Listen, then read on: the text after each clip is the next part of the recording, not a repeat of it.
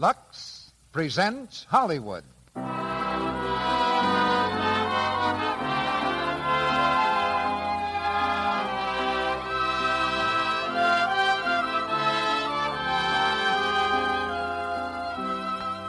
Lux Radio Theatre brings you Merle, Oberon, and George Brent in You Belong to Me. Ladies and gentlemen, your producer, Mr. Cecil B. DeMille.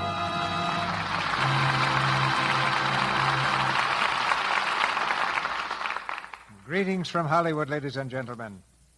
For the next hour, we invite you to lock up your troubles and throw away the key. Tonight's play contains no plan to remake the world, no deep analysis of modern society. But in these or any other times, we believe that good entertainment is its own excuse for being. So sit back and listen to Merle Oberon and George Brent as they bring us the gaiety and romance of the current Columbia picture success, You Belong to Me. It's the story of a doctor, a very glamorous doctor, played by Merle Oberon. George Brent is the wealthy and charming sportsman who marries the lovely medico, but has rather a difficult time competing with such rivals as measles and broken clavicles. You Belong to Me is a fascinating comedy, bringing good cheer tonight to our regular audience from coast to coast, and also to the boys in the American Armed Forces all over the world who hear it too. Women doctors are no longer a rarity, even beautiful ones. As a matter of fact, women have proved their ability at most of the jobs that keep the economic world going round, and in so doing have given Lux Toilet Soap a lot of new jobs too. Glamour used to be considered the exclusive property of the theater and certain upper reaches of the social ladder. We still insist on our theatrical stars being beautiful, but they certainly have no monopoly on that commodity. Some of the women who are doing vital jobs in their country these days might very easily lay aside their welding torches and riveting hammers and step into a screen close-up. Lux Toilet Soap plays no favorites whatsoever. It's the servant of beauty in a mansion or beauty in an airplane factory. Now it's curtain time, and we present the first act of You Belong to Me, starring George Brent as Peter Kirk and Merle Oberon as Dr. Helen Hunt, with Bill Goodwin as Vandermeer.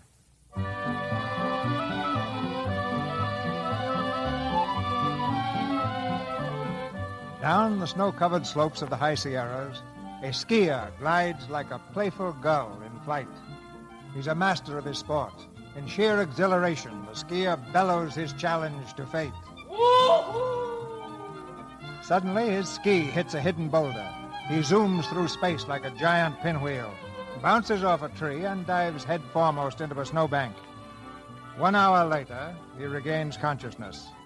He opens his eyes to see bending over him a very lovely young woman.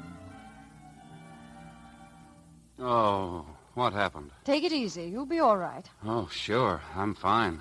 I've sent back to the hotel for a dog sled. Don't try to move. I remember now. I was coming down the hill. You were standing at the bottom all alone.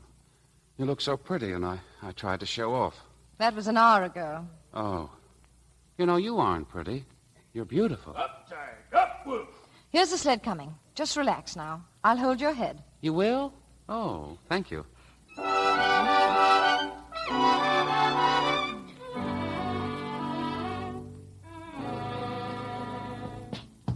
Just put him over here, please. I'll check him over in a jiffy.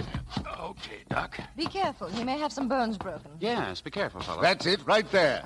Now, everyone outside, please. I'll make an examination. Hope you're all right, Mr. Kirk. Yeah. Young lady, will you leave, please? I'd rather wait if you don't mind. Are you a relative? No, I've never seen him before. Then perhaps I can handle this better alone. All right. I just thought I might help. I'm Dr. Hunt of Los Angeles. A doctor? You? Dr. Hunt, a specialist? General practice. I see. Frankly, you can be of no help. And now, if you'll be so kind as to leave me with my patient... Oh, wait a minute. Doesn't the patient have a right to select his own doctor? Naturally. Well, all right, then. Hello, doctor. Hello. I'm at your mercy. You're the boss, Dr. Hunt. Thank you. Just lie back, please. Dr. Hunt, Mr. Kirk is an important man. I intend to call in specialists. For what? Yes. For what? Dr. Hunt, the Medical Association shall hear about this. Well, what will you tell them? That I picked another doctor in preference to you? You want the other one hung? We'll engage your services immediately, Doctor, for X-rays. What? Let me see. At the scene of the accident, I noted contusion and a small hematoma of the right posterior parietal region. The absence of bradycardia indicated very little concussion, but take a shot of his head to make sure. There may be a Pott's fracture on the left side and a crack in the tibia and fibula higher up. So we'll take a shot of the whole leg. As soon as you're ready, Doctor. Very well. We told him that time, didn't we?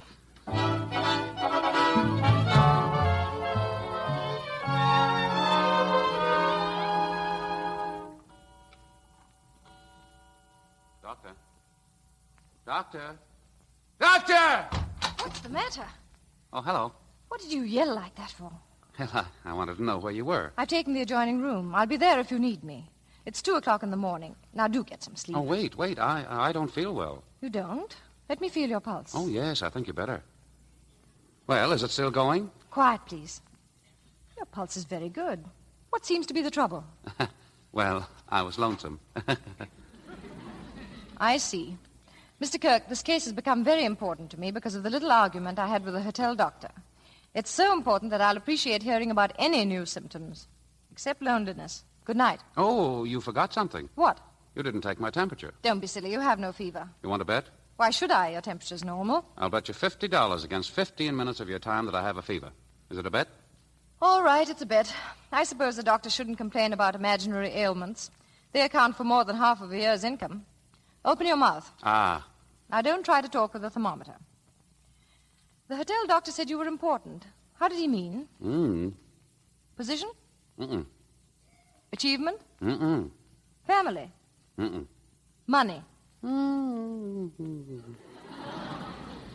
Why did you nod so reluctantly?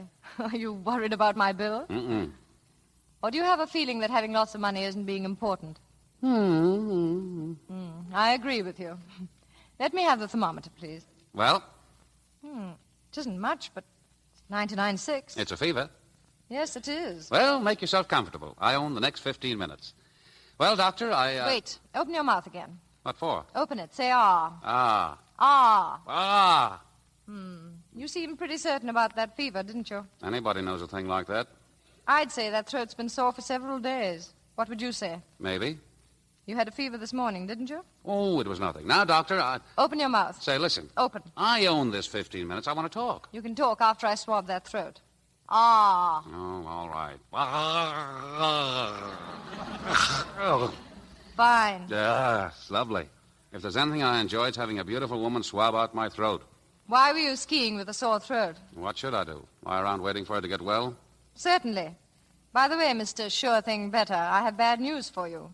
Your X-rays showed there are no fractures whatsoever. What's bad about that? Normally, you could be up and about by tomorrow. But now I'm going to keep you in bed until your throat is cleared. Well, it's a pleasure, as long as you're here with me. I happen to be on a vacation. I'll check with you at night, but that's all. Oh, no. You said my case meant a lot to you. It does. But anything I'm worried about would happen tonight. Oh, you don't know me. I'm liable to have a relapse 3 days from now. While you're out having the time of your life. Wouldn't that look great in the papers? Patient deceased while doctor skis. It's not even good poetry. Where are you going? To bed. I told you I came here for a rest. What about our bet? All right. The time is yours. Fine. Have you read any good books lately? Tell me, are there many lady doctors? A few. As beautiful as you? No doubt. The time I've wasted being well. Can you imagine a hospital with nothing but women doctors all flitting from room to room, laying cool hands on your head? Oh, boy. How old are you, Mr. Kirk? Why? The last male patient I had who talked like that was 73. Of course, his age was his alibi. Yeah, well, I'm sorry. I was going to say finally that I think you're wonderful.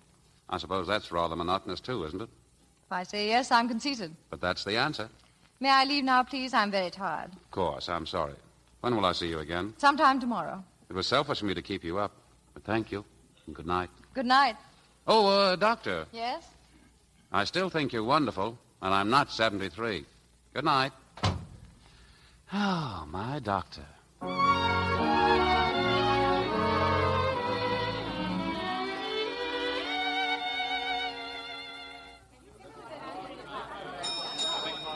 Front boy, room 216. Oh, clerk, if my patient wants me, I'll be out in the skating rink. Yes, Dr. Hunt. Oh, Miss Hunt. Yes? May I speak to you a moment? If you'll step over here, please. What is it? Miss Hunt, I am Mr. Barrows, Peter Kirk's attorney. Oh, yes? Yes. I see now why my client has been acting so strangely these last 3 days. Strangely?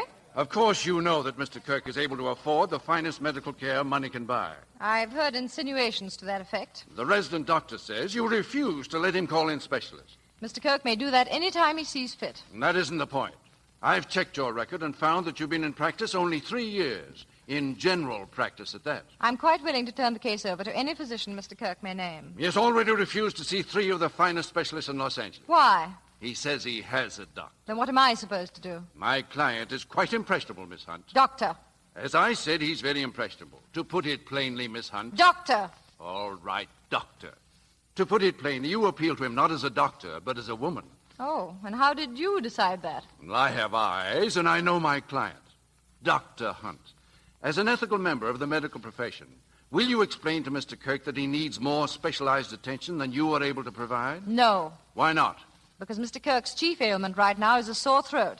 There are no broken bones, his head isn't cracked, and as long as he wants to be my patient, he'll be my patient. Furthermore, Mr. What's-Your-Name, you'd better stop worrying about your client and consider yourself, because you're an incipient alopecia if I ever saw one. What's that? You'll find out. Good day.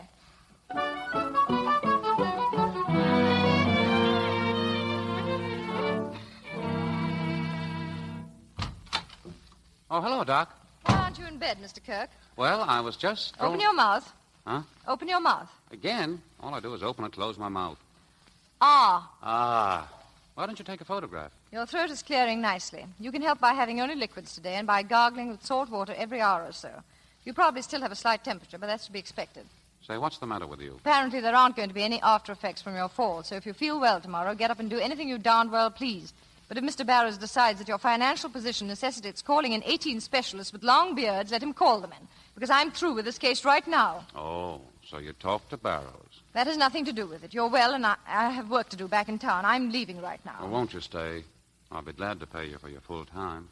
Mr. Kirk, that's exactly what I don't like about this case. Mr. Barrows announces that my ability is inferior to your bank book, and you seem to think that my services can be bought by someone who doesn't need them. I apologize. That was stupid of me. I guess I should apologize, too. But I definitely don't like your Mr. Barrows. Well, forget him. Will you stay? I have to go back, honestly. Goodbye. I'm glad I was able to help you. Oh, wait. Will I see you in Los Angeles? No. Why? I'll be very busy at the hospital. I could get run over. No. Goodbye, Mr. Kirk. Well, wait, please. You can't just walk out on me like this. What do you expect me to do? Well, I mean, haven't you got anything to say except goodbye? All right.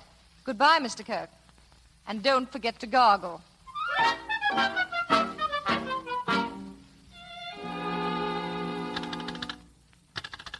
Hello. Hello. Is this the desk? Listen, this is Peter Kirk. Dr. Hunt just left for Los Angeles in her car. Get her back. I've had a relapse. A relapse! Tell her it's something internal.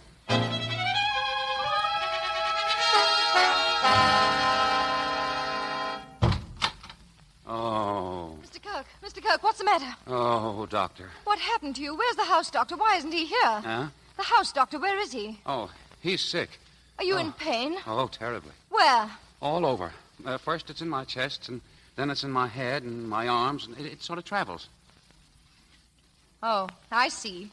And just where is it now, Mr. Kirk? Now? Oh, I can't locate it now. Mr. Kirk, do you realize what you've done? When I refused to call in specialists on this case, I staked my whole reputation on your being well. Have you any idea the torture I went through when I received this fake call? Oh, I'm sorry. I never thought. What if you had suffered an internal hemorrhage? Where would I be? Where would I be? This isn't funny. I know. It's tragic. More than you know. What do you mean by that? Well, I brought you back here for a definite reason, and now I'm licked before I start. Start what? Well, look, just sit down and tell me something. Now, don't get excited or anything. Just tell me. Do you have a feeling that someday we'll be married? What? Now, easy now. I didn't say today or tomorrow, but someday. Of course not. There, you see? That's why I don't want you to leave so quickly. I thought you should know these things before you go back to town. Well, thank you very much. Yes. I knew at the moment I met you. Of course, I had the advantage because I'd been unconscious and had a fever. This is crazy, absolutely crazy. You're not even proposing. You're telling me. Oh, I'll propose later, naturally. I just wanted you to understand things as I see them before you leave. Is that all? Yes, except that I think I love you very much, and I promise to be a faithful and considerate husband. May I leave now? If you wish. Thank you. Mr. Kirk, whatever type of woman you've known is your business. But I can assure you that this sort of talk doesn't appeal to me at all. Well, if I've done wrong, I apologize. You certainly have. You've made a childish attempt to sweep me off my feet with the most insincere line of emotionalism I've ever heard in my life. I told you I'm in love with you, and I meant it. Might have worked if I were a young girl with a piece of wedding cake under my pillow, but I'm a woman with the coldly clinical mind of a doctor. Goodbye, Mr. Kirk.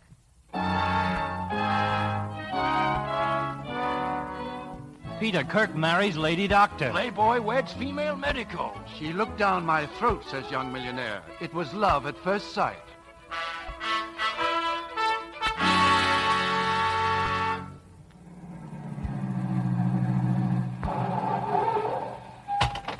Last stop, out, my bride. Oh, Peter, I'm still terribly confused. Perhaps we shouldn't have come home so soon. That's nice talk from a married woman. A married woman. 4 hours. It'll take longer than that to get used to the idea. Well, come on, darling. I want you to see the house. Peter, is that it? That's it. You mean all this is yours? No, yours. But how can 2 people actually live in so many rooms? Is it too big? Well, I worked in a hospital that was smaller. Oh, don't you like it? Of course. But it'd give me time to digest it. All right. Now, up you go. We can't violate any old customs. Peter, you'll strain yourself. I've got to carry my bride across the threshold, haven't I? Oh, Peter. Just you and me, darling. Our honeymoon. Darling. Ready? Come on. Be careful. Mr. Kirk. Very much happiness to you. I hope that you'll be... Oh. You'd better put me down, Peter. We are very happy, Mr. Kirk. Well, thank you, Moody. So am I. Helen, dear, this is the staff. Our butler, Moody. Welcome, Mrs. Kirk. Thank you, Moody. Ella, So happy Eva, for you, Mrs. Doris, Minnie, How do you do? Josephs, and Billings, the caretaker. Pleased to meet you, madam. Oh, the grounds look beautiful, Billings. Oh, thank you, Mrs. Kirk. We'll have dinner at 8, Ella, upstairs. Yes, sir. Dinner. And Joseph, Mrs. Kirk's car is being driven here from the lodge this afternoon. Very good, sir. And now, Moody, if you'll get the things out of the car, I think... Immediately, sir. Oh, pardon, Mrs. Kirk, your office call. Thank you, Moody. And a Mr. Vandermeer. Vandermeer. Oh, thank you. Yes, ma'am. Say, how did they get our number? I wired my office. How about Mr. Vandermeer? He got the number from the office, probably. Peter, I'd like to see the rest of the house. Oh, sure, but say, this man who called, who is he? Van? Yes, Mr. Vandermeer. One of my patients. Well, is he 73, too? No, a few years older than you. Oh, I didn't know you had any younger men patients. I had you, didn't I? Oh, darling, this is wonderful. You really like it? I love it. But for the first few days, I'd better travel around with a map. Oh, some of the rooms are closed. Maybe we can turn one of them into a study. We already have 2 studies. What about moving your office here? Oh, no. My work stays out of the home. A laboratory, then. Don't you do things with test tubes and... Not around the house. Oh, Peter, it's so wonderful. Peter, promise me one thing. anything? Never let me do what I've dreamed about. Never let me sleep till noon and have breakfast in bed. Make me get up early and brush my teeth and shower and dress and sit down at a table like a good, honest human being. Promise? Promise. Oh, darling.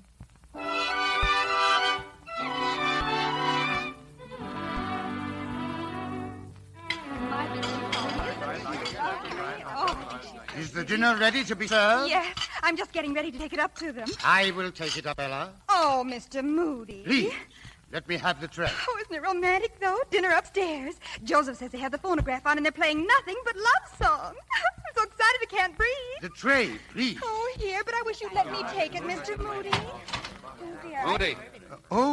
Mr. Kirk. I was just about to bring the tray up, sir. Never mind the tray. Joseph, get the car out. The car, sir? Mrs. Kirk has just received an emergency call. She's leaving immediately. Leaving? Now, tonight, sir? Tonight. Oh. Oh, Ella, what are you crying about?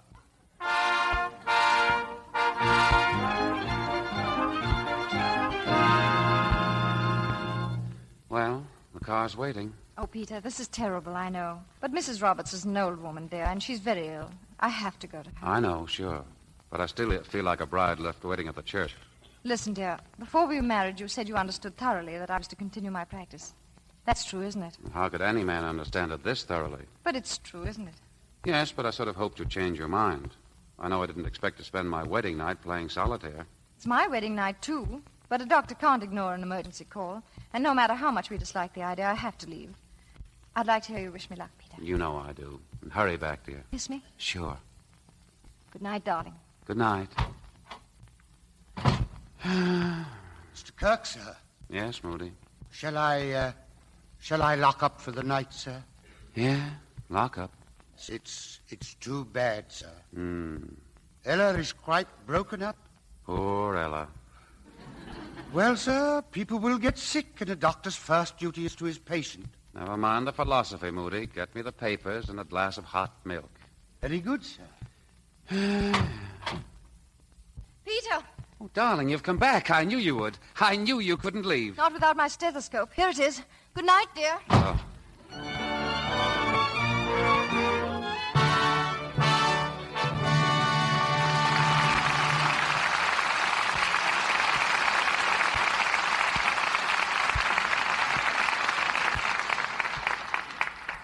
In just a few moments, Mr. DeMille and our stars Merle, Oberon, and George Brent will bring us Act Two of You Belong to Me. Now, for a moment, a little domestic scene that could happen anywhere. Well, look at my little wife. Must be a special occasion, eh? Hello, dear. What makes you think it's a special occasion? I'm not dressed up, really. Just these bows in my hair. Yeah, I see now. That's not a new dress, but you look awful good somehow. Oh, Bobby, you're a darling. You never let me down. As a matter of fact, tonight is a sort of special occasion. Know why? Can't even make a guess. Well, you see, I've been making an experiment. A 30-day beauty experiment. Active lather facials with Lux soap every single day without fail. And this, my nice observing husband, is the 30th day. Well, from where I sit, I'd say the whole thing had been a big success. Come here a moment. What is it, dear? Oh, want to look closer? Look, nothing. I want a kiss. Famous Hollywood screen stars, lovely women everywhere, say of Lux toilet soap, it's a wonderful beauty aid. This luxurious white soap has creamy, active lather that removes stale cosmetics, every trace of dust and dirt. You'll love the gentle way it caresses the skin, gives it protection it needs to look smooth, soft, lovely. Here's what Loretta Young says. I never neglect my daily active lather facial with Lux soap. Here's what I do. First, I pat the creamy lather lightly in. Rinse with warm water, then a dash of cool. Then with a towel, I pat my face gently to dry. That sounds simple, doesn't it? If your skin isn't as lovely as it might be, why not start tomorrow on a 30-day trial of this gentle, effective, active lather care? Get some Lux toilet soap tomorrow. Now, our producer, Mr. DeMille. Act Two of You Belong to Me, starring George Brent as Peter Kirk and Merle Oberon as Dr. Helen Hunt, with Bill Goodwin as Vandermeer.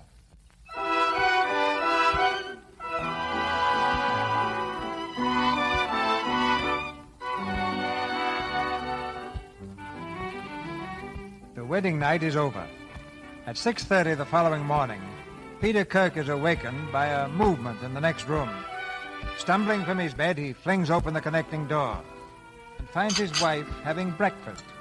Breakfast for one. Well, good morning, darling. Hello.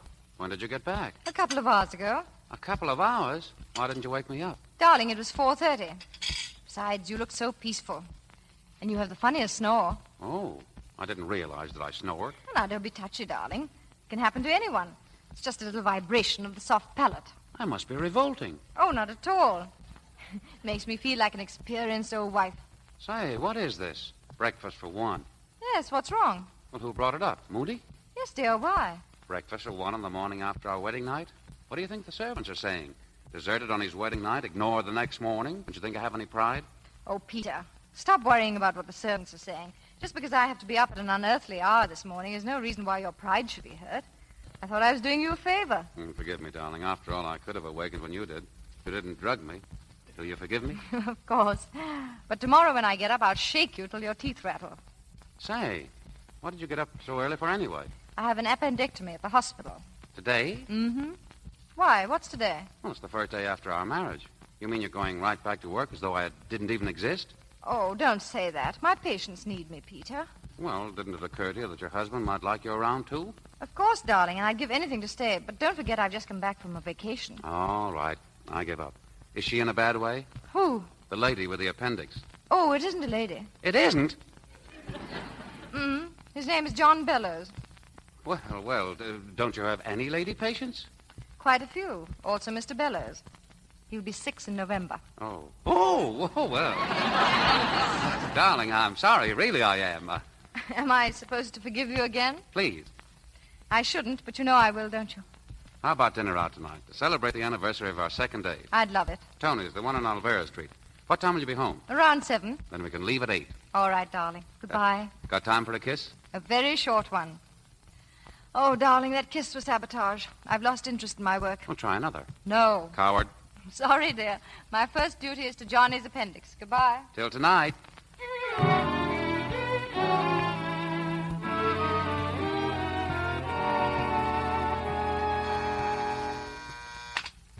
Good morning, Lakewood Country Club. Mr. Kirk, I believe he's out on the golf course, but I can give him a message when he returns. Very well, sir.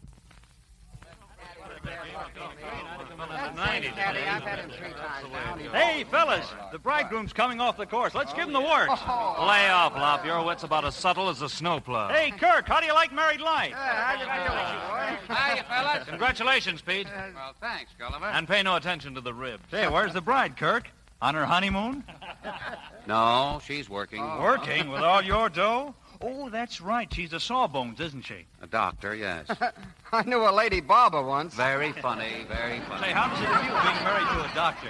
Oh, fine. Say, when a lady doctor marries, does she change her name or yours? Oh, cut it out. Well, from the looks of the bride's picture in the papers, Peter, I'd say watch out for sick wolves. Yeah. I don't feel so well myself. Say, do you take appointments for the bride?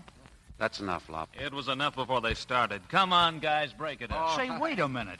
Dr. Helen Hunt, of course, sure. What about her? Well, Jim Vandermeer. What? Yeah, Jim Vandermeer. Well, he's been raving about Dr. Hunt for months. Well, I'm complimented. Well, you know him, don't you? He's a member here. No, I don't. Sure, that tall, good-looking guy. He's the best-looking fellow in the club. Oh, yeah? Strictly a lady's delight. That's him. He's been leaving here early every afternoon for a treatment. Oh, what's wrong with him? I don't know. I do. What? Nothing. All right, Lop, stand up. Huh? Why? Stand up. What for? I don't like you, Lop. Oh!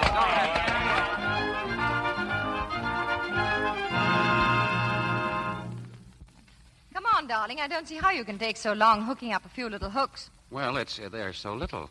We'll be awfully late for dinner. What did you do today? Oh, nothing much. Played a little golf. Is that what you do every day? Well, it keeps you in condition. Oh, sure. Mm-hmm. How was business? Business? Oh, as usual. Many customers? You mean patients. About the same. Somebody mentioned one of your men patients today. Who? Jim Vandermeer. Oh, Van. Yes, we talked about him yesterday, remember? I've been treating him for some time. Is he what you'd call nice-looking? I don't know. Why? Well, don't you know him very well? Peter, what did you hear? Oh, nothing. You've heard something, obviously. I'd better set you straight. Before I met you, Van asked me to marry him. I said no. That's that, and that's all. Oh, it went that far. What do you mean? Well, what's wrong with him? I mean, what are you treating him for? A fractured scapula. Oh, well, how did it happen? He was skiing. Huh? Skiing. Oh, don't tell me he fell practically at your feet. He did. I thought I was being original. He had a multiple fracture of the scapula, which requires several months of heat treatments. That's the only reason I still see him. I'm sorry. Do you know what's wrong with me? Yes, I certainly do. You're jealous. Yes. You're jealous of the man I refused to marry, and you're the man I married. It's silly, I know. Anyway, I feel better now. Then so do I. Let's go to dinner. Oh, just one more question. Fire away. Where is that place he's hurt? The scapula? The shoulder blade. Oh, fine.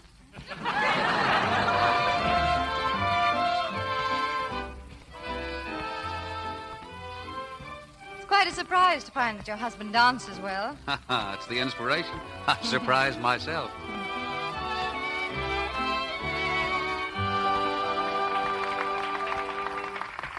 Sit down, dear.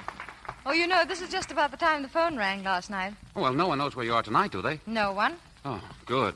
A toast to all the men who could have invented the telephone but didn't. Helen. Oh, hello. Well, how are you? Did you get my wire? Well, I'd like to repeat my congratulations in person. Congratulations, Helen. Why, thanks. This is my husband, Peter Kirk, Mr. Vandermeer. What? Well, how do you do? How are you, Kirk? I'm fine. How are you? Oh, I'd say that's for the doctor to decide, huh? Well, honestly, Helen, this news was the surprise of my life. Really, I had no idea, positively no idea. Well, it was rather sudden. Sudden? I had tickets for the theater for the night you were to return. And that morning when I picked up the paper and saw you looking down the groom's throat... have you known him long? Long? Oh, long enough. There's one for the book, Kirk. I asked your bride if she'd known you long, and she said, long enough. Oh, I didn't mean it that way at all. Oh, of course, Helen, I know you didn't. Can't a poor old bachelor have his joke? I'm resigned to the inevitable, Helen. Just a purely professional appointment now and then for bare consolation. May I congratulate you again, and I'll see you tomorrow. Yes, of course. Well, goodbye, Kirk. Lucky dog. Thanks. Oh, wait. No offense, Kirk. A kiss for the bride. Oh, Van, I don't. Hey, that's enough. Now get out of here. What? Go on. Peter, what's the matter? Let me go, or I'll smash every scapula in his body. If you'd care to come outside, I'll give you my version of that. You're talking. Now you're talking. Come on. No. Please, Peter, sit down. Van, I'll have to ask you to accept our apologies. Well, if you wish. And I'll see you tomorrow, Van, at 2. Okay. Well, good night. Helen, Please take me home. I suppose there's nothing I can say. Absolutely nothing.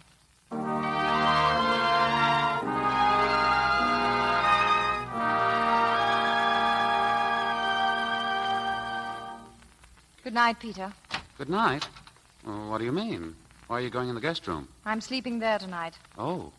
May I say something? May I say it for you? You've acted like a child. We've been married 2 days, and you've violated every rule in existence as to how to treat a wife. But listen, it was Vandermeer I was going to sock, not you. What are you trying to do? Insult my patience so I'll be driven out of practice? Well, darling, tonight you saw me as I am. Jealous, short-tempered, and acting like a fool. I've never been this way before. And the only explanation is that I love you so much I don't know what I'm doing. How long it's going to last, I have no idea. Maybe if marriage becomes a matter of fact with me, I'll return to normal. But I honestly hope not. I want to feel this way about you forever. Will you be patient and forgive me? Oh, but Peter, this can't go on, this suspicion. I'll do everything in my power to make you forget how I've acted. I don't know. Please. Well, let me think. I can't think with you here. Go outside a minute and close the door. Anything you say.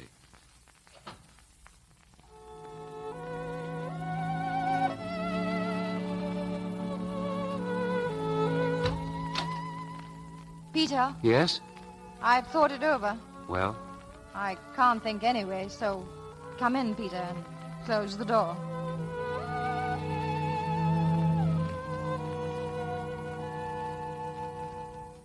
Breakfast is served, Mrs. Kirk. Thank you. Good morning, Moody. Good morning, madame. Good morning, Moody. Good morning, sir. I'll serve, Moody. Yes, sir. Coffee, darling? Please. Oh, I've got a busy day ahead of me. Well, will you be home for dinner? I hope so. So do I. You have Mr. Vandermeer, too. Yes, I know. Yes. I just mentioned it in case you'd forgotten. Thank you, Peter. I hope he's all right. I hope so. Will you convey my apologies again? If you wish. Dum-de-dum, 2 o'clock. What? Did I say something? You said dum-de-dum, 2 o'clock. Oh, did I? Well, I must have been thinking of something. Peter, you're acting very strangely this morning. I shouldn't be. I'm the happiest man in the world. Your mind's miles away. My mind's on you. That's why I'm happy. Oh, Peter, it's much nicer this way, isn't it? No silly jealousies cropping up. I love you. Darling. At any hour you can name, I'll be thinking of you. 10 o'clock, 12 o'clock, 2... Remember that in your office. Here at home, there's a husband who's thinking of you every hour of the day. 12 o'clock, 1, 2... Darling, you're worrying about nothing. Oh, me worrying? What? Listen, I'll be thinking about you. At 12 and 1 and 2. Darling.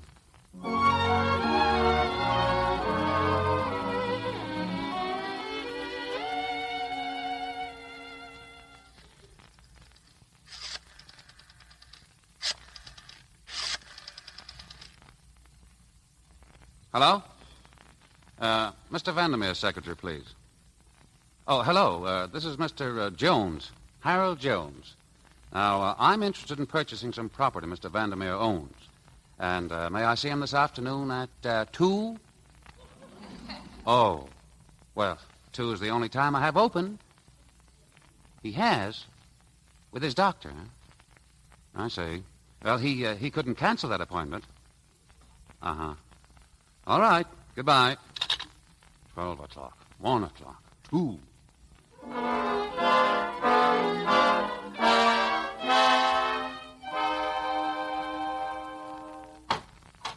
Hello? Anybody at home? Helen. Hello, darling. Well, you made it for dinner. I told you I'd try. Hey, listen, look at me. Do I look different? No. Well, I am. Helen, I've won a battle. What battle? With myself. I'll be honest, honey. When you left here this morning, I was raging inside with jealousy, imagining all sorts of crazy things about you and Vandermeer. Why, for a while, I even considered going to your office and throwing Vandermeer out bodily. But I fought this battle with myself, and I won. You're not jealous anymore? You won't imagine things? Never. I've changed completely. Well, I'm certainly glad to hear that, because I didn't see Vandermeer this afternoon. Huh? You didn't see him? No. I'm going to his house tonight. Tonight?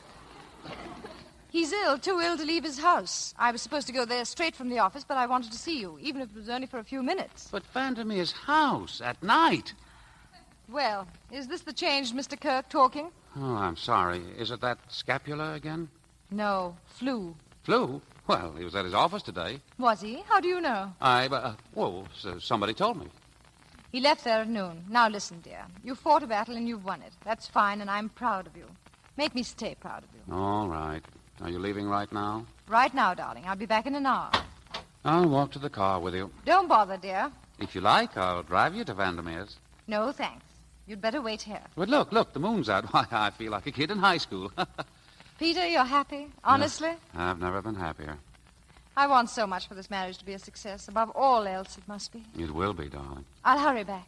Take your time, dear. I won't worry. Goodbye. Bye. Is she gone, sir? Again? Yes, an emergency call. Dear me, and dinner, sir. Well, Mrs. Kirk will be back by 8. She's only gone to Mr. Vandermeer's. Mr. Vandermeer, sir? Yes. Why do you say it that way? Well, it was the surprise, sir.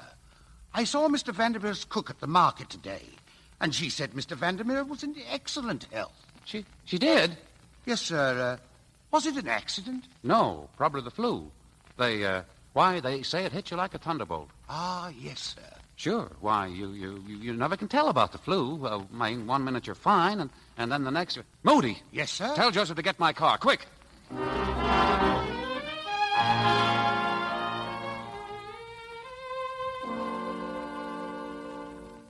Nurse, make that 1 teaspoonful in a glass of water. Yes, Doctor. Right away. Oh, how am I? Van, you're about as original as a piece of carbon paper. Along with some 30,000 others, you have a plain old case of flu. Feel like a dish rag. Naturally. How's your back? Oh, all right. If it hurts, it's the flu, not your scapula. I saw your x-rays and you're all right. Mm-hmm. Dr. Hunt. Well, nurse, where's the medicine? Doctor, there's a man climbing the ivy outside the window. What? A man. I saw him from the bathroom. He's looking in this window now. Well, don't look. Nurse, call the police. Yes, sir. No, wait. If he sees her go out now, he'll get suspicious and leave. Just go about things normally, and maybe I'll be able to get a look at him. Good idea. We can give a complete description to the police. Sit down, nurse. Yes, sir. I'll work around to the side of the bed here, then I'll take a quick jump and open the window. Well, be careful now. Don't worry. He's there. I saw something. Don't look. Are you sure it wasn't the cat? A cat with a hat and coat? It was a man. All right. Here I go. Oh, hello, Helen.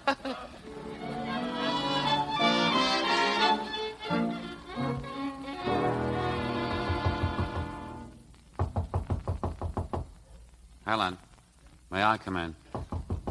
Helen! Well? May I come in? Can you offer any sane explanation of your conduct tonight? No. Can you give me any logical reason why I should continue to tolerate your insane jealousies? No.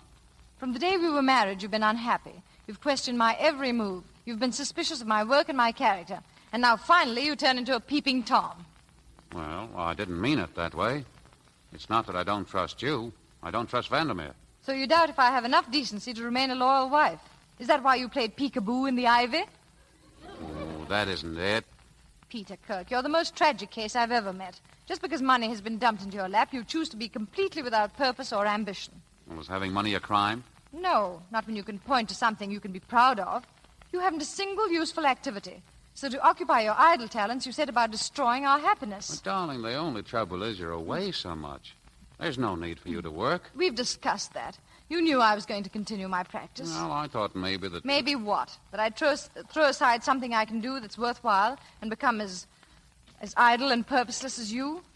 No, thanks, Peter. I have to have a reason for being on Earth. Oh, is that the way you feel about me? Well, it's nice to know. Much as I love you, Peter, we can't go on like this. But I'm in no mood to make a calm decision tonight. For the sake of both of us, we'd better leave that till the morning. Good night. Oh, wait, Helen, listen. No. Helen, open the door. Helen! I said good night, and I meant it. Oh, all right. Good night. We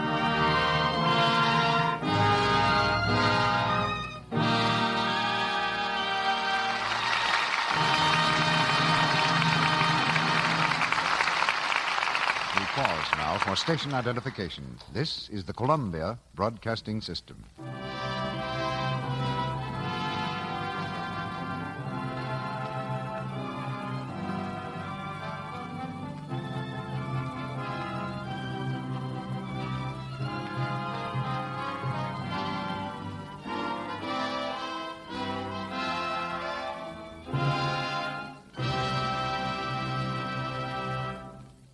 After a brief intermission, Mr. DeMille presents Merle Oberon and George Brent in Act 3 of You Belong to Me.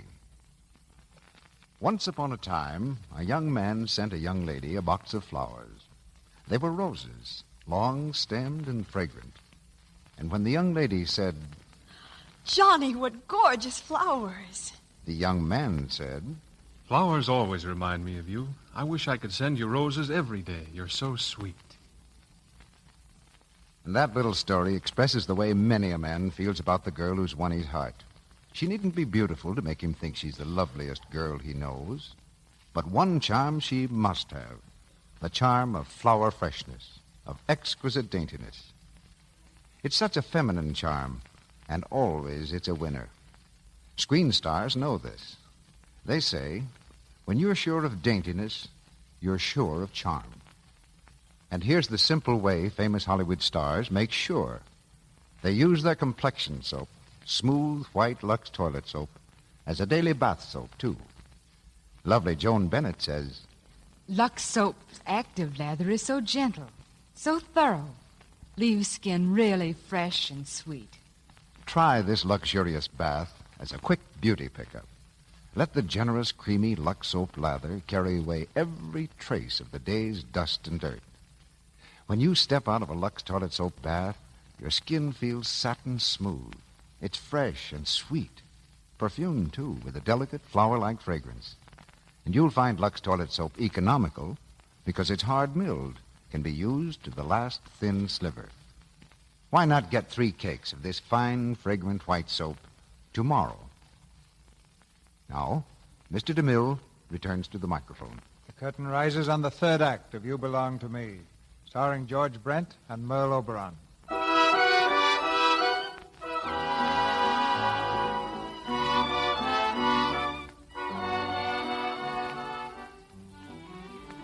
Peter Kirk is out to better himself.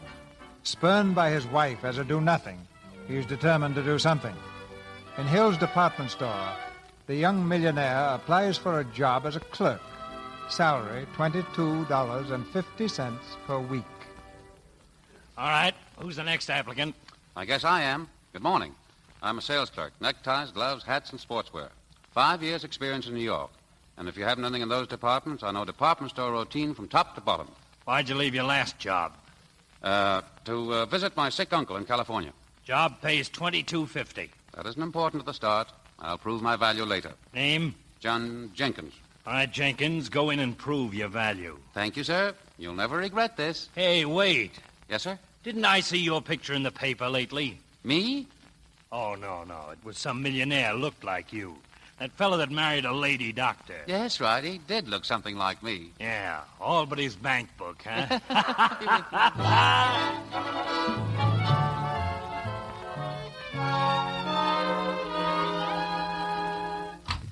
Good morning, Emma. Oh, good morning, Dr. Hunt. Any calls? Yes, Mr. Kirk. Mr. Kirk, when? Just a minute ago. Did he leave any message? Well, he didn't have time to talk. He said he was busy. Where is he? That's all I want to know. He's at Hill's department store, counter 7, main floor. And if you can't find him, ask for Mr. Jenkins. What does that mean? I don't know, Doctor. He's your husband.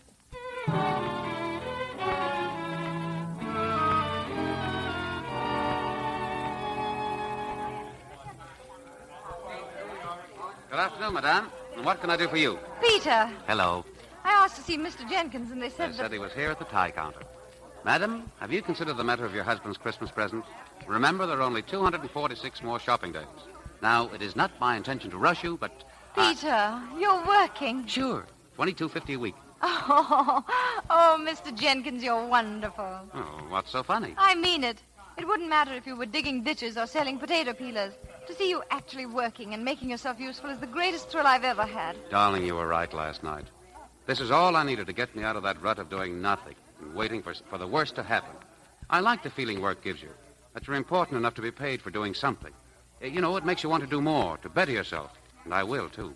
It's quite a feeling. Darling. Yes, dear? Young man, are these the 59-cent ties you advertise? Oh, yes, madam. Well, they're terrible.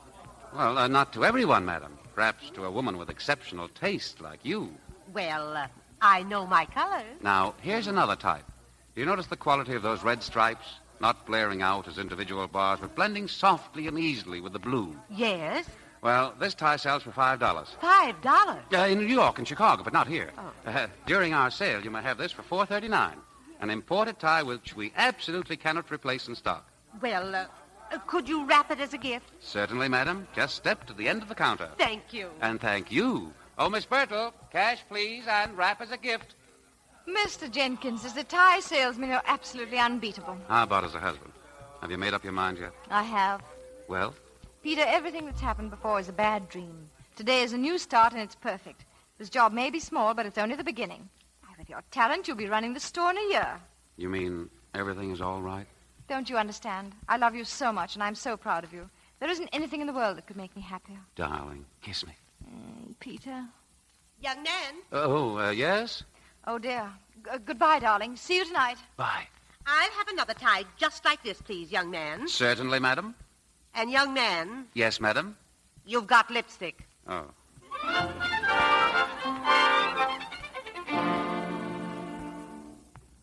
Any more appointments, Emma? All through, Doctor. Good. I'm going home. Emma, for 3 years you've been wanting to visit your folks back east.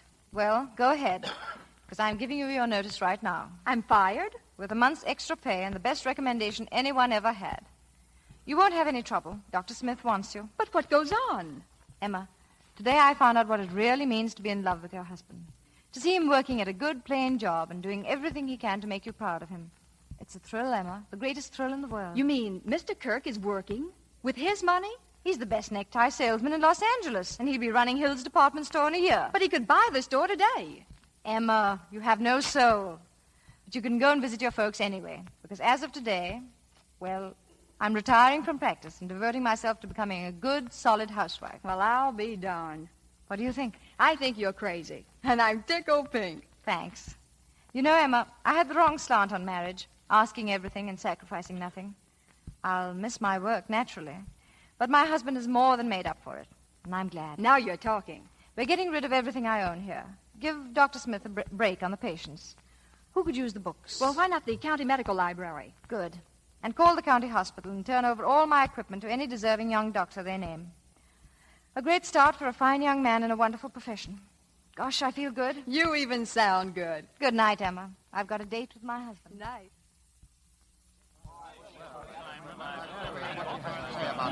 There she is. Good evening, Dr. Hunt. Hello. How about a statement, Doctor? What about? As if you didn't know.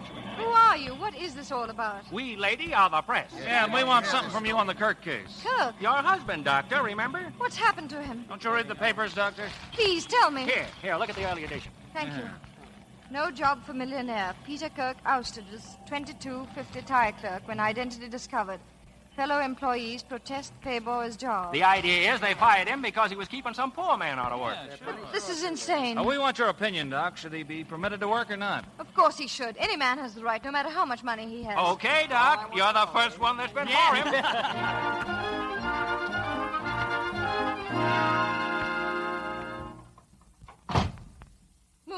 Moody, is Mr. Kirk at home? He was, Mrs. Kirk, but he's gone again. Gone? Where? I don't know, ma'am. He was upset about getting a job and being fired. I know, but why did he leave? Excuse me, ma'am, but I think he didn't want to see you. He left a message. What did he say? It was something about not to lose faith in him. He'd make good somehow, and he won't come back till he does. Oh, Peter. Moody, call the newspapers. Get me the classified ads. The personal column.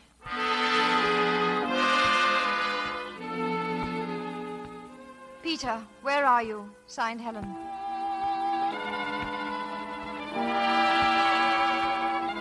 Peter, come home at once. Helen. Peter, if I don't hear from you, I'll call the police. Come home at once. Hello? Hello? Yes, she's here, I said. Hold on, please. Mrs. Kirk, it's for you. Give it to me, Moody. Hello? Yes, this is Dr. Hunt. My husband is where? Who's this? Central Hospital. I'll be right over. Wait, what's the matter with him? Hello?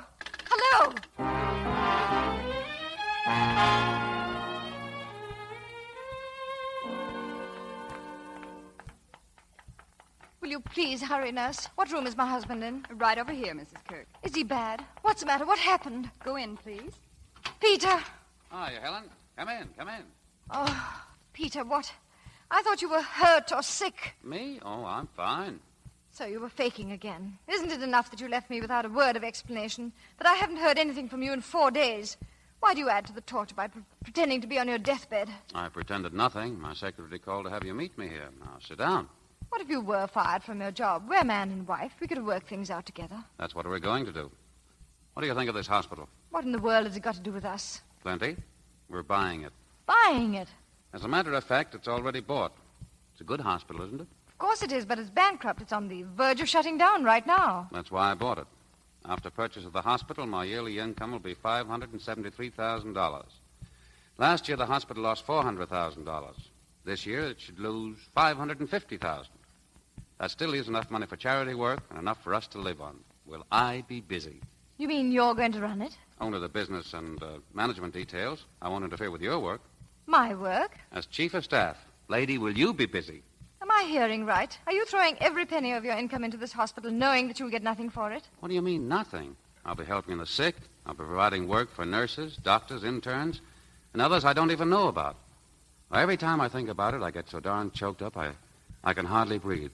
You should see the people in here, the kids especially, with paralysis, broken bones, pneumonia. And we'll make them well or we'll die trying. Peter, this is the craziest thing I've ever heard of. And the most wonderful. What I can't figure out is how for all these years I've managed to do nothing without cutting my throat. And the time I've wasted worrying what you were doing when I could have been helping you. Come on, I'll show you around. There's a kid in 219 I'm going to adopt if we get too busy. Oh, Peter, that lawyer who handles your financial affairs. What does he say to all this? Oh, he's shooting himself tomorrow.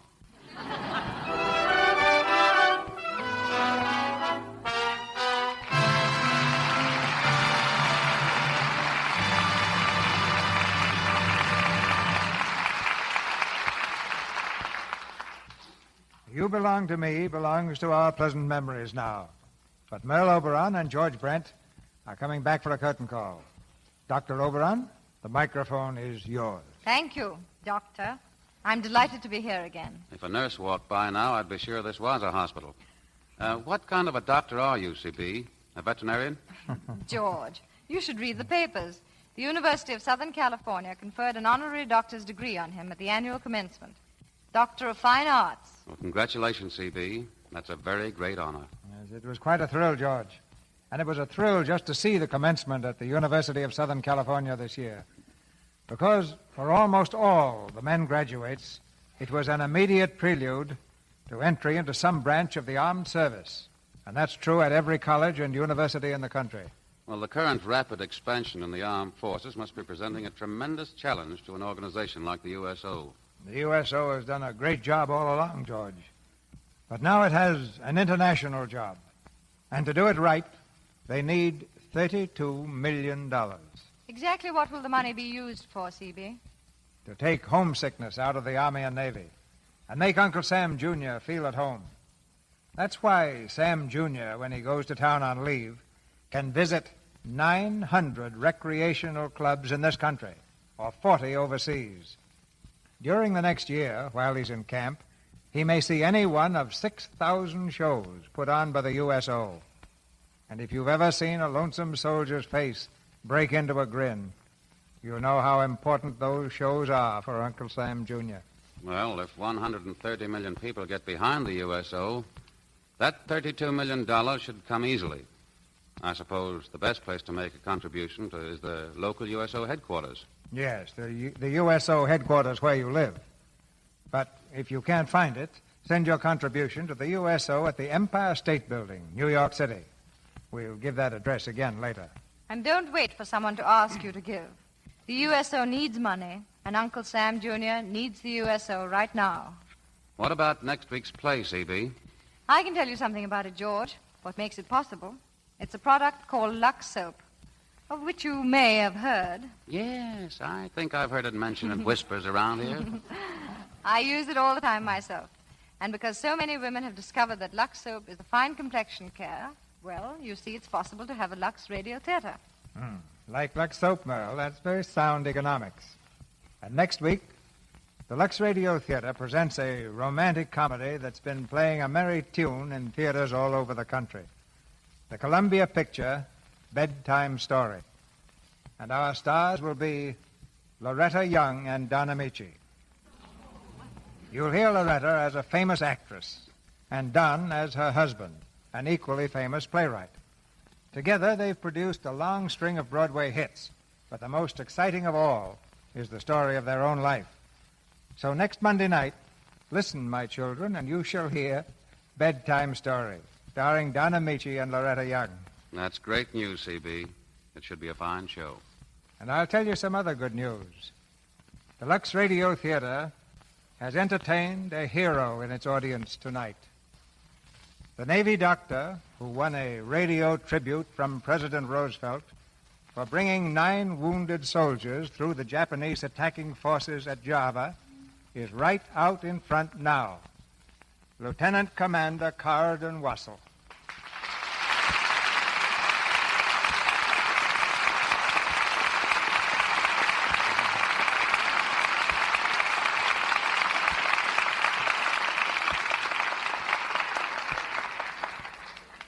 And tomorrow, we start work on a picture that tells his heroic story.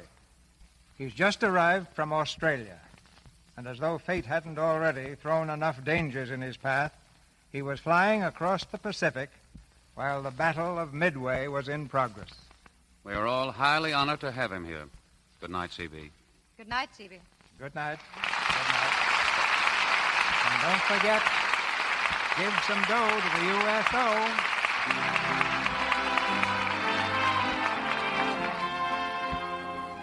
Our sponsors, the makers of Lux Toilet Soap, join me in inviting you to be with us again next Monday night when the Lux Radio Theatre presents Loretta Young and Don Amici in Bedtime Story.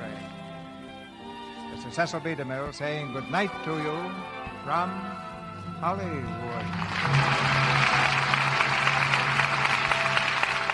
All contributions to the USO should be made at your local headquarters or to the USO Empire State Building, New York City. The drive for the USO is limited to the United States and does not apply to Canada. Merle Oberon is currently seen in the Alexander Korda picture, Lydia. George Brent is currently appearing in the Warner Brothers picture, In This Our Life. Bill Goodwin will soon be seen in the Paramount picture, Wake Island. Heard in tonight's play were Thomas Mills, Fred Mackay, Sandra Coles, Arthur Q. Bryan, Francis X. Bushman, Boyd Davis, Janet Waldo, Charles Seal, Verna Felton, Tyler McVeigh, and James Eagles. Tune in next Monday night to hear Don Amici and Loretta Young in Bedtime Story. Our music was directed by Louis Silvers, and this is the Columbia Broadcasting System.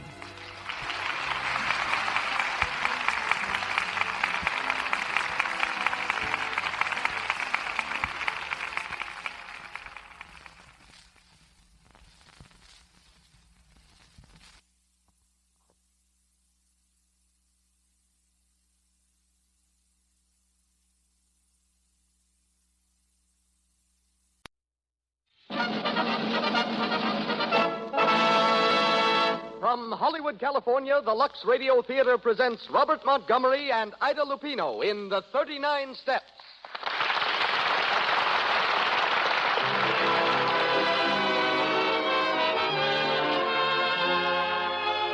Lux presents Hollywood. For your loyalty to our products, Lux says thank you, ladies and gentlemen, and brings you another hour of entertainment direct from the film capital. Tonight, we star Robert Montgomery, Ida Lupino, Isabel Jewell, and Gene Lockhart, with Major C.E. Russell, formerly of the United States Intelligence Service, as the evening's special guest. Louis Silvers conducts the orchestra.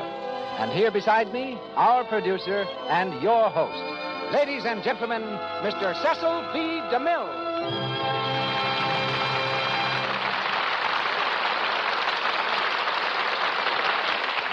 Greetings from Hollywood, ladies and gentlemen.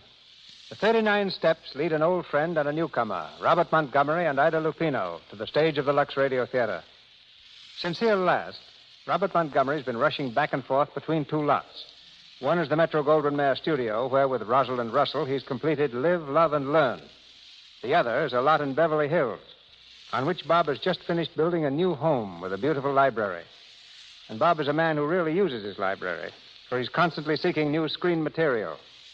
President of the Screen Actors Guild, Bob devotes at least 3 nights a week to that organization. So this fall, he took time off to go to his farm in New York State for a few weeks of partridge and pheasant hunting. His favorite Hollywood sport is tennis, in which activity he's expert enough to be the frequent opponent of Sidney Wood, the ex-Davis Cup player. Bob is heard tonight as Richard Hannay in The 39 Steps, adapted from the Gaumont British film, which in turn was taken from the novel by John Buchan. Gaumont British will shortly release The Girl Was Young, starring Nova Pilbeam, and Derek DeMarney, directed by Alfred Hitchcock. Ida Lupino is a girl I've watched very closely and suggest that you do the same. For every Lupino seems destined for greatness in the theater. To American film audiences, she's the best-known representative of perhaps the oldest stage family in the world. 350 years ago, when acting was considered a crime in Italy, Alfredo Lupino, acrobat and troubadour, fled from Naples, turned gypsy, and eventually found welcome and fame in England. Ever since then, Lupinos have added to the excellence of England's entertainment. Ida's father is Stanley Lupino, among London's most popular comedians.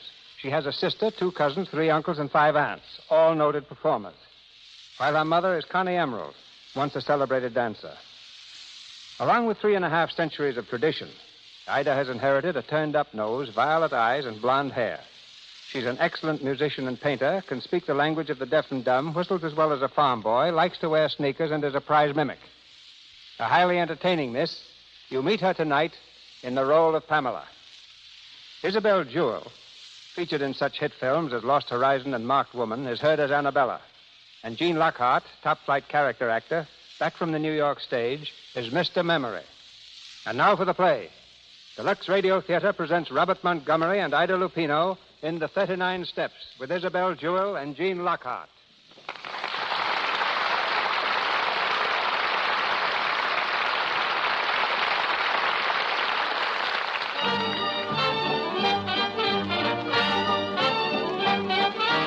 A London music hall. The evening performance is on, and the theater is jammed to the doors. The audience is set comfortably through the acrobats, the singers, and the whirlwind dancers. But now they're restless. The manager appears on the stage to announce the feature act. His hand is raised for silence. Ladies and gentlemen, with your kind permission, I now have the honor to present to you one of the most remarkable men in the world. I present Mr. Memory. Thank you. Thank you very much. Thank you. Every day this remarkable mentality commits 50 new facts to memory. 50, ladies and gentlemen. Facts from history, geography, newspapers, scientific books. Millions and millions of them. And he remembers them all. Test him, ladies and gentlemen, test him. Ask him any questions you like, and he will answer fully and freely. Mr. Memory. Thank you. Thank you. Now then, ladies and gentlemen, a question, please. A question from anyone in the audience. Who won the Derby in 1921? Mr. Jack Jewell's Humanist. Steve Donahue up, won by a length, odd 6-1. Am I right, sir? Thank you very much. Thank you. Question, please. Do not hesitate. Another question, please. Who was the last British heavyweight champion? Bob Fitzsimmons. He defeated Jim Corbett, heavyweight champion of America, at Carson City, Nevada, in October 1897. He was then 34 years of age. Am I right, sir? Mr. Memory. Mr. Memory. Who won the football cup in 1926? Would you mind repeating that question again, young man? Who won the football cup in 1926? Bolton Wanderers defeated Manchester City at Wembley by 3-1 in the presence of His Majesty the King. Am I right, sir? Right there. Another question, please. Hey, where's my old man been since last Tuesday? Madam, he's been where you can't ask him silly questions. Will the lady in the gallery please confine her questions to those of a more serious nature? Thank you very much. What's the idea? Who killed Cock Robbie? Gentlemen, no fighting. No fighting, please, gentlemen. Keep your seats. Everybody keep your seats. Don't crowd the aisle. Orchestra, play something. Quick, panic, play something.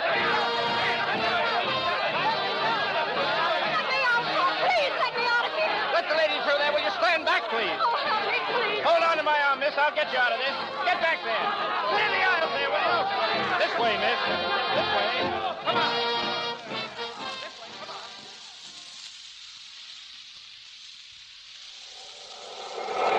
There you are, miss. Take a good deep breath. Oh, thank you. You all right? Yes, I had to get out of that theater, that's all. A lot of people had that idea. Oh, it wasn't the panic that frightened me. It was something else. I'm afraid I don't understand. I'm in terrible trouble. Will you help me? Trouble? What kind of trouble? I can't tell you here. Can we go someplace and talk? Well, my flat is nearby. Oh, let's go there. But hurry, please.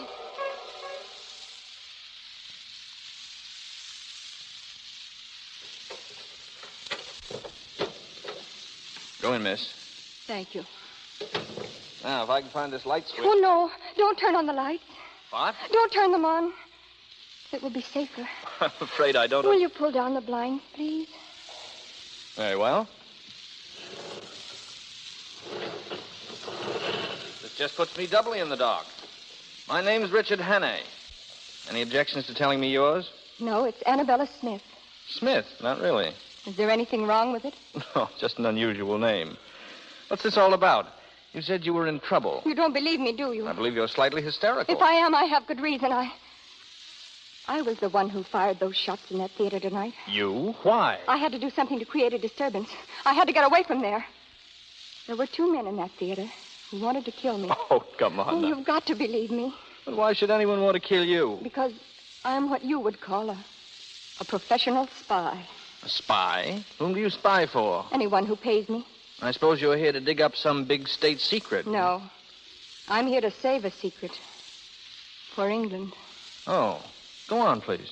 The agent of a certain foreign power is on the point of obtaining a secret vital to your air defense. I tracked 2 of his men to that music hall. Unfortunately, they recognized me. That's why they're after me now. You still don't believe me, do you? No, frankly, I don't, Annabella. Very well. If you will look out of that window, you will see 2 men standing across the street. Look, please do. All right. I'll play your game a bit further. Oh, don't let them see you. Well? By Jove, you're right. 2 of them. They seem to be looking up here. Come away, please. Do you believe me now? Well, I suppose I must. I'm going to tell you something that's not very healthy to know. But now that they've followed me here, you're in it as much as I am. Yeah, so it seems. Have you ever heard of the 39 steps? 39 steps? No, what are they? Never mind, but this much you must know. If those men are not stopped, it's only a matter of days, perhaps hours, before the secret is out of the country. Why not call the police? Because they wouldn't believe me any more than you did. And if they did believe me, how long do you think it would take them to get going? Those men are acting quickly. You don't know how clever their chief is. Clever and ruthless. Well, what's his name? He has a dozen names, and he can look like 100 people. But there's one thing he can't disguise. The top of the little finger on his right hand is missing. Oh. Come on now, you're trembling. I'm frightened. Well, you needn't be. You're safe here, you know. What you need is a good night's rest. Oh, yes, I do. You can have my bedroom. I'll sleep on the couch here in the living room. Are you sure you don't mind? Sleeping on the couch? Well, I've done it dozens of times. No. I mean, being in danger. I'm not quite convinced of that yet. Is there anything I can get you? Yes. Have you a map of Scotland, please? A map of Scotland. I have an atlas over here somewhere. If I could... Oh, yes, here it is. You, going deer stalking or just plain hiking? There's a man in Scotland I must see next if there is anything to be done. I see. Are the 39 steps in Scotland? Perhaps I'll tell you tomorrow. Good night, Mr. Henning. Thank you. Good night, Annabella. Pleasant dreams.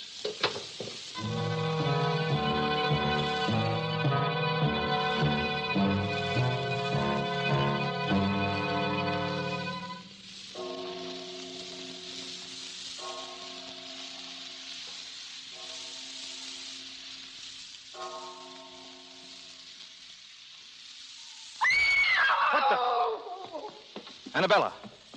Annabella, was that you? Annabella, open that door. Will you open that door, or do I have to break it down? Annabella, where are you? Oh, Here, look at me. What's happened? What's the matter? They came through the window.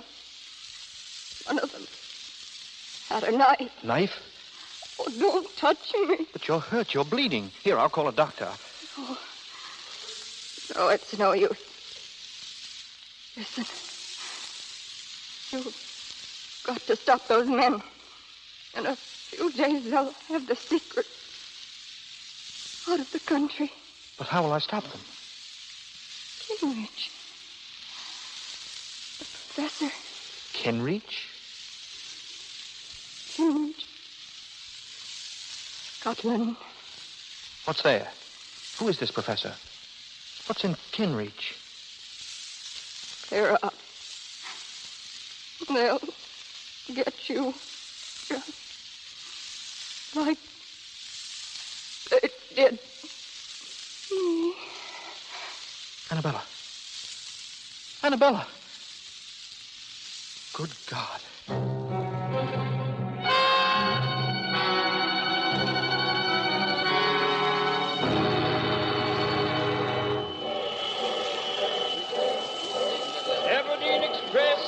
Edinburgh, Kirkcaldy, Dundee, Aberdeen Express. Ticket to Kinrich, please. One, sir? Yes, one. Hurry, please. One to Kinrich, Scotland. Here you are, sir.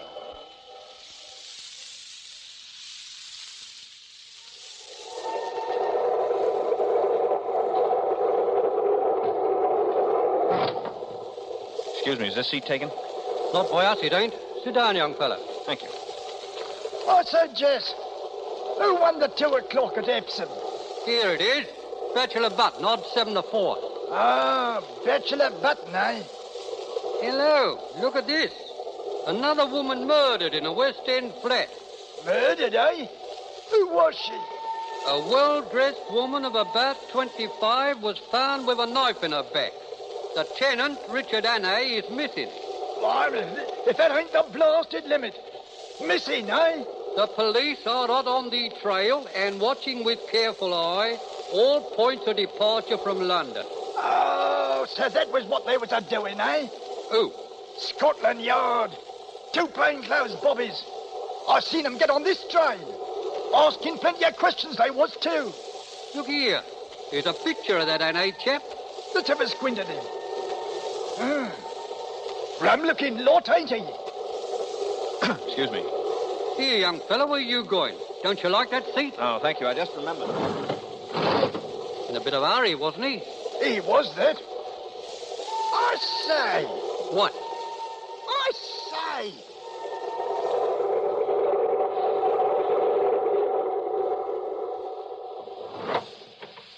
Oh, I beg your pardon. This is a private compartment. Oh, is it? Yes, and it happens to be occupied. Yeah, so I see. Very charmingly, too. Well, what do you want, please? Your hospitality for a short while. Really? Well, I'm not interested. Now, will you please go? I can't. What? It isn't safe. Listen, are you going or shall I call the conductor? No, don't do that. Stop, you're hurting my wrist. I'm sorry. Listen to me. I want your help. My help? I'm Richard Hannay. Hannay? Why, you're the man the police... Yes, but I'm innocent. I swear I'm innocent. Listen, you've got to help me. It's terribly important that I be free for the next few days. You will help me, won't you? Yes. Yes, of course I will. That's fine. I'm sorry if I hurt your wrist. Oh, that's all right. You say the police are on this train looking for you? Yes, that's why I forced my way in here. Oh, I see. And just how am I supposed to help you? Well, they're looking for a man traveling alone. If I stay here with you, they'll think we're together. We'll pose as man and wife, and they won't pay any attention to us. They'll just pass us by. How clever you are. You'll do it? Yes, of course. Say, you're all right. What's your name? What's that got to do with it? Nothing. I just wanted to know who my benefactress was, that's all. No, I'm Pamela Stewart. Pamela? Oh, that's rather pretty. Suits you. Thank you. There they are now. Remember, I'll sit here and pretend to read. You do the talking. All right. Come in. Excuse me. Have either of you seen a man pass here? Young fella, smooth-shaven? Why, no. Wait, are you the police? That's right, miss. Then this is the man you want. He forced his way in here and told me his name was Richard Hannay. Why, did I? Come here, you. Let go of me. Are you Richard Hannay? Well, speak up. Yes. Thank you very much, Miss Stewart. Well, you didn't expect me to harbor a murderer, did you? Unfortunately, I did. And I am not a murderer. We'll see about that. Come on, Hannay. Certainly, gentlemen. I'll go with you willingly. In fact, I'll lead the way. Grab him. He's gone. Here, get after him. Open that door. Can't. He's holding it from the other side. Here, let me try. Together now. 1, 2, 3. Get out of the way. Where is he? Where did he go? Here he is, down the passageway. Stop him. Grab him before he gets to the vestibule. Come back here, you. Come back, you. Stop, stop. Have you got him? No, he's gone. What? He jumped. He jumped off the train. The fool. He's probably lying dead in a ditch. No. The last I seen of him, he was on his 2 feet and running like a rabbit.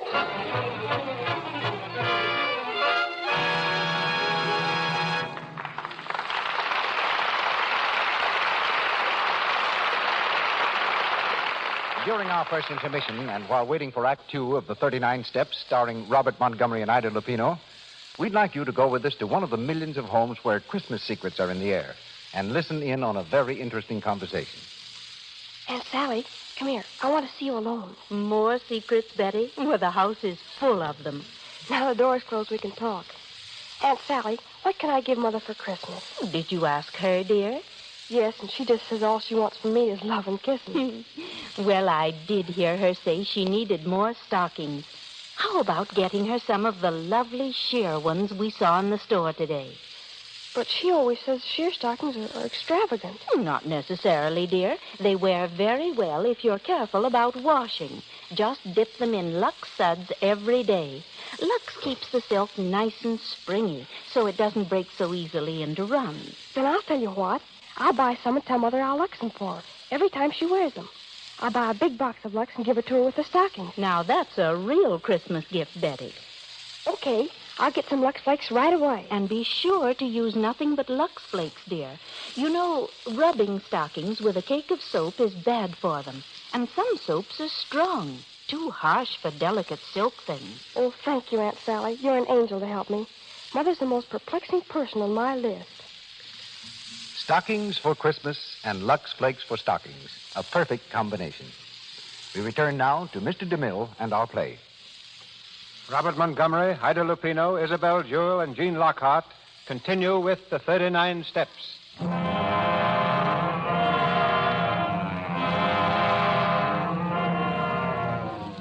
2 days have passed, and Richard Hannay, wanted for a murder he did not commit, is still at large. Determined to discover the secret of the 39 steps, he's made his way to Scotland. The driver of a donkey cart has given him a lift, and he's now on the last leg of the journey, the outskirts of the village of Kinreach. Are you going to stay long in Kinreach, laddie? Well, that all depends. I'm looking for work. You suppose I could find something? I hae me doubts, laddie. Kinreach is a mighty small town. What do you do? I'm a chauffeur. Well, I'm thinking you'd better try somewhere else, then. What folks as need chauffeurs in Kinreach has had them for years. Oh, I see. But, aren't there any newcomers? I mean, somebody told me about... Now, wait a minute. Come to think of it, I did hear something. About a retired professor moving into the big house on the edge of the moor. A professor? Yes. Yes, that's it. I can try it anyhow.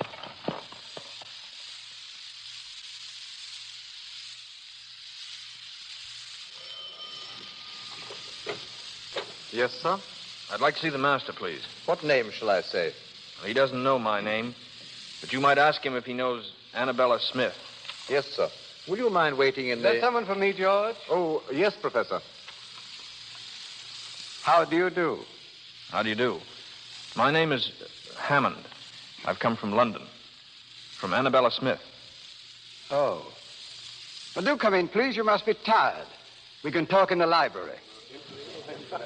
My daughter's having an engagement party. I'd rather not disturb her. Yes, of course. Go right in, please. Thank you. Sit down. Will you have a drink? No, thank you. Well, now what did you want to see me about, Mr. Hannay? Hannay? You know me? Yes. I suppose it's safe to call you by your right name now. What about our mutual friend, Annabella? She's been murdered. I know. Poor girl. The police are looking for you. Yes, but I didn't do it. Oh, of course you didn't.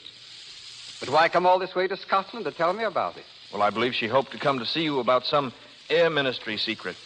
She was killed by a foreign agent who was trying to steal it. Oh. Did she tell you what this foreign agent looked like? No, she hadn't time. Oh, yes. There was one thing. She told me the top of his little finger is missing. On which hand, Mr. Hannay? On the left, I believe. Are you sure it wasn't on the right? It might have been. Like on my hand, Mr. Hannay? Good Lord.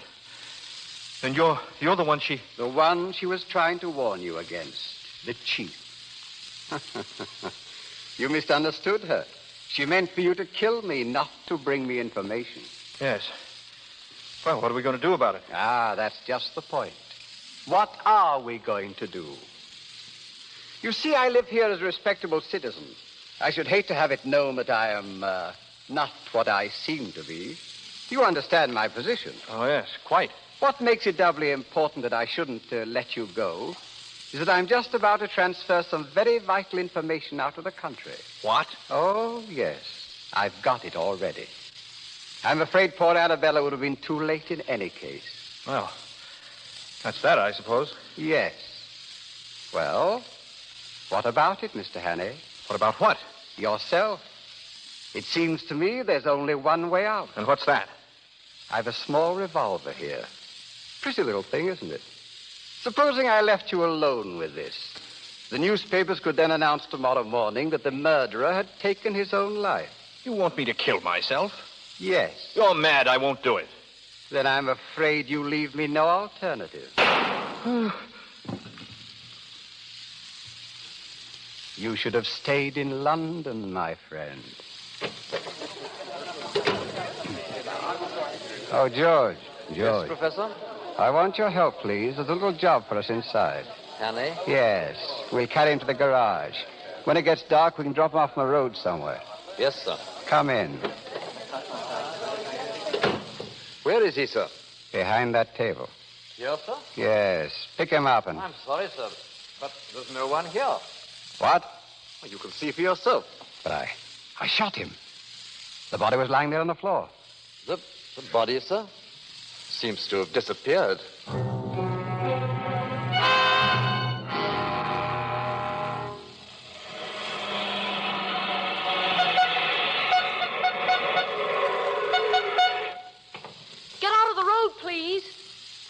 I standing in front of my car? You might have been killed. Sorry, lady. I just wanted a lift. Would you mind... Well, Miss Stewart, how do you do? You? Well, what are you doing Richard here? Hannay is my name. I believe we've met. On a train, wasn't it? Yes, I think so. Yes. If I remember correctly, you handed me over to the police. You did, didn't you? Oh, get away from me. Oh, don't worry. I don't hold it against you, really. Well, that's very kind of you. Yes, isn't it? What are you doing in Kinreach? I live here. It's a charming place, isn't it? You know where the local police station is? Oh, of course I do. Will you take me there? What? The police station, in a hurry, please. Certainly.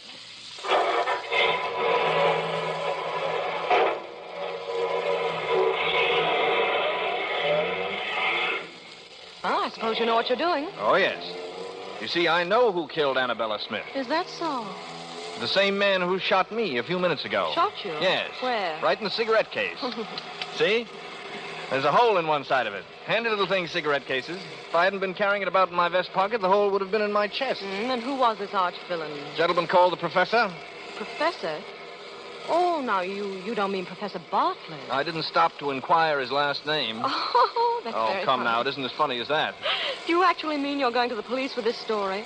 That Professor Bartlett shot you? That he's the one who killed Annabella Smith? Of course, why not? Oh, and you expect them to believe it, I suppose. Well, you don't, evidently. No, and neither will they. Professor Bartlett, a murderer. Why, he's one of the best-liked men in the village and a very good friend of the sheriff's. I'm sure the sheriff will be interested in your story, Mr. Hannay. Yes, I see your point. Hadn't occurred to me that... Stop the car, please. I'm getting out. Oh, no, you're not. Stop this car. You said you wanted to go to the police. Well, that's just where you're going. And if you touch me or make a move to jump, I'll turn this car into a ditch. Well, aren't you the sweet little thing? Now, you just sit tight, Mr. Hannay, and don't make any sudden gestures. We're going rather fast. You haven't the nerve, of course. Haven't I? Just try me. All right, I will. Don't touch that brake.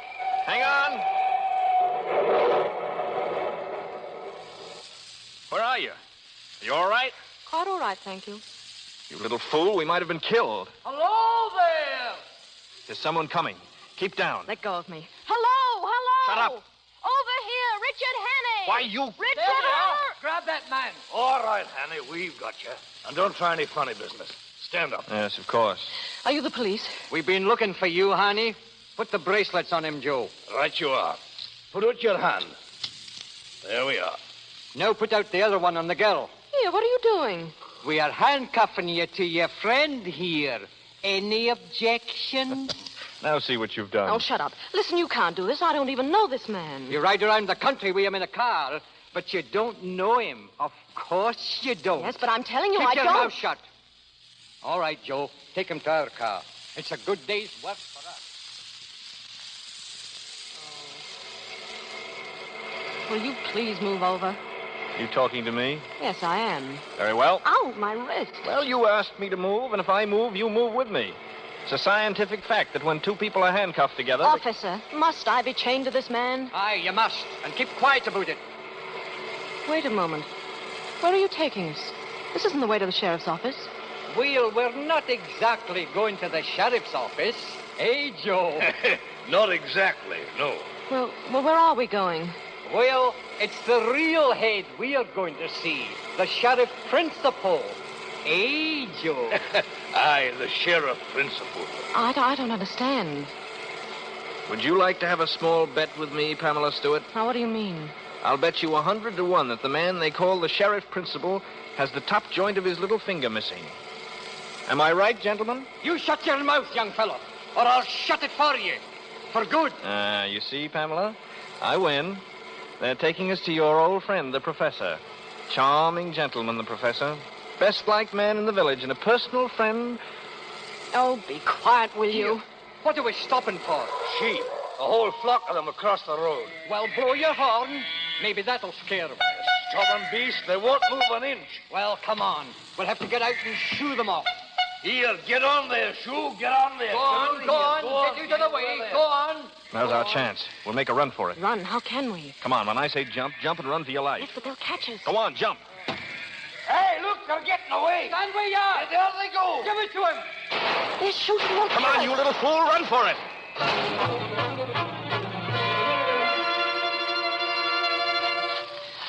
Please, don't go so fast.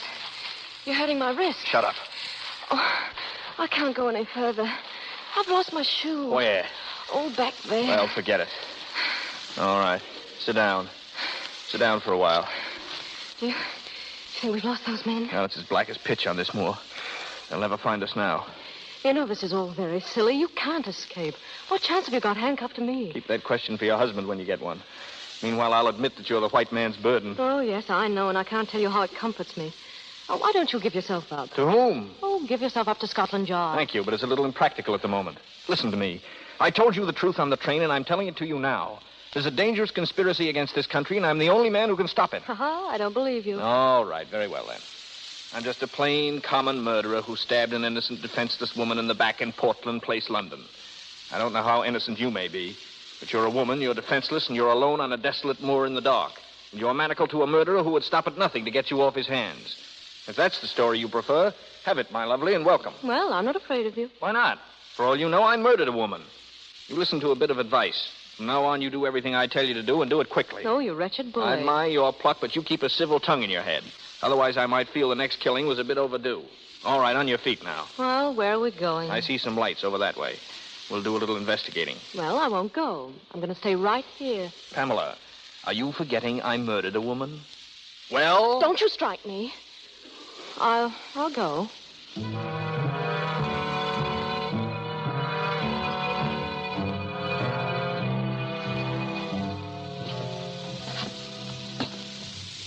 Dave, what kind of a place do you think this is? I don't know. Looks like an inn. Now, remember what I said. A civil tongue or else. And you back me up in everything I say or do. You understand? Yeah. Stay close to me and hold my hand. It'll hide the handcuffs. Good evening. Good evening. Welcome to King's Head Tavern. And what can I do for you and the lady? We had an accident with our car a few miles back. Hey, that's too bad now. You want to stay the night, I suppose? Yes, we do. And will it be 2 separate rooms or one? Oh, 2 separate rooms. One room, please. One. Well, which? One, thank you. Oh, one. And what's the name? Hawkinson, yes. Henry Hawkinson and Mrs. Hawkinson. Well, come along, Mr. Hawkinson. The rooms are at the top of the landing. Thank you. Nice place you have here. It'll do. Here's the room. Oh, thank you. Well, good night to you. Oh, wait. Now, wait, please, you mustn't go. What's the matter, lass? Is there anything wrong? Yes, of course there's nothing wrong. She wants to tell you something, that's all. Yes, I wanted to... You see, we're a runaway couple. Ah, you know. Yes. As a matter of fact, we've been running all night. If anyone inquires for us, you won't give us up, will you? That I won't. I was young myself once. Good night. Good night. Good night. Good night. Inside, Pamela. Of all the outrageous things. Listen, you don't think I'm going to spend the night in this room with you? Personally, I don't see how you can help yourself. Stop jerking my arm. I'm so sorry. I want to take my shoes off. My feet are tired. You better stand here by the fire and get warm. You'll be catching cold. And if I did? Stand by the fire. Don't yell at me like that. I didn't ask to come with you. And I didn't invite you. But here we are. Well, aren't you afraid the men will find us? I'm not thinking of that so much. There's some way to get out of these handcuffs. Oh, I have a nail file in my pocket. Maybe that'll help. That would be dandy. If you file 24 hours a day, 10 years from now, we might be free. Imagine, tied to you for 10 years. It's a horrible thought. I've had enough of your insults. I'm going to tell the innkeeper the whole story. You want me to hang for a murder I didn't commit? As long as you hang, I don't care whether you committed it or not. What a bloodthirsty creature you are. Haven't you any pity? No. Ow! What are you up to now? I'm merely trying to file the handcuffs. Well, don't jab me in the wrist that way. I don't like it. I'm sorry. You're going about it in a very amateurish fashion anyway. I can see you know nothing about filing handcuffs. I'm sure you do. Tell me, how did you stop being a criminal? So you want the story of my life.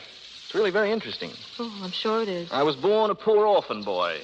From the beginning, I hadn't a chance. Ouch! I'm sorry it slipped. Accidentally? Accidentally. Go on, please. I started by pilfering pennies out of other children's lockers at school. And a little pocket picking and car pinching. And at last, my efforts were rewarded, and I graduated into straight burglary. With diploma? With diploma. Oh. I killed my first man when I was 19. It scared me at first, but I soon got hardened to it. Lady, you wouldn't believe me if I told you.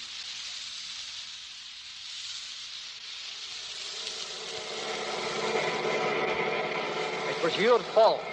The whole thing was your fault. My fault? How do you make that out? If you hadn't have stopped the car for those blasted sheep, we'd have had the two of them in the professor's parlor right now. We'd better have them there soon, is what I say. The professor was anxious about Hanny. Knows too much, he said. Get him. Get him? We had him. And the girls, too. You didn't suppose they'd head in somewhere, do you? Stop at a tavern, I mean. They might, in this weather. There's a place about 4 miles back. King's Head Tavern, it's called. King's Head Tavern. That'd be somewhere near where they gave us the slip. Turn around. You'll find out. Right. And if we see him again, blast you. Shoot straight. I will, all right. You can depend upon that. And little by little, and year by year, I sunk lower and lower. And you got better and better. That's right. You might have read about me in the papers. They call me Hannay, the Cornish Bluebeard. And that, me lady, is the horrible story of me life. Dear, dear, and you have such a nice face. How many people have you killed altogether? 9. If you don't watch the point on that nail file, it may be 10. Ouch! At least I'm trying to do something. Well, if you don't mind, I'm going to try and get some sleep. I haven't had a wink for 48 hours. Well, I'm not in the least bit tired. Besides, I have to stay by the fire and get dry. All right. You don't mind if I stretch out in the chair, do you? No, not at all. Thank you. Good night. Good night.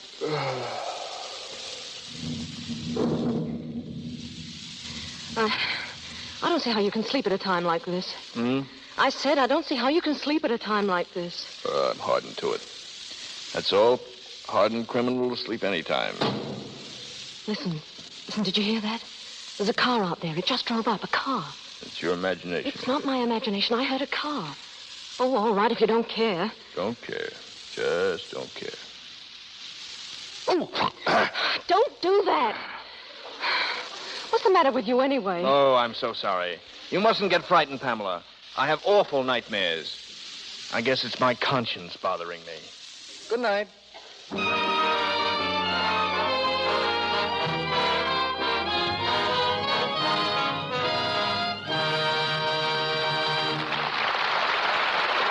pause for station identification. This is the Columbia Broadcasting System.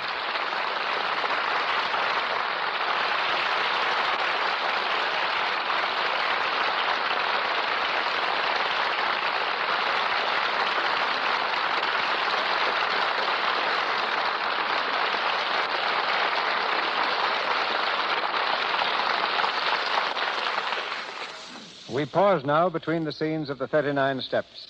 Robert Montgomery and Ida Lupino will be back shortly when we raise the curtain on Act 3 in this play about spies. Spies may be roughly divided into 2 classes. There are the mercenary spies who traffic in state secrets, selling them for cash to the highest bidder. And there are patriots who risk their lives solely for the protection of their country, who receive the smallest monetary rewards, and whose names never get into the newspapers. The Richard Hannay of our play belongs to this second group, and so does tonight's guest, Major C.E. Russell of the United States Army, retired. Before this country entered the World War, Major Russell temporarily loaned his services to Scotland Yard as one of their American operatives. Back in the United States Army during the war, he served on a special staff in France. He later instructed our Army officers in the art of espionage and is the author of a standard military textbook on this subject. With such a background, Major, there should be no better authority to answer the question, just what are the qualifications that make a valuable spy? The qualifications today, Mr. DeMille, are exactly the same as in biblical times, and the instructions which are taught follow very closely those which Moses gave to his men when he sent them forth to spy out the land of Canaan, to learn what the land contained, the strength of the enemy, if the people were content, and how strong were the walls. Then, as today, spies had to have powers of observation, of memory, and description. These are the 3 traits that must be developed in a capable espionage agent, and are the least developed of all human traits. In addition, he must have common sense, a good general education, an ability to take orders, and preferably a knowledge of foreign languages. I've noticed that the opinion held of a spy varies greatly. Some people have only the greatest respect and admiration for a spy. Others consider them vicious, double-dealing scoundrels who stop at nothing to attain their end.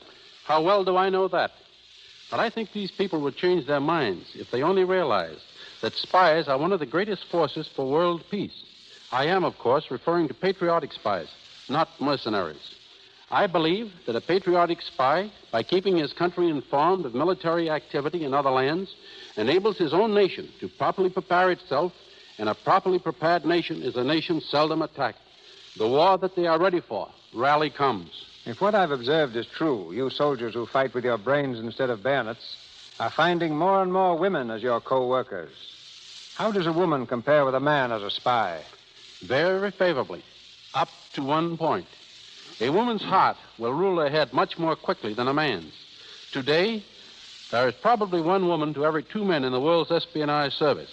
We've learned that if you want to make a man talk, send a pretty woman. And when we want to make a woman talk, we make her jealous. Both theories work amazingly well. It would appear to me that spying is one activity which provides little or no room for modernization. Along with qualifications, I presume that methods have changed little since the days of Moses. That's very true, Mr. DeMille. They remain essentially unchanged, but there have been radical technical changes in carrying out those essentials. For instance, there's a machine recently developed in this country so delicate and so accurate that it can etch an invisible secret message on a surface no larger than a grain of corn. Or, to employ a commodity with which perhaps you're more familiar, it could etch the map of an entire country on a single Lux flake. And that's probably the finest, thinnest, and most fragile thing I can think of for the moment. I know that you can read through a flake of Lux, Major. It's actually only 2/1000th of an inch thick. I see. Almost as amazing as this machine I'm speaking of. Lux flakes remind me of women, and women, in turn, recall an amazing spy story I encountered during the World War. It concerns a Swiss opera singer who volunteered in the French Red Cross as an entertainer. For 2 years, she made periodic visits to a home in Switzerland, each time using the same route over the French border. One day, she started to cross and found a new officer in charge. He took a good look at her and immediately ordered his women assistants to search her. They returned with the petticoat of this famous singer. Suspecting that it might contain invisible writing, the lieutenant called for hot irons and himself applied them to the petticoat. The heat revealed what had been invisibly written in lemon juice: the complete working drawings of a new French war tank. The reason the lieutenant had suspected Madame was that before the war, he had been a style designer in Paris. One of the first things he observed about the singer was that while she was dressed in the height of fashion, she wore a starched petticoat, and starched petticoats had been out of style for 10 years. And to me, one of the truest utterances of the great French General Marshal Foch was his statement to a group of his espionage agents. You will die 1,000 deaths, he told them, before oblivion comes, while the man in the trenches dies but once. And no better example can be found, Mr. DeMille, than that patriot of Revolutionary War, John Honeyman.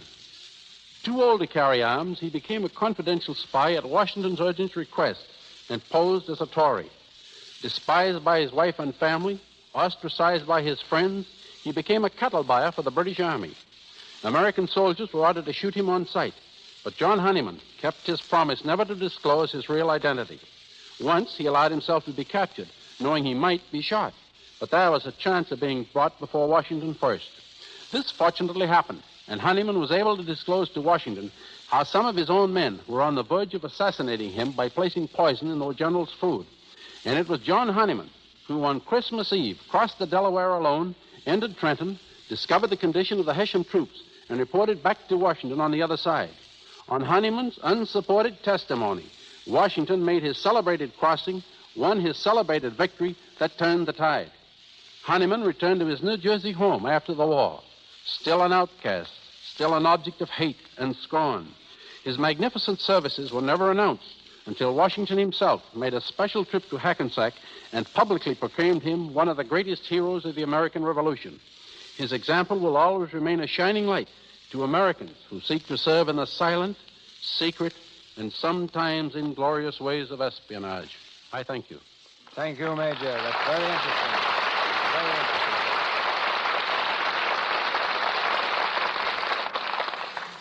Once again, the 39 Steps, starring Robert Montgomery and Ida Lupino, with Isabel Jewell and Jean Lockhart.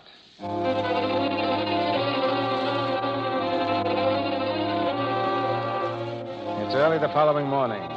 Richard Hannay stirs restlessly in the armchair and rubs his eyes sleepily. Suddenly, he jumps from the chair and stands in the middle of the room, staring down at the handcuffs which are dangling from his wrist. Pamela Stewart, on the other side of the room, smiles cheerily.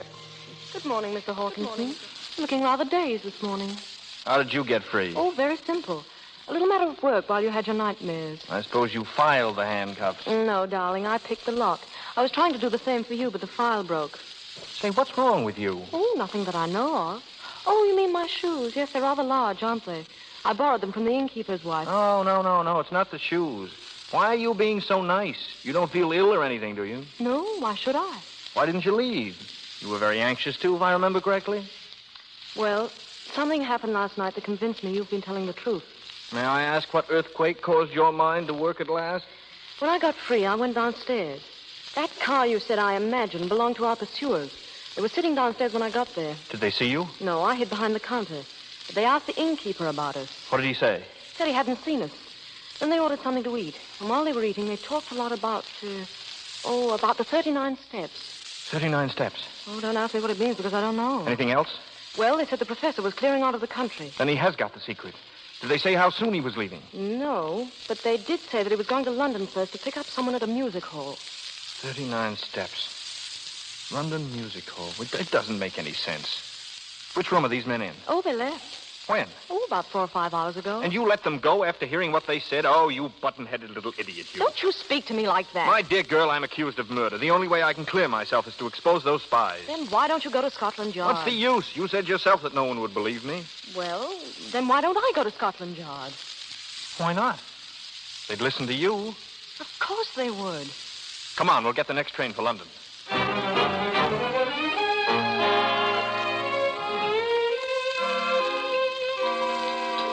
You wish to order now, sir? No, thank you. I'm waiting for someone. I beg your pardon, sir. Your face looks familiar. Are you in the cinema? No, I'm not. Bring me a bottle of ale, will you? Very good, sir. Oh, make that 2, please. Yes, miss. Pamela, sit down. Did you think I was never coming? Not exactly, but I was getting nervous waiting. Well, what happened? Did you go to Scotland Yard? Yes. Well? Prepare yourself for a shock. Why? They've checked every possible channel.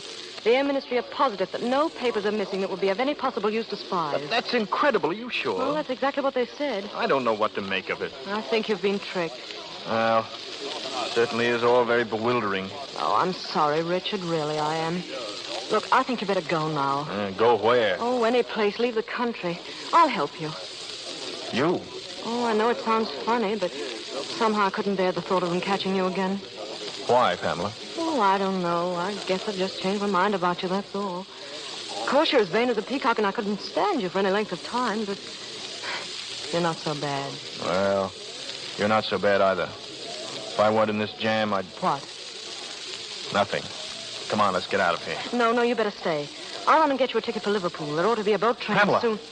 Well, what's the matter? What are you staring at? Look out the window. Do you see that billboard across the street? Yes. Is there anything strange about it? A list of acts playing this week at the Palladium.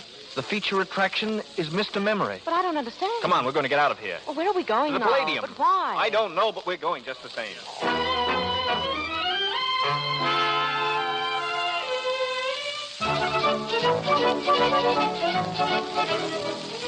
Here are your seats, sir. First 2 on the aisle. Thank you. Sit down, Pamela. This is silly. In the first place, the show's almost over. If anyone sees you here, what are you looking for? Be quiet. I'm just playing a hunch, that's all. Oh, you're playing the fool if you ask me. Ladies and gentlemen, with your kind permission and attention, I now have the honor to present to you one of the most remarkable men in the world. I present Mr. Memory. Pamela. What? Look at that right-hand box nearest the stage. You see that small man sitting in front? Why, yes, It's the professor himself. You better get out of here before they see you. No. Sit down. Listen. Every day he commits to memory 50 new facts, and he remembers every one of them. Facts from history, from geography, from newspapers, from scientific textbooks. Pamela, Yes, I've got it. I've got it. What? Don't you see the details of this Air Ministry secret have been borrowed, memorized by Mr. Memory, and then put back again before anyone could know? Why, that's it. Of course it is. Pardon me, sir, but there's a gentleman who would like to speak to you. Who, me? You, Richard Annie? Well, You're under arrest. Wait, officer. Question. Listen, there's something here you ought to know. That'll keep, Annie. Come along quietly. Yes, but you must listen to him. That man on the stage can... Come on, we don't want any excitement here. All right, I'll go quietly. Richard, you're not. Distance from Montreal, 1,424 miles. Am I right? Thank you. Question, please. Do not hesitate. Your question, please. Wait a minute. Mr. Memory, what are the 39 steps? Come on, answer up. What are the 39 steps? The 39 steps. The 39 steps is a secret organization headed by Professor... Where is he? There's your man up there in the box. He's the one who shot him. Stop that man. Stop that man. Stop him. Stop him.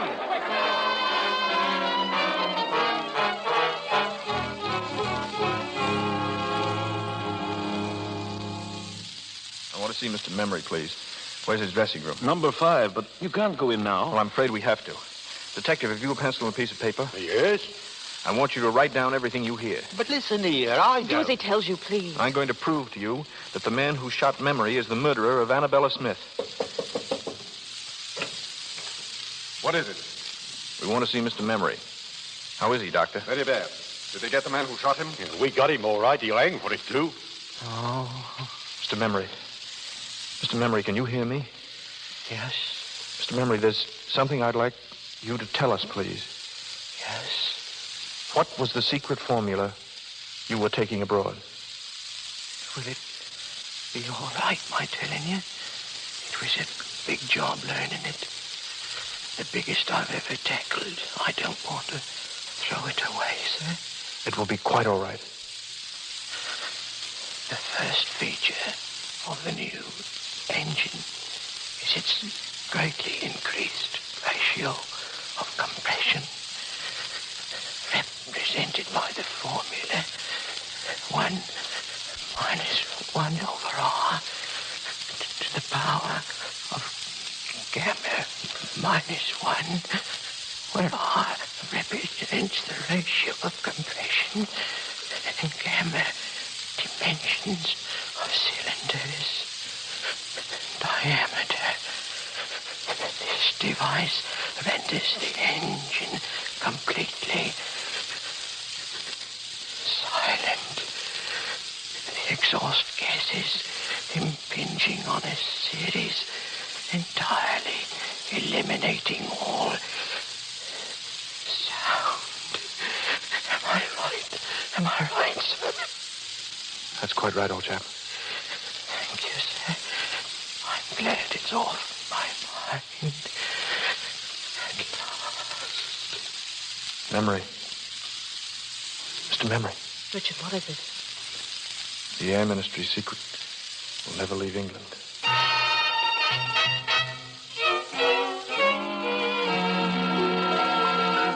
This way, please. We can pick up the police car on the corner. The police car? Where are you taking us? The Scotland Yard, of course. Scotland Yard? Yes, but you can't do that. You heard what that man said. He didn't kill anybody. Easy now, easy. He'll be all right. All we want is to put the story on the record. Oh, that's better. You've nothing to worry about at all. He'll be a free man in her now, Mrs. Hannay. Hannay? Well, what are you talking about? Well, Mrs. I'm Hannay? sorry. I thought... That would be just fine, that would. We were together for one day, and we fought for 24 hours. 20? You were asleep 4 hours. Can you imagine what it would be like? Fight for breakfast, fight for lunch, fight for dinner. One long, drawn-out battle for the next 30 or 40 years. Oh, 30 or 40 years. Do you think we could keep it up that long? I mean, really. Well, we could try.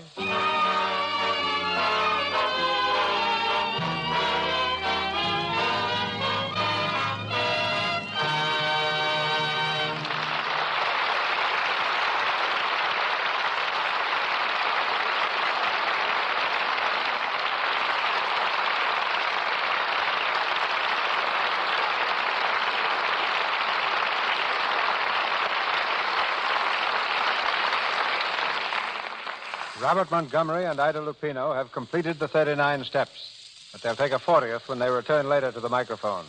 First, a word from Melville Ruick. Thank you, Mr. DeMille.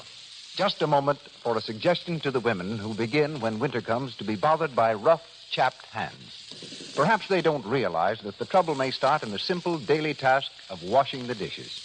Here's the reason.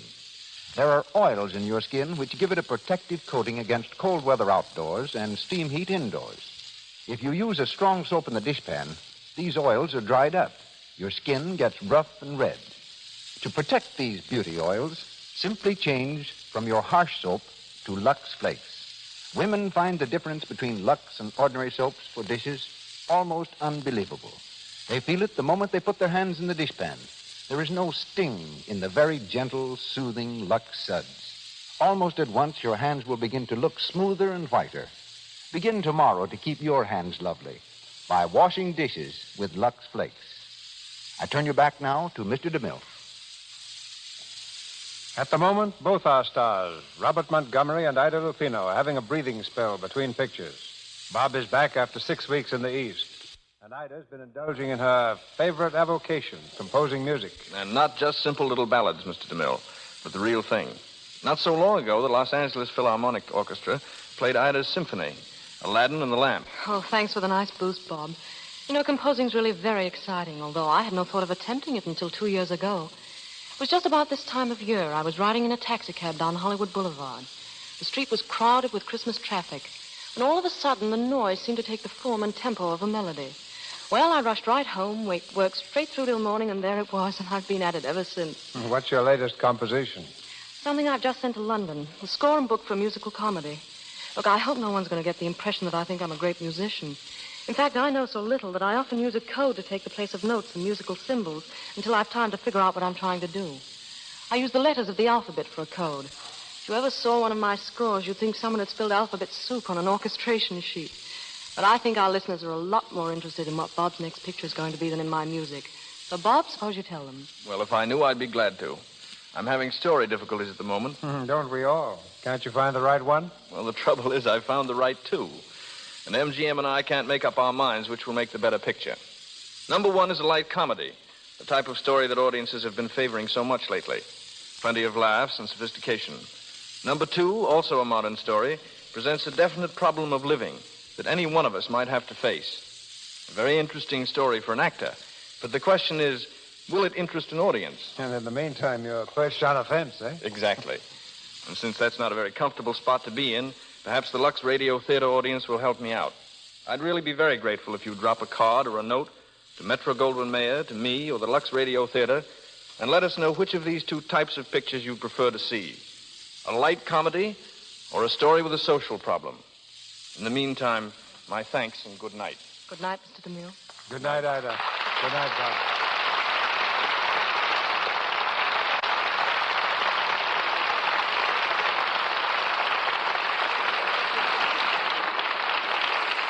Thank you, Robert Montgomery and Ida Lupino. Ladies and gentlemen, this is your announcer, Melville Ruick. Mr. DeMille returns in just a moment with news of next week's play and stars. In our cast tonight were Leonard Mudie as Professor Bartlett, Reginald Sheffield, Herbert Evans, and Keith Kenneth as detectives, Lionel Belmore as innkeeper, Vernon Steele as cart driver, Edgar Norton as manager of the music hall, Eric Wilton and Raymond Lawrence as Cockney travelers, Ward Lane as butler, Eric Snowden and Norman Ainsley as Scotchman, Sybil Harris as a rowdy, and Phyllis Coughlin as a woman. Louis Silvers appeared through courtesy of 20th Century Fox Studios, where he was in charge of music for the new picture Love and Hisses. And now, our producer. One of the most glamorous beauties of the screen that the screen has ever known appears in the Lux Radio Theatre next Monday night. Marlene Dietrich. Our play is taken from the highly successful motion picture in which Miss Dietrich starred, The Song of Songs, the love story of a Viennese girl and the three men who tried to win her. Miss Dietrich will be surrounded by an all-star cast headed by Douglas Fairbanks, Jr., with Lionel Atwell.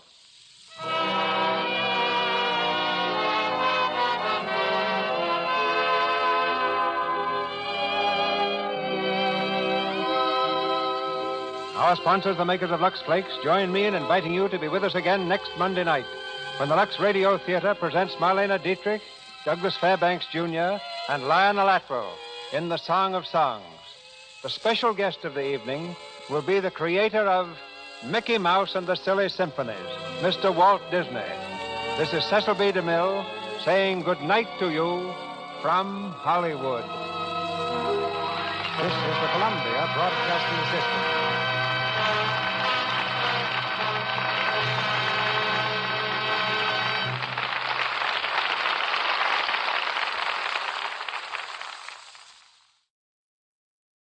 Lux presents Hollywood.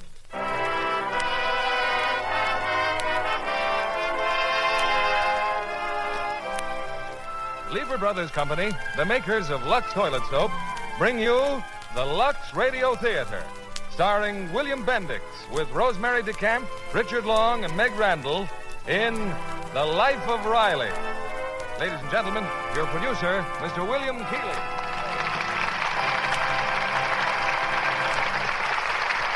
Greetings from Hollywood, ladies and gentlemen. During the so-called good old days of the theater, plays sometimes ran for years, and actors were often completely identified with one role for most of their lives. The same is more or less true today in radio, and particularly so with that clever and lovable comedian, William Bendix, who has become identified with one Mr. Riley, just as lovable, but not as clever. Tonight's play, The Life of Riley, was based on the famous radio series, and the Irving Brecker production for Universal International Studio was a great screen hit. In addition to Bill Bendix, we have Rosemary DeCamp, Richard Long, and Meg Randall, all from the original screencast. I know you'll be interested to hear that another of our Lux girls has won new honors. I'm sure you remember Jackie Lee Barnes, the winner of the national contest for the most beautiful 15-year-old Lux girl. In the June issue of Modern Screen magazine, she's been selected as America's most promising teenage beauty. And so, once again, our congratulations go to that lovely Lux girl, Jackie Lee Barnes of Albuquerque.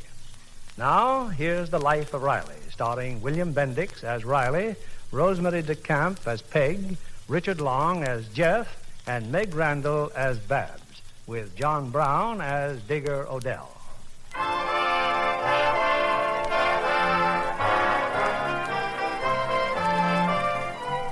There's no doubt about it, America's the land of miracles, where dreams come true. Take that penniless farmer, Reuben Shipp. He discovered gold while plowing his field. Today, he's living the life of Riley. Or the starving Indian who drove a tent stake into the ground and struck oil. Today, he's living the life of Riley. And this is the story of Chester A. Riley, who is just living. You see what I mean, Riley? If you had money, we wouldn't have to walk home from work. You could be driving me home in a swell car. Hey, you worry too much about money, Gillis. Money don't bring happiness. How would you know? You ain't never had none. Now take our boss, for instance. Yeah, Mr. Stevenson's okay, but I'd rather be just a riveter. If you're a big executive and you got $1 million and houses and cars and a yacht and you're croak, look at all the pleasure you're giving up. With us, we don't lose nothing. Okay, money's bad. I hate it. But what are you going to tell your wife when you get home with only $5 in your pay envelope? My wife never dares to question me about money. Besides, my Peg knows I'm doing the best I can with the brains I got. Oh, she respects you, huh? My family looks up at me like I was a king. My home is my castle. Well, so long, Your Majesty. So long, Gillis. See you back in the shop on Monday. Hiya, subjects. Oh, hi, Pop. Hello, Daddy. Well, they remember me. Riley, dear, you're home. Yeah. You tired, dear? Yeah, but it's sure great to be home where nobody nags at you. Hey, Pop, the landlady's looking for you. Miss Bogle, the landlady. You gave Miss Bogle a July rent, didn't you, Riley? Well, sure I did, Dumplin'. I paid the July rent last week. It's June she's after. Huh? I mean, But you got paid today at the plant. Oh, yeah, sure. Well, then go on out and... Riley, Uh-huh. where's your pay envelope? Oh, well, here it is, honey. There. No, Peg. Don't look in there. It's practically naked. $5. Now, don't get excited, Peg. I can explain everything. I'm listening. Well, it's like this. You see that kid over there, Junior? I've met the boy. Well, the braces for his teeth. But you paid for that, $30. Yeah, but there was the balance, $50. Here's the receipt. Balance? You didn't tell me about any balance. Well, I didn't know, Peg. I signed a contract that I couldn't read the fine print. Peg, I need glasses. You need something. $5. How am I going to run the house next week? And what about the electric bill? You know they threatened to turn off our lights. Well, we'll make out somehow. Gee, you ought to be happy now that we own Junior outright. Smile, Junior. Oh, Riley, if you'd only let me handle the money. You handle the money. A female woman handling the finances in my own house. What's the use? Well, I'll leave it to you kids. I bring home the pay envelope. Who ought to handle the money? Your mother or me? Mom. Who asked you? Go wash your hands. Work and slave for what? Nobody appreciates it. Oh, of course we do, Daddy. It's not your fault you're caught in this trap. You're just an innocent victim of marriage. I am? Yes. To quote Professor Lipscott, why, the average husband and father is an economic slave to family obligations. Now, if you'd stayed single, you might have had a wonderful career, like I'm going to have. Fine career you'd have if I'd have stayed single.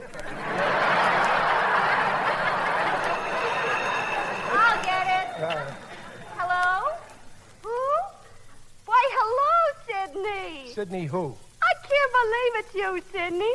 It's been over 10 years. Sidney Monahan from Brooklyn? Yeah, isn't it wonderful, Riley? Wonderful. That foul ball from Ebbets Field? Hang up, Peg. The coffee's boiling over in the kitchen. I'm not making coffee. What did you say, Sidney? Ooh, Sidney, you mustn't say such things. I'm an old married woman now. Wait a minute. Riley, I think the coffee's boiling over in the kitchen.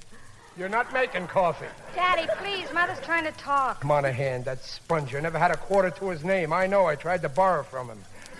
Give me that phone. Huh? Monahan, this is Riley. Yeah, Mr. Peg Riley, see? So why don't you just...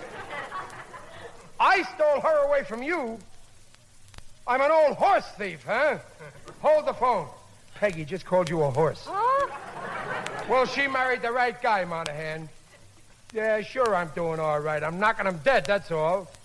Yeah, sure, come on out. Come to dinner. 6 o'clock, yeah. Yeah, goodbye. You invited Sidney for dinner? You don't even like him. Who don't like him? I despise him. When you see that sponger, you'll realize you didn't make no mistake marrying me. Will you stop raving? Babs, dear, you better pick some flowers for the table. All right, Mother, but say, who is this Mr. Monahan? Is he some old flame of yours? Flame? I made a clinker out of him. A comedian yet? Junior. Oh, okay, Pop. Okay, I'll wash. Go ahead.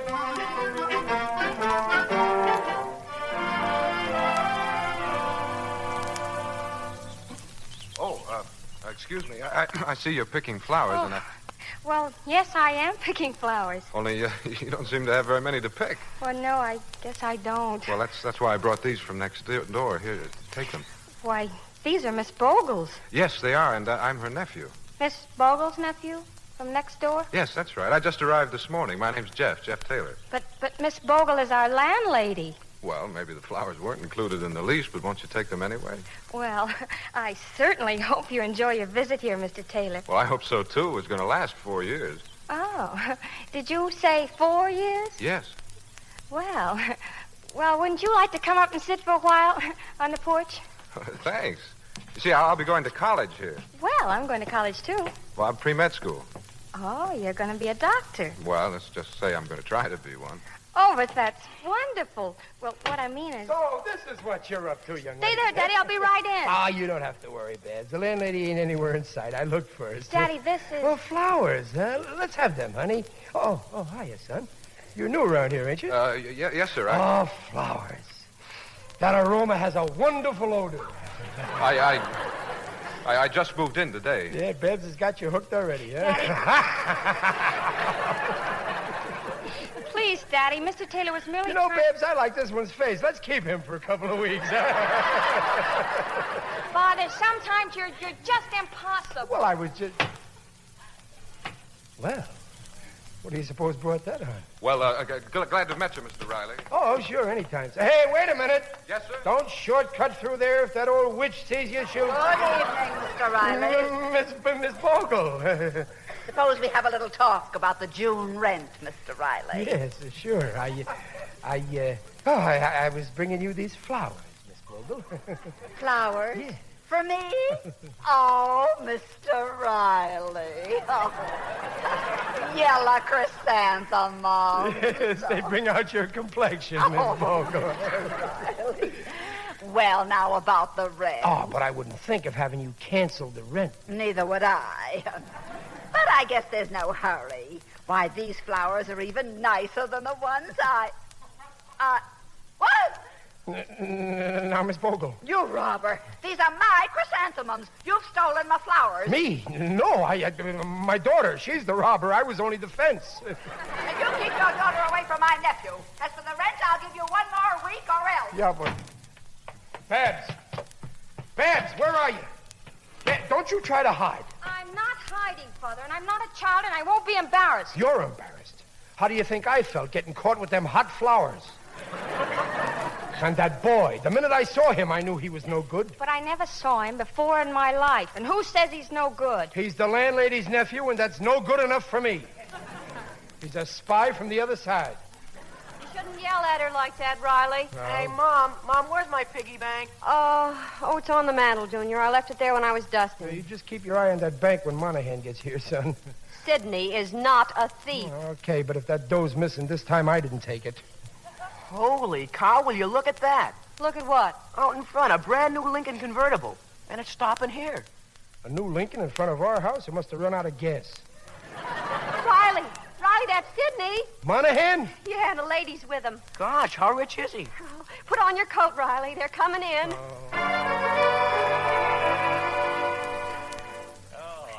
I tell you, Riley, I just can't figure it out. Peggy married to you all these years and just as gorgeous as ever. Okay, Monahan. You kissed her once. Now lay off. Oh, excuse me, honey. Folks, meet the bride. Meet Mrs. Monahan. Married? You? Oh, that's wonderful. Well, in fact, it's our anniversary, Mrs. Riley. A year ago today. Yeah, that's how come the silver mink, Riley. Set me back $5,000, but what's money if you're happy? Right, Riley? Right. I guess you're doing okay, huh? Me? What about you, Riley? I'm proud of you. Your own little home in California? It's a far cry from those 4 tiny rooms you had in that dump back in Brooklyn. Yeah, we got 5 tiny rooms now.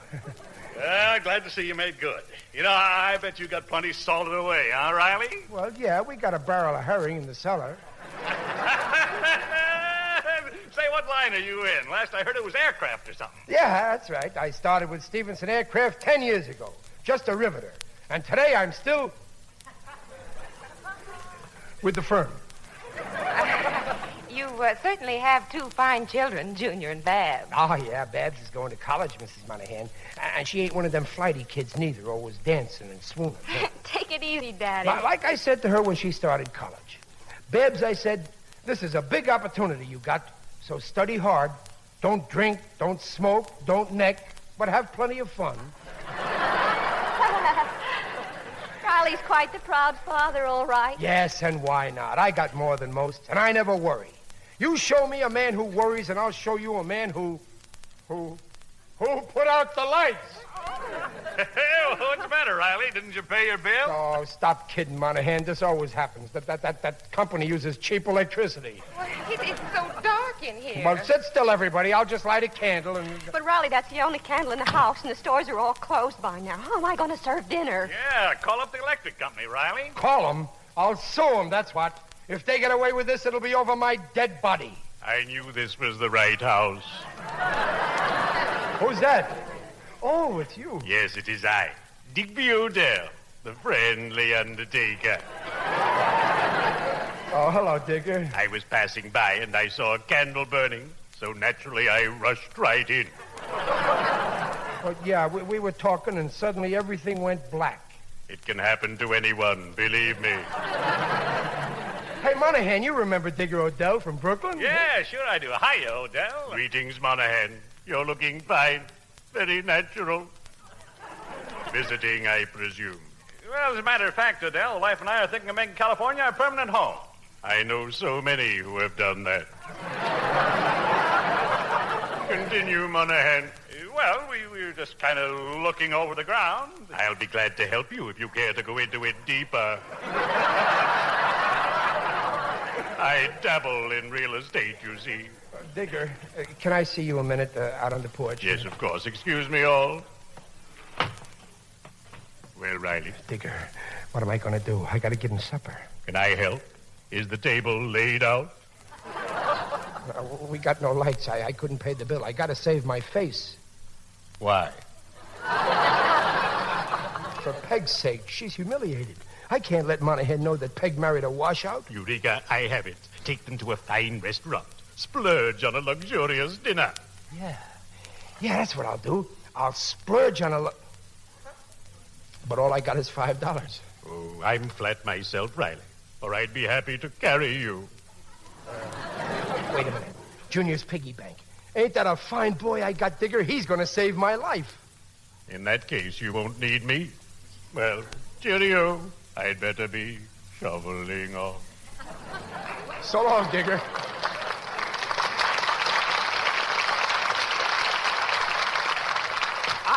I got a swell idea, folks. Oh, that's fine. Let's all go out for supper, huh? Come on, Monahan. I'm taking everybody to Luigi's Grotto. Well, that sounds all right. Just a second. Junior, Papa wants to talk to you alone.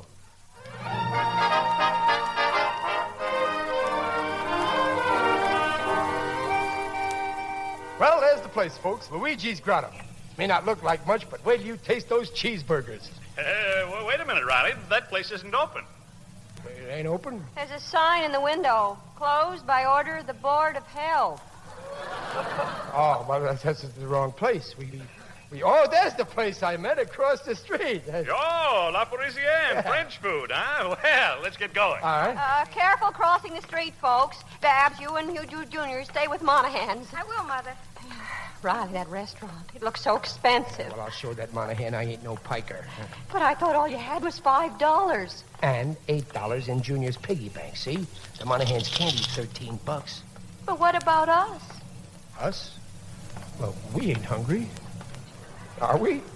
No, dear. Thanks, Peg. Say, it's a real smart place, Riley. You eat here much? Well, you know me, nothing but the best. Let's all sit here in the back where we can face the music. I'll order for everybody, huh? Riley, these prices. Just look at the menu. Oysters de la Paris, $3. Lobster francaise, $4. You wish to order, monsieur? Oh, no, but I guess we gotta. We'll have the complete Chinese dinner. Chinese? I am sorry, monsieur. We are French. Oh, too bad. Well, let's go, huh? Riley. Okay. Did you find something you like, Peg? Well, I'm on a diet. I'll just have a sandwich. Watercress, Babs, you? I'll have the same, Mother. That's $2.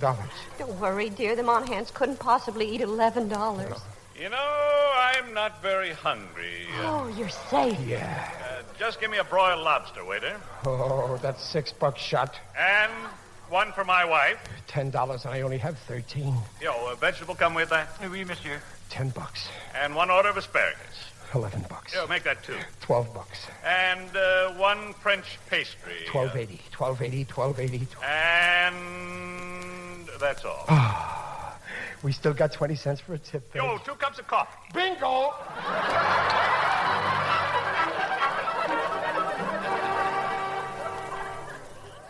Well, there they go, Pop. Boy, what a swell car Mr. Monahan's got. I wish we had a... Shut up, Junior. What did I say? Oh. Who wants a car? Sit down, Riley. Let's sit here on the porch, just you and I. Well, go on, say it, Peg. Go on, say what you're thinking. What am I thinking? That you should have married him, Monahan. Oh, Chester Riley, how can you even think such a thing? Just because things went wrong tonight. Tonight, things have been going wrong since the day we were married. For 20 years I've been asleep, but tonight on the floor of that restaurant I woke up. On the floor of the restaurant? Well, when you all went to the car, I had to bust Junior's piggy bank, didn't I? Well, it woke me up. Now, don't get excited, Tonight Riley. I took a good look at myself, and believe me, it was horrible. Well, I'm satisfied with you just the way you are. Yeah, well, I'm not. If Monahan can make good, so can I. You'll see. You won't be ashamed of me. I'm not ashamed of you, darling. Believe me, I'm perfectly happy. Well, don't worry. I'm going to change all that.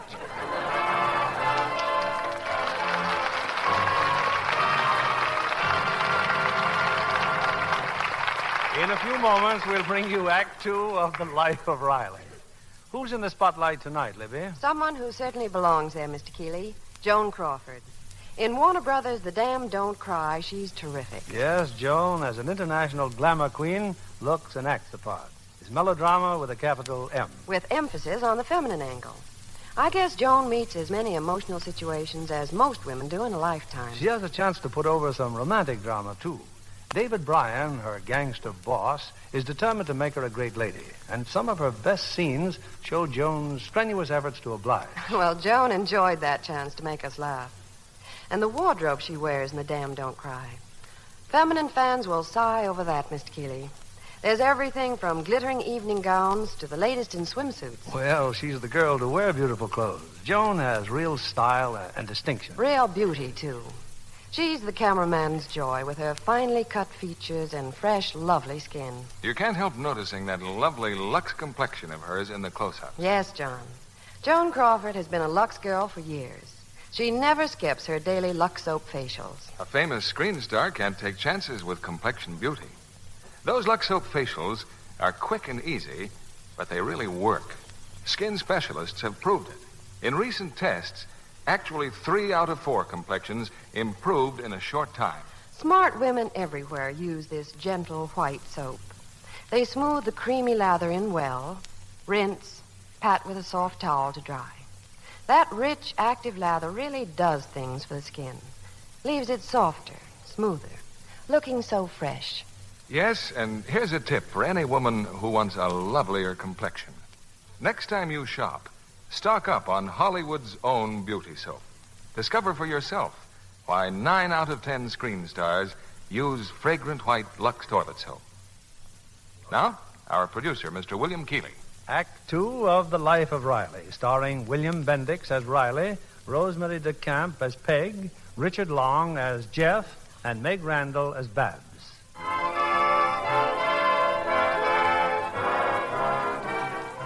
Chester A. Riley is through being a failure. Come what may, he's determined to be a success. And as part of his campaign, Riley's become chairman of the factory's annual picnic at the beach.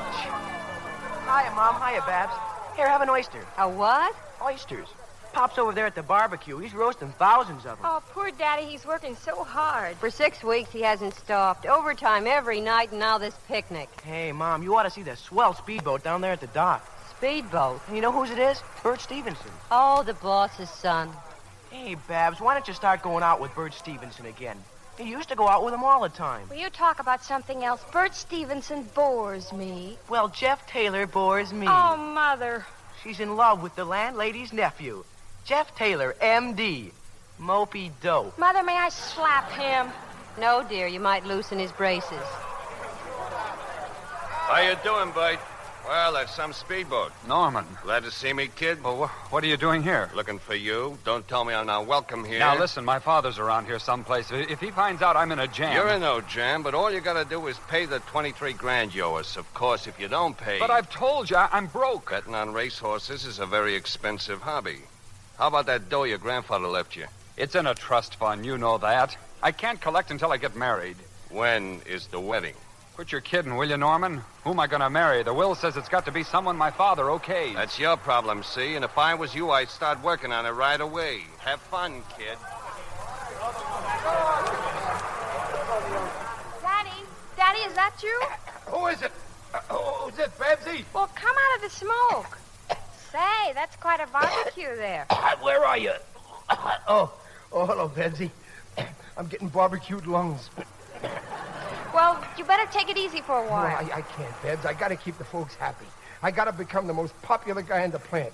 Besides that, Your boss. Here he comes, Daddy. Oh. Well, hello there, Riley. Oh, hello, Mr. Stevenson. Well, and Barbara. My, what a pretty young lady you've grown into. Well, thank you. Now, why doesn't my son Bert go around with a girl like you? Have a hamburger, boss? Not with my ulcer. You know, Riley, you're a lucky man. You don't have an ulcer. Oh, I can't afford one, boss. Not on my salary.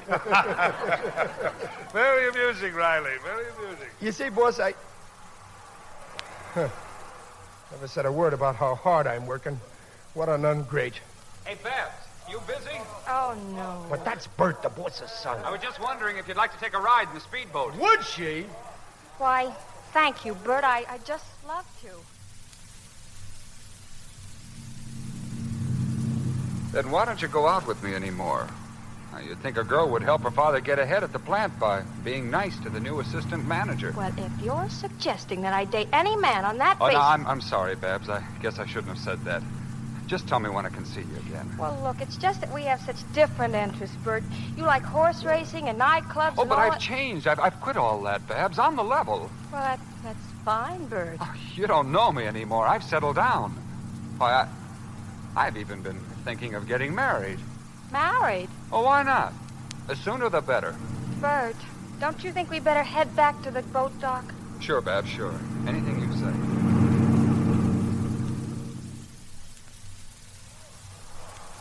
That's it, Riley. You just stretch out under the umbrella, dear. You must be worn out. 7 hours I've been frying over that barbecue, Peg. And for what? That Stevenson don't even know I'm alive. Why don't you show him your birth certificate? Oh, hello, Gillis. Where you been? Enjoying the sunshine, pal, while suckers like you do all the work. Sucker is right.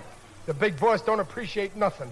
Look, dear, I've been thinking. If Mr. Stevenson won't come to you, why don't you go to him? That's a waste of time, Peg. Only one way to get ahead. Pull. You may be right, Gillis, but we can still hope. Nah. Nice guys like Riley and me, we're hopeless. Who's hopeless? I'm going to Stevenson right now. I'm through being pushed around. I'm going to demand a promotion, and I won't take no for an answer. Good luck, dear. But, Riley, give me a chance to tell you. Boss, I've been with you 10 years. I seen other guys getting raises and promotions, and I never squawked. Now the time has come for me to get promoted. Calm down, Riley. Calm down. I am going to promote you. Excuses. Always excuses. Don't I deserve a break? Starting January 1st, you're a foreman. Okay, Mr. Stevenson. If that's your attitude, okay. From now on, I'm foreman? Boss, did you say foreman? Starting January 1st. Me? No. Me? No. Oh, thanks, boss. Thanks. I'm the happiest. Hey! Hey!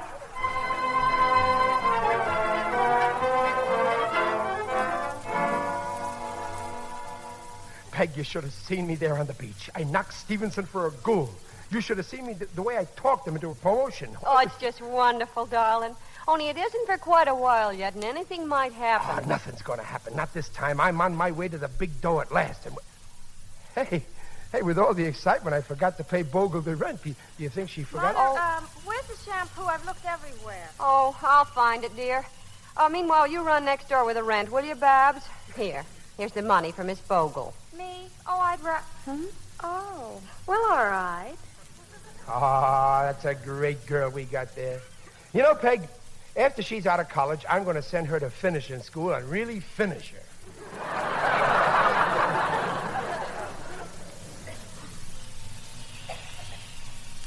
Come in.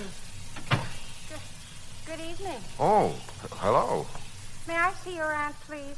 Well, I'm sorry, Babs. She's not home. Oh, well, my mother sent me over the rent. I hope I'm not disturbing you. Oh, no, I was just reading and shaving. Oh, an electric razor. I gave my father one of those for Christmas. He says they're no good. Oh, well, you've got to know how to use them. Here, see my face? Yeah, well, it looks very smooth from here. Oh, well, feel it. You can tell your father. Oh, well, it is smooth. Huh. It's smooth as mine. Really? Oh, I don't know. Well, feel it. Oh. It sure is smooth, all right. Babs. Yes, Jeff? You're a very unusual girl. Oh, lots of girls have smooth cheeks. Yeah, but what I mean is, well, lately I'm finding it very hard to concentrate on my studies. Really? I mean, I've known other girls, and they were all right, but I never felt about them the way I feel about you, and I sure is smooth, all right. Babs, would you resent it if Why, Jeff, you just kissed me. Yeah, let's do it again, huh? I think I'd better go home. Yes, maybe you better.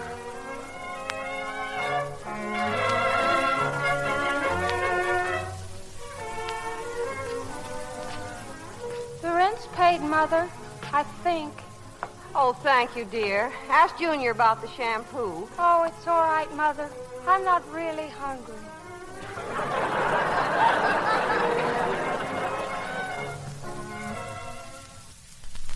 Over Aunt Martha with the rent money. Oh, thanks, dear.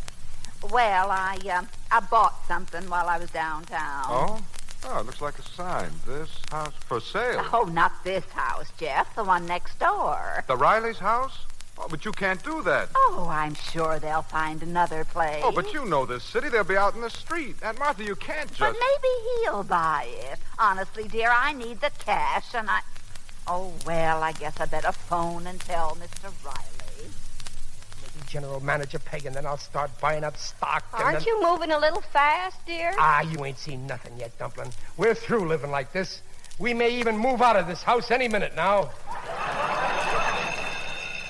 I'll get it, Dumpling. Probably Gillis trying to play up to me on account of my promotion. Hello? Now listen to me, baboon face. I ain't gonna... Oh, Miss Bogle. Well, good evening, Miss Bogle. Huh? You what? Sell my house? No. But you... No, you can't. My house. But you... Peg, help! Help!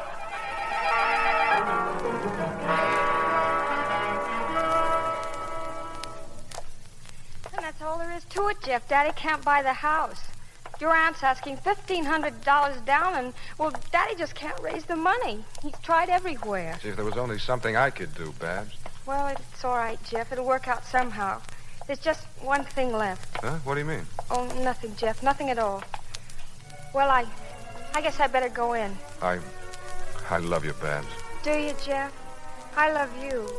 Goodbye. Goodbye? Hey, wait a minute. The way you just said that. You don't mean goodbye like that. Well, I don't know what I mean, Jeff.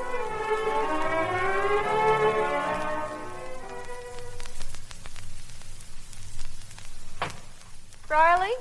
Oh, where have you been, dear? It don't matter, Dumpling. I didn't get the money. Oh, hello, Digger. Greetings, Riley. Guess what, dear? Mr. Odell volunteered to store our furniture till we find a place. Always glad to give my fellow man a lift. I brought some of my employees along. We'll begin in the bedroom, gentlemen, as usual. I pride myself these are the fastest 6 pallbearers in town. Don't worry, dear. Something... Don't worry, she says. And you, my own wife, what are you doing on Sidney Monahan's chest? What on earth are you talking about? I just saw Monahan. I went to his hotel. He was in the swimming pool. And there you are, all over his chest. You mean his tattoo? Don't deny it. Sidney loves Peggy. I can read. Riley, Sidney had that tattooed on his chest 20 years ago at Coney Island. I can't help what that big simpleton did. When I married you, you had a mermaid tattooed on your back. At least I had the decency to put your face on it. You went to Sidney and you asked him to loan you the $1,500? Yes, and he said no. He said it would bust up our beautiful friendship. Even when I told him I hated him, he still wouldn't loan it to me. Step lively, gentlemen. What's he doing? Put that down. Put down my bedroom carpet. Now, Riley. Be brave. Put that down and get out before I throw you out. Well, man alive, if you'll pardon the expression. Oh, that skunk Monahan. Oh, how I wish I had his dough. Never envy anyone. In my profession, we have a saying. The grass is always greener on the other fellow. Well, cheerio. Come, gentlemen. Come. I ain't washed up yet, Peg. They think they got me cornered like a rat, but I'm one rat that won't be cornered. Riley, lie down now. Try to rest. Nobody's going to throw my family out in the street. I'd rather see you starve. I've got some pride, you know. Gee, Pop, who's starving? No, it's you, Junior. A fine father you got. You're a good father. You're no judge. After all, you've only had one father. A father is supposed to make his family happy. We're happy. Well, maybe you're happy, but I'm not. And I'm entitled to a little happiness, too. All I need is $1,500. I got it, Peg. Oh, why didn't I think of this before? Riley, what are you looking It's for? here in the desk. I seen it here. Peg, I'll kill myself. Pop! Where is it? Riley! No, Junior, do something, will you? Don't let him get that gun. Gun? I'm not looking for the gun. My insurance policy. Oh, Riley, oh. Here. There, you see? In case of death, the company pays $5,000. We're rich. Our troubles are over. Riley, please, will you listen to me? Well, everybody's got to die sometime. It'll take us a little while to get used to the idea of me being dead, but after that... Riley residence. Mr. Riley is dead. Oh, Peg, this is my lucky day. From here on, I'll be in Clover. Riley, you're hysterical. I know you love me, Dumpling, and I love you, but don't take it so hard. Be happy. This insurance will fix everything. But they canceled the policy when you missed the last 3 payments. I know, and if I hadn't sacrificed to make those payments, where would I be today? Where... Peg, where am I? The insurance policy's worthless, dear. Peg. Yes, dear. Peg. What is it, darling? I want to tell you something. Nobody knows this, but I gotta tell somebody. What, dear? I'm a failure.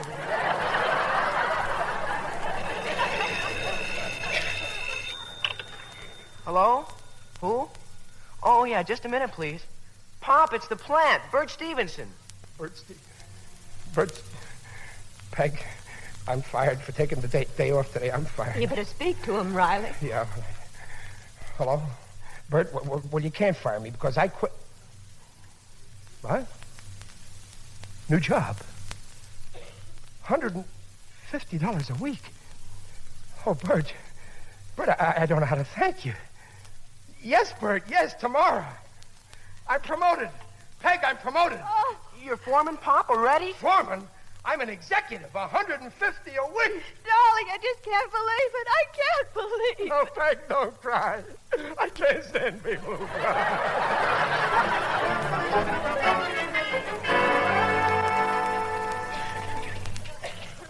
Well, you heard me, Babs. Your father's now coordinator of interplant relations, $150 a week.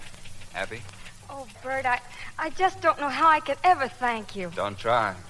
But how about another date tonight? Oh, yes, Bert, of course. Oh, that's fine. Hiya, Bud. Oh, I didn't know you was tied up. Oh, it's all right. I'm just leaving. I'll see you tonight, Babs. Well, I just promoted Riley. And the dame's grateful, huh? She appreciates what you done for her, old man. Now, look here, Norman. My father's out of town, and if he gets sore about this... Why should he get sore? Not when you tell him he's getting such a high-type, respectable daughter-in-law. But how do I know Babs will marry me? You still owe us $23,000. You persuade her, chum. You persuade her.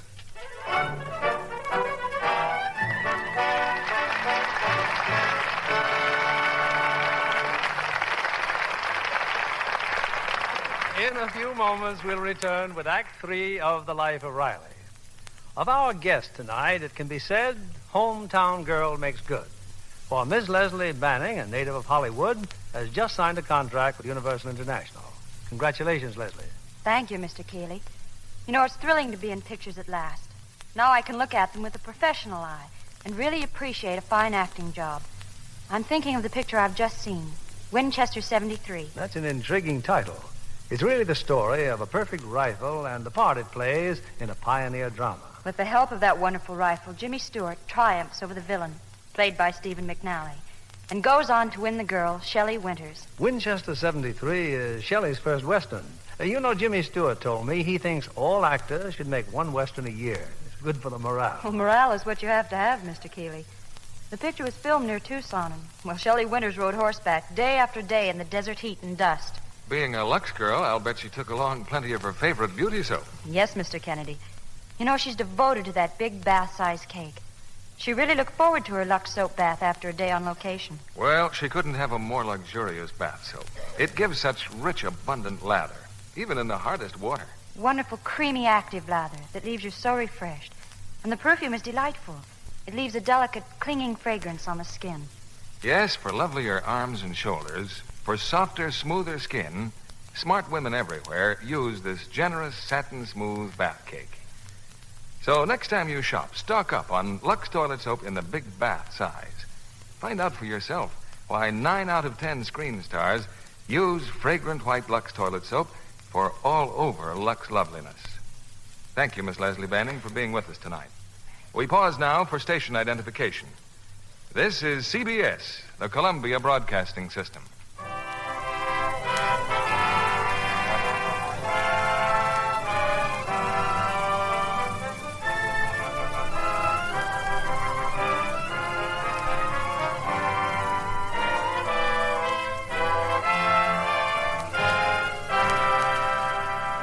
curtain rises on Act 3 of The Life of Riley, starring William Bendix as Riley, Rosemary DeCamp as Peg, Richard Long as Jeff, and Meg Randall as Babs.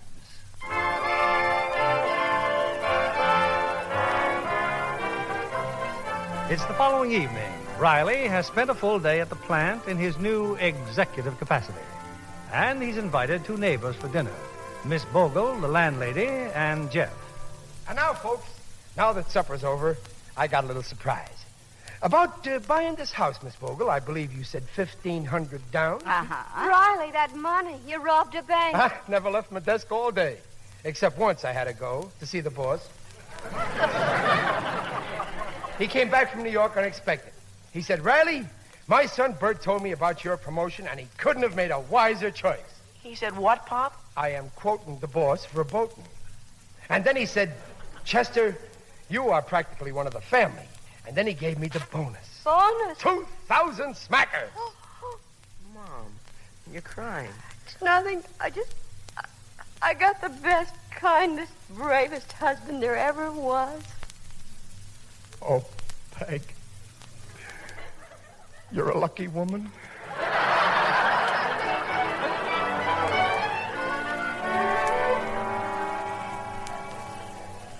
Gee, Babs, I guess there's never been a happier family. Oh, it's like a dream, Jeff. Just look at them in there. I've never seen Mother so happy, and look at Daddy. Well, he's all set now. His troubles are over. You know, no parents ever made more sacrifices for their children. I wonder how I can ever pay them back. How about giving them a present? 3 or 4 grandchildren? Oh, Jeff. You will marry me, Babs. Of course I will. Oh, it sure is smooth, all right. We'll be married just as soon as you graduate from medical school. Well, that's only 6 years. I can hardly wait. Oh, Babs! Babs! Hey, Babs! Bert. Say, may I see you a minute? Why, yes, of course. You better wait here, Jeff. Yeah, but who is he? It's Bert Stevenson, the boss's son.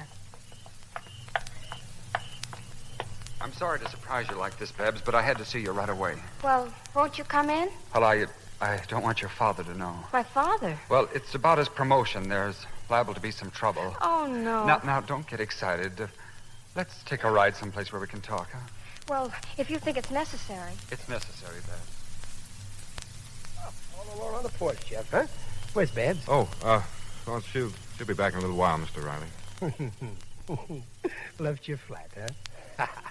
Well, that's the way it is with love. You two will have plenty of quarrels before you finally split up. Well, come on, kid. Let's get in the house, huh? Defend yourself, Riley. I was just telling Miss Bogle how you proposed to me. Oh, yeah. The funny thing, Miss Bogle, Peg almost married Sidney Monahan. Oh, I did not. Oh, boy, was I jealous. Well, you were in love. Out of my mind. So, all of a sudden, I said, why wait, Chester? You might lose her. So I rushed into her old man and I said, Mr. Barker, I love your daughter and I want to marry her and you're not going to stop me. Now, if you want the accurate version of all this... And then he said, okay, marry her. He was drunk, you see. He didn't know what he was saying. Oh, Riley. That's why I always say when two people are in love, there's only one way to put a stop to it. Get married. Mr. Riley, I love Babs and I want to marry her tonight. Well, I'm sorry, son. She's out for a little... What did you say? He wants to marry her. Well, you'll do nothing of the kind. You better go home, Jeff. Mr. Riley, I love Babs and I want to marry her. All right? Well, yes. It's all right with me, son. Now, you go back in my room and cool off, huh? We'll talk it over when Babs gets here, huh? Thank you. You said all right. Well, sure. Chester Riley. Now, Peg. I'm speechless. Well, Peg, I was only trying I'm speechless. Peg, the thing is... absolutely speechless. I know you're speechless, but let me get a word in sideways. I'm using psychology. What kind of psychology is that? Well, if I turn him down, he gets sore, see? And Babs gets the idea that I'm trying to run her life.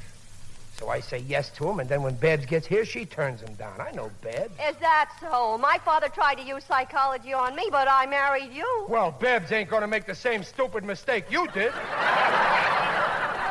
Now, calm down, everybody. Just wait till she gets home.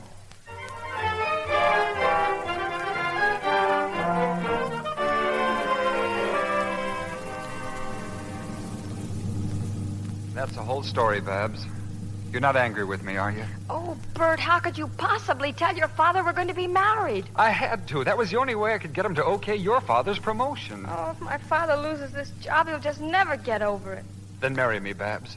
I'll be good to you. I promise. But I don't love you. But don't you see it'll solve everything for everybody? Well, give me a few minutes, Bert. Please let me try to think. Sure, honey, sure.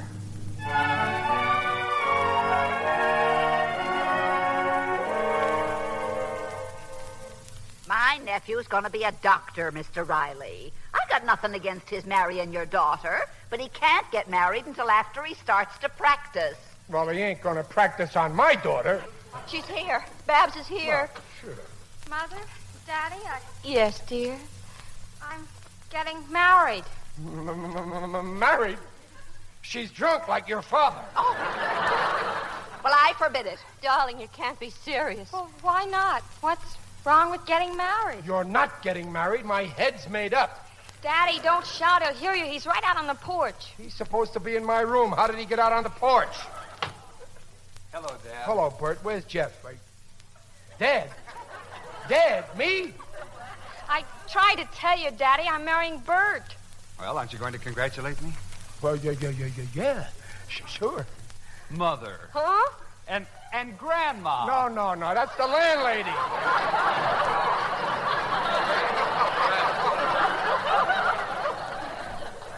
Babs, I thought I heard you, honey. Listen, tell him you want to marry me. Your father said it was all right. Well, I take it back. What? She's marrying him, Jeff. Him?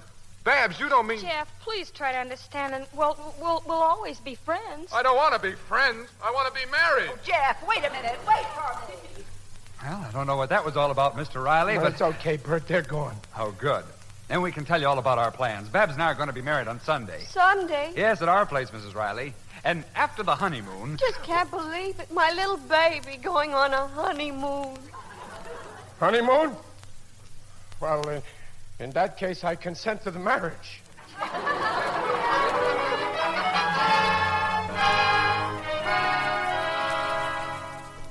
Oh, Babs, you look beautiful, darling. Just beautiful. Well, isn't it almost time to go downstairs, Mother? No, this time. Babs, now, I promised I wouldn't say this again, but in a few minutes you'll be married, and then it'll be too late. Mother, please, I've told you over and over again, I am happy. And now you and Daddy can get some fun out of life, now that he's a successful success, as he calls it. I just hope it doesn't go to his head. Where is he, Mother? Daddy? Oh, he's downstairs, darling, talking to some of Mr. Stevenson's rich friends. Oh, dear, I hope he doesn't go. This is Mrs. Vandermeer, Mr. Riley. Mrs. Vandermeer, the father of the bride. Oh, charmed. Oh, pardon my glove. Oh, pardon my bare hand. Would you like to park the body? I'll get you a chair. Oh, thank you. You interest me, Mr. Riley. Is it true that you're an ordinary workman? One would never tell it by your savoir-faire. Oh, well, I didn't have time to buy a new one. I rented it from Digger Odell. Well, here's a cozy little group. I see you all know my good friend, Mr. Riley. Yeah, boss. They've been having the pleasure. Mr. Riley's the most efficient and popular man in my organization. My only regret is I didn't make him an executive years ago. Well, thank you, Carl. Thank you. You seem warm, Mrs. Vandermeer. Would you like a beer? Oh, no, thank you. Riley, isn't that your friend Gillis over there? Gillis? Oh, yeah, excuse me, boss. Gillis! Gillis, you did come. And look who else, Mo and Muley. Well, gee, after the way you fellas have been giving me the cold shoulder, I thought you wasn't going to show, so Well, what's the matter? He's asking for it, Gillis. Well, what did I do? Gillis talked to me. We're wise to you, Riley. Some foul ball you turn out to be. Okay, I admit I done it. But what did I do? You got promoted, didn't you? You're a phony. So that's it. You're jealous because I made good. Oh, made good. You traded your own daughter for a big job, Riley, and don't you deny it. Gillis, you'd think that my daughter... Oh, no, you're kidding. Say you're only kidding. Look at you. You got guilty written all over your face. G-I-L-T-Y, guilty. No, wait a minute. So that's what you think of me. Me, your best friend, Gillis. Mr. Riley, huh? The big executive, huh? Nothing to do but draw your pay. What power you got? I'll tell you, no power. I got no power, huh? Well, you'll see whether I got no power, Mr. Gillis. You're fired. Okay. And our friendship is finished. It's canceled. You and me is all through, right? Right. And I'm leaving here, right after the eats.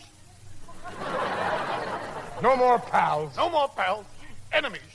You hate me, and I hate you. It's a deal. Shake. Not that I care to interrupt, Mr. Riley, but some fellas over there behind the bush trying Jeff, to sneak... that's around. Jeff. Hey, hey, what are you doing here? I want to see Babs, Mr. Riley. Well, not that you're not welcome, but you can't see her now. She's getting married in a few minutes. Listen, you can't. She can't marry him, Mr. Riley. You can't let her. I know, son. I know. You got a broken heart, but you can paste it up. But she doesn't love him. Listen, it's got something to do with your promotion. That night on the porch. I've had enough of this. Everybody's sore because a guy gets ahead. Gillis put you up to this. Who's Gillis? Oh, it's all right, Mr. Riley. I won't make any trouble. Well, okay, then. I just want to see Babs make a fool of herself. Well, that's better. Now you're talking sense. Hey, Riley! Sidney Monahan, my best friend. Sidney, darling. Hiya, pal. Thanks for the invitation. Oh, congratulations, Mr. Riley. I hope your daughter will be very happy. Ah, you bet she will, Mrs. Monahan. Clever operation, Riley, marrying your kid into all this dough. You're set for life. Sydney. You too. You've been talking to Gillis. Who's Gillis? My new job's got nothing to do with Babs getting married. Have you got that? Oh, sure. I get it, pal. He don't believe it. Nobody believes it. Oh, don't mind him, Mr. Riley. He's the last one who should talk. Why, he hasn't worked a day since I married him. But, baby... And he's lost all my money with his idiotic schemes. Oh, Slammy, stop. You know how high-strung I am. Stop or I'll kill myself. When? Monahan, you phony. I should have known. And it was all on account of you that I got successful, you double-crosser. Mr. Bert Stevenson, please. Mr. Bert Stevenson. Who wants him, son? I'm from the railroad office. I've got some train tickets for him. Well, Mr. Stevenson's in the house putting on his trousseau. I'll take it. If you'll just sign here. Huh? Oh, yeah, okay. There you are, thanks. At least no one can say that I'm a phony. I still got my pride. Us Rileys married for love. My Babs is crazy about Bert. Let's see, railroad tickets. Mr. Bert Stevenson, bedroom G, car 188. Mrs. Bert Stevenson, bedroom F, car 201. Separate rooms. Oh, that Bert. What a spender. When Peg and me went on our honeymoon, we only had one upper...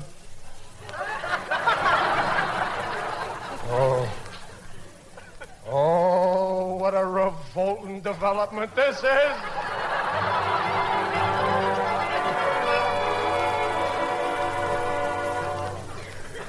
What's the matter, dear? Nothing, Dumpling, nothing. His Bab's all right. I hope so. I don't know. This whole thing's got me. Riley, there's the minister. The ceremony's going to start. Now be brave, Dumpling. We all got to go sometime. Get Babs. Go in the house now and get Babs. Yeah. And Junior, where's Junior? I'll find him, Peg. Now, don't you worry. Junior! Hey, Pop. Pop. Junior. Don't you know the wedding's ready to start? A fine flower girl you are. Shh. What do you mean, shh? Come with me. Come with you? Why? A very suspicious character just came in the house, Pop. He says, "Where's Boyd?" You and them radio programs. No, honest, Pop. He looked like a real criminal. Then he made me show him where Bert's room is. And there it is, right there. Oh, I'm ashamed of you, Junior. That fellow was probably the best man. You heard me, Norman. Get out of this room. Best man, Pop? Shut up, Junior. I can't hear. Take it easy, Bud. I don't like weddings any more than you do. I'm just here in case you're thinking of changing your mind. Don't worry, I'll marry her. And maybe you'll let me alone. Junior, get Babs. Okay, Pop, but what are you going to do? Oh, here he comes, Pop. Take Babs downstairs to Jeff. Okay, Pop. Could I have a word with you, Bud? Huh? I ain't much on talking, mister. Well, I love to chat. Let's I'm go sorry, in this but room take here. the Come big on. off me.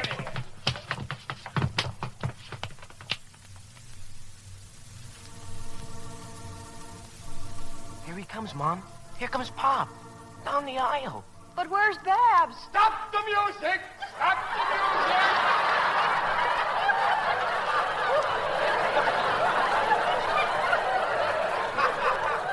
I'm calling off the wedding. Anyone who brought presents can have them back. Riley! What's the meaning of this? Have you gone crazy? Oh, I've been crazy, boss. But now I'm myself again. And my little girl ain't marrying nobody she don't love. You don't make sense. And who is this character? Bloody nose, black eyes? He's Cupid, boss. He was going to collect some horse bets from your son, $23,000. He what? Bert, come here. Is this true? Well, look, Dad. Then it is true. Your trust fund. No wonder you were in such a hurry to get married. I found out just in time. This mug here insisted on telling me. Riley, can you ever forgive me? I didn't know. It was my own fault. I should have known something was fishy when you promoted me. You ain't that stupid. Well, I was only I'm trying through kidding myself. Trying to be a big shot lost me my friends and almost lost me my Babsy. But I still got my pride left. And I got something that money can't buy. I got a wife who stands by me. Riley. And I got a daughter. A daughter who was willing to ruin her life for us. And I got a son who goes around spying on bedrooms, thank heaven. And as for being poor, well, we're used to that. You're the richest man I know, Riley. I'm so happy, Riley. I've got my Babsy back. And I'm happy too, Daddy. I got Jeff back. And I'm the happiest of all. Are you, dear? Hey, you, Riley! I got Gillis back.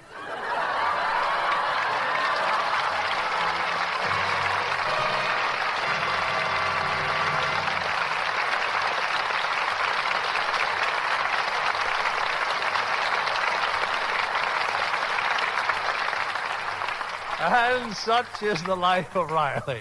So wonderfully played by our stars, William Bendix, Rosemary DeCamp, Richard Long, and Meg Randall. Bill, if you don't mind, I'll call you Riley. Oh, no, that's all right. I'm flattered that a famous director like you thinks I'm really living the part, Bill. Well, it wasn't exactly that. You see, my name being Bill, too, I thought it might be confusing. A wise guy, huh? You know, I always thought the life of Riley was supposed to be easy. Well, so it is. I work at the studios 10 hours a day, mow the lawn every Saturday, take my paycheck home to the little woman. I'm on a diet to keep my figure. What a revolting development. Life was never like that in Brooklyn. Well, Dick, I wouldn't want this to get around, but I wasn't born in Brooklyn. Not from Brooklyn? What a revolting development this is. Seriously, Riley, I was intensely shocked to see you at the opening game of the New York, you'll pardon the expression, Giants. Please. I'm a great admirer of them distinguished gentlemen what play for Brooklyn, but they were in Philly. Relax, Pop. We're off the air now. That's my daughter Babs that said that. Ain't she clever, huh? And she's also beautiful, with that lovely Lux complexion. Well, it certainly is a Lux complexion, Mr. Keeley. You know, anybody can see that. It's smooth. It sure is smooth. Riley, we better find out what's going to be playing here next week and get on home. Yeah. Next week, a brand new hit from the current screen, The Lady Takes a Sailor. And we'll have the original stars, those fine artists, Jane Wyman and Dennis Morgan. It's wonderful entertainment for everyone, so I know you'll be on hand for this Warner Brothers screen success. Oh, that's for me and my whole family. Good night. Good night. Good night, and long life to Riley.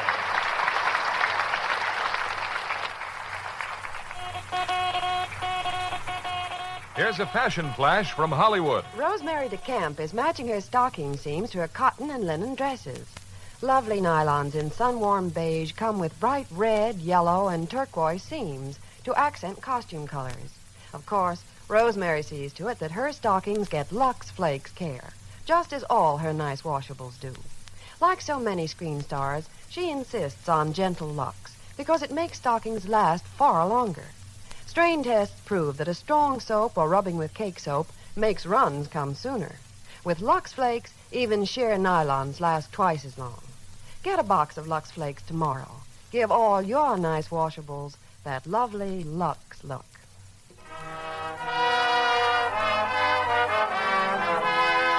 Lever Brothers Company, the makers of Lux Toilet Soap, join me in inviting you to be with us again next Monday evening when the Lux Radio Theatre presents Dennis Morgan and Jane Wyman in The Lady Takes a Sailor.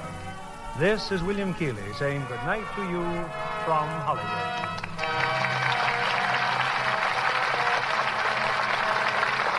William Bendix appears through the courtesy of the Life of Riley radio program sponsored by Pabst Blue Ribbon Beer. Richard Long can now be seen with Marjorie Main and Percy Kilbride in Ma and Pa Cattle Go to Town, a Universal International picture. Meg Randall appears through the courtesy of Universal International Pictures, now releasing One Way Street starring James Mason and Marta Toran. Join us again next Monday night to hear The Lady Takes a Sailor starring Jane Wyman and Dennis Morgan.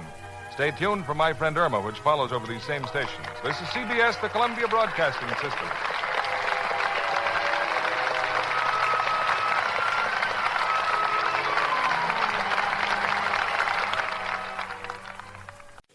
Lux presents Hollywood.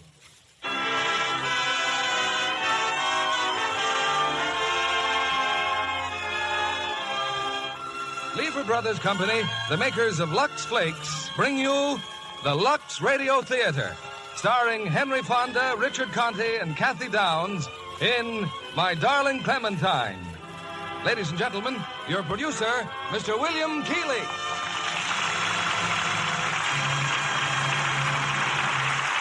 Greetings from Hollywood, ladies and gentlemen. Tonight we bring you the story of Wyatt Earp. Among the many heroes of the early West, Wyatt Earp and his three brothers stand as symbols of the fighting marshal, the sheriff who fought with fist and gun to establish law and order on our frontiers. Earp is played tonight by Henry Fonda in 20th Century Fox's screen success, My Darling Clementine. Co-starred with Henry is Kathy Downs, also from the original cast, and that new and talented arrival among screen stars, Richard Conte. My Darling Clementine was filmed in Arizona, in that primitive, weirdly beautiful country of the Navajos. There were no laundry facilities there, of course, and Kathy Downs was telling me how she and other members of the troupe did their own, in tubs of lukewarm water and Lux Flakes. They were observed in this daily ceremony by a group of fascinated squaws, and one of Kathy's favorite souvenirs is a cake of soap made of yucca roots that an Indian woman gave her, in exchange for, yes, you're right, a box of Lux, which only goes to prove that the bargaining instincts of the red man, or red woman in this case, are as keen as ever. It's playtime, and here's Henry Fonda, starred as Wyatt Earp, Richard Conte as Doc Holliday, and Kathy Downs as My Darling Clementine. Our curtain rises on the first act.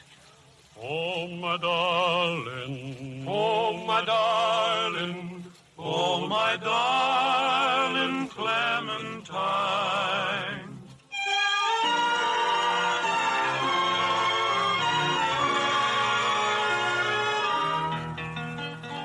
Ten 10,000 cattle gone astray, left my range and wandered away, and the sons of guns Arizona, the 1880s. Along a broad sweep of rangeland, a herd of cattle settles down for the night. Nearby, around a campfire, 4 men have just finished supper. The men are brothers, the Earp brothers, James, Virgil, Morgan, and Wyatt. Wyatt Earp, until recently, United States Marshal at Dodge City. Suddenly, breaking through the twilight, 5 riders draw up to the camp. Howdy. Howdy. Wait here, boys. I'll see what they want. My name's Clinton, mister. These here are my boys. Evening. Howdy. Your cattle, huh? Yeah, me and my brothers are trailing them on to California. You'll never make it, son. If you ain't got them committed to no shipper, I'll take them off your hands. Thanks. Not interested. Me and my boys will make you a good offer. Pay you silver. $5 a head. Paid more than that in Mexico. It'll be a sorry-looking lot by the time you get to California. Oh, they'll feed out when we get the grass. Say, what do they call this place? Just over the rise there, big town called Tombstone. Fine town. Tombstone? Yeah, heard of it. Well, me and my brothers might ride in there tonight. Get ourselves a shave, maybe. Glass of beer. Yeah, you'd enjoy yourself. Wide awake, wide open town, Tombstone. Well, thanks for stopping by. Change your mind about them cattle, I'll be around. Come on, boys. More coffee, Wyatt? No thanks, Morg. That was the tribe of Clanton. Look about as mangy as we do. Well, let's get to cleaning up supper dishes. Yeah, James, that was mighty fine chow, son. One of these days, you're going to be as good a cook as Ma. Well, I'm learning and trying. That's what I keep telling him to do. Corey Sue ain't marrying him because he's so pretty. It's because he's such an awful good cook. That's a fact. Hey, if we're going into town, what are we waiting for? Supper dishes, Brother Verge. Oh, go on. I'll clean up here. My turn to 10 herd anyway. Don't be lonesome, kid. I won't be lonesome. You can sit here and think about your girl. I bet you marry Corey Sue first day we get back home. Look, I didn't show you this. I bought it for her last week. Think she'll like it? Say, what do you call that thing? A necklace? Sort of, I guess. It's a pendant. Solid silver. Sure is pretty, James.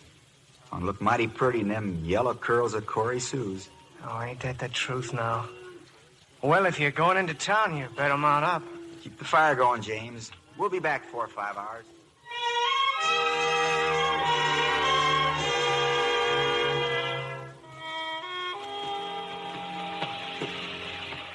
Yeah, sure wasted $1 for that bath in town. Could have stayed with James and just stood out in this rain.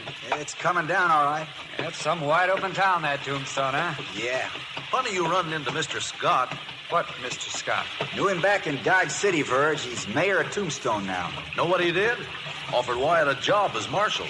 $250 a month. $250? Well, Wyatt, you didn't take it, did you? I sure didn't. We're in the cattle business. I don't know whether we are or not. Pull up. What are you talking about? Look, those boulders. We left our cattle just north of those boulders. How can you see in all this rain? I can see all right. And they're gone, Wyatt. The cattle's gone. James. A chuck wagon's still there, see? Well, likely James is in the wagon. Come on.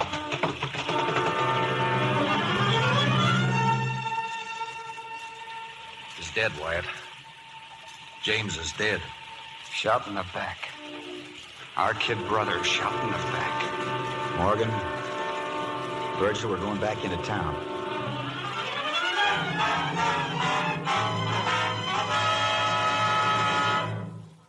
When we got there, Mr. Scott, James was dead and the cattle was gone.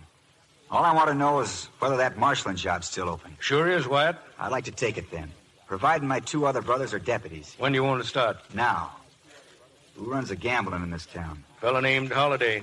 Doc Holliday. Who runs the cattle? The Clantons. Old man Clanton and his 4 sons. Say, where you figuring on living, Wyatt? Hadn't thought about it yet. I'll get some rooms here in the hotel for you and your brothers. It's where you all in over the jail first thing in the morning. Any idea where I might find old man Clanton? Hard to say. Doc Holliday's place, maybe. Thanks. I'll try Holiday.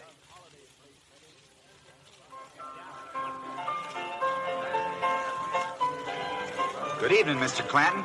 Huh? Oh, evening. Well, you were right. Huh? Our cattle. You said I wouldn't get very far with them. There was rustle this evening. That's so? Well, that's too bad. Hear that, boys? Fella's herd was rustle. Well, guess you ain't heading for California then. No, I just got myself a job.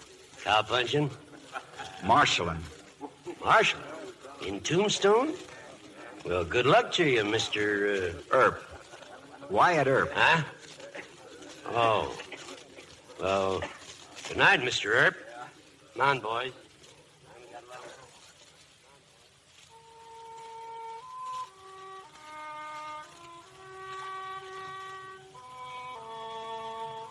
This here's not much of a grave, James.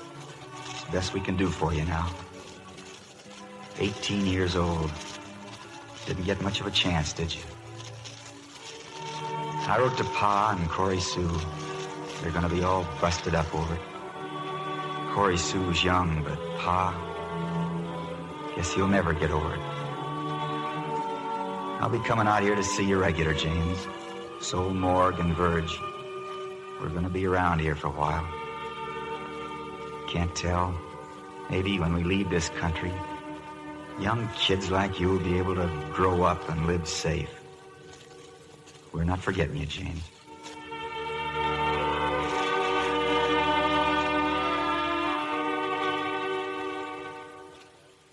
We're getting nowhere sitting around the jailhouse, Wyatt. Where's Verge? Washing up in the hotel. He's all day scouting the Clantons' range. They've been moving cattle all right, but that doesn't prove anything. Got any ideas? No. Well, I'm going over to Doc Holliday's place. Holiday's back in town? If he isn't, I'll wait for him. What about Holiday's girl? The one who sings there? Chihuahua? She won't talk. See you later, Morg.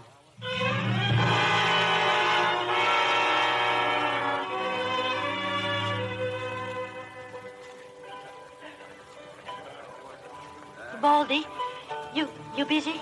Bar's kind of slow this afternoon, Chihuahua. You know when Doc's coming back. I hear he'll be back tonight. Maybe. I ain't heard. Where has he been this time, Baldy? Tucson, over the border. Who knows where Doc goes? That's right. Who knows? Well, I see the new Marshal's a poker player. He's been doing all right, too. I don't like Marshals. Maybe I'll go hang around that table a little while. Careful, Chihuahua. Oh, sure.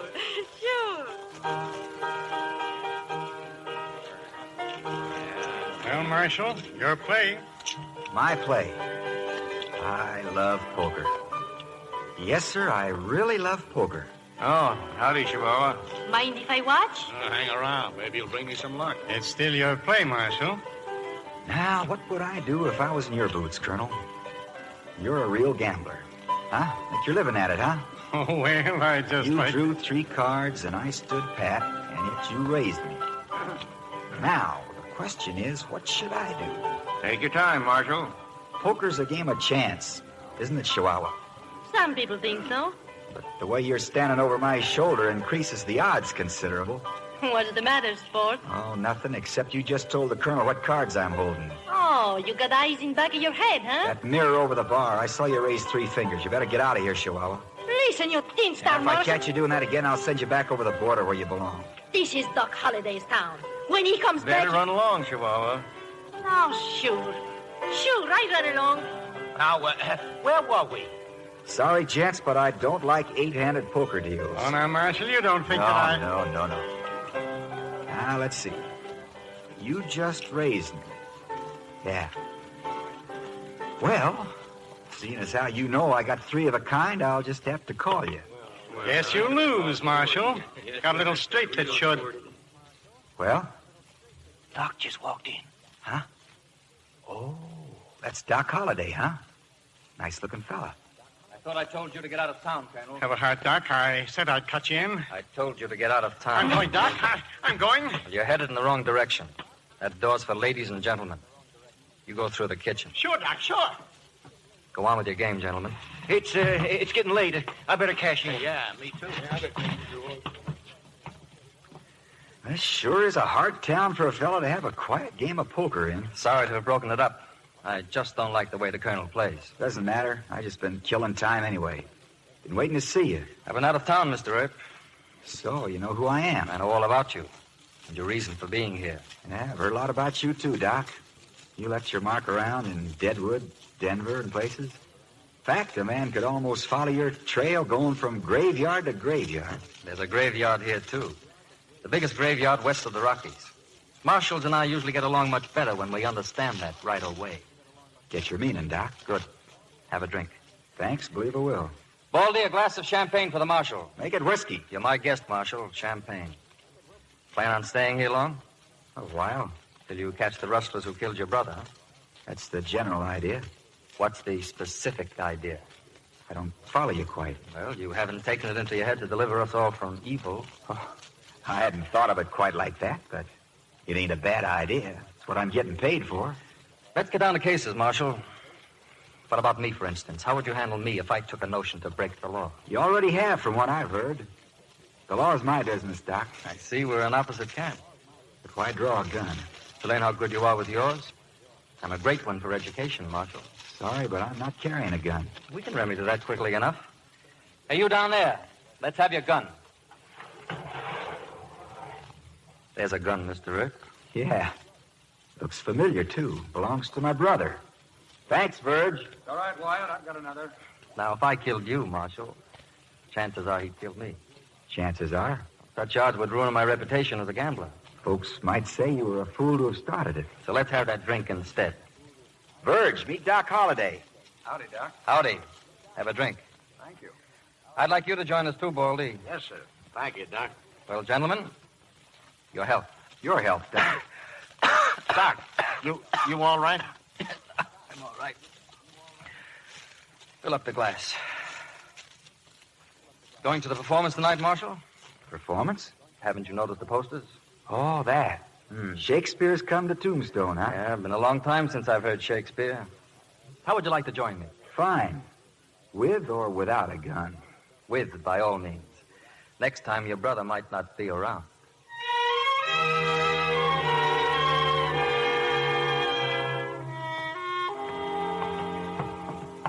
Where are we going, Doc? To find our Shakespearean actor. The theater's filled with people, and he hasn't even showed up. I'm afraid Mr. Denison P. Thorndyke is drunk. Well, drunk or not, we'd better get him there. Last 3 shows we've had, the star's been drunk, and the management had to fill in with bird imitations. Well, the population's getting mighty sick of bird imitations, Mr. Rip. Guess we'd better find Thorndyke, then. Unless you want to have a riot on your hands. Me, it doesn't matter. I'd still like to know where we're going. Well, there's a little Mexican saloon. Since he's not at my place, chances are he's there. Oh, but really, gentlemen, I must get to the theater. Shut up, Thorndyke. We want any more poetry, understand? If you're an actor, act. Maybe you'd rather dance, Oh, no, please. I want to see some acting, Finn. You can dance later. Very well. To be or not to be? That is the question. Whether it is noble... Well, there's your actor, Mr. Rip. How to get him out of here. Now, wait. Stay back. I want to hear this. Or to take arms against a sea of troubles, and by opposing, end them. To die. To sleep no more. And by a sleep to say, we end the heartache and the 1,000 natural shocks that flesh is heir to. 'Tis a consummation devoutly to be wished. To die. To sleep. To sleep, perchance to dream. Aye, there's the rub. For in that sleep of death, what dreams may come when we have shuffled out this mortal coil? Ah, that's enough. You don't know nothing but poems. Leave him alone, Clanton. What? Oh, sure, Doc, sure. Please go on, Mr. Thorndyke. Thank you, sir. Must give us pause. Must give us pause. Please help me, sir. Must give us pause. There's the respect that makes calamity of so long life. For who would bear the whips and scorns of time, the law's delay, the insolence of office, and the spurns that patient merit of the unworthy takes, when he himself might his quietus make?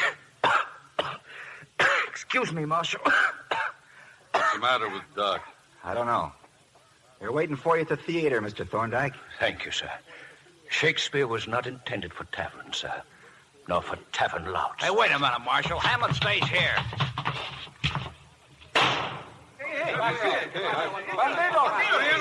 What's going on in here? My apologies, Mr. Clanton. I had to hit Ike, and I guess I creased one of Finn's ribs. Finn, you all right? I'm all right. Guess they had a little too much to drink, Mr. Earp. Sure, I figured they were just having themselves some fun. Come on, Mr. Thorndyke. I'll take you to the theater. What happened? I pulled my gun on him, Pa, and when I did... You see this whip? All of you? You see this whip? No. Next time when one of you pulls a gun, kill me. Understand? Kill me.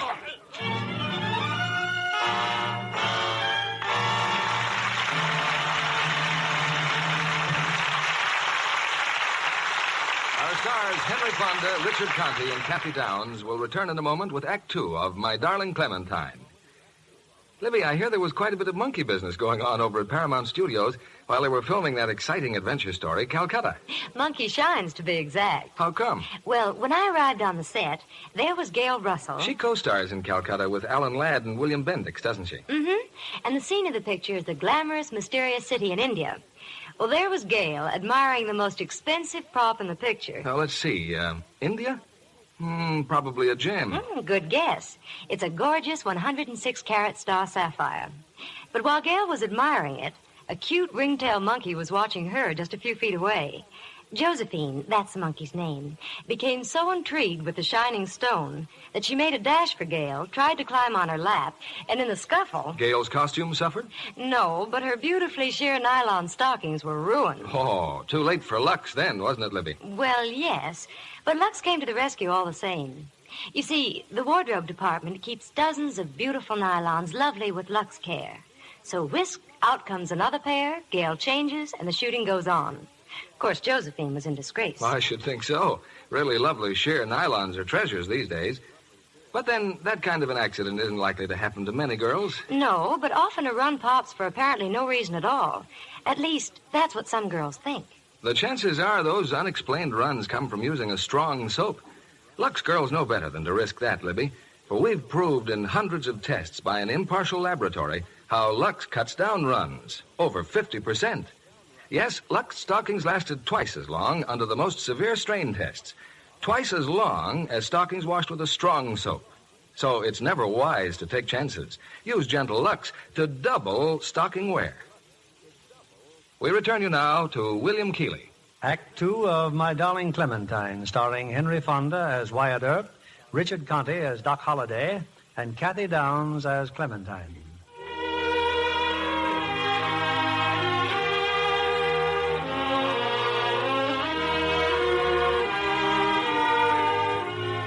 It's a couple of weeks now since Wyatt Earp settled down in Tombstone, but the new marshal's no closer to discovering the murderer of his young brother, James. It could be the Clantons. Could even be Doc Holliday. Doc, who's haunted by a racking cough. Doc, the tavern keeper who quotes Shakespeare and scorns the law. One person might know the full story of mysterious Doc Holliday, his dark-skinned girl, Chihuahua. But Chihuahua's full of smiles and silence. Early one morning, the westbound stagecoach leaves a passenger at the mansion house. Alone on the porch, Wyatt Earp watches her come up the hotel steps. If you don't mind getting out of your chair, I have some baggage there. Oh, sorry, miss. Thank you. Hotel clerk seems to have disappeared. As a rule, he watches out for the stage. Any special place you want those bags? Well, I'd like them brought to my room, but if the clerk is... Oh. Something wrong? Why, you're the sheriff. Marshal. Oh, I thought you were employed here. I'm terribly sorry. No need to be sorry. About time I got myself out of that chair. You, here for a visit? I'm looking for someone. Dr. John Holliday. You mean Doc Holliday? Well, I imagine so. Doc rode out of town early this morning, miss. Hard to say when he'll be back. Supper time, most likely. Oh, here's the clerk now. Got a customer for you, Dad. We want a nice room for Miss, Carter. Clementine Carter. Yes, ma'am. Now then, if you just sign the register, Miss Carter. Don't mean nothing. Tones up the place a little, though. You really didn't have to bring my bags upstairs, Marshal, and show the clerk. I told him to send up a couple of buckets of hot water in case you wanted to take a bath. That's very thoughtful of you. Well, here's your room. Hey, what do you know? What's the matter? Looks like they put you right across the hall from Doc Holliday. That's John's room? Yes, ma'am. I wonder if it's locked. He doesn't have to lock his doors, miss. Nobody in Tombstone would be fool enough to waltz in there. I would. Come along, then. This is where he lives, then. Where John lives. That's right, miss. Look, on the wall. His diploma from college. Yeah. That's a diploma, all right. He's a wonderful surgeon, isn't he? I wouldn't know, ma'am. And here, his photograph. I remember when he had this picture taken. See? He wore a mustache then. That other picture, that's you, ain't it? Yes, I was a nurse then in a hospital in Boston. That's how I met John. Well, I guess I better get along, miss. Thank you for your trouble, Marshal. A real pleasure. Hope Doc shows up soon. Would he come straight here to the hotel, do you suppose? I imagine he'd go to that place down the street. What place? Well, it's sort of a bar. Well, then I'll wait for him there. What's the name of it? Well, it's called Doc Holliday's place.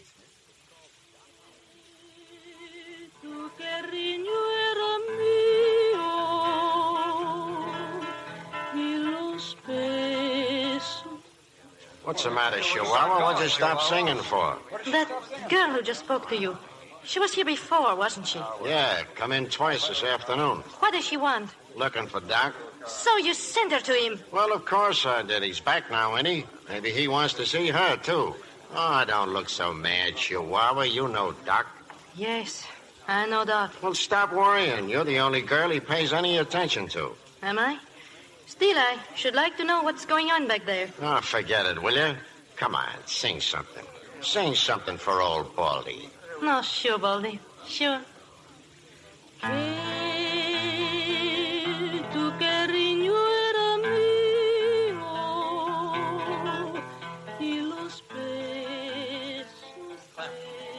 Clem, I just don't know what to say. Aren't you glad to see me, John? Sure, Clem, sure, but... Oh, I'd like you to meet a friend of mine, Wyatt Earp, Miss Carter. We met earlier today, John. Good evening, Mr. Earp. Howdy, ma'am.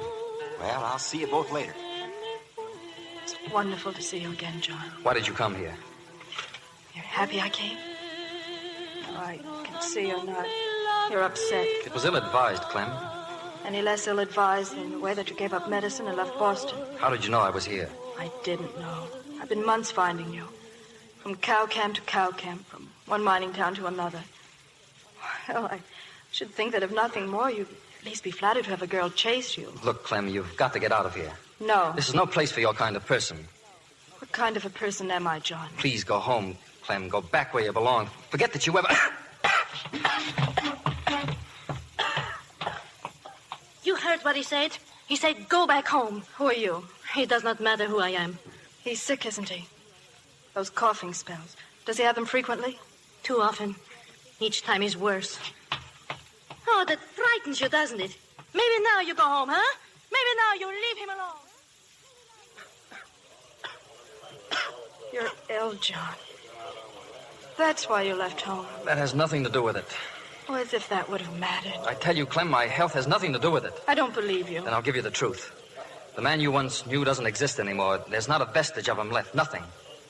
Now, come on. I'll take you back to the hotel. John, please, you can't send me away like this.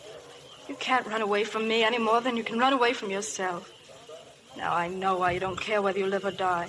Why you've tried to get yourself killed. Oh, I've heard all about you, John, and you're wrong, so wrong. You've no right to destroy yourself. A world of friends back home who love you. And I love you. There's a stage leaving in the morning. Take it, Clem. If you don't, I'm moving on. Very well, John. I'll go.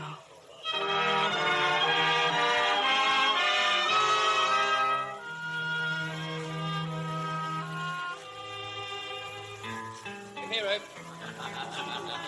You think your brothers can finish supper all by themselves? I'd like to see you. Sure, Doc. Trouble? I don't think so, Morg.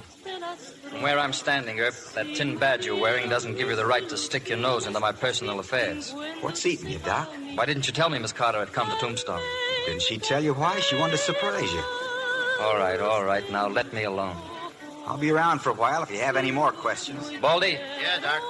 Give me that bottle in the glass. Oh, Doc, you're not going to start drinking whiskey again, are you? I said, give me that bottle in the glass. I'll pour it, Doc. Shut up.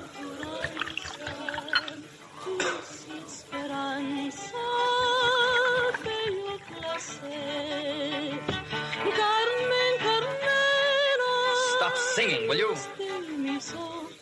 Oh, Doc. Doc, what is wrong? Oh, go squall your stupid little song somewhere else. Now get out of here. Doc's sure lapping up the liquor. I'm going to see if I can get him out of here. Finish your supper, Wyatt. It's all right, I'm finished. Have a drink, Marshal. No thanks, Doc. I said have a drink. No thanks. Look, Doc, I ain't trying to poke my nose into your personal affairs, but from where I stand, a man will have to go a long way before he finds a nicer girl than that Miss Carter. Or a prettier one, for that matter. There ain't a man... Marshal, you've said enough. Just as you say, Doc. And this isn't any of your business either. Keep that up and you'll be out of business. You've just given me a brilliant idea. It's time I tempted fate. What are you pulling your gun for? Now, let's see. Who's in here tonight that I don't particularly like? That's a sucker game, Doc. There's probably 50 men around town just waiting to see you get liquored up so they can fill you full of holes. Build them a great reputation. The man that killed Doc Holliday. See those fellas playing poker down there? If that lamp should suddenly crash down on their table, they may not like it. I'm gonna find out, Marshal. Sorry I gotta do this, Doc. Give me a hand, Baldy. Let's get Doc to bed.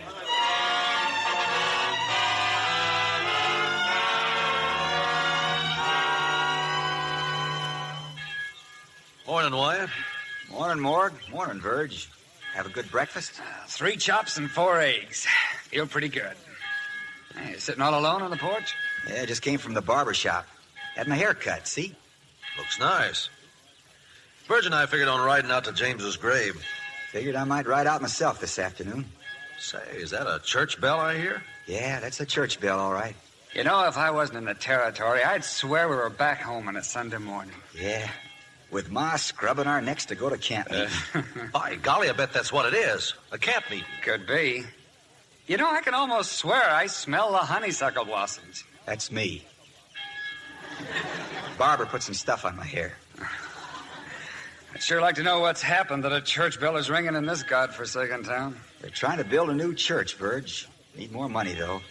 They're having a social this morning after the service. Mayor said there'd likely be some dancing, too. You know, there's probably a lot of nice people around here. We just ain't met them. Oh, let's get started, Morg. Yeah, see you later, Wyatt. See you later. Yeah, hiya, Chihuahua. Morning, Chihuahua. Looking for someone? I'm going into the hotel. Any objections? Doc's still in his room, I think. He won't be there long when he finds out you're here. You hit him last night. He'll come down here and twist that tin badge around your heart. Yes? What is it? I came up here to see Doc. I decided to see you first. What about? Oh, I see you are packing your clothes. I said, what about? I am Chihuahua. I am Doc Holliday's girl. I just wanted to make sure you were packing. Slamming doors, women yelling. I'm trying to rest. Oh, I'm sorry, darling. You're not angry, are you? At you, no, Chihuahua. What right have I got to be angry with anyone or anything? She's packing, Doc. She's leaving town. Happy, aren't you? Oh, yes. Get me a drink. There's a bottle on that table. Yes, Doc. Chihuahua, I'm going into Mexico for a week or two. While I'm gone, I want Doc, you to... take me with you. Please, Doc, please. Take you with me? Sure, why not? Doc. I've got another idea.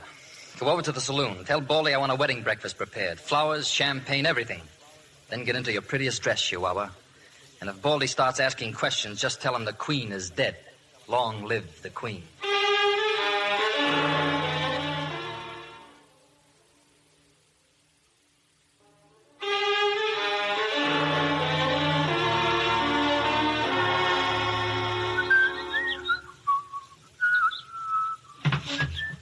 Good morning, Miss Carter. Good morning, Mr. Earth. You've been standing there long? I just came down. I thought I'd wait here on the porch for the stagecoach. You leaving? I'm going back east. Well, eastbound stage don't leave till noon on Sunday. It's a mighty short visit, miss. John thinks I've overstayed my visit already. I don't know, ma'am, but if you ask me, I think you're giving up too easy. If you ask me, I don't think you know too much about pride. No, ma'am, maybe I don't. You hear that, Miss Carter? A church bell. Church bell in Tombstone. I believe that's the first church bell I've heard in months. This may sound strange, Marshal, but I love your town in the morning. The air's so clean and clear, and the scent of the desert flowers. That's me. Oh. Barber. Are you going to the church service? Well, I've been sitting here pondering over it. If you do, may I go with you? You? Well, I guess I'm through pondering, Miss Carter. I'd sure admire to take you to church.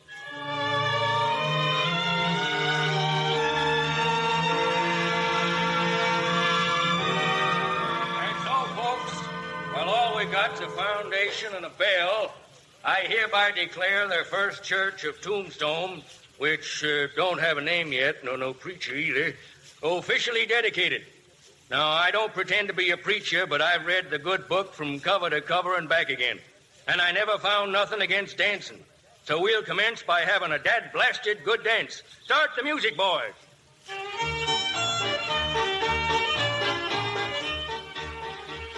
Well, will you oblige me, ma'am? thank you. Morning, Marshal. Mr. Clanton. Don't mean to bust up your dancing, miss, but I've been wanting to ask the Marshal something. Oh, it's all right, Mr. Clanton. Find out who shot your brother yet? I've got a pretty fair idea. Good. Maybe this town will turn out like the mayor said. Honest and God-fearing. When you figure to round up them rustlers? It won't be for a while, Mr. Clanton, but I promise you'll be one of the first to know. Much obliged, Marshal. Much obliged. Sorry, ma'am. Well, after all, you are Marshal here. There's some who think I forgot what I took the job for. I haven't forgotten. Well, now then, Miss Carter.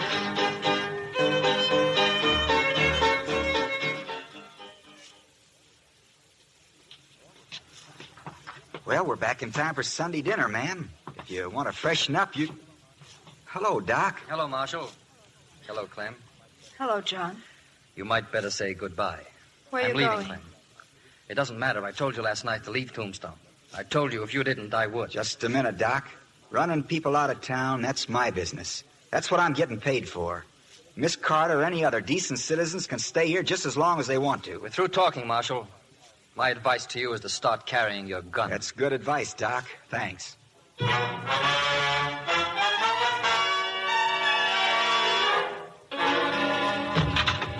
You! This is the second time you've burst into my room, Chihuahua.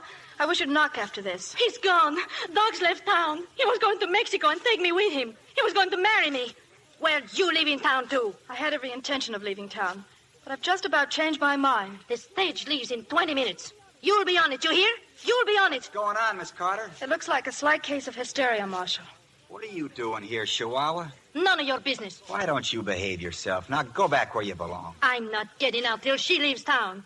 What do you know about it anyway? What do you know about Doc and me? We were going to get married. He was going to marry me until these milk What's that you're wearing? Doc told me to dress up. There would be wedding breakfast. That pendant around your neck. Where'd you get it? Doc gave it to me. Where do you think I got it? You're sure that's the truth? Why should I lie about it? It's solid silver. Doc gives me everything I got. Go to your house, Chihuahua. Go to your house and stay there. I go where I wish. It's your house or the jail till I bring Doc Holliday back here. Why? Never mind why, and give me that pendant. Sorry, Miss Carter. Maybe we can have that Sunday dinner some other time. I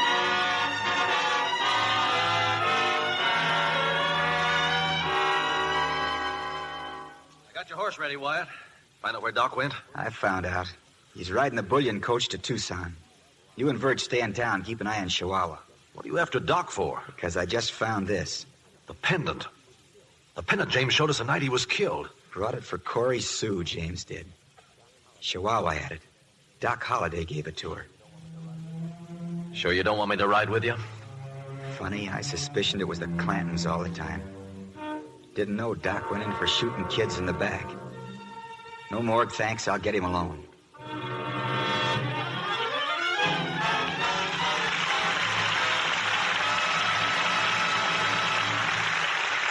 We pause now for station identification. This is CBS, the Columbia Broadcasting System.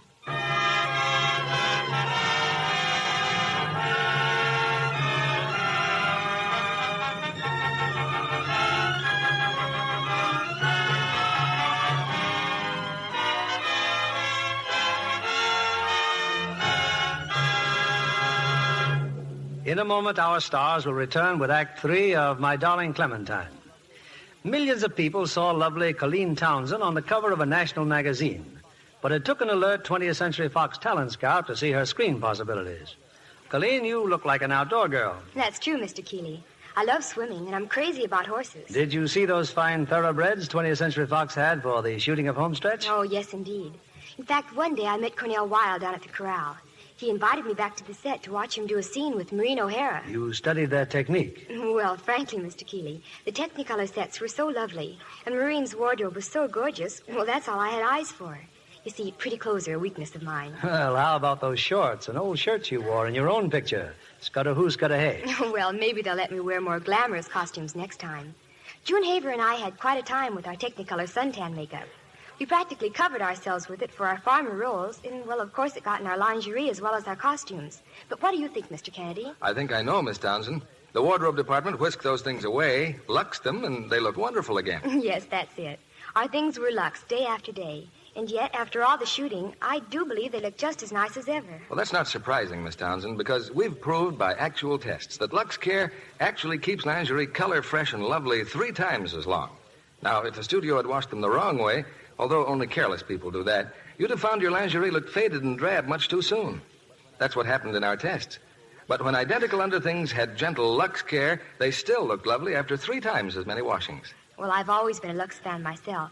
But when I found the studio using Lux Flakes, too, I was pleased to think how smart I'd been. Smart girls everywhere are Lux girls, Miss Colleen Townsend. Thank you so much for coming tonight. Now, back to our producer, William Keeley. Act 3 of My Darling Clementine, starring Henry Fonda as Wyatt Earp, Richard Conte as Doc Holliday, and Kathy Downs as Clementine.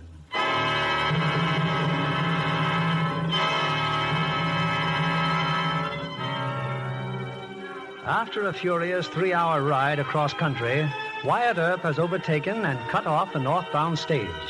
At the mouth of the Huachuca Pass, he stands now in the center of the road and signals the stagecoach to come to a stop. Back up, Marshal. What's wrong? I want your passenger, driver. Climb down, Doc. All right, Marshal. Now what?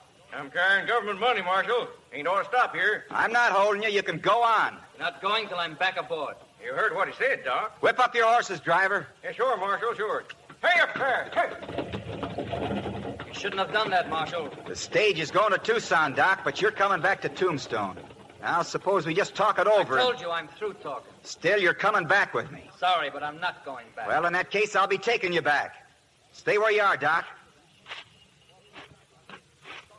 Draw for your gun, Marshal. You call it, Doc. Come any closer and that's it. I said I'm taking you back, Doc. Ready to come with me now, Doc? That was no accident, was it, Marshal? Shooting the gun out of my hand. Be hard to miss it at 12 feet. Why didn't you want to kill me? Because I'm wearing a badge, and the badge says you got to have a trial first. Trial for what? For murder. For killing my kid brother. You've got the wrong man. Have I? Suppose we talk it over on the way back. Come on, Doc. We'll pick up a horse for you and we'll shoot.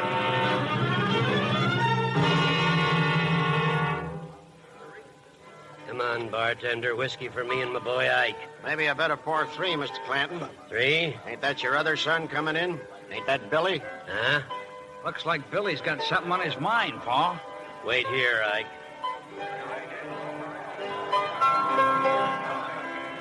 What's the matter, Billy? Paul, I just seen him riding into town.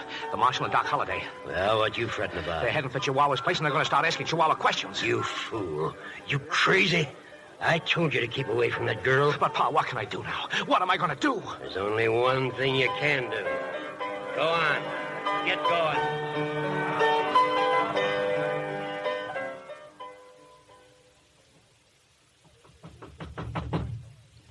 Who is it? The Marshal. Who do you think you are banging on people's doors this time of night? Better let us in, Chihuahua. Doc. Is that you, Doc? Open up, Chihuahua. Oh, Doc, you came back. Why did you tell the Marshal I gave you this silver pendant? Well, you did, Doc. You gave it to me. I never saw this piece of junk before in my life. Who gave it to you? When? You can remember everything you gave me, Doc. Sure you did. Don't you remember? When? I don't know. A week ago, maybe. What difference does it make? That being the case, Doc, I charge you with the murder of my brother, James Earp. Oh, Doc, he's fooling. I ain't fooling, Chihuahua. It was stolen from my brother the night he was shot in the back. Do you still insist I gave it to you? Oh, no, of course not. Then who did? I can't be a squealer, Doc. And that's that. Come on, Doc, let's go. Oh, no. Let him go. You're going to tell us the truth? Yes. It wasn't, Doc. A few nights ago, it was late. Somebody knocked at the door. I thought it was you, Doc. So I opened the door, and it was somebody else. Who? Oh, Doc, don't be mad. I didn't know. Who? Billy Clanton. He gave me the jewelry, and then he tried to... Verge! What happened, Wyatt? That shot! Billy Clanton, there he goes, Verge, beyond the barn. Go get him. Billy Clanton. You better stay at the hotel tonight, Chihuahua. Next time they may not miss. He did not miss. This time.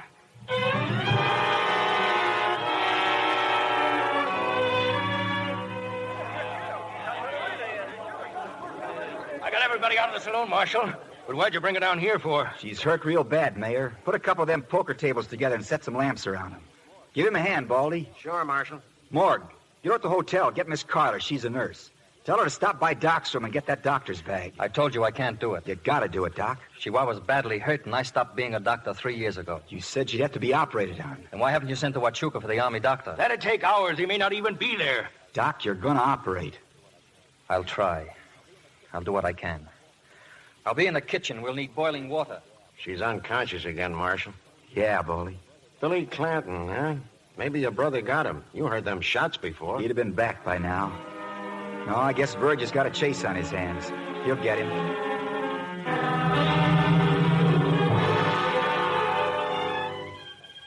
I'm ready whenever you are, John. Thanks, Clem. Better move that lamp a little closer. She seems to be regaining consciousness. It's a pity. Chihuahua. Sorry, Doc. Still mad? No, honey, look. I haven't got anything to put you to sleep with, so this is going to hurt like blazes. Yell, scream, holler, anything you like. Bite on this towel, Chihuahua. It may help. Thanks, Miss Milkface. Just nod your head when you're ready. Oh. Hold her hands, Marshal. May you watch her feet. Now bite on that towel, Chihuahua. Bite hard. Oh. Ma.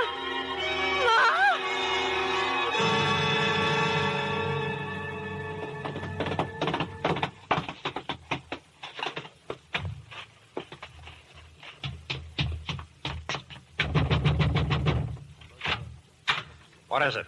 I'm Virgil Earp. I'm looking for your brother. There was a shooting in town. I followed him here to this house. There's a deputy here, Pa. He can come in. He's right in there, Mr. Earp. On the bed. He's dead. My boy, Billy. Shot down on the streets of Tombstone. Murdered. It's too bad it had to end this way, Mr. Clanton.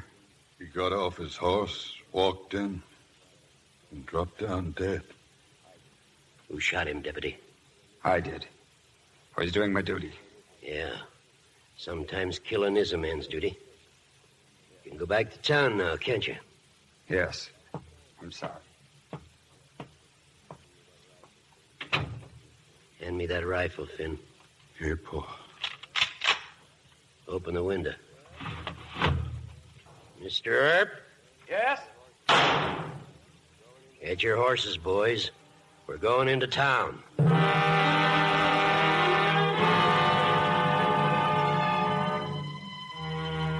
It's all over now, Chihuahua. I'm all finished. It doesn't hurt anymore, Doc. Yeah, you're all right now, honey. You've been a brave girl. We're taking you to the hotel, Chihuahua. You'll be more comfortable there. Morgan, if you and the mayor... Sure, ma'am. Ready, Mayor? Gently now. I'll go with her, John. Thanks, Clem. I'm awfully proud of you, Dr. Holliday. How about a drink, Doc? No, I've got to get cleaned up. I'll be over in a few minutes, Clem. You have a drink, Marshal? I could use one, Baldy. That Doc. Oh, he sure did it, didn't he, Marshal? Yeah. Baldy, have you ever been in love? Me? No, Marshal, never. Been a bartender all my life. Well, I better get started looking for Verge. You'll find his body in front of the hotel. Clanton. And you'll find me and my boys waiting for you at the Wells Fargo Corral.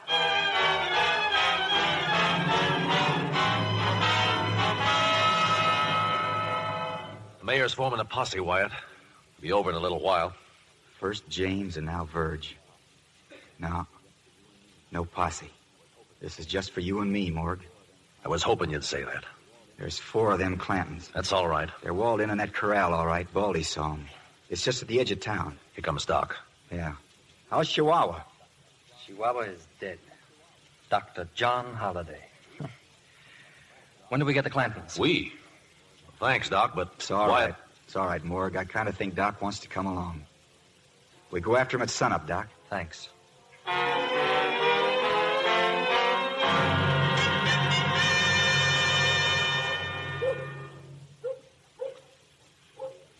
Here they come, Pa.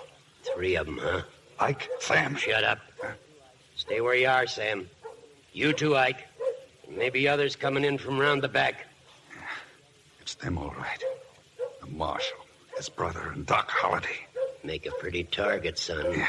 Walking straight down the road there. They crazy. Put on your gun. But they killed Wait till they get closer, you fool. Stay under cover, Ike. You too, Sam. Don't worry, Pa. Finn, get behind the post. They're splitting up, Pa. Let 'em. One to the left, one to the right. And one keeps coming straight ahead. Pa, let 'em have it. In good time, son. All in good time. Morning, Mr. Clanton. Cover him, Finn. What do you want? He's ducking behind the stable. Let's talk a while. Well, now, you go right ahead and talk. I got a warrant here for you and your sons charging the murder of James and Virgil Earp. There's also a charge of cattle rustling. I'm giving you a chance to submit now to the proper authority. You come right on and serve your warrants, mister. Which one of you killed James? I did. And the other one, too. And I'm killing you this morning. Ike, in back here. Give it to him, boys. I got him. I got Doc.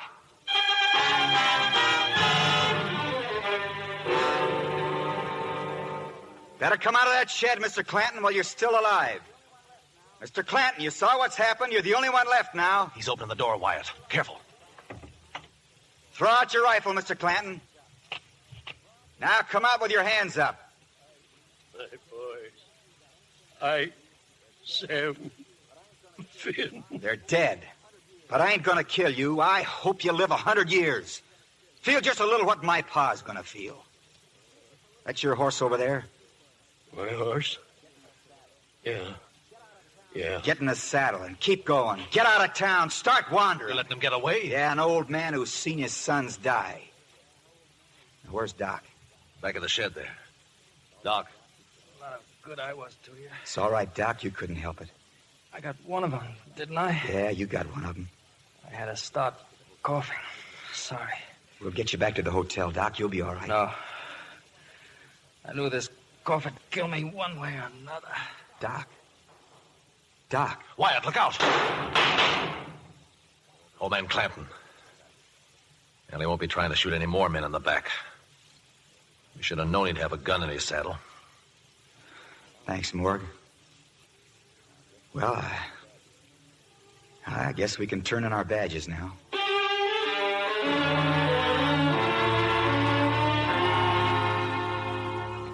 Come on, Wyatt. Got some ground to cover today. Be right there, Morg. I'm sorry to see you leave, Wyatt. Thank you, ma'am. There were so many things I wanted to say, and now nothing seems appropriate. Yes, ma'am. I know. The mayor says you might be staying here a while. Maybe helping get a school started. Maybe. Well, that's mighty nice, ma'am. Me and Morg are going out to see Pa, tell him what happened. I might come east again, get some cattle, maybe stop by here again. Stop by the schoolhouse. Yes, ma'am, I sure will. Goodbye, ma'am. Goodbye, Wyatt. Ma'am, I sure like that name of Clementine.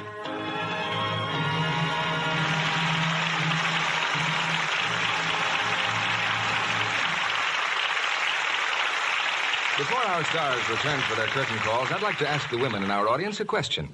How do you wash dishes? After every meal? Twice a day? Once a day? There's a lot of debate on which method is most efficient. It might interest you to know that many home economists say you can save considerable time if you wash the dishes from all 3 meals together, instead of washing them after each meal. That is, of course, if you scrape the dishes first and rinse them well with warm water.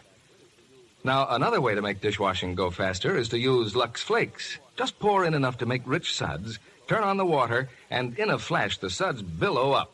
Lux Flakes dissolve fast, leave no gummy, undissolved bits to stick to the dishes.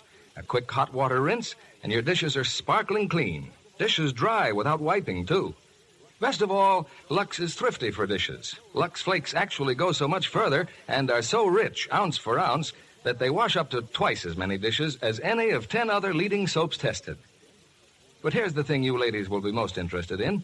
No matter how many times a day you wash dishes, you won't get dishpan hands if you use Lux. Lux suds are so gentle, they won't redden and roughen your hands as strong soaps often do. In fact, if strong soaps have been making your hand red and dry, try changing tomorrow to Lux Flakes. Scores of women proved by actual tests that changing to Lux actually takes away dishpan redness, makes red, rough hands smooth and soft again. Now, isn't Lux worth trying? Here's Mr. Keeley at the microphone. There's more to come as we bring our 3 stars back to the footlights for a curtain call.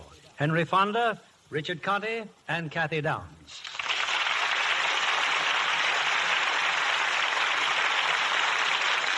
You made the Old West seem very real tonight. Thanks, Bill.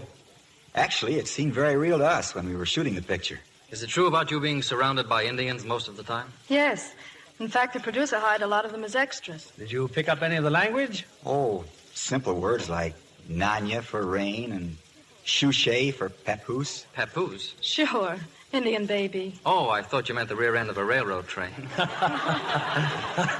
But the Indians were really mighty helpful when it came to keeping us posted on the weather. You don't mean they could predict the weather? One old codger could. Every morning we'd ask him what it was going to do, and he'd tell us. Never missed, huh? Oh, he failed us once. At least he shook his head and said he didn't know. What reason did he give? His radio had broken down that morning. Well, Bill, if that Indian is listening in tonight, I'm sure he's waiting to hear what's on for next week. And we're glad to tell him, because next Monday from the studios of Universal International, we're presenting that current howling comedy success, The Egg and I. And our stars are Claudette Colbert and Fred McMurray. Both, as you know, from the original screen cast. That's a very funny picture, Bill. And I'm sure it will make a delightful play for us. The story of two refreshing people who seek peace and riches on a chicken farm and end up more scrambled than the eggs. Sounds like something to crow about. We'll be listening. Good night. Good night, and our sincere thanks.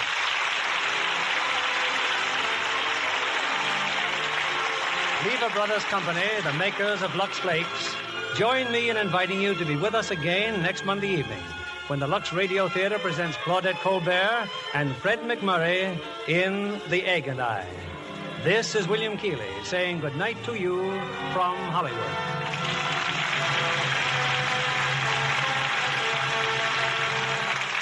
Have you taken a can of used fat to your meat dealer lately? Ask him what he pays.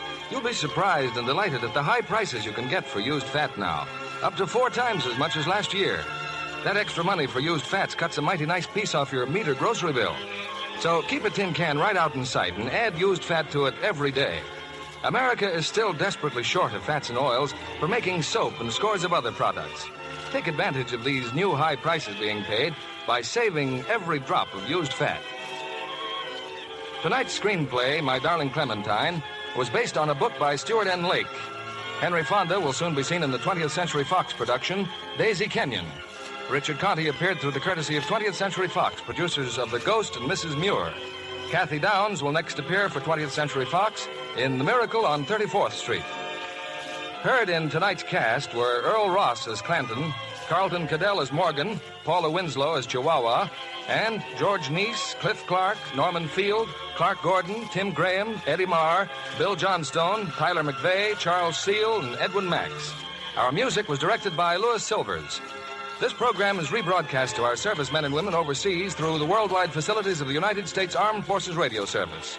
And this is your announcer, John Milton Kennedy, reminding you to tune in again next Monday night to hear The Egg and I with Claudette Colbert and Fred McMurray.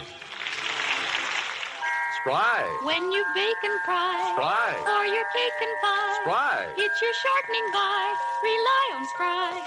Yes, it's Spry. For pastry so tender, flaky, not sweet, any pie filling tastes more delicious. You'll say pastry is extra delicate, better tasting with Spry. Rely on Spry. S-P-R-Y. Be sure to listen in next Monday night to the Lux Radio Theatre presentation of The Egg and I with Claudette Colbert and Fred McMurray. And why not tune in to Joan Davis every Monday night over most of these stations? This is CBS, the Columbia Broadcasting System.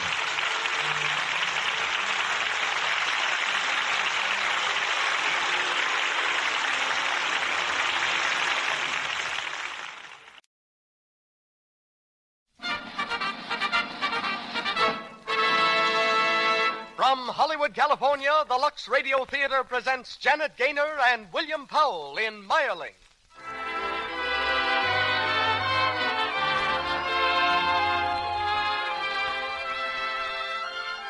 Lux presents Hollywood. Tonight, we're happy to announce that the Lux Radio Theatre has just been awarded a Radio Certificate of Merit by the Women's Press Club of Indiana in cooperation with the National Federation of Presswomen and the Women's Press Club of New York City. We're proud of this award and are deeply conscious of its significance. Out of real life comes tonight's play, the touching drama of Prince Rudolph of Austria and Marie Wetzera, whose love was mightier than a kingdom and life itself. In Mayerling, you'll hear William Powell and Janet Gaynor with Alma Kruger, Robert Barrett, and Frank Riker, while our special guest is Don Eugene Plummer, Hollywood's oldest citizen. Our music is conducted by Louis Silvers. Before bringing you our producer, Mr. DeMille, I want to remind the ladies in our audience that Hollywood's complexion soap, Lux Toilet Soap, makes a luxurious bath soap, too. This fragrant white soap has a generous, active lather that removes perspiration, every trace of dust and dirt, leaves your skin fresh and sweet with a delicate perfume that clings. Joan Blondell, one of Hollywood's most glamorous stars, tells you, a Lux toilet soap beauty bath is the best way I know to protect daintiness. You'll love it. Try it. And now, the producer of the Lux Radio Theatre. Ladies and gentlemen, Mr. Cecil B. DeMille.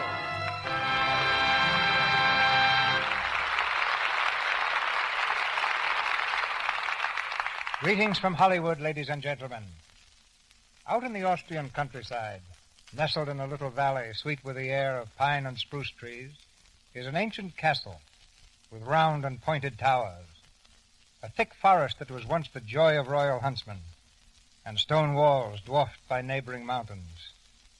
There are days when you'd find this an enchanting place.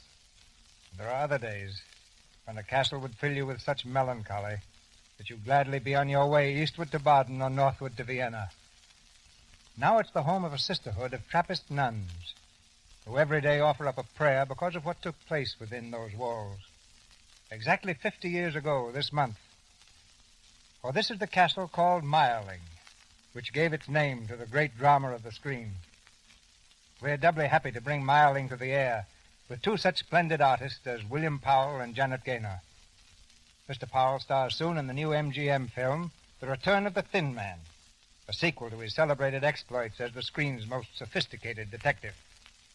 Tonight he assumes the manner and dignity of an heir to the Austrian throne, Rudolph of Habsburg. Among our listeners up in San Francisco, there may be those who know two Janet Gaynors. One is the dainty auburn-haired girl who plays so enchantingly in the new Selznick International picture, The Young in Heart.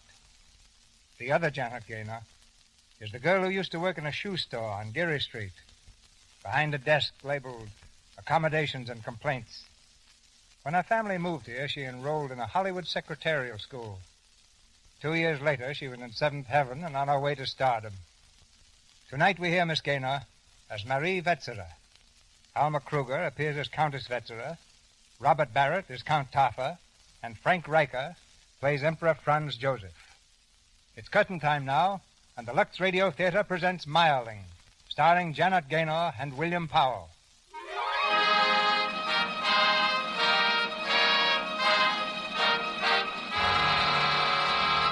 Austria in 1881.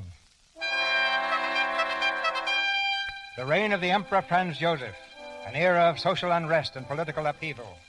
On the streets of Vienna, there are frequent riots, student demonstrations against the monarchy.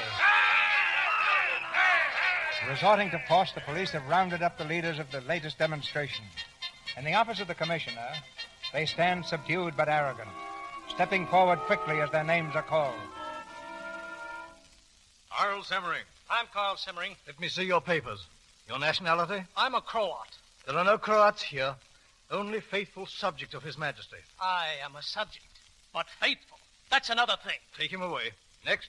I believe I'm next, Commissioner. My name is Zeps. Oh, Zeps. Editor of the New Journal of Vienna. And an infamous organ known as the Liberal. How do you come to be in this brawl, Herr Zeps? I was merely passing. I saw a demonstration and I stopped to watch. Did you? Well, this time, Herr Zeps, your friendship with the Crown Prince will be of no help to you. You'll oblige me by holding yourself at the disposal of the police. Of course. Who's next? You. Let me see your papers. I'm sorry, I have no papers. No papers? Well, that's very interesting. What's your name? Rudolph. This is no time for pleasantries. Rudolph who? Rudolph of Habsburg. Rudolph of... Your Highness, Pardon me, please. Salberg. Yes, Commissioner? Notify the Emperor at once. His son has been taken by the police.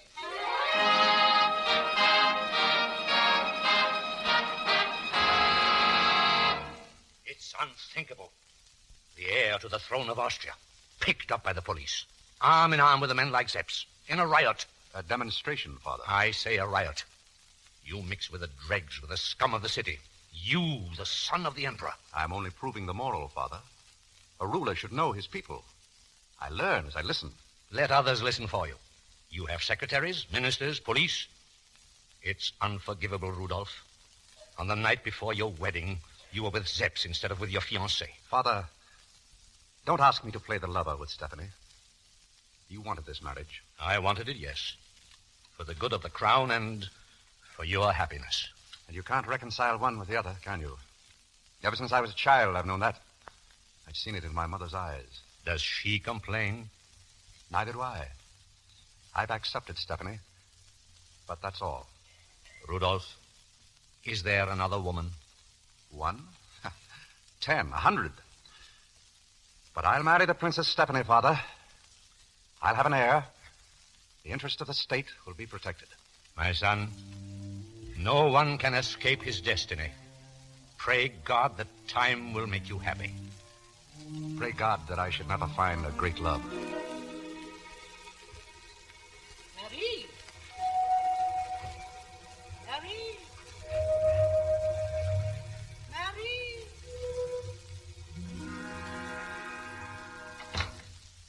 Marie, didn't you hear me call? Oh, I'm sorry, Mother. I was reading and... Well, isn't it time you went to bed, my dear? In a moment. Did you read this, Mother? In the newspaper? It's about the Crown Prince.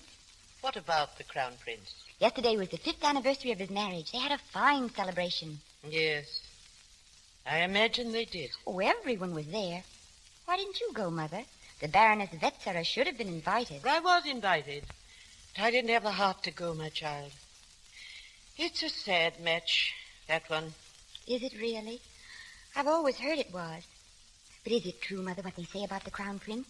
That he hardly ever sees the Princess Stephanie?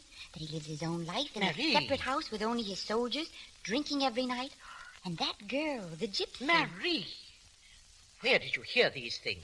Well, everyone knows, Mother. Yes, and everyone talks. Now go to bed, my child. Your brother and your cousin are taking us to the fair tomorrow. It'll be a long day. And, Marie. Yes? Don't bother your head about the troubles in the court. They have nothing to do with you. Good night. Good night, Mother.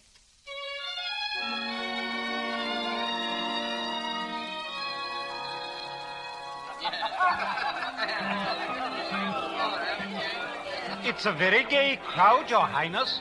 A very magnificent fair. Or don't you think so? Oh, yes, very gay.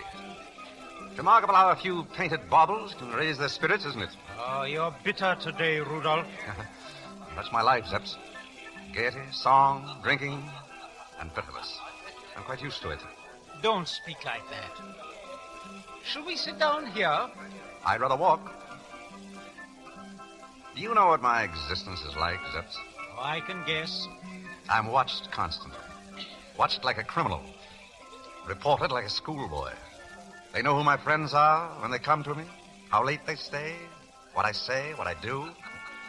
There are 2 policemen behind us now. Policemen? Oh, don't bother to look. I know they're there. I can feel them. Comfortable sensation. They're sent by Prime Minister Topper to make sure I keep out of trouble. Sure, I keep out of trouble. Sure, I keep out of trouble. Well, they needn't bother. To lose myself in the crowd is the only distraction left to me. And women? Women? The last resort. They bore me. They throw themselves into my arms, vanity or self-interest. It's too easy. Perhaps. But the right one, Perhaps. What about your daughter, Zeps? My daughter? Why not? She's lovely. Young? Too young. Much too young. And besides, she's not your type. She, well, Oh, don't worry, Zeps. I was only joking. For a moment, I thought you... What is it, Rudolph? What are you staring at? I say, look at that girl over there, near the puppet show. Now, there's a lovely girl, Rudolph. Yes. Even prettier than your daughter. And prettier than your daughter. I only suggested that one as young as Will you please let me alone? But I'm only trying to help you. Just a moment. What do you want here? Oh, I'm sorry. I thought the young lady was alone. She happens to be with me. Does that satisfy you? Yes, of course. Certainly. Are you all right now? I thought a little lie would be better than his insolence. Oh, he was horrible. But he was right, too, you know. You're much too young to be alone here. But I'm not alone, really. I was with my mother and my brother. I lost them in the crowd. Suppose I help you find them. Would you? Of course. Well, what's the matter? It's funny, but I seem to know you. Oh, a great many people seem to know me.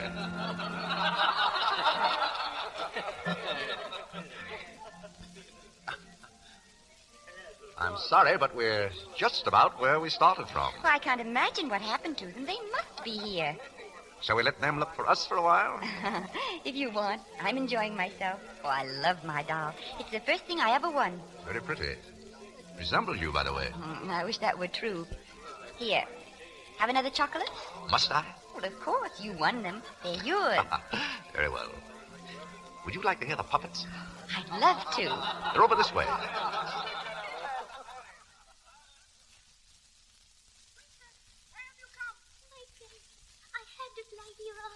Still, I thought I heard someone. You see, the eternal triangle. The prince, the princess, the devil. Shh, listen. Prince of my heart. Oh, my treasure.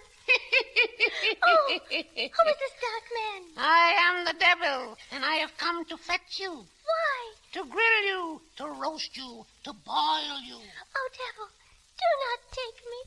I was going to be so happy. All the better. I like to take the happy ones.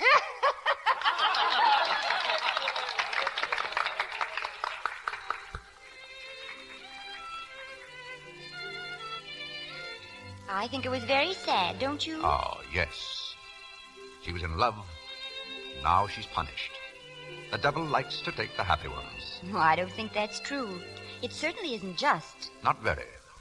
Oh, there's my mother. She's looking for me. Shall I take you over? Oh, no, please. It's just as well that she doesn't see me with a man she doesn't know. Well, then stay. Just a little while longer. No, I can't, really. Goodbye, and thank you so much. Goodbye. Oh, I know who it is you resemble now. I remembered when you weren't looking at me. It's the Archduke Rudolph. Oh, yes? Does it displease you? Oh, not at all. Goodbye. Bye. Are you ready to leave now, Rudolph? Rudolph, since when have you liked candy? Yeah? Oh, candy? Just tonight, Zeps. Quite sudden.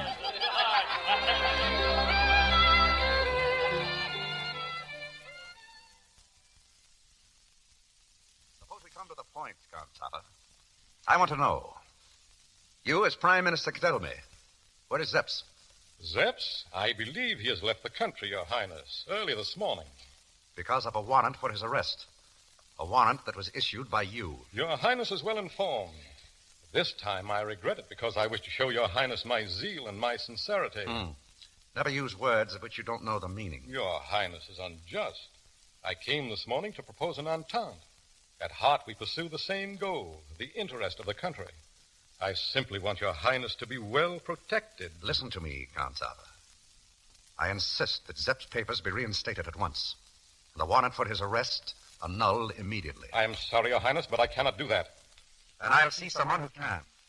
Roshek. Yes, Your Highness. My tunic, please, quickly. Yes, Your Highness.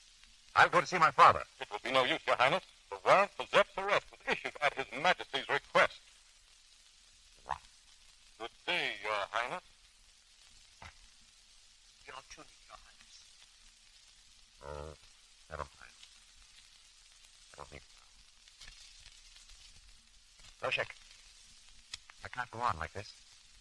These people will kill me. Your Highness. I have one friend. One real friend out of 1,000 false ones. Now they've taken him. Where can I turn? Is there one of the others I can trust? Is there one who will forget who I am? Accept me for myself? I need that luxury. I'm a human being. Why haven't I the right to be happy?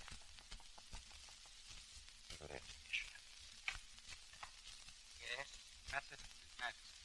The Emperor requests the presence of His Highness the Archduke of the Opera. All the court will be present. His Majesty relies on the Archduke's presence in the Imperial box. I'll tell His Highness. Gaily evening to the opera. You see, they have a remedy, Loshek. I'm for you.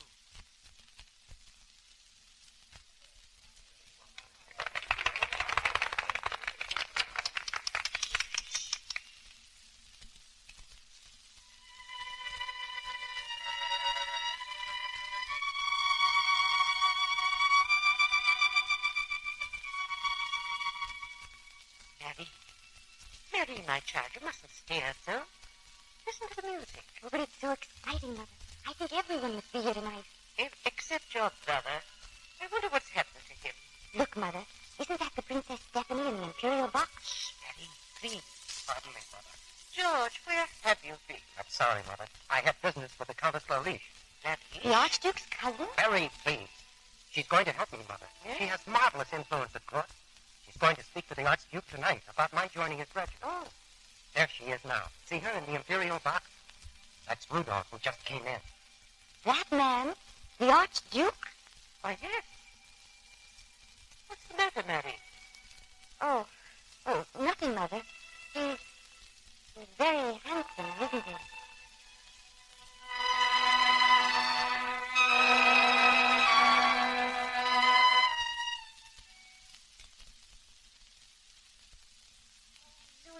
So wonderful. I wish you could have been there, Nunu. A governess at the Royal Opera? That would hardly be fitting, my dear. Come now. Let's have the dress. Thank you, Nunu. And then Adeline and Patty sang. Oh, she was so beautiful. But he didn't see her either. He was looking at our box all the time. Who's he? You've no idea how wonderful it was. The lights, the jewels, the music, and all that for him. For whom, Mary? Nunu, don't you understand? For the prince, the Archduke, the one I met at the fair. You know, I think he knew me. I think he recognized me. My dear, the opera has sent your mind reeling. Now you must sleep. There's early mass in the morning, child. Sleep? I shall never sleep again. He's so handsome, Nunu. He has such sad eyes. I shall never have time enough in which to think of him. Good night, my dear. I'll call you.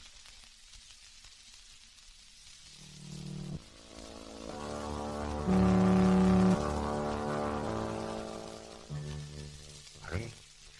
Oh, Your Highness. Listen to me. Don't be frightened. Don't move. Your Highness, the mass starts. It's wrong to speak to me now. I know. But I have no other way. Mary, since I first saw you, I thought of you night and day. Your Highness. I hardly know you. But you don't know what joy it gives me. Even to see you, to speak to you like this. I will see you again. Don't refuse me. Oh, but how can I? I'm never alone. I must see you. It means so much. But why, Your Highness? Because, for you at least, I have no title. I'm just myself. Your Highness, here's my governess. You must leave me, please. But not for long, Marie. Remember? Mary! Mary! Mary, where did you go? The mass has started.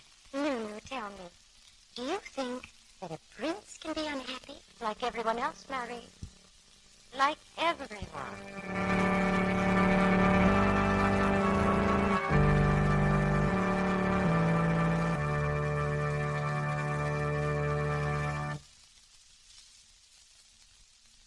The curtain falls on Act 1 of Mayerling, starring William Powell and Janet Gaynor. In our few minutes intermission before the second act, let's listen in on a Hollywood party. One of the talented guests has been asked to sing. We're just in time to hear the end of his song.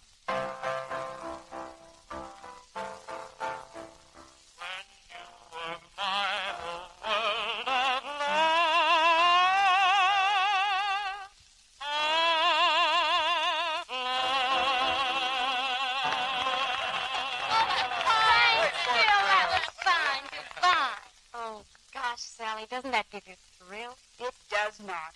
Why should I get thrills? All the time Bill sang is looking straight at you. Oh, Sally, did you notice it? I thought so. I hope so. A blind man could see it. You're lucky, Alice. You get all the breaks. And then you've got everything. Nice skin. Why, Sally, you shouldn't feel like that. Let's hope Alice will be frank with Sally. For Sally's one of those foolish girls who's actually spoiling her own looks. By not removing stale cosmetics, dust, and dirt thoroughly, she's allowing choked pores to cause unattractive cosmetic skin, dullness, tiny blemishes, and enlarged pores. Lovely girls everywhere who know the charm of a beautiful skin use Lux toilet soap. This gentle white soap has active lather, helps keep skin soft and smooth. 9 out of 10 screen stars use it. And now, our producer, Mr. DeMille. We continue with Mayerling, starring William Powell and Janet Gaynor.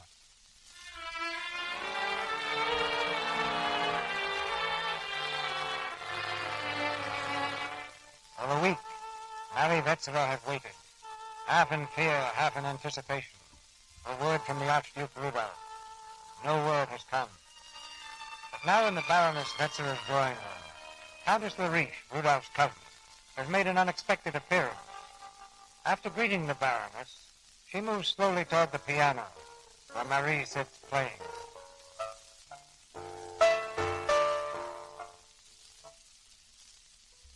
My dear, you'll never know the sensation your daughter caused last week at the opera. Everyone was looking at her. Well, don't stop playing, my dear. I adore music. Thank you, Countess. But it was a triumph, a real triumph. Oh, you shouldn't tell her that, Countess. You'll make her vain. Oh, Marie isn't vain, are you, child? May I sit here with you, dear? Play louder and listen carefully. But, Countess... Go on playing. My cousin wants to see you. The Archduke? Now, don't be upset. Control yourself. He talked to me about you for an hour. He wants to see you at the palace today. This evening. But, Countess, I can't. I'll manage it. Leave everything to me, my dear.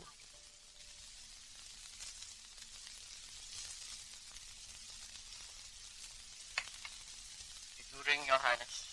Yes, Lucic. I don't want to be disturbed for the next hour. If anybody calls, you'll knock on the door, you understand? Yes, Your Highness, I think so. A new one, Your Highness? Oh, yes, a new one, Lucic. An actress or a lady of the court, Your Highness? Neither. A very adorable girl. Really? There she is now. You go up the passage. I'll let her in myself. Come in, Marie. Am I late? I don't think so. It's just that I've been waiting so long. I was afraid you wouldn't come. I'd be frightened. Frightened? Of what? I don't know. Perhaps of this cold palace. Perhaps of me. Not of you. I could never be frightened of you. When I'm near you, I couldn't be frightened of anything. Remember the evening at the fair? I remember. But you were gay and happy then. This room isn't like you. So gloomy. Yes, I keep this way purposely. But why? Who knows painting? They're so dark. They're not very gay to most people, I dare say. But they cheer me. This, here on my desk, this cheers me, too. Oh, it's horrible. Have you ever seen a human skull before? I use it as a paperweight. Do you look at that all the time? Why? Perhaps to console me for living. Gives me hope that perhaps I, too, may be useful someday. You shouldn't say those things. Life is beautiful. Of course. I'm talking nonsense.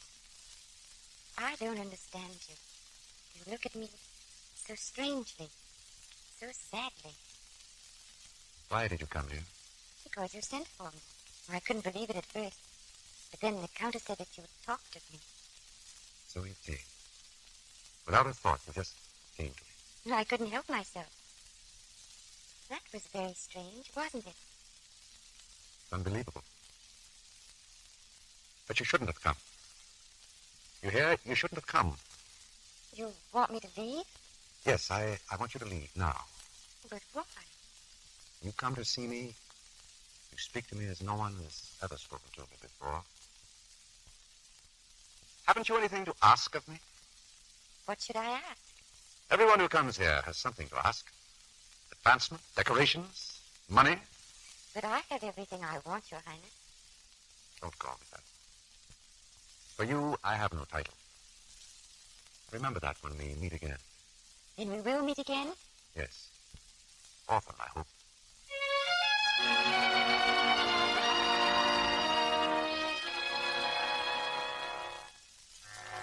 Have a full report on the Archduke? I have, Countava. Their last appointment was for Friday. Marie Vetzera came to the palace. 4 times during the week. 3 times the week before. You see, Commissioner? The girl is from a fine family. This can end in scandal. But it won't. It will end before that, by His Majesty's order. I am having the Archduke watched every moment of the day. They met today in the garden near the Ringstrasse. They were together for an hour and then at the art gallery. I followed them to the Prater. The Archduke sent a note this morning. Madame Vetzera was seen today on her way. Their next meeting is already arranged, near the lake in the park, at 7 tomorrow.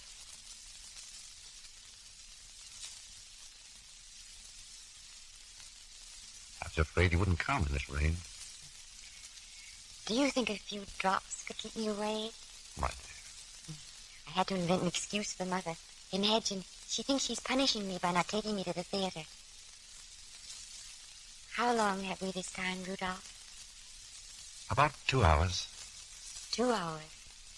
All to ourselves. We've never been so lucky, have we? Don't speak. What is it? Over there. Just beyond the trees. It's only the branches moving. You see the police everywhere, Rudolph. They've lost you tonight. No. They've just hidden themselves better, that's all. Oh, then let them hide. Let them watch. It's they who should be ashamed, not we. Why should we care? As long as they don't stop us from meeting. 2 hours. And I want to spend my whole life with you. Perhaps you will. They'll never let us escape. They're working now to separate us. I know it. Oh, but how can they? How can they separate us? It's so impossible. They must know that, too. My dear, what face you have. I love you. And we have 2 hours.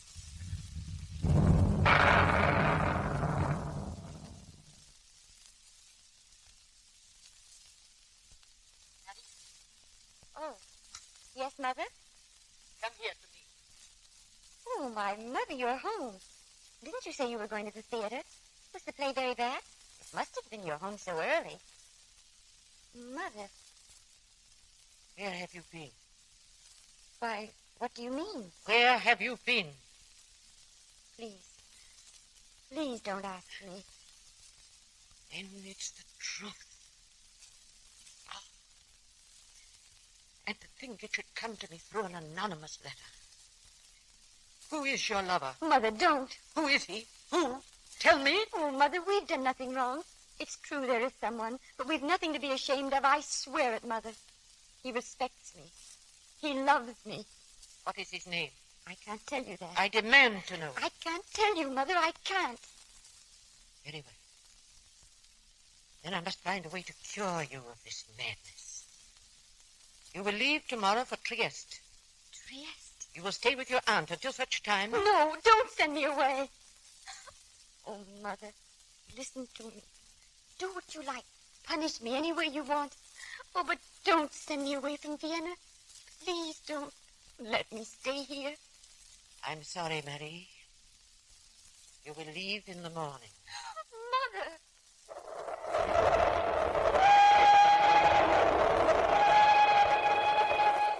Rudolph.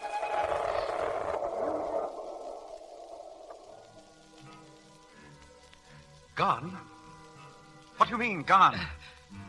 Speak up, Loshak. Why, she's gone, Your Highness. An anonymous letter to her mother. Tata again. He's taken her away from me. Why? There was no other course, Your Highness. It was for the good of the state. The state, the state. Does my life mean nothing? Our lives are not important, Rudolph, but our country is. And if you will not think of your country, then think of her. You can only offer her scandal, disgrace. Think of her.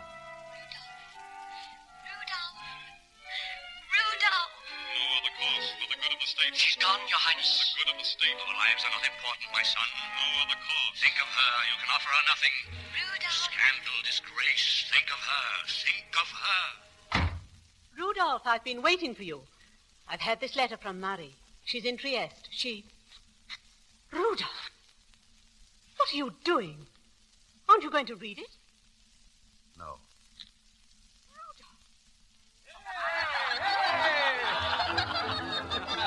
Another party. Yeah, there's one every night since the girl left. Well, makes our life easier. You know, they say he's trying to forget her. Yeah. I wouldn't write that in your report, though. Huh? A toast to our old friend, His Highness the Archduke Rudolph.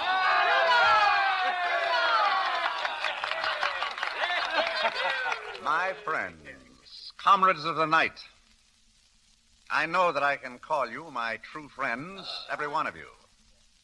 I know that if I'd been born a coachman's son instead of a king's, I'd still have found you in my lowly hovel, come to cheer me, to praise my humble virtue. Such a mark of true friendship shall not go unrewarded. Name your wish, my friends, and it's yours. Well, you all want something, don't you? Name it. Rudolph, you are not in a nice mood tonight. Don't you like us tonight? I don't like myself tonight. Play, go on. Play. My friends want to dance.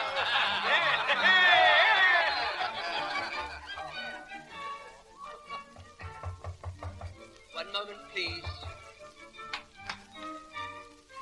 Good evening, Loshek. Oh, why, Miss Marie. Oh, I'm so glad to see you again. Is he here, Loshek? Can't you hear them in there? Every night since you've been away, it's been like this. Well, you mustn't worry. He's unhappy, but he won't always be. We'll take care of him, won't we, Loshek? I'll tell him you're here, miss.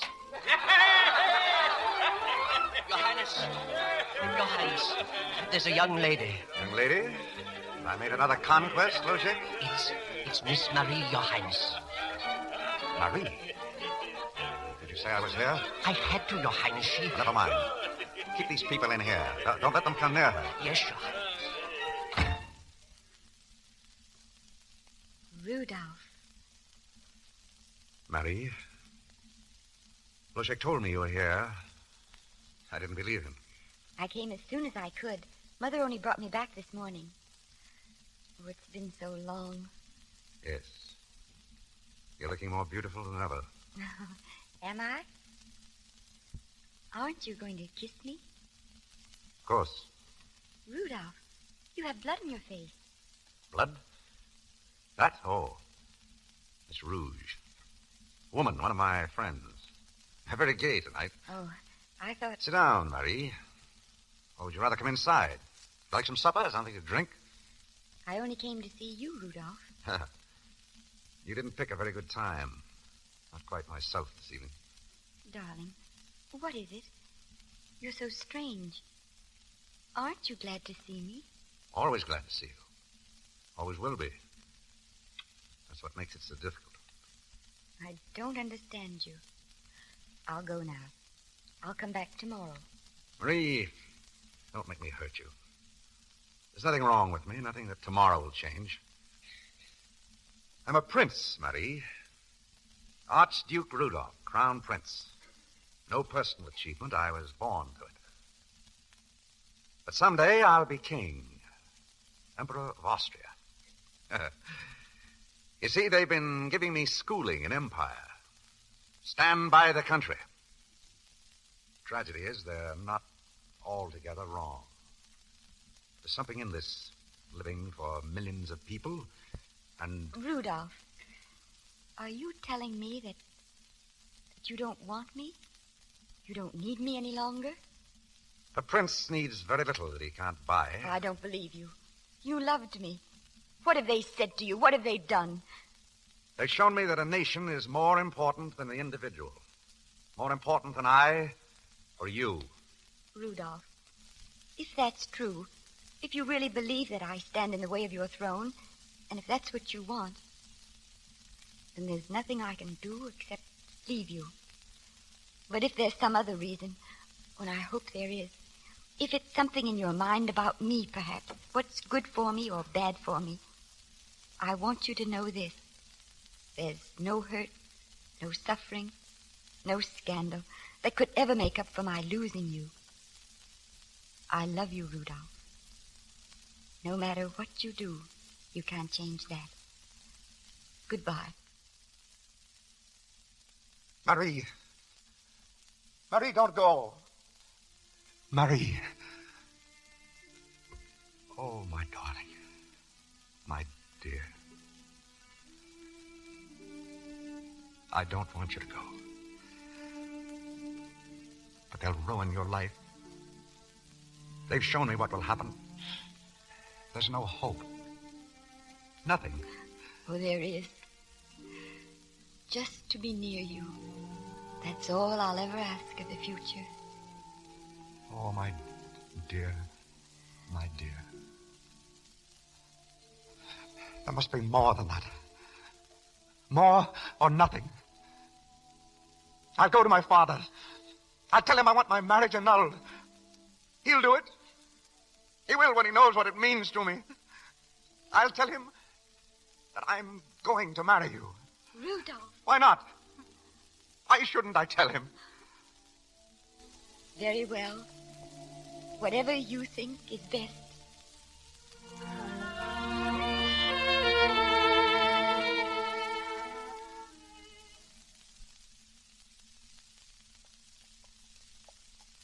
You may tell the Emperor I'll be there at once. Yes, Your Highness. Marie, wait here. Are you sure this is right? I'm going to tell him. Remember, no matter what happens. Rudolph, kiss me. Just once. Goodbye, my darling.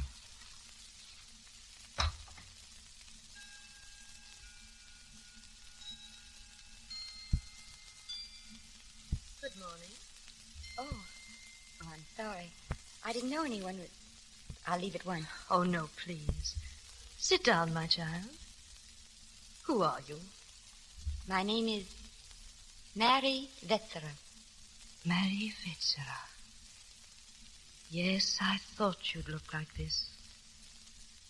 Did Rudolph bring you here? Why, yes. I'm sorry I didn't see him. I see very little of my son these days. Your Majesty. Oh, please, don't leave. How is Rudolph? How does he look? He seems a little tired, Your Majesty. Yes.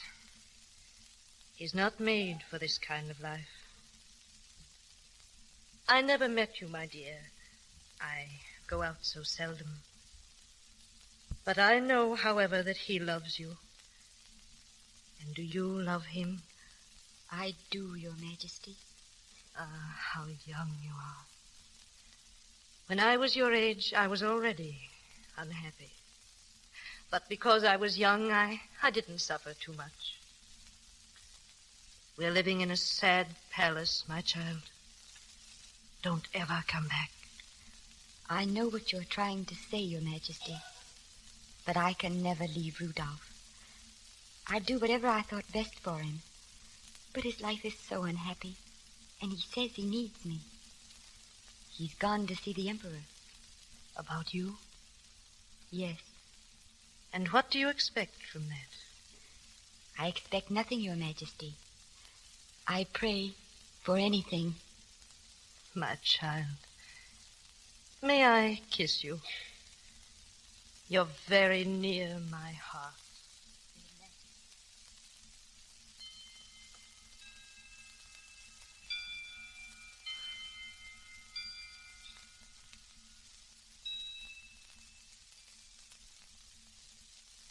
Lost your mind, Rudolph. You're making a public show of yourself, putting your name at the mercy of your own officers, and all for a girl who means... A girl who will soon become my wife. If you're suggesting an annulment of your marriage, you can put it out of your mind. What? I forbid it. You can't. I say I forbid it. When you are master here, you can do as you please. But in the meantime, you're going to break off this whole affair. I may never be master here, Father. Not at the price you ask. I'll abdicate first. Abdicate? I don't care for power. I never cared for it. And I'll not sacrifice Marie for it. You've no right to say that. You are not a free man like others. You belong to the people who hope in you. The people of two nations. You belong to... Father, I love her. Very well. You will not sacrifice this girl for power. Perhaps you'd be more willing to sacrifice her freedom for a life in exile? Exile? I'd follow her. If you knew where she was. But you won't, my son. You do this to me? Break up this affair or exile. There's no other way. Well?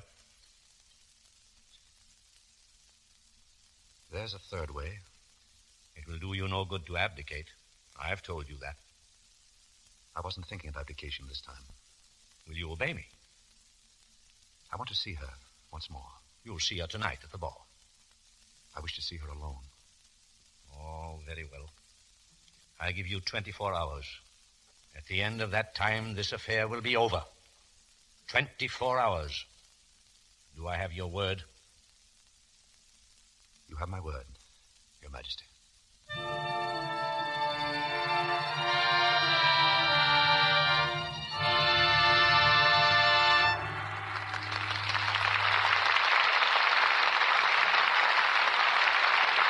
We pause for station identification. This is the Columbia Broadcasting System.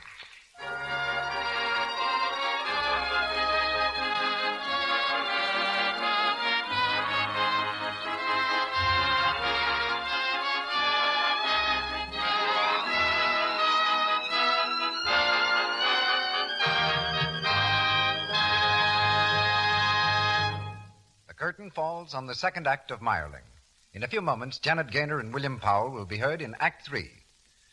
Before Mr. DeMille introduces our intermission guest of the evening, may I remind you of an important fact, important at least to every woman who values, as she should, the charm of smooth, soft, lovely skin. In Hollywood, Lux toilet soap is used by 9 out of 10 screen stars. They trust their priceless complexions to the care of this gentle white soap because experience has taught them that they can. Have you discovered what Lux toilet soap can do? Have you made its active lather your daily beauty care? Here's Mr. DeMille. Frequently, during the intermission time on our programs, we bring you guests with unusual angles from behind the scenes of Hollywood. Tonight, our guest is Hollywood's oldest citizen, Don Eugene Plummer, who yesterday observed his 86th birthday. During those years when Vienna was gay, in the sophisticated civilization of an old-world capital, when Rudolph and Marie Wetzera were writing into history one of its most dramatic chapters, our guest was watching the events that were going on in a little valley now known as Hollywood. Don Eugene spent his early childhood in Mexico until Rudolph's uncle, the Emperor Maximilian, triumphantly entered that country. Our guest escaped with his mother and brother by stealing a French schooner. Shipwrecked, he was captured by Apache Indians and held captive for 18 months. Finally freed, he joined his family in the wilderness called Hollywood and has lived here ever since, 72 consecutive years. But in those days, Mr. DeMille, we called the place Cahuenga, after a tribe of Indians who were still living here. Why did they drop the name Cahuenga in favor of Hollywood? In a way, I was responsible. Just about the time that Rudolpho was falling in love with Marie, a man named Wilcox bought a lot of land here. I went riding in the hills with him one day, and he noticed a lot of berries near the road. He asked me what they were. Fusikas, I told him, holly berries. That gave Wilcox an idea. Well, he said, I guess we'll call this place Hollywood. Mm-hmm. And just what was this place called Hollywood? Nothing but a cattle and sheep ranch, almost on the site of this theater. I once lost with a wild deer, and up the street near Grauman's Chinese Theater, I once lassoed a coyote on a bed. Since this is the Lux program, Don Eugene, what was the soap situation in Hollywood 50 years ago? It was because of soap that gold was discovered in California. The man who first found gold was Don Francisco Lopez. But he wasn't hunting gold when he found it. He was looking for amole root. We used to wash clothes by rubbing them with the amole root, which would foam like lava. Later on, we learned how to make it into cake soap. But you couldn't interest the Hollywood girls in that kind of soap nowadays. Not with your Lux soap around. You know, Mr. DeMille, I even use Lux soap myself. And here's a funny thing. The girls of my sparkling days used to make their lipstick from cactus. To prevent caballeros like you from stealing a kiss, huh? No, what the girls did was to use the juice of the cactus, wild cactus, called nopal. The juice was red, and it would stay on the girl's lips for weeks. I know. Do you like movies, Don Eugene? Oh, sure, I like the good old Westerns, but not the love stories. I think you can make love at home without going to a theater. Buenas noches, Senor DeMille. Adios. Adios, Don Eugene.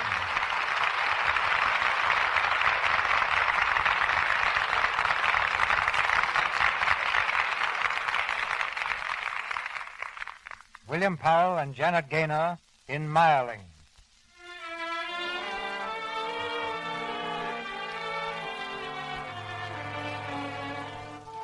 "24 hours. 24 hours in which to live a lifetime. The minutes fly past, each one faster than the one before. It's evening now. The ball in the palace is about to begin. The great hall is alive with color and whispered gossip. From the doorway comes the Archduke Rudolph, in full military dress. All eyes are on him, as he strides quickly down the center of the room to Marie Wetzera. Would you do me the honor, Miss Wetzera, of opening the ball with me? Thank you, Your Highness. I'm very grateful.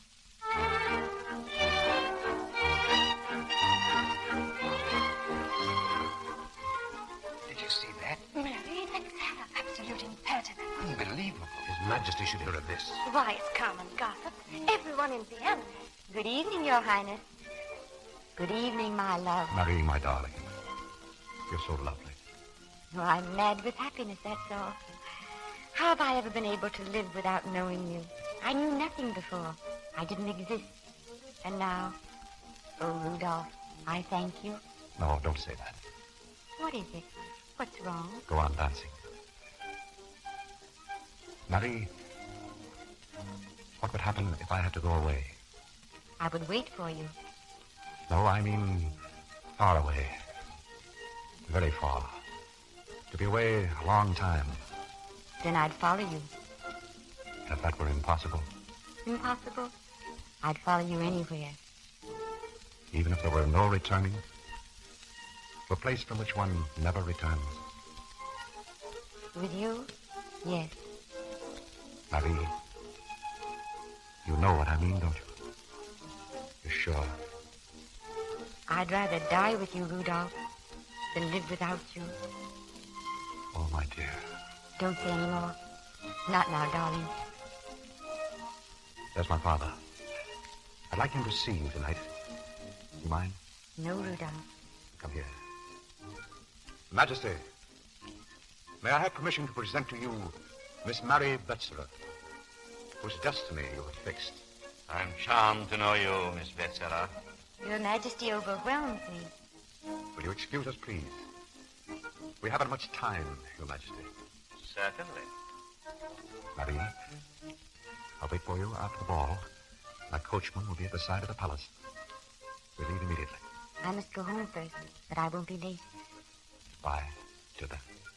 Goodbye, my sweet.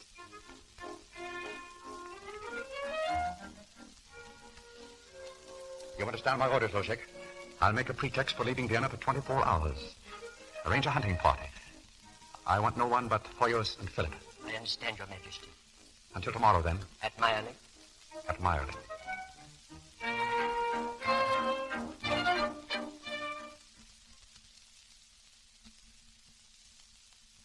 Oh, hurry, Nunu. Do you have my bag? Yes. Oh, my dear. Oh, there's the coach. He said it would be there. Mary, you'll drive me crazy leaving in the middle of the night. Oh, I should never have helped you. Oh, please don't worry, Nunu. And don't scold me tonight. You don't know, but it's the most beautiful, the most wonderful thing in the world. Mary, I don't understand you. Oh, and there's something else. That letter I gave you. You'll give it to Mother, but only after tomorrow. Mary, you frighten me. Before you go, tell me. Tell me you won't do anything wrong. Wrong? I'll do nothing wrong. Do you swear it? Anything I do will be right and good. I swear it. Goodbye, Nunu.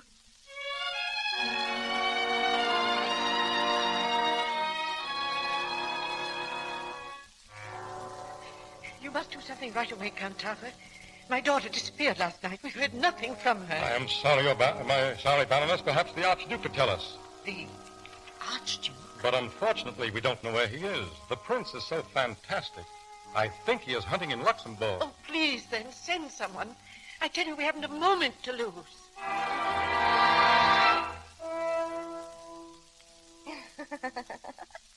You can come out now. I told you I'd find you. Oh, but that's not the game. You were not supposed to watch me hide. You cheated. Instinct of the hunter. Never let the prey get out of sight. But I have found you anyway. I know every tree in Mayerling. Mayerling. Mayerling. It's like a fairy tale. So beautiful. I love it here. You always said that life was beautiful, too. Perhaps you feel it's too beautiful, Oh, too. no. It's only beautiful now, the way we've planned it. But, Rudolph, will you do one thing for me? You'll decide yourself the moment when we must go. But I don't want to know. Promise me. You'll know nothing. I promise. I think it's getting cold. Should we go inside now?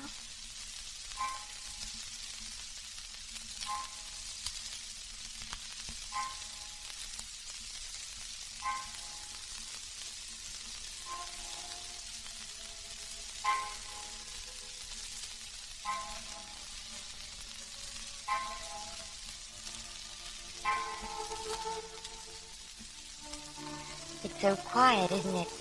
Is it always like this here? Always. Oh, I think my eyes are closing. Perhaps you should go to sleep now. No, I don't want to sleep yet. Kiss me, Rudolph. Enough for the whole night. Sleep well, my darling. Stay here with me, Rudolph. Just for a little while. I'm afraid sometimes during the night. I like the light so much. I wish I were awake already to see the sunshine. Will you wake me, Rudolph? Yes. I'll come to the door, and I'll call you. Softly. You'll smile in your sleep. Then open your eyes, you'll see the sunshine. I'll be waiting for you. Do you remember in the park, at the fair, the first time I saw you? Yes. Do you remember what the devil said at the puppet show? He said, I like to take the happy one. I think I know what that means. Because I'm happy. So very happy. Good night. Good night, my dear. Tomorrow, my love. Tomorrow.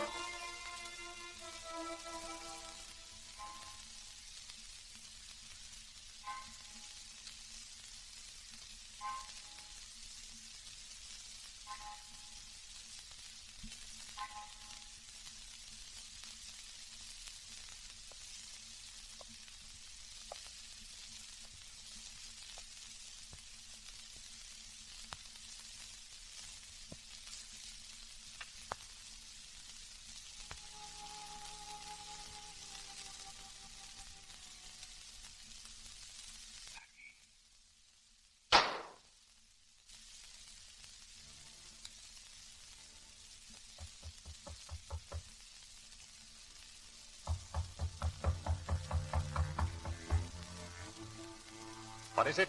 Oh, Your Highness, excuse me, but I thought I heard a shot. I haven't heard anything, Roshek. Probably in the forest. What time is it, Roshek? Just 5 o'clock, Your Highness. Thank you. Come back and call me in half an hour. Very good, Your Highness.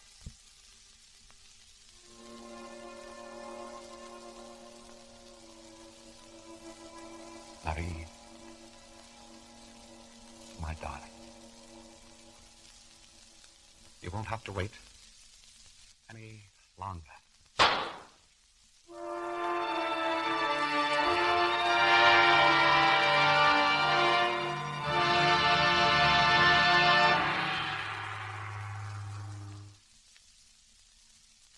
Torn apart by life, united by death, peace at last came to these lovers.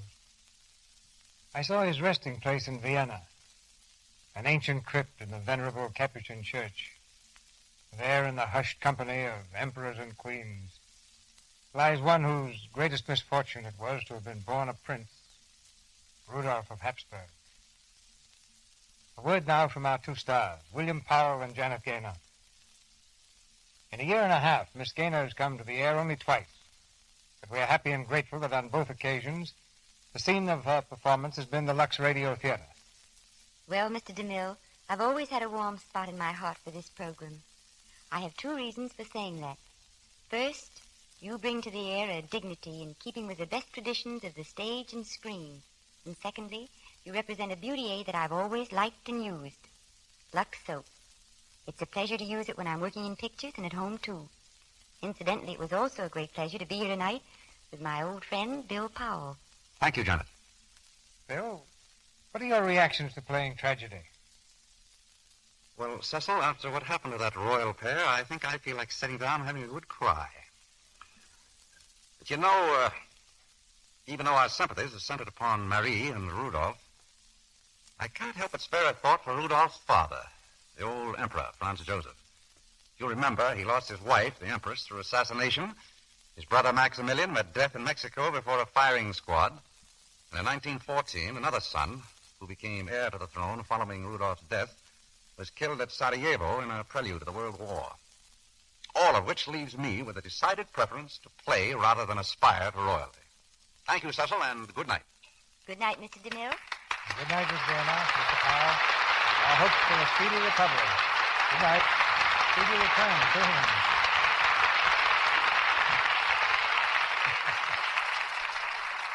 Our play next Monday night unfolds to the rhythm of roaring presses, the clatter of the linotype, and the chorus of editors barking copy. It's the drama behind the drama of your daily newspaper, the brisk romance of rival reporters, one of them a girl, who refuses to lend an ear to wedding bells until she proves that all good reporters aren't men. It's the loudly applauded screen hit Front Page Woman. I'm happy to say that our leading man will be one whose return here you've requested so many times, Fred McMurray. And opposite Fred, a soaring star who's attracting great attention in Hollywood today, Paulette Goddard.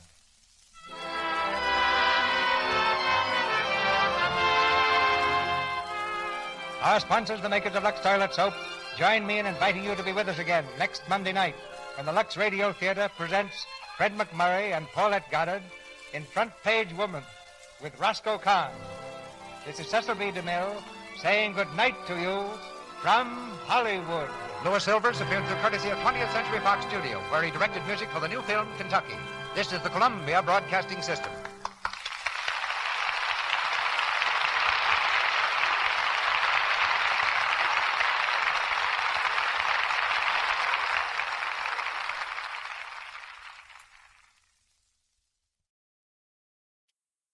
Hollywood, California, Monday, October 12th.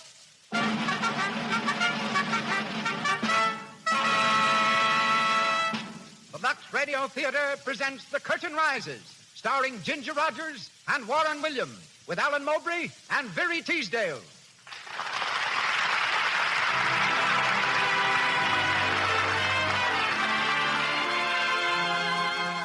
Lux presents Hollywood. Our stars, Ginger Rogers, Warren Williams, Alan Mowbray, and Very Teasdale. Our play, The Curtain Rises. Our guests, Doris Kenyon and Mrs. Leela Rogers, dramatic coach and mother of tonight's leading lady. Our producer, Cecil B. DeMille, and our director of music, Louis Silvers. To you who crowd our theater tonight, and to you millions whose theater is your home, greetings from Lux.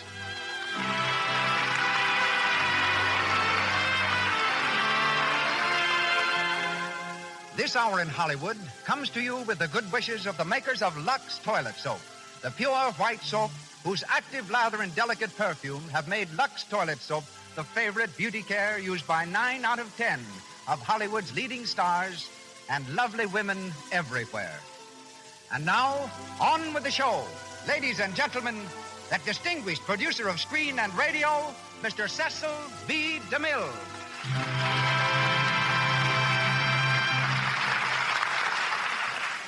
Greetings from Hollywood, ladies and gentlemen. Just 444 years ago today, Christopher Columbus made good his promise to see America first. He discovered a new hemisphere, and we celebrate the occasion by discovering in Ginger Rogers a new star. It's true that Ginger has appeared in many pictures. She's the young woman of Fort Worth who came to the screen in Young Man of Manhattan. As a singer and dancer, she has few, if any, equals. Yet every time she asks a producer for a dramatic role, our young star is in the position of Christopher Columbus. who, as a young tar, was thrown off a ship because the captain swore he'd never be a sailor. Tonight, however, Ginger's ambition to play a straight dramatic role is fulfilled. We shall hear her as Elsa Carling in the Lux Radio Theatre's drama, The Curtain Rises, by Benjamin Kay. Playing opposite Ginger is Warren William. When a youngster, Warren was the dashing hero who laughed at onrushing locomotives and snarling villains and consistently rescued lovely ladies in the early serial films. Graduating to the stage, he returned to pictures, played Julius Caesar for me in Cleopatra, and will be seen next in Go West, Young Man. He performs tonight in the role of Ronald Phillips. Alan Mowbray will be heard as Gregory Matthews, and Viri Teasdale as Carol Stewart. And now, The Curtain Rises on The Curtain Rises, starring Ginger Rogers and Warren Williams.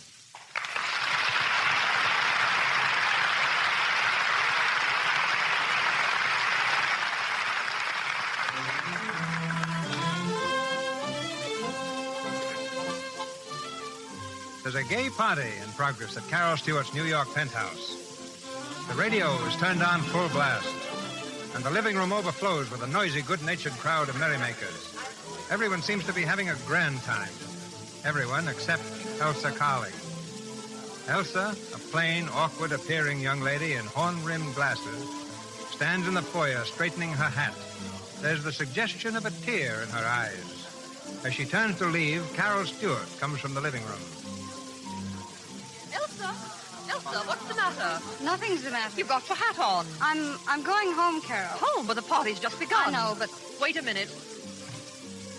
Now, will you please tell me what this is all about? Oh, it's nothing, Carol. Really, it isn't. You've been sitting against the wall all evening. Haven't heard you say a word, and you didn't dance once. Well, no one... I've got a headache, Carol. I don't feel like dancing. Oh. I'm sorry. Well, I'll call Arnie. Oh, no, don't bother. I can go home alone. Don't be silly. Arnie brought you here. I know, but he only did it because you asked him to, and I don't want to spoil his evening. And... Oh, Elsa, stop it. Hey, Carol, what goes on? Stephen, come here. Elsa's going to leave. Oh, that's too bad. You want me to call a cab? No, we don't. I want you to find Arnie. Tell him to take Elsa home. Really, Carol? Go on, Stephen. Oh, sure. Right back. I could have gone home alone. Of course, but why should you? Now, that's the trouble with you, Elsa. You always let men think they're doing you a favor. Well, it was awfully nice of him to call for me. I suppose you told him that. Of course. Oh, Lord. Well, it was nice of him. He didn't want to bring me. How do you know? Did he say so? No, he didn't say anything. Well, Stephen, where's Arnie? Oh, he's coming. He's talking to a couple of people, and, look, Elsa, can't you stay a little longer? Oh, he doesn't want to take me home? Oh, now, I wouldn't say that. Oh, that's all right. I don't mind. I'll speak to that low-down newspaper reporter. Where is he? No, please, Carol. I'll go alone. Good night. Elsa, wait. Good night. Say, was she crying? If she wasn't, it's not your fault. Well, here I am. Just a wee bit late, Arnie. The press is never late. Where's our little wallflower? She's gone home. Oh. Yeah? Well, you needn't look so pleased. What's the matter with her? She said she had a headache. The real reason is that she sat in that room for almost 2 hours and not one of you even so much as looked at her. Oh, now, Carol. My dear hostess, I brought the lady to your charming party. My responsibility ended there. You might have spoken to her. I tried that in the cab. Result? Terrible. Arnie's right, Carol. The girl can't talk without blushing. Oh, keep quiet. Elsa's one of the nicest girls I know. Granted, but she's a prim little old maid. Elsa isn't an old maid. She's younger than I am. Being an old maid hasn't anything to do with age, Carol. Some girls are old maids at 18. Oh, poor Elsa. There you are. When you think of her, you say, poor Elsa. You're sorry for her. Yes, I am. She's missing so much in life. Inside, she's so sweet and sympathetic and clever. Well, she is clever. Only somehow she doesn't know how to let it out. Well, I suggest she learn how. Gather ye rosebuds while you may. Right. But first, she'd better take off those glasses.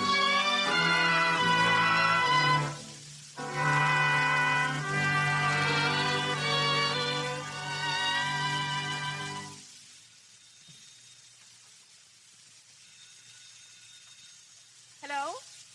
Elsa, darling. Where have you been hiding? I haven't seen you for ages. You've taken the studio? But why? Of course I can come. Stephen? Yes, I can bring him. Arnie, too? Elsa, what is it, a party? Who? Gregory Matthews? You mean the actor? Well, I don't know. I'll try. Maybe Arnie can get him to come. Elsie, you got me all excited. What's it all about? Well, I know, but... All right, tomorrow at 9.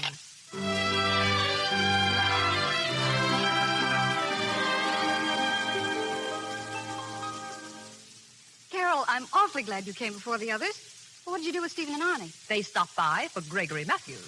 Oh, then he is coming. Arnie says so. A newspaper man can usually get what he wants from the theatrical profession. Well, so this is your studio. Do you like it? It's grand. What's the idea? Oh, I have an income of my own.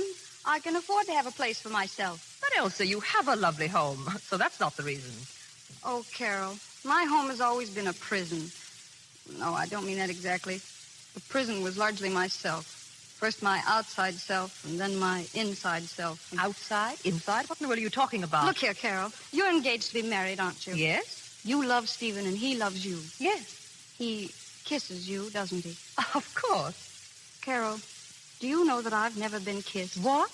Oh, I don't mean by my father or by my uncles or at silly parties. I mean by a man, a strange man. Is that why you've taken this studio, in order to be kissed?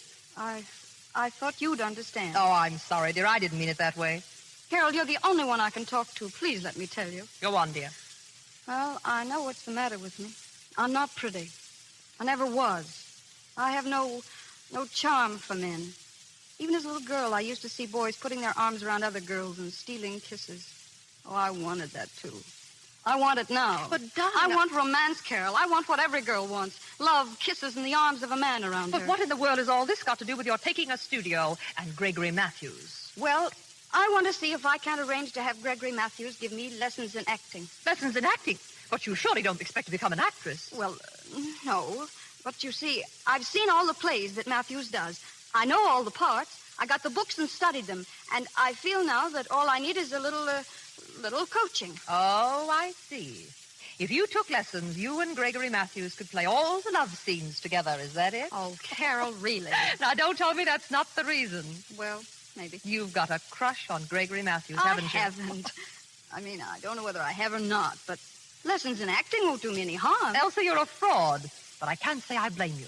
It must be rather nice to be kissed by Gregory Matthews, especially when it's your first kiss. Carol, am I wicked in thinking this way about it? Thinking isn't wicked. I mean, it isn't wrong for me to plan this. Oh, of course not. Yet I'm a little worried about one phase of it. What's that? Suppose the handsome Mr. Matthews gives you lessons, and you play scenes together, and you really fall in love with him. Won't you be letting yourself in for a lot of suffering? I'll take that chance. At least I will have lived for a little while instead of going along as I am now, just nothing at all. I'm willing to feel hurt. Even pain is an emotion. And that's why you're giving this party, to meet Gregory Matthews. Yes. And now that it's here, I'm just a little nervous. I don't know how to explain it to him. Oh, don't worry. You'll find a way. But if I could speak to him alone... Of course, darling. I'll get rid of the others. You leave it to me. You'll have Mr. Matthews all to yourself. Oh, thank you, Carol. You're such a comfort.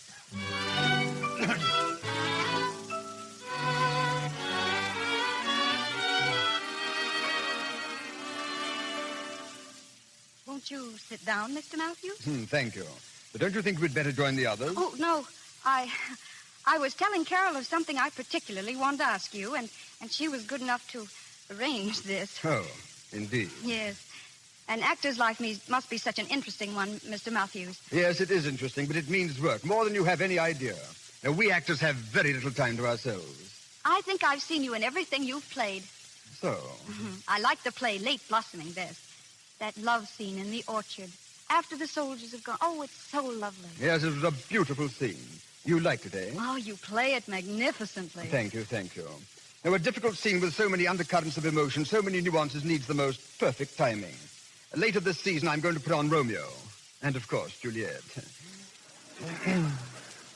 I have always believed Romeo a splendid part for me. Oh, yes, a lover. You play love scenes with such fire, such passion.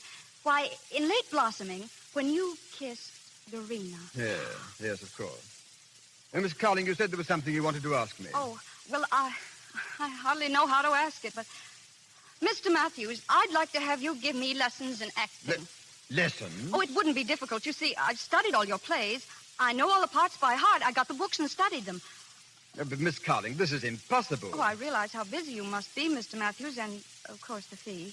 I hate to talk about such matters to Miss you, but... Carling, please, this is very distressing. Don't you understand that I'm not to be hired? Oh, of course. That's what makes it so difficult to talk of a fee. But I wouldn't care what the fee is. I'd consider it a great favor. It's not a matter of a fee or a favor, Miss Carling. I simply cannot entertain your suggestion, not for a moment. Me, Gregory Matthews, give lessons? It's preposterous. Please consider this final. Final? I said final. Oh, I'm sorry. Forgive me for taking up your time. My dear girl, here, stop it. Stop it. I can't. But you must. I don't like to see a woman cry. I can't help it if I don't feel like being a teacher. And I can't help it if I feel like crying. Well, there's something to that, of course. Tell me, does it really mean so much to you, this learning to be an actress? Oh, yes, yes. Well, I have a suggestion to make. Yes? Yes. Remember, it's only a suggestion. I'm not sure that could be done. Well, what is it? Well, at the theater, we have what is called an understudy. You know, an actor who learns all the parts. Now, this understudy, what's his name? Phillips. Yes, Ronald Phillips. He's a very capable fellow. Of course, he hasn't my appearance or my ability. But he knows his business, and he's quite poor. Understudies, you know, get little pay. I'm sure he'd be glad to give you some lessons and be very grateful for the fee. Well, what do you say, Miss Carling? Well, do you think he'll come? I will tell him that you are a very dear friend of mine, that I'm very much interested in you. Oh, don't worry, I will arrange it. Then, if he teaches me, and if I learn awfully well, then will you play one scene with me? Yes. When he tells me that you've learned how to act, I will play one scene with you. Now, shall we join the others? Yes, Mr. Matthews. Thank you so much. Oh, come along, and for heaven's sake, put some powder on your nose.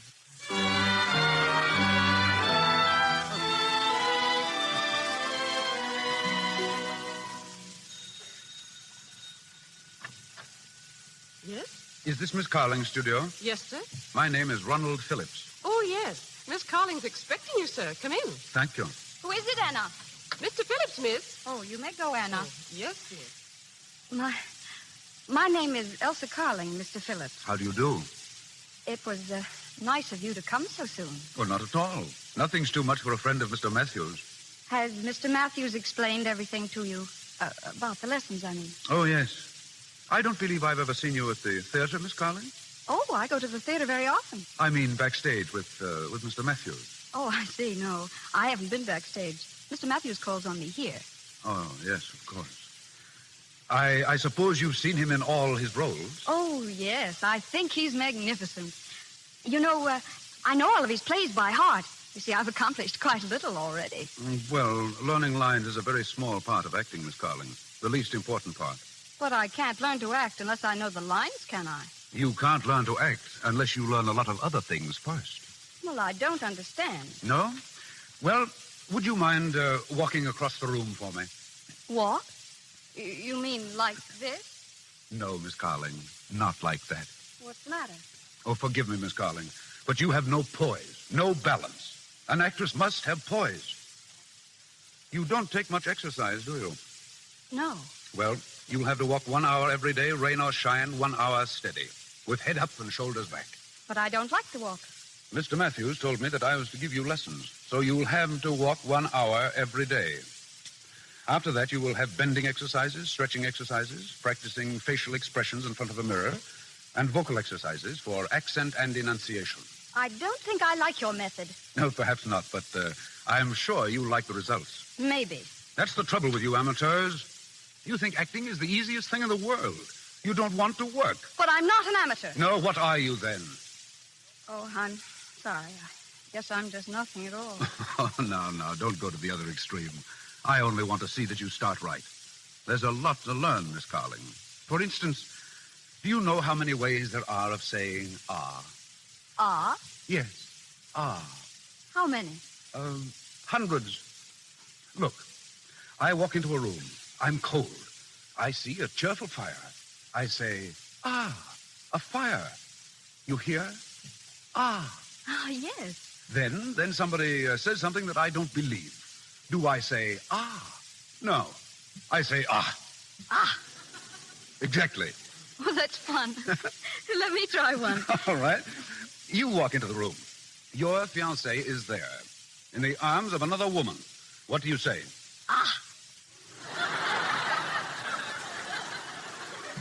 No. No, that's disgust. We want anger. Ah! That's pleasure. You aren't glad, are you? Oh, wait, let me try one more. I walk in. Aha! Is that better? Well, it'll have to do for now. You know, I think I'm going to like this. Even the exercises and making faces at myself. And the walking? Oh, but you're going to walk with me. To show me how, I mean. Well, the first lesson or two, yes. When you learn to walk properly, then of course, it won't be necessary for me to walk with you. Oh, of course. But then the scenes. We will play scenes together. Yes, certainly. Shall we try one now? Well, if you want to. Do you really know all of Mr. Matthews' plays by heart? Oh, yes. Do you know the play Late Blossoming? I'm Mr. Matthews' understudy. Oh, of course, but... Well, you know the scene in the orchard when the soldiers are about to leave and Dorina kisses him.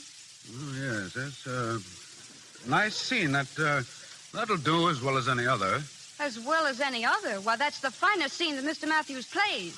Well, of course, the way he plays it with scenery and opposites Helena Dale, of course. It's beautiful. But here is a scene to run through without scenery and costumes. Do you see what I mean? Oh, I'm sorry, Mr. Phillips. I didn't mean to be so in earnest about it. Would you rather play some other scene? Oh, no. That'll do very well. We'll just take the end of the act. Are you ready? Oh, yes, I'm ready. Dorina is by the fence, looking in the direction the soldiers have gone. Albert enters from the left. I see you. Dorina. Albert, my darling. Yes, maybe you'd better take off your glasses for this. Oh, excuse me. There. Oh, that's fine. We'll start again. Dorina. Albert, my darling. A little quieter, I think. Oh, yes, of course. Quieter. We'll go on from there. Dorina, come here by the tree where we can't be seen. But, Albert, I saw you march away with the regiment. They're resting on the other side of the hill. I slipped away. I had to see you just once again, my darling. Albert, you shouldn't have come back. A little while ago, you went away. I cried, and then I stopped. But when you leave this time, I shall cry and never stop crying. Miss Carling, don't be so nervous. I can't help it. But it destroys the feeling. You see, this is the scene leading up to the kiss. Yes, I know.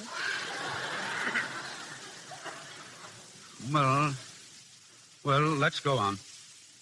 If there be tears for every kiss you gave, and yet more tears, for every kiss that I'll be bringing you, you'll not have tears enough. Meanwhile, there will be tears. Oh, why did you return in that 1 hour I should lose you twice? Courage, my love.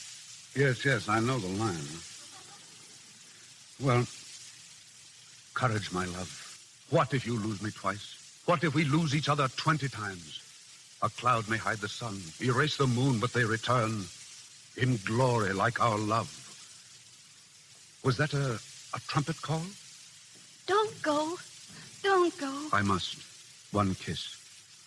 One kiss. And then farewell. One kiss. I take it now, my love. What? Here, Miss Carling. Miss Carling. Good Lord, she's fainted.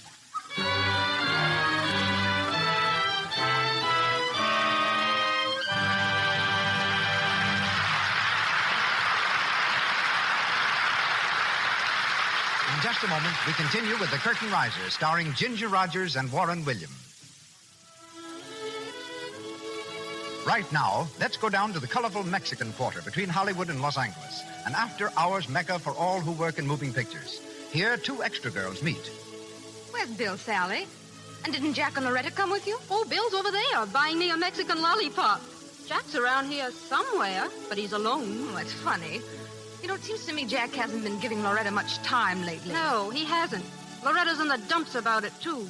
And you know, it's really her own fault. Somebody ought to give her a tip about her complexion, that's what.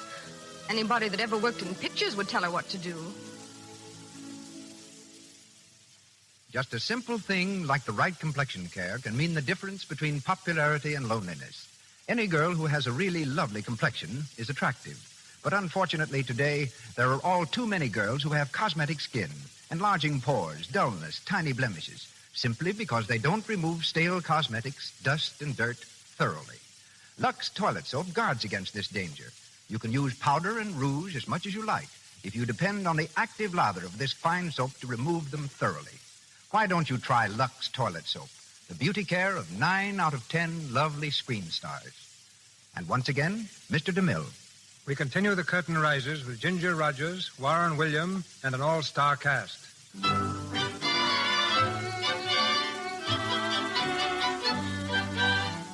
It's 3 months later. The dramatic lessons have proceeded regularly. And under the instruction of Ronald Phillips, Elsa has become a new person. Gone is the old timidity and awkwardness. And in its place, a newfound gracefulness and ease. Carol, Elsa's friend, is astonished at the change. Darling, turn around and let me look at you. Am I really so different? Different? Elsa, it's miraculous. You mean the dress? Yes, even the dress. I've never seen you look so chic, but it's everything about you. You're so fresh, so vital, so youthful. Arnie Saunders says I even walk and talk differently. Arnie Saunders? Has he been here? Oh, he drops in once in a while. I see. By the way, what happened to your glasses? Oh, I never wear them anymore. Since I've been taking lessons from Ronald Phillips, I discovered I can really see quite well without them. It's funny, isn't it? Yes. This Mr. Phillips doesn't happen to be understudy to a magician. No. He's still working for Gregory Matthews. Understudy and assistant stage manager. I suppose Matthews drops in also? No. I haven't seen him since the night you were all here. Well, but you're getting yourself ready for him. Am I? Aren't you?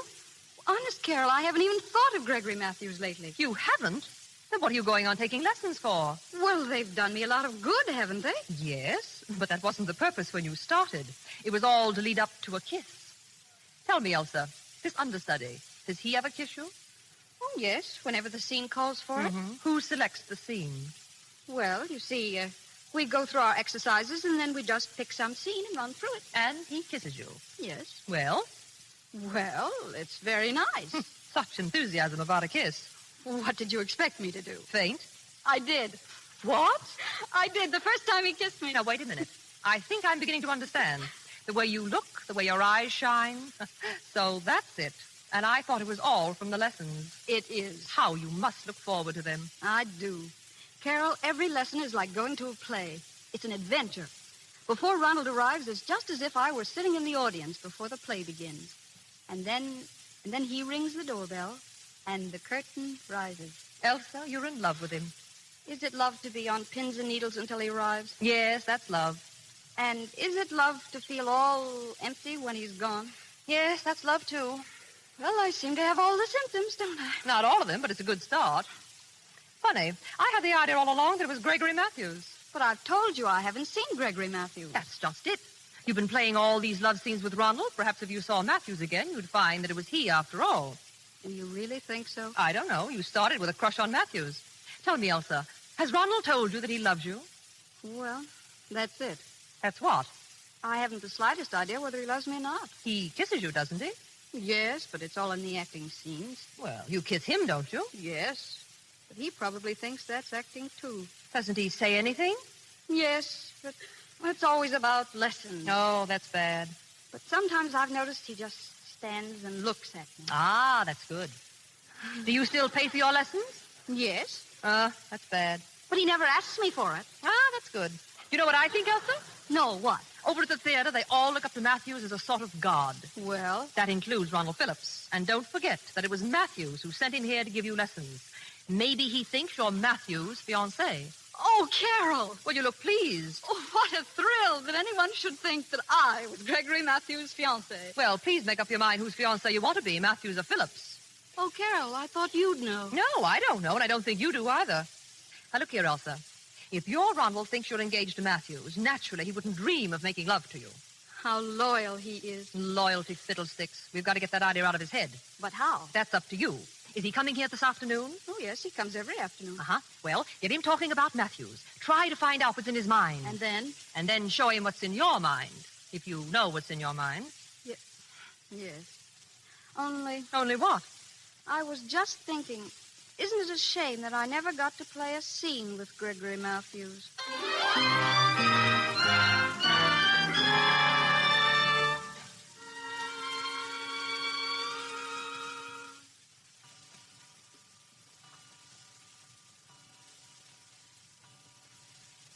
Come in, Mr. Phillips. You're late this afternoon.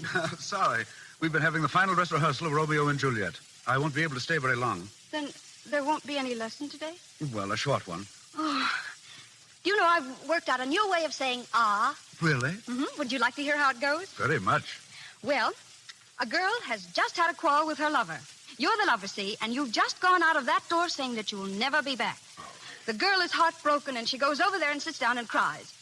Now, the lover has changed his mind and comes back through the open door, and he stands as you are standing, looking at the girl. She jumps to her feet, rushes over, and throws herself into his arms and kisses him like this. Well, how was that? Very good. But what about the ah?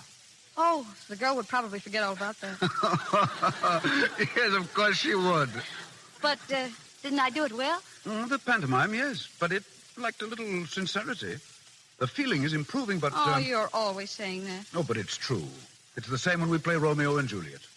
In that other play we did yesterday, the scene where the princess meets her lover. Oh, you mean, when you are gone, I cannot move my lips except to breathe your name. And, oh, my love, when you are here, they are in dreamless sleep until you waken them upon your own. Yes, that's exactly what I mean. Can't you see? You're just saying words.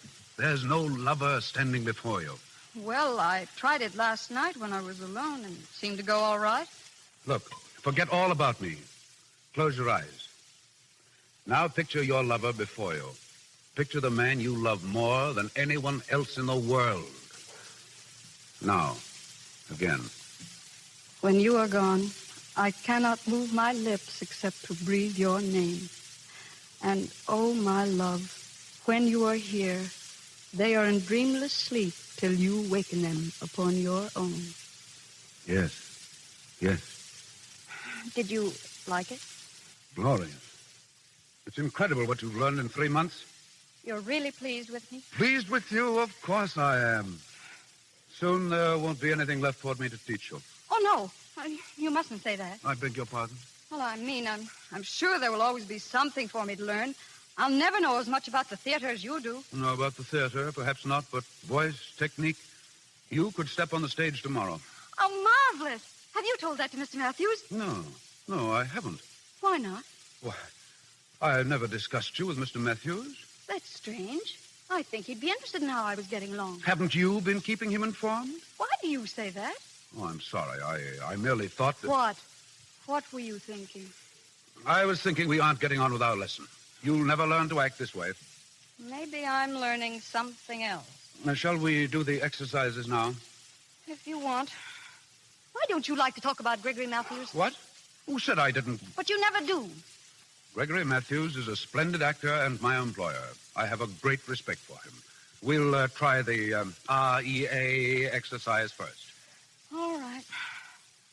REA. REA. REA. Does Mr. Matthews do this every day, too? Of course. Speaking is like singing. The throat must be kept open and free. Now, the may, me, my, mo, moo. May, may, may, may. Me, me, me, me. Do I do that as good as Gregory Matthews? You can't do anything as good as Gregory Matthews. My. You needn't be quite so loyal to him. That isn't loyalty, that's a fact. Mo. Mo. There's some things more important than facts. What? Mother facts. Moo. Excuse me. Hello? Yes? Oh, he's here. It's for you, the theater. The theater? Oh. Hello. Oh, hello, Mr. Matthews. Yes. What? How? What happened to her? Good Lord. Well, what about Geraldine Day? What? Well, I don't know who... Yes, I do. I do know someone. Elsa Carling. What is it? Shh. I said Elsa Carling. Of course she can. Listen to me. She can do it. She knows it backwards. I know she can. What can I do? Be quiet. Hello. I'll bring her right over to the theater. Right away. Goodbye. Get your hat. What? Your hat. Our leading lady has been taken sick, and her understudy can't be found. Well, what has that got to do with me? It's got everything to do with you. Don't you understand? They can't find a leading lady who knows the part. You know it. You're going to play it. Play what? Romeo and Juliet with Gregory Matthews. Oh.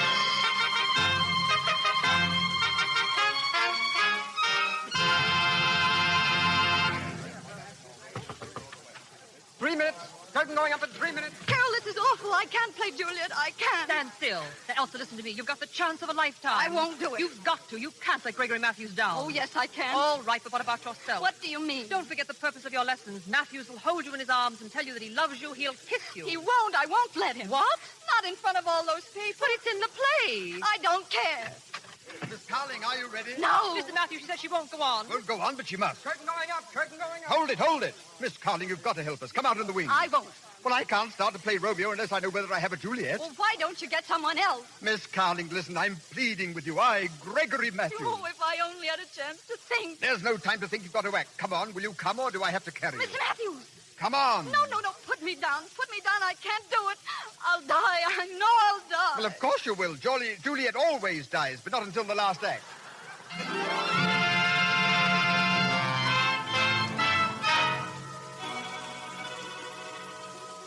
Oh, Romeo, Romeo, wherefore art thou Romeo? Deny thy father and refuse thy name, or if thou wilt not.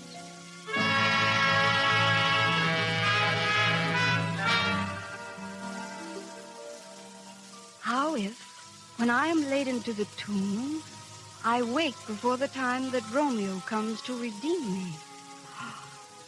There's a fearful point.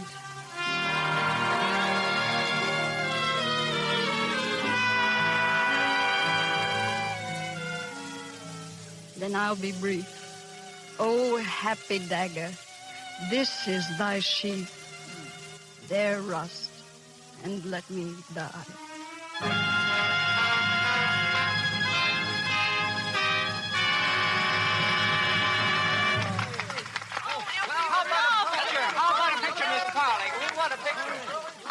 Thank you. Outside, everyone. Miss Carling must rest. Outside. I want the story, Elsa. Yes, Sonny. Not now, Annie. Leave her alone. Miss Carling. Oh, Mr. Phillips. May I congratulate you? You were wonderful. Oh, thank you. One of the finest Juliets I have ever seen. 11 curtain calls. 11. Elsa, you were magnificent. From you, Mr. Matthews, that's a great compliment. Yes, but in our love scenes, you turned away. Did I? Oh, I'm sorry. I think she'd better rest, Mr. Matthews. Why, of course.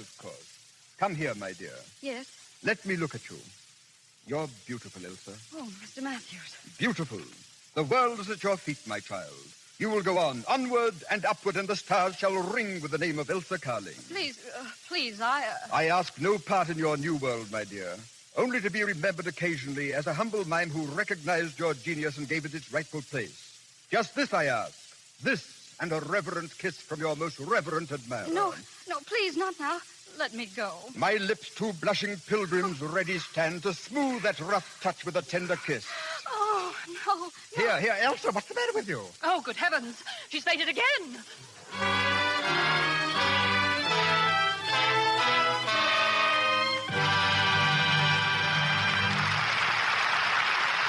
pause for station identification. This is the Columbia Broadcasting System.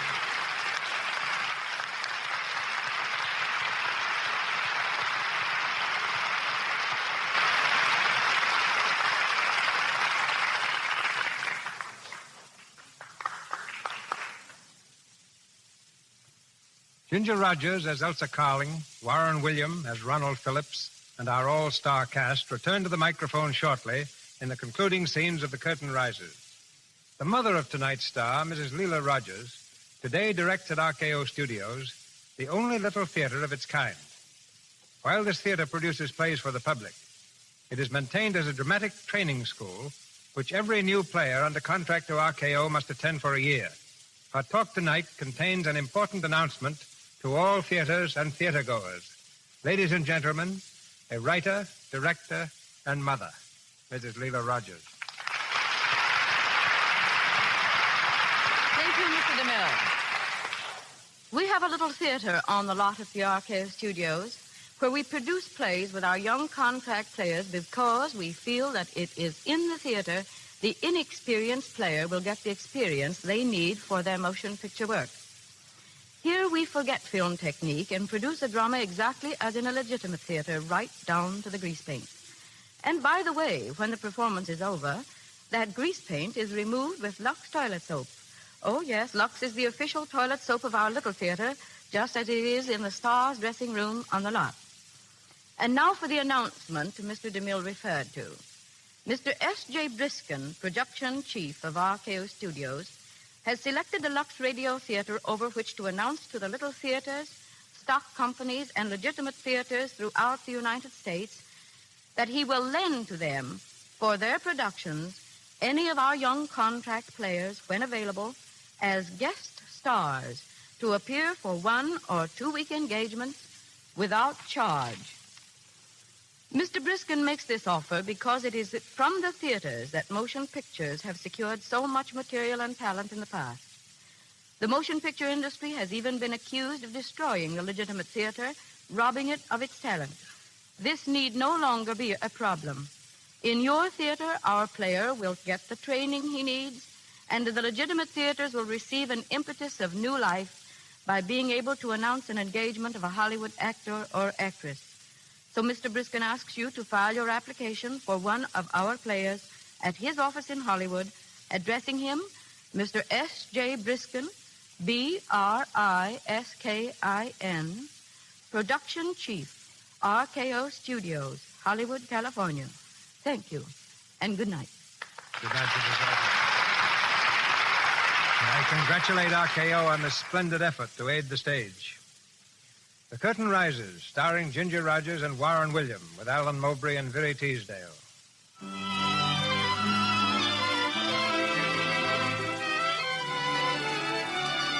Elsa's night of triumph ended when she fainted in Gregory Matthews' arms. The following morning, her studio room has the semblance of a florist shop. And as she reads her telegrams of congratulation, Anna enters carrying 2 more bouquets. Miss Colleen. More flowers? Let me see quick. Oh, with love from Gregory Matthews. Oh, dear, who's the other one from?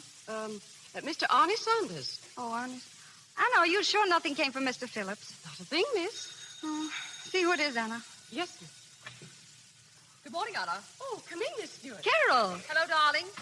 My, look at all the flowers. How are you feeling? All right. Did you see the papers? Yes. The critics were awfully nice to me. Except 1 or 2. They said I was competent. Oh, you're getting touchy. You mustn't mind that. You were grand. You've no idea how natural it all sounded. Carol, do you really think I could be an actress? Of course you were one last night, weren't you? Yes, but...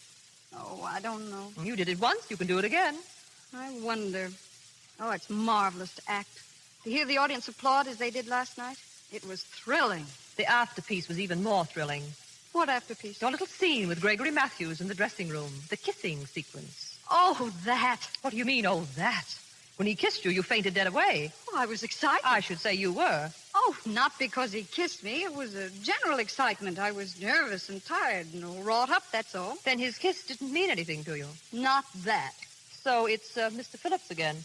Again? What do you mean? You know Ronald's place in the theater is fixed. He's an understudy. You may go up like a rocket. Do you think you can go on taking lessons from him? Of course. Ronald knows so much more than I do. He may have other ideas about that. I don't understand you. Elsa, if it's a career that you're after, then everything is all right. But if what you want is love, then I'm sorry you made such a success last night. I don't agree with you at all. I'm sure Ronald is very proud of me, and we can go right on with our lessons just like before. For how long? Oh, I don't know. I feel much more confident now. Oh, good morning. Good morning, Wayne. It's Arnie and Stephen. Hello, Elsa. I tried to keep this news hawk out, but he's too persistent. That's all right. It better be. You know the power of the press, my girl. Now, what about that story? Oh, no. I can't concentrate yet. All right, then. What about having dinner with me? I can't. Oh, let her alone, Arnie. Now, don't give me that, my girl. This is the greatest story of the year. Unknown girl makes good. Please don't, Arnie. That was only a freak performance. I'm only taking lessons. You mean to say you're going to go on taking lessons? Of course. Well, I'll say that little professor of yours knows how to teach. Let me print this story, and all the girls in New York will be crazy to take lessons from him. No, Arnie, you mustn't. Why not? Because it would give her a lot of publicity which she doesn't want. But I thought publicity is just what an actress needs. But I'm not an actress. At least not yet. I'm not even sure that I want to be. Well, that makes a good story, too. May I print that? No. Good morning, good morning. Oh, come in, Mr. Matthews. Thank you. I had to drop by and see how you were feeling, Miss Carling. Oh, I'm fine this morning. You know everyone here, don't you? Of course. How are you doing, Miss Stewart? Well, my Juliet. Wasn't she perfect, Mr. Saunders? Swell. Everyone is talking about her. And what did you think of me? Okay. I thought you were a superb Romeo, Mr. Matthews. Thank you. It's my favorite role, you know. All romance and fire. Ah, those magnificent lines. That man Shakespeare. How well he understood what we actors need. Don't you think Elsa was marvelous in the balcony scene? Charming, yeah. How was my voice in that scene, Mr. Saunders? Yeah. What did you say? Yes. Yeah. It's a difficult scene, that. You see, I am talking up. The head is thrown back and the throat muscles are constricted. That is where technique comes in. And you really think I came through all right? Yes, marvelous. Really, I couldn't believe it. I told you I was going to work hard. Yes, but it's almost a miracle that you performed in so short a time. Oh, Elsa loves to study. Miss Carling, do you remember what I said the first time you spoke to me about this? What do you mean? Well, I told you I would not give lessons to anyone regardless of what they offered me. Well, I have changed my mind. From now on, I will be your teacher. Oh, that's great. But what about Mr. Phillips? Oh, that's all right. After all, it was I who sent him to you to teach you the first principles. But you are past that now. But he's worked so hard, it doesn't seem fair to suddenly cut off the lessons he's been giving. Well, don't let that worry you. I can get him other pupils, and after I finish teaching you, we will play many plays together. Someday we will play Late Blossoming. Do you remember that exquisite scene of the orchard under the apples at the end of Act One? Oh, yes, but I don't think I'd like to play that scene, Mr. Matthews. Do you know, the very first day I met Miss Carling, I knew she had talent. So when I spoke to Phillips, I said, Phillips, I have a little friend I want you to give lessons to. Who knows, perhaps we may make an actress of her someday. You said that to Ronald Phillips? Why, of course. You know, he has his pride, too. To just ask him to become a teacher to a wealthy girl, well, that might not have gone down so well. And now you see how you have justified all that we've done for you. Oh, come in, Mr. Phillips. Mr. Phillips. Oh, excuse me. I didn't know you were entertaining. Oh, that's all right. Really it is. Why, of course, Phillips. Come in. We're glad to see you. Good morning. How are you? Well, are you proud of your pupil, Mr. Phillips? I said so last night. You gave an astonishing performance. Phillips, I congratulate you as much as I have Miss Carling. You have justified everything that I've said about you. Thank you, Mr. Matthews. That's high praise. Let me add my congratulations, too. And mine. You teach well, Mr. Phillips. Just to think of our Elsa becoming a star overnight, thanks entirely to you. No, that's very kind of you, but I think you're giving me entirely too much credit. And if you'll permit me to say so, to Miss Carling, too. She isn't a great actress yet. Oh, I thought Elsa gave a beautiful performance. So did I. Oh, now, don't take Phillips too seriously. You know, a little, professional jealousy. No, Mr. Matthews, there's no professional jealousy. I'm trying to be completely honest with Miss Carling. You wouldn't have me do otherwise, would you?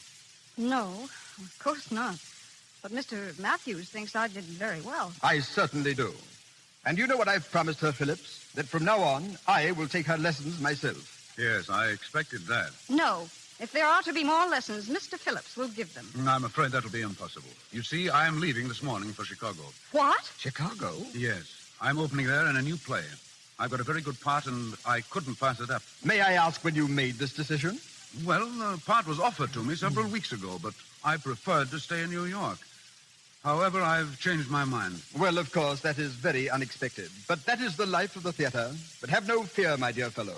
After all the training you've had with me, you will make good there. I know you will. You don't have to be patronizing, Mr. Matthews. I am no longer a member of your company. But, my dear Phillips. And I'm not your dear Phillips. But what in the world has got into the fellow? You'd think we were mortal enemies. Just because you're leaving the company, there's no reason why you should act like an angry schoolboy. No, I'm sorry. Will you excuse me, Miss Carling? I haven't much time. You're going now? I'll have to. I'm catching the 11:20 for Chicago. Then our lessons are over? Well, for the present. Perhaps someday. Goodbye, Miss Carling. Goodbye. What an extraordinary young fellow. He's gone. Yes, well, I shall have to get myself a new understudy. Elsa, come and sit down. He's gone, and I still don't know. Don't know what? I don't know. My dear girl. But I'm going to find out. Anna! Elsa, what are you going to do? Don't stop me now. Where is that girl? Anna! Did you call me? Anna, pack my bags, all of them, in my trunk. Elsa! Did you hear me, Anna? Hurry, I've got to leave right away. Elsa, where are you going? To Chicago on the 11:20.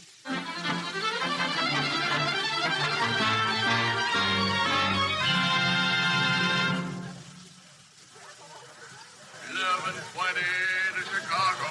11:20 to Chicago on track 24. Track 24. 11:20. Here y'all, sir. Section 14. Leave the large bag down here. Yes, sir. Here you are. Thank you, sir. Thank you.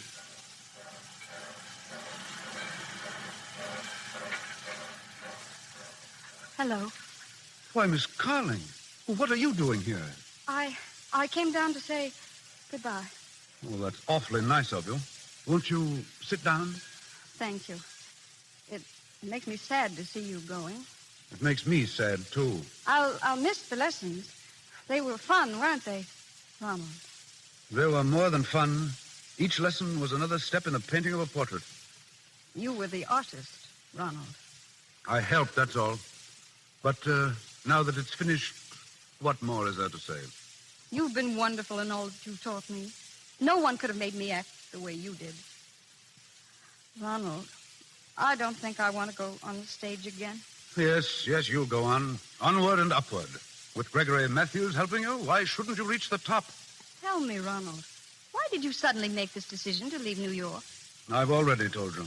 But you said you wanted to stay here, and suddenly this morning you decided to leave. Has it anything to do with last night? I'd rather you didn't ask that. But it's something I've got to know. Last night I saw him kiss you.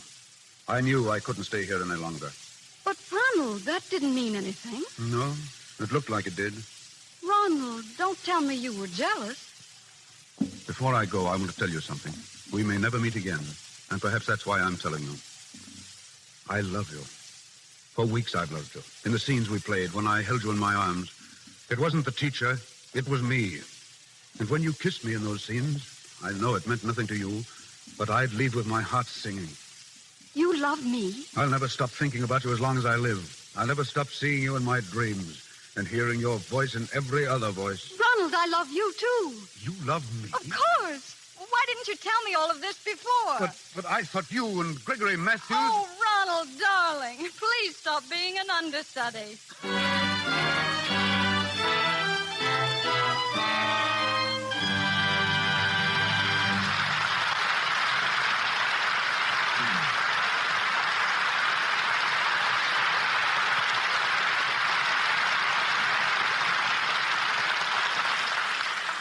The curtain falls and the curtain rises. But Ginger Rogers will be heard again in just a moment. One of the few who have twin careers, both of them successful, is Doris Kenyon. Her work in motion pictures is only an interlude in a busy career as a singer. Given her first stage role by Victor Herbert, Miss Kenyon in films has played opposite John Barrymore, Rudolph Valentino, and George Arliss. Since the passing of her husband, Milton Sills, she's divided her activities between the screen and the concert stage. You'll see her next in Paramount's new picture, Along Came Love. And now, just 1 hour before her departure on another concert tour, she sings for us. Ladies and gentlemen, Miss Doris Kenyon.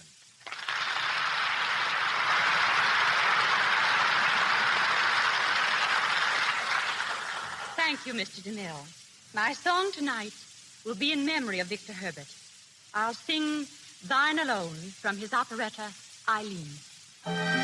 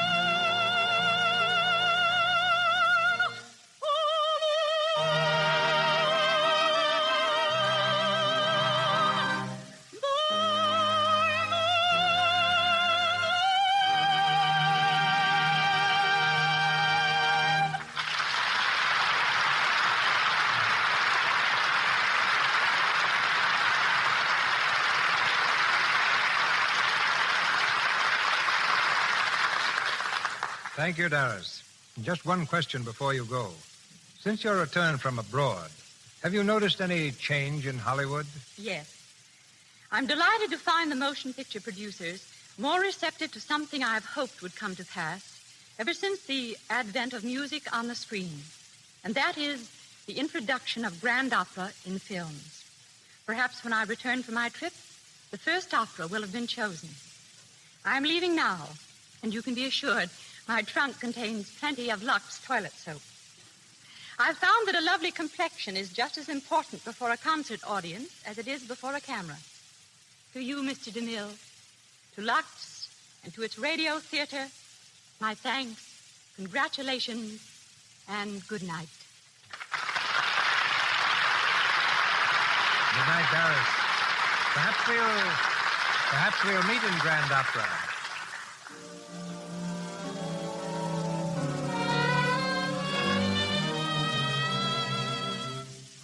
The music you're hearing is from Ginger Rogers' current picture, Swing Time, and gives me an opportunity I'm going to take advantage of right now. Miss Rogers, may I have this dance? Why, Mr. DeMille, so sweet of you to ask me. So brave of you to accept. Let's dance closer to the microphone. People are entitled to hear what we say. What's your next picture going to be? Stepping Toes. Stepping Toes?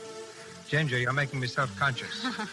What follows that? Mother Carries Chicken. And that will be quite a change for me. No songs or no dances. Dancing, you know, can be pretty hard work sometimes. All right. I can take a hint. I can tell you. Let's set this one out. Oh, no, dancing isn't that hard. Gary Cooper lost 8 pounds working for me in the Plainsman. He never danced once. How did he do it? Running away from Indians? No, running after them. You ought to see the Indians. They're just skin and bones. Well, I'm telling you, the Vanishing Red Men would vanish faster if they had to rehearse the way Fred Astaire and I do. Every number we dance is preceded by about 30 hours of rehearsal. That's quite a strain, but I love it. As soon as Mother Carries Chickens is done, I hear rumors that I'm going to do a film in Technicolor. At least I hope so.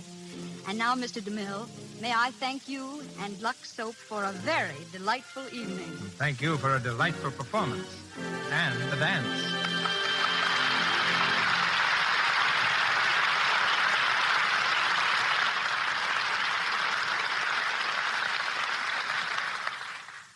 Thank you, Miss Rogers. Ladies and gentlemen, this is your announcer, Melvyn Ruick.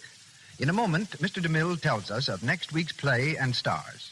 Tonight, our cast included the following players: Alan Mowbray, Veery Teasdale, Frank Nelson as Stephen, John Gibson as Arnie, Leora Thatcher as Anna, and James Eagles as Callboy. Ginger Rogers and Mrs. Leela Rogers appeared through courtesy of RKO Studios. Warren William through courtesy of Emmanuel Cohen. Alan Mowbray, RKO Pathé, Mr. DeMille, Paramount, and Louis Silvers, 20th Century Fox, where he wrote the musical score for the new film Ladies in Love. May I refer you now to Mr. DeMille. In the Casper Milquetoast School of Comedy, Frank Morgan is without peer. Next week in the Lux Radio Theatre, you will hear Mr. Morgan playing the role of timid, mild-mannered Ambrose Applejohn. And what happens after Ambrose dreams that he's his pirate ancestor come to life again, the swaggering buccaneer, Captain Applejack.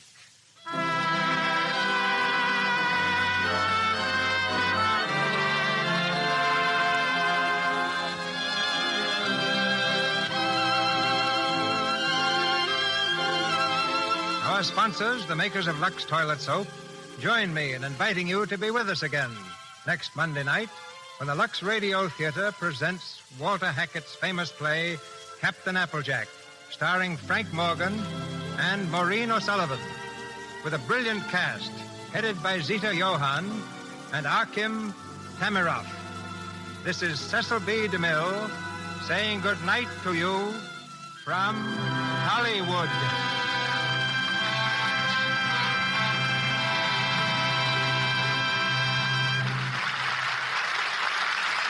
This is the Columbia Broadcasting System.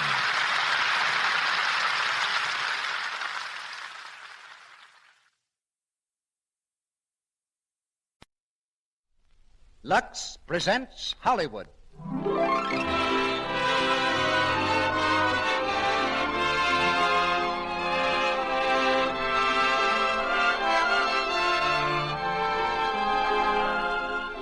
Lux Radio Theatre brings you Bob Burns and Anita Louise in A Man to Remember. Ladies and gentlemen, your producer, Mr. Cecil B. DeMille.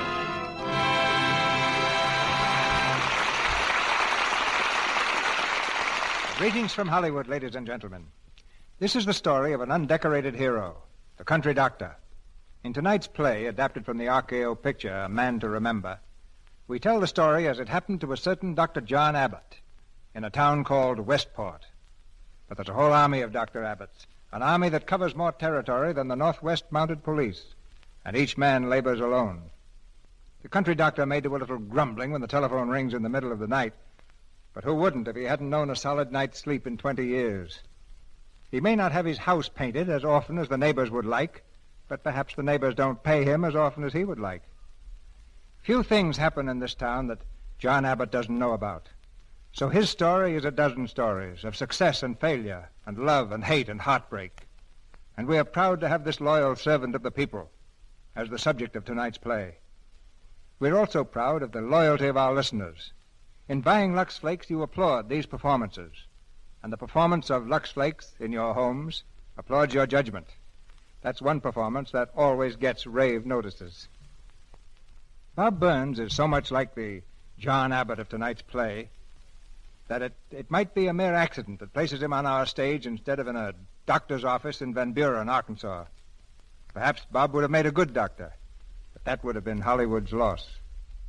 As Jean, the doctor's daughter, we have Anita Louise, and any doctor would be proud to have a daughter as lovely as Anita. Now to all country doctors, we dedicate this story of one country doctor. The curtain rises on the first act of A Man to Remember, starring Bob Burns as John Abbott and Anita Louise as Jean.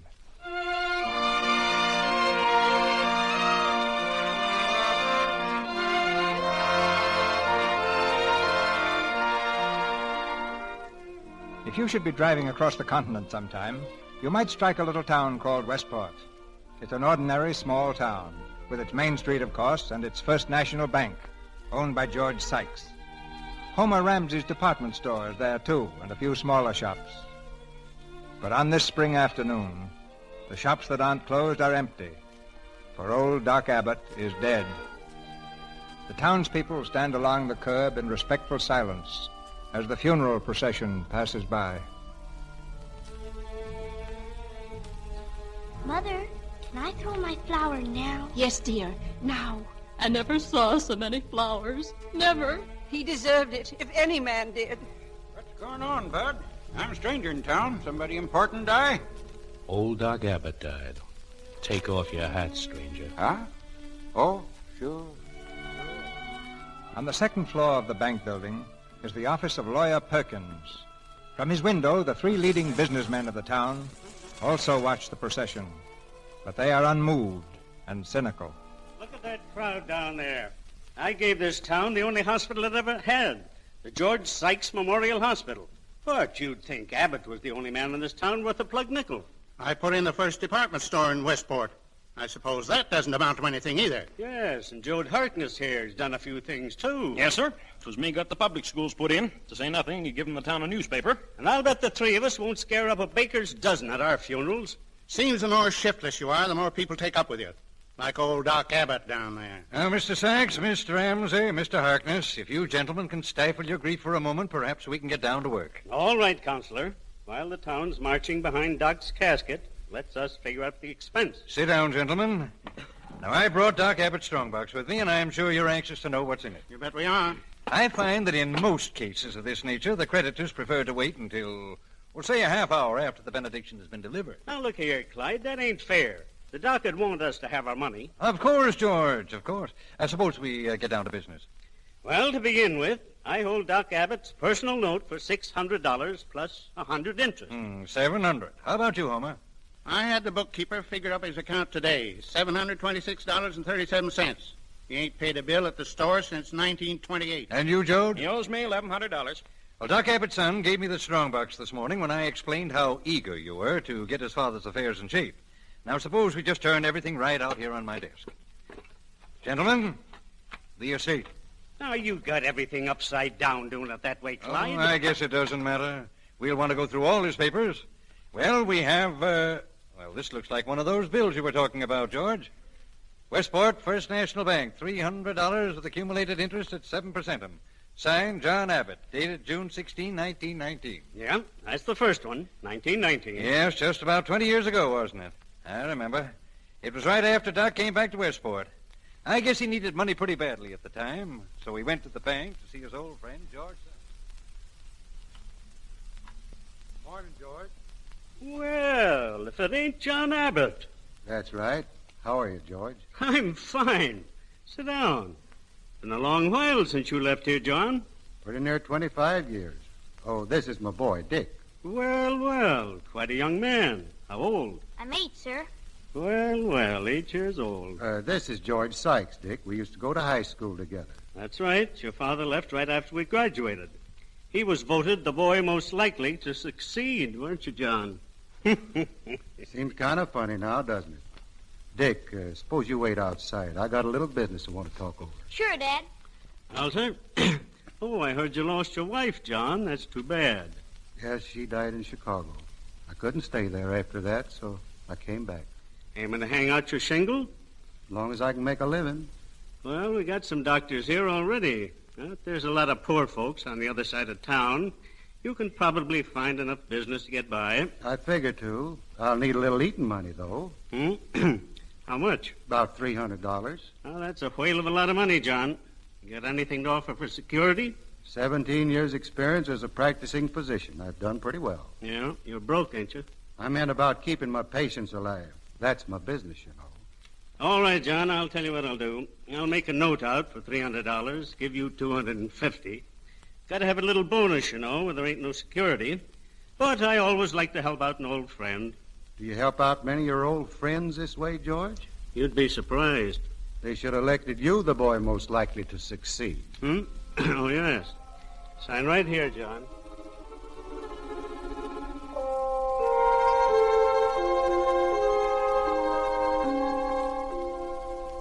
And the doctor never paid that note, George? Nary a penny. Well, suppose we just lay this one aside for the present. Now, this next paper seems to be a bill. It's made out to Howard Johnson, July 17, 1919. Delivery of child, $25. What's that written on the bottom of it? Well, seems to be a notation Doc made. Johnson has no money. That was the trouble with the doc. Always treating poor folks who couldn't pay him. Well, I suppose it's pretty hard for a doctor to refuse, Joe. This Johnson now, he sent for Doc about 2 o'clock one morning. His wife was having a baby. Well, Johnson, you have a fine baby girl. Girl? I wanted a boy. Somebody who could help me work this farm when I get old. Girls are for people who can afford them. How's my wife? Well?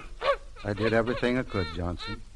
I'm afraid she wasn't in very good condition to begin with. And, well, I did everything I could.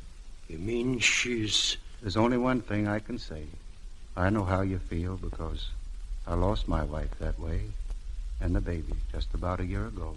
She never had nothing while she lived. Bad crops and bad times. We was going to have a good crop this season. I was going to buy her something. Keep the baby warm, whatever you do. I'll be back in the morning. You better have some milk on. You get out of here. Get out and don't you never come back. But man, you want to know how to take I said get out. You hear me? Now go on. Get out before I give you more. Get out. I guess you ain't responsible right now. I'm sorry, man.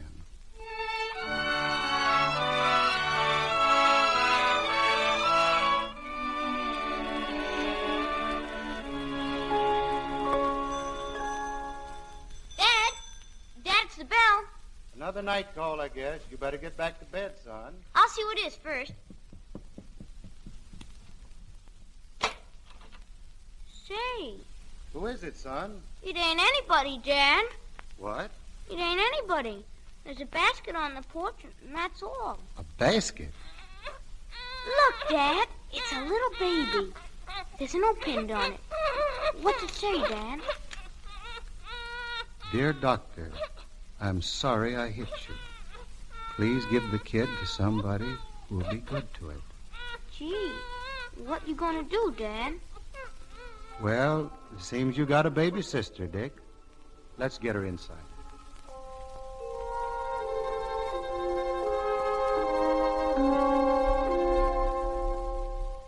Never did hear that story before, Counselor. Well, Doc didn't often tell it, Jode. But that's how he came to adopt the girl you all watched grow up and know as Jean Abbott.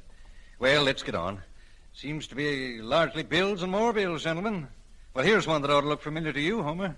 Homer Ramsey, General Merchandise, to Doc Abbott account, $1, $12. Yeah, guess he did buy a doll at the store once. July 17, 1923. Somebody wrote, please remit across the bill when percent. Well, that was a mistake. Oh, say, I remember hearing about that. The clerk at your store, a fellow by the name of Raymond, told me. Sure. Seems that Doc owed you for that doll, and one morning he walked in the front door with the pig under his arm. Little shoat it was, squealing to beat the band. What's all this about? Oh, Mr. Ramsey, it's a pig. Yeah, I can see that. Is it yours, Doc? Nope, it's yours. You're crazy. Nope, you see, you sent me a bill this morning for a doll I bought for my daughter. This bill is marked, please remit. I figure you must be kind of hard up, so I hurried right down. But I can't take a pig in payment. Well, that's the way my patients pay me. Pigs, eggs, potatoes. How much was the bill? $12. That pig ain't worth more than $5. Maybe not now, but he will be. Here, brought a bag of corn, too. Feed the corn to the pig, and in 3 months, Homer, you'll be owing me money. Now, listen, I can't accept anything like this. Oh, by the way, come to think of it, I believe you owe me money right now. Yep, here it is, your bill for Mrs. Ramsey's appendicitis operation. Well, come into my office, John. I want to talk to you about that. Sure. Take good care of that pig, Mr. Ramsey. Sit down, John. Thanks, Homer. John, that bill was sent to you by mistake. No offense, you know. Now, let's see what I owe you. Of course, I know you'd rather had Doc Robinson do that operation, Homer, but being as he was out of town, it was an emergency, and I did it. Sure. Guess you saved Martha's life that night, John. Would have been a heap easier if we'd had a hospital in Westport. There's a lot of patients lost on kitchen tables. Still got that pipe dream about a hospital? You did all right on the kitchen table. Well, let's see the bad news. Oh, here it is, Homer. $100. That's right. How much of your time did that operation take? Oh, about 4 hours, if I remember. $100 for 4 hours? That's pretty steep, John. You really mean that, don't you, Homer? You bet I do. What do you pay your janitor here? 40 cents an hour? Mm-hmm. I guess I did make a mistake figuring that bill, Homer. That's more like it. Yep, the only place we differ is the value each of us puts on your wife. I was a little bit too high. So I'll settle right now for 40 cents an hour, $1.60. Cash. Now, John, I didn't mean that.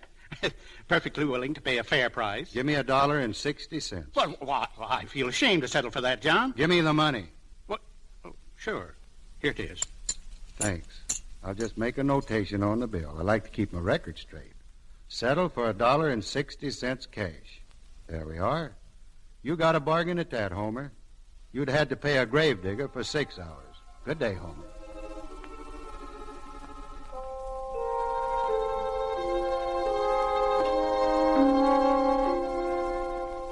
And there's the record of the transaction, Homer. Settled for $1.60. You got a real bargain that time, Homer. Now, let's get on with this, Clyde. I ain't got all day. Oh, sure. Now, let's see. This next paper, well, it isn't a bill for a change. It's a newspaper announcement of Dick's graduation from medical school. June 17th, 1934. At Curtis University today, Richard Marvel Abbott, son of Dr. John Abbott, was graduated with honors. That is a mighty fine speech you made, Dick. I didn't understand all the big words, but you said them well. Dad, I've never mentioned this before. It always seemed awkward. But thanks, Dad, for these years here. That's been my fun, Dick. Say, I've been meaning to ask you, if you were going into postgraduate work now, what would you specialize in? That's easy. The thing you always wanted to do. A neuropathology. I'd like to know all about nerves. I'm awfully glad to hear you say that, Dick, because you're going to spend the next 3 years at the Sorbonne in Paris. The Sorbonne? But you can't afford that, Dad. Oh, I've managed to save a little, and I've an idea where I can borrow some more. Dad, I'd be a liar if I told you I wasn't crazy to go, but... You'll sail in 2 weeks. You know, son, to my way of thinking, neurology is the greatest field in the world. There's so much pain I could spare people if I knew how. Some diseases I can't cure at all. But if I could only take the pain out of them, I'd feel more like a doctor instead of a vet. Dad, you always wanted postgraduate work, and you never got it. And why should I? Because times have changed, Dick. Doctors have to know more these days. And what I don't know, well, maybe you can come back and teach me. So you see, it's sort of a partnership, you and me, huh, son? Dad, you're swell. Dad! Dad, wait. Here's Jean. Hey, what's all the yelling about, young lady? Dad, Howard Sykes wants to drive me back to Westport. May he? Howard Sykes, huh? Well, I guess so. Oh, thanks, Dad. Dick, your speech was grand. Well, thanks. Dad, have you told him yet? Mm-hmm, just now. Isn't it wonderful, Dick? I know you're going to be all kinds of a success over there. Well, Howard's waiting. Bye. Goodbye. Come home early. I will. Dad, I don't know whether I like the idea of Jean running around with Howard Sykes. No. Why not, son? You haven't got anything against Howard Sykes, have you? No, of course not, but... Neither have I. Not a thing. Except, of course, he's George Sykes' son.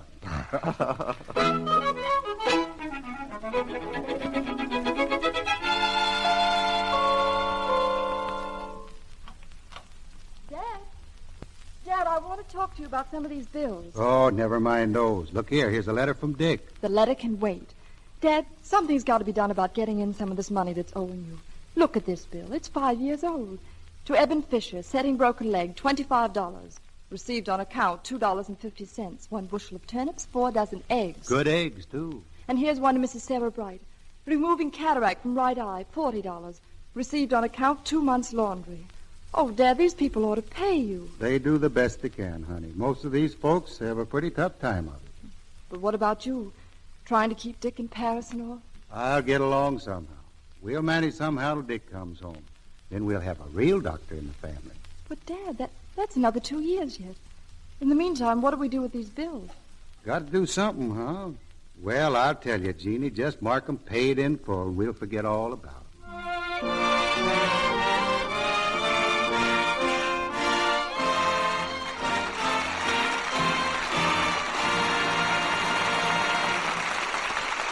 The curtain falls on the first act of A Man to Remember. In Act 2, John Abbott goes to work on that hospital in his own direct way. Now, during this brief intermission, Mr. Ruick tells us about a direct way to get some other things done.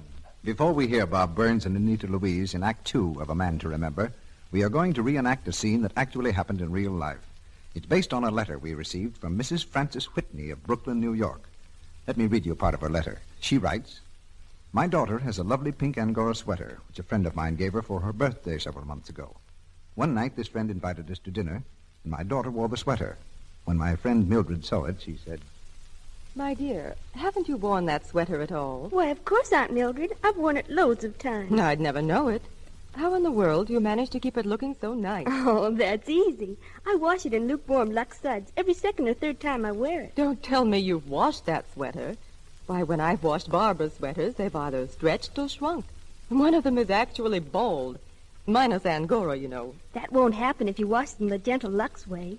Just pat in Lux suds, rinse in lukewarm water, and pin to shape with rust-proof pins, and then gently brush the nap when the sweat is dry. I think it's simply marvelous the way Lux keeps Angora sweaters new-looking.' We appreciate Mrs. Whitney's writing us such a charming letter. She voices the experience of thousands of women all over the country who depend on the Lux method to help sweaters and other woolens stay new-looking longer. You see, Lux flakes are so gentle. There's no harmful alkali and no cake soap rubbing to fade or streak colors or shrink sensitive woolen fibers. That's why over 2,000 stores have advised their customers to use Lux. Just keep this rule in mind. If it's safe in water, it's safe in Lux. And use Lux for all your washables. Things like your stockings and underthings, your house dresses, and attractive printed silks. They'll stay new-looking a long time with that kind of care. Buy a thrifty large-size box of Lux Flakes tomorrow. You'll be amazed how many things it will care for. Remember, Lux is so pure, a little goes a long way. Lux is thrifty. Now our producer, Mr. DeMille. Act 2 of A Man to Remember, starring Bob Burns as John Abbott and Anita Louise as Jean.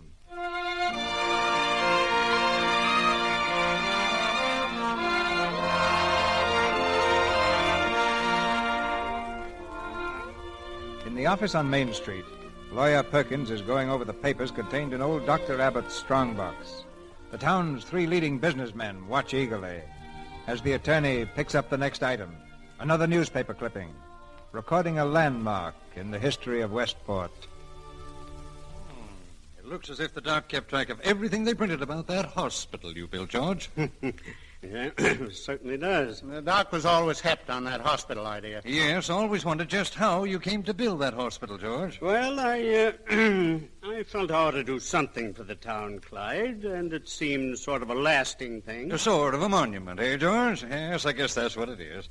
Well, see, here's a funny thing. A dance card of Jean's. Fastened onto one of these clippings. Some affair at the country club, September 1937.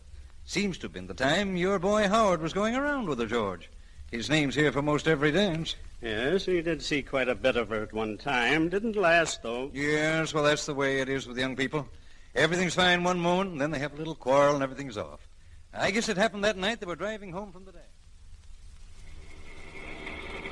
Howard, don't you think I'd better drive? Why, I'm just as sober as when I'm sober. Oh, now, don't be afraid, Jeannie. Howard, please slow down. Howard, please. Oh, all right, I'll slow down. Oh, you nearly turned us over. Well, I didn't. Jeannie. Do you know you're beautiful, Jeannie? Howard, please, I didn't mean I wanted to park. I think you'd better take me home. Sure I will. On one condition. What is it? Tell me you love me. Oh, don't be silly, Howard, and let's go. All right, then. I'll kill myself. Howard, where did you get that gun? Give it to me. Let go. Let go. Take it away from your head. Howard, give it to me. Jean. Oh, Jean, I didn't mean to. Honest, I didn't. Jean, where did it hit you? In my arm. Oh, here, I'll bind my handkerchief around it. Oh, gosh, Jean, I might have killed you. Now, lie still as you can, and I'll get you right home to your father. Just lie still now, Jean. Don't move.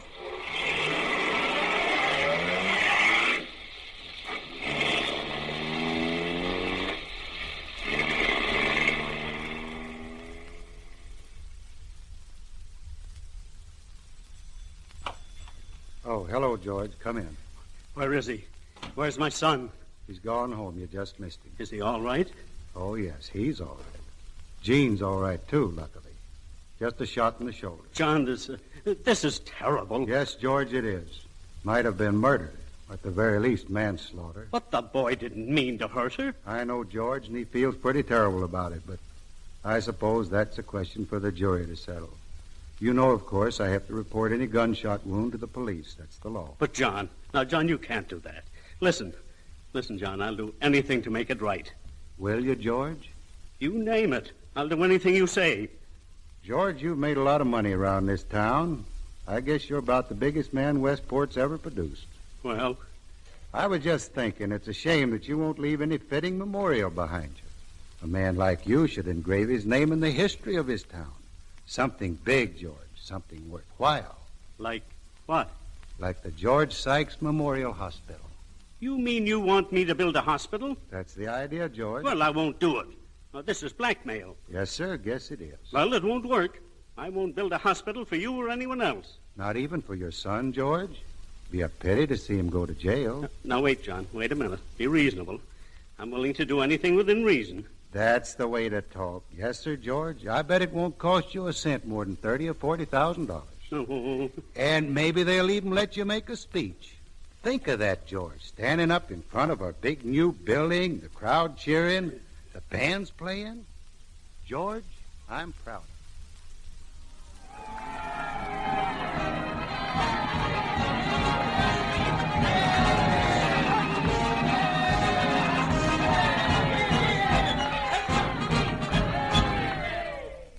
Now we hear from the man who made this building possible, the greatest humanitarian in our town, Mr. George Sykes.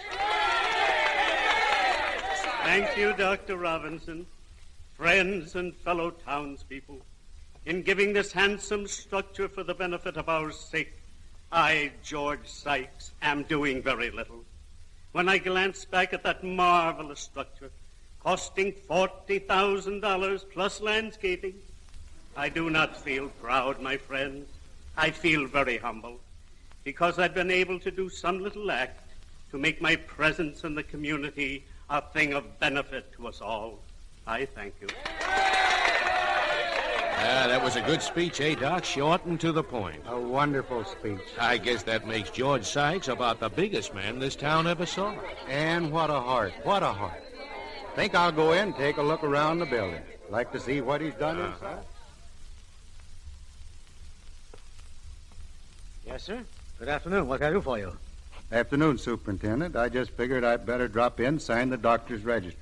Well, you see, Doctor, Mr. Sykes wanted to be sure that only the most modern methods were practiced here.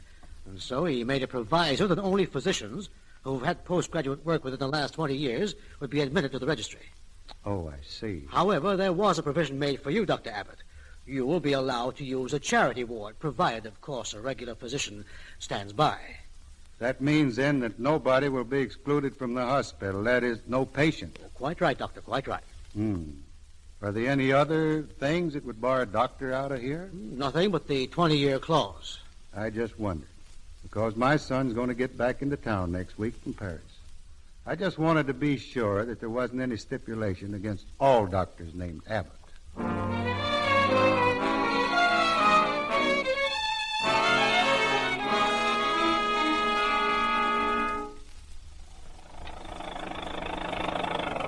Well, son, the end of the line. Gosh, the old place hasn't changed a bit, has it?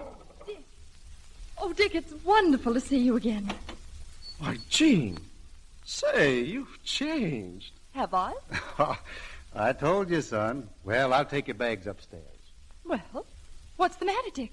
Why, you really surprised me, Jeannie. I didn't even kiss you. Well, it's not too late, is it? I guess it isn't. What's so funny? Why, all the time I've been thinking of you as a sister, and, well, you're not at all, are you? Why, no, I'm not.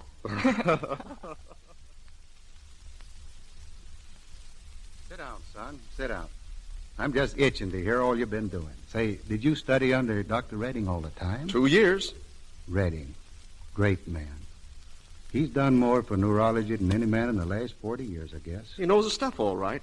You know, Dad, I can't get over Jeannie. Well, she's blossomed out into a regular beauty. You should come home oftener to check up on what's going on. It's a surprise to me you're not married, Jean. What's the matter with all the men in this town? Oh, I suppose you think I never had a chance, huh? Well, I'll bet you have. Well, what about Howard Sykes? Oh, I see him once in a while. Nothing serious, though. Redding. I always hoped I could study with a man like him someday. Well, why don't you go over to the Sorbonne for a year, Dad? Me in Paris? No, that's no place for a plug. Say, Dad, do you mind if Jean and I scoot off for a little while? I'd like to look the old town over again. Well, no, not at all. Run along. I'll get a hat. Be back in a minute. I got to get a sign painter up here tomorrow. A sign painter? What for? Got to have that sign out there changed. Going to put your name first. Make it Richard Marvel Abbott, M.D. And then under it, John Abbott. What do you think of that? Dad, there's something I want to talk to you about. Go ahead, son. Well, about 3 months ago, I had a letter from Dr. Robinson here in town. He wanted me to go in with him as his partner. And I wrote him I wouldn't do a thing before I talked with you. Do you want to go in with Robinson? It's not so much a question of wanting to, but forgive me, Dad. But I know the kind of patience you have. Well, I'll bet you're way in debt right now on my account. So if I could go with Dr. Robinson, I'd make us some real money. And those rich patients of his would never come to us over here. But if I'm with him, I can cash in on them.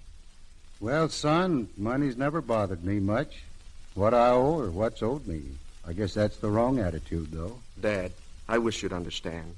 It's not money for its own sake. It's just that, why, I'll be the only neurologist in this town. It's a new line, and people will go for it. People with money who can afford it. What about people who can't afford it? I'll make a deal with you, Dad. I'll take care of any case you send me for nothing. All right, son. Let's shake on it. Already? We won't be long, Dad. Come on, Jean. Just take a look around. Goodbye, Dad. Goodbye, son.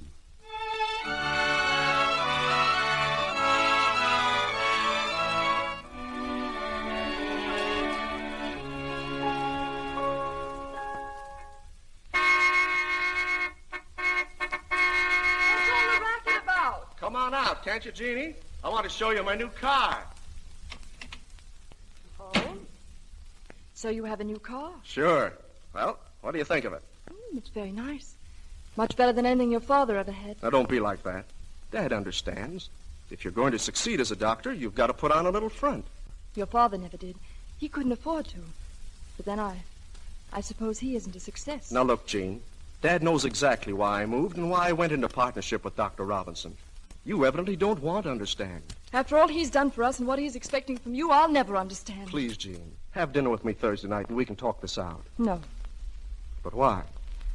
I've been meaning to tell you for the past week, only it's so seldom we see you anymore. I'm going to be married. Oh. The hard Sykes? Yes. Okay. Congratulations. Good night. Good night, Dick.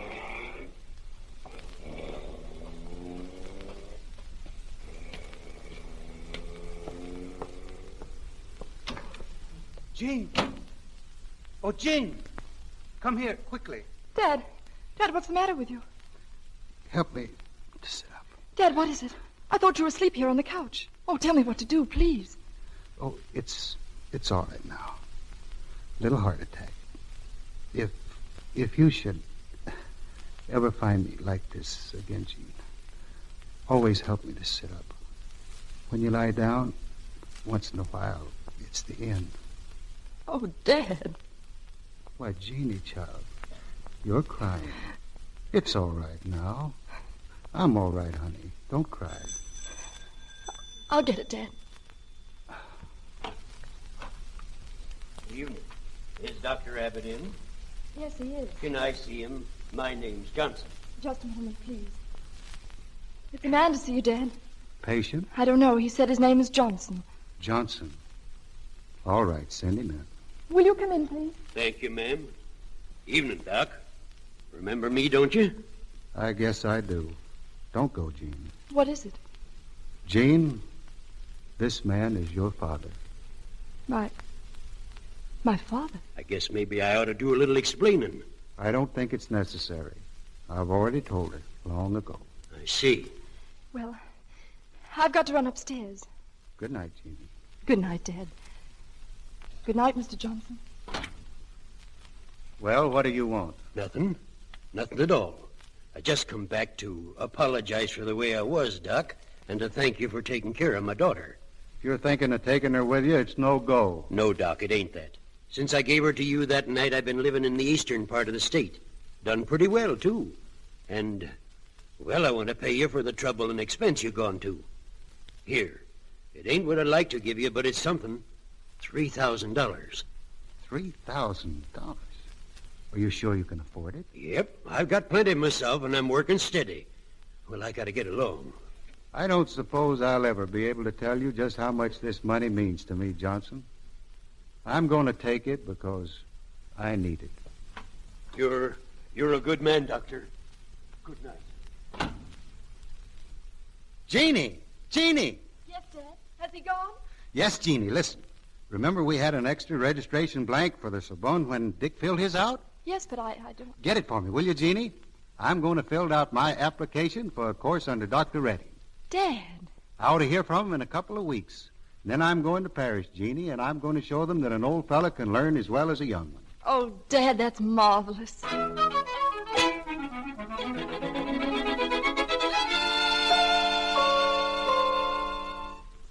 Say That's the girl. Come on now.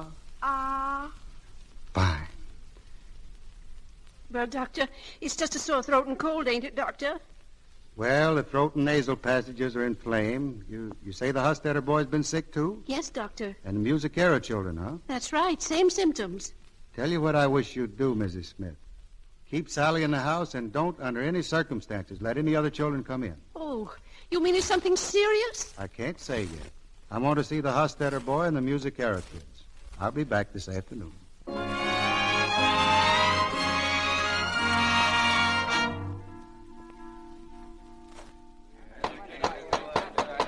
The meeting of the Board of Supervisors at the town of Westport's in order.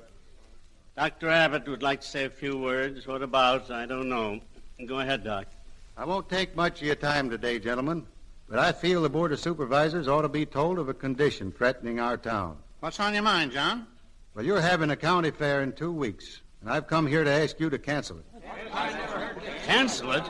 Are you crazy? What for? Unless my diagnoses are all wrong, we're in for an epidemic of infantile paralysis. Now, what gives you that idea, Doc? I have 4 patients who reveal all the preliminary symptoms. Only 4? That's no epidemic.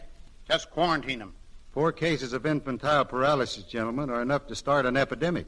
The merchants of this town put up $12,000 for that county fair, and you're suggesting we throw that money away just because 4 of your patients might have infantile paralysis. That's right, George. Well, there's nothing doing. Now, you can't expect us to call off the fair on a gamble. Quarantine your patients, and that finishes it. All right, then I'll have to go to the newspapers. Jode, I want you to print this story. Now, listen here, John. A newspaper has a debt to the community. We can't scare our readers with every wild rumor that comes down the road. But this isn't a wild rumor, Jode. You can't prove it, can you? All right, then I want to buy an ad in tonight's edition. You mean advertise this paralysis scare? Oh, no. I'm afraid we couldn't, John. Not a merchant in town would advertise with me if I ran your copy. Well, how about print me up some handbills? Same thing. I'm sorry. You've got a boy, haven't you, Jode Harkness? Why, yes. And you, George, you've got a little girl. And you, Jenkins, your kids are just the right age, too. The right age for what? For infantile paralysis. Only don't worry, gentlemen. I'm going to see that they don't get it. Goodbye, gentlemen. I hope you sleep well tonight.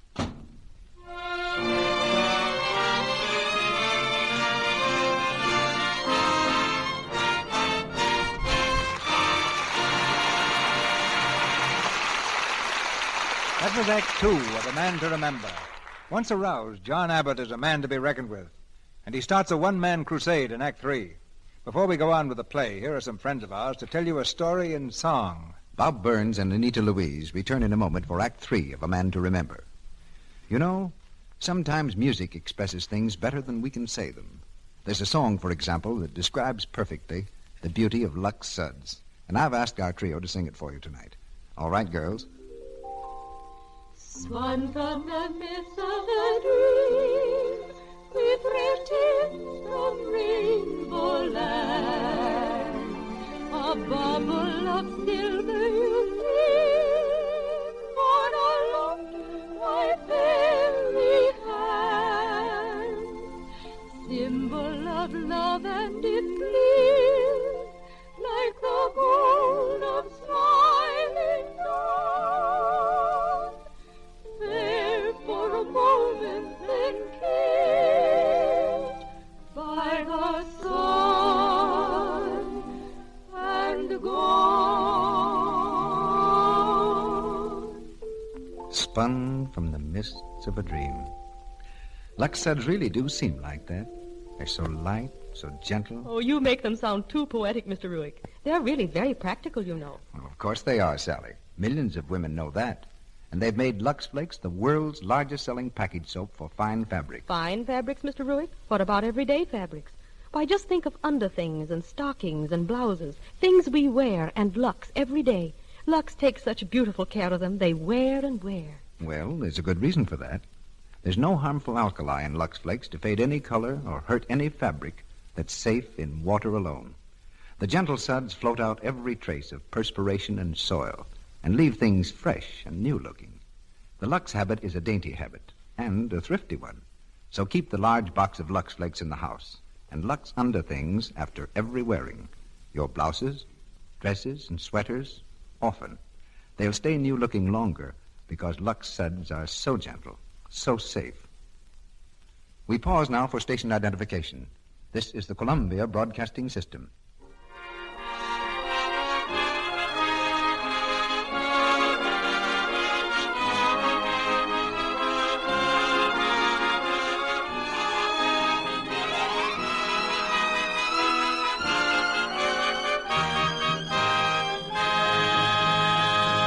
We continue with A Man to Remember.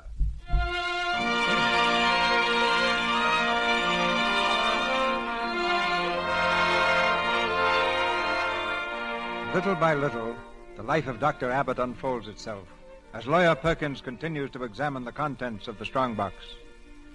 The men are silent now, each busy with his own thoughts. The lawyer speaks quietly. Well, here's the last of the bills, gentlemen, for the printing of circulars. He did get those paralysis notices printed up, Jode, even if you wouldn't do it for him. And there's another item here showing that he gave each kid who helped him 10 cents to post the notices around town, on fences and trees where folks could read them. You remember that morning, gentlemen? Quite some excitement was. Warning, infantile paralysis. Keep your children indoors and away from other children. Stay away from congested districts. Do not attend the county fair. I am undertaking a house-to-house canvass to administer a precautionary throat spray to all children whose parents will permit it. If I do not get to your house, come to me in the evenings. John Abbott, M.D. Infantile paralysis. Mary! Tommy! You come right in the house this instant!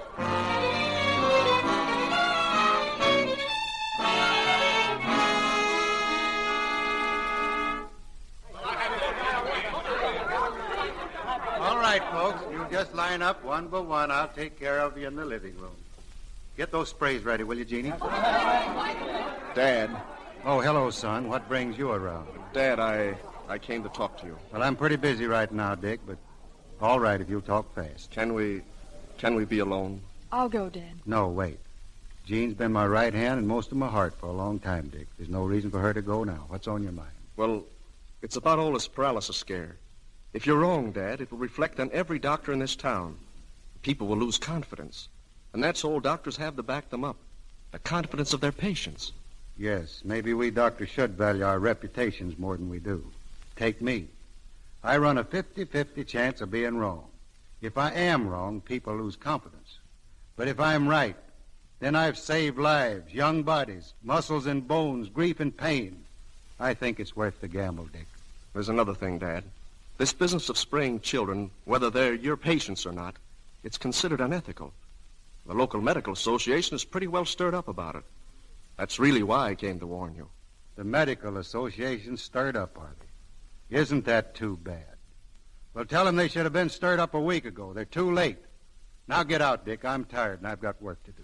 Okay, Dad. He felt he had to do it. He was trying to help you, Dad. I know, and he's right, Jean. Right. Yes, about ethics. Because up here in my head, I am unethical. I just realized what I'm thinking. I'm hoping right now, in spite of myself, I'm hoping this is infantile paralysis. I don't know what's come over me. I know. But in your heart, you're hoping it isn't. Yes, of course. Jean, I never felt it before, but I'm an old man.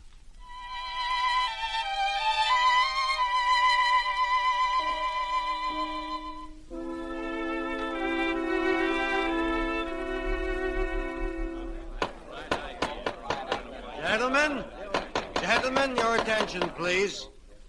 You've heard the charges of the Medical Association, Dr. Abbott. There's nothing personal in them.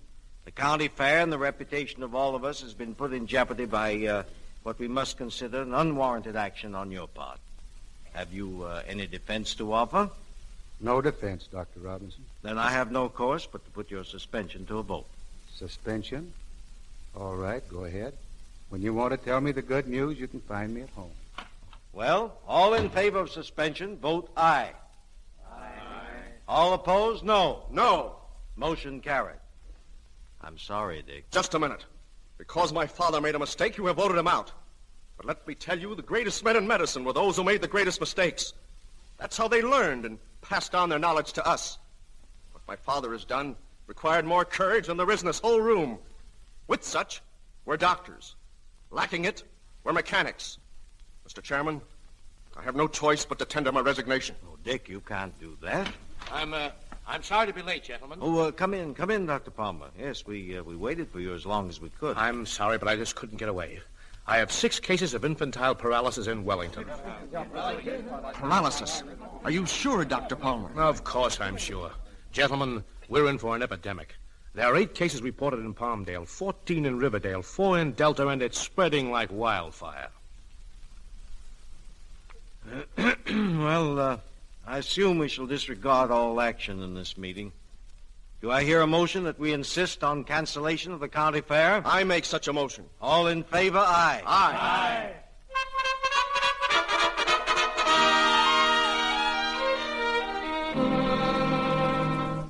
There you are, Dad. There's a report from the whole county.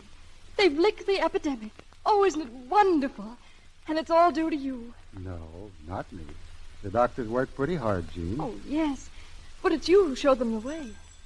I'll go, Dad. Special delivery letter for Dr. Abbott. Sign here. Oh, there.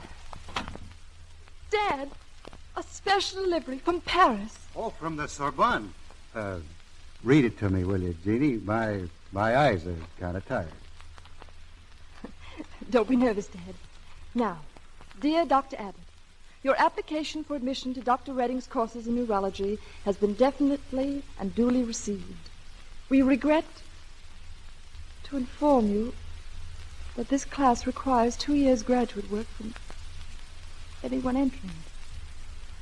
We therefore... That's enough, Jeannie. Oh, Dad, it isn't fair. Well, maybe it's just as well. I've got a better place for that money anyhow. May I come in? Dick. Hello, Jean. Hello, Dad. Well, son, it's good to see you. Dad, there are a lot of people outside. People? We'll send them in. I think maybe you'd better see them on the front porch. It's pretty much of a crowd. A crowd? To see me? Who are they? Well, the minister's leading them. Come out, Dad. Well, Dick, what is this? Looks like everybody in town. I guess it is, Dad. Just about. Good evening, Doctor. Oh, good evening, Reverend. Dr. Abbott, you've been among us for a long time. You've worked hard.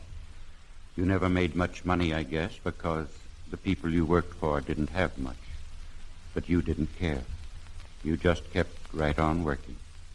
We wanted you to know we're grateful. I have here a letter of thanks. It's got 6,000 signatures, Doctor. Almost every man, woman, and child in town. It's just to let you know that we love you. Why, I believe Dr. Robinson has a few words to say. Dr. Abbott, I've come to extend my personal and professional apologies. You've taught us all something. Not only about medicine, but about humanity. The Westport Medical Association has delegated me to inform you that, if you will accept it, you have in advance been elected president by acclamation. Dr. Robinson and friends, thank you.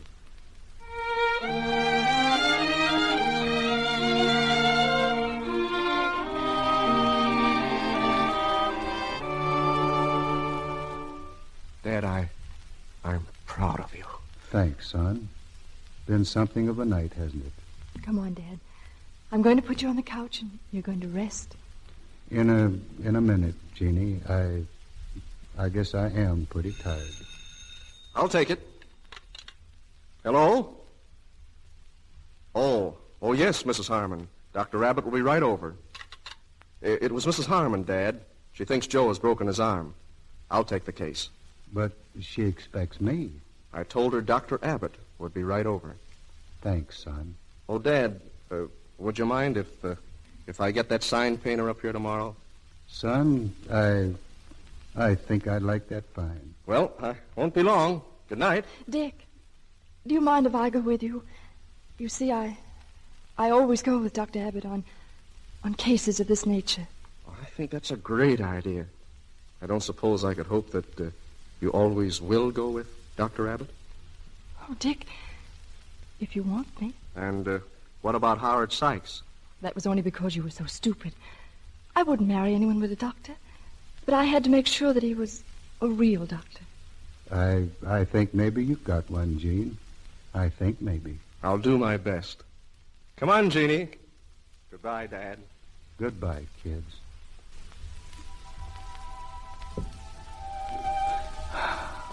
Dr. Abbott will be right over. Sorbonne. We regret to inform you. 6,000 names. Most every man, woman, and child in town. Dr. Abbott, be right over.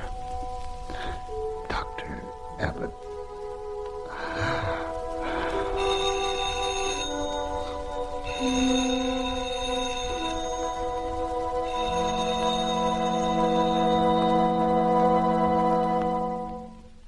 The night we honored old Doc Abbott was the night he died, and that brings us to the last paper in the strongbox, this envelope.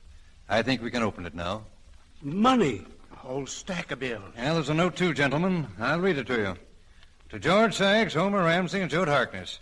I knew you three vultures would be the first to crawl over the carcass. According to my calculations, I owe the three of you $2,526.37. In this envelope, you'll find $3,000. After you've taken out what I owe you, there should be $473.63 left for Richard and Jean. Don't try to make it any less, because knowing you good people, I took the precaution to tell them exactly how much there was. Until I see you all in eternity, I am your humble servant, John Abbott, M.D.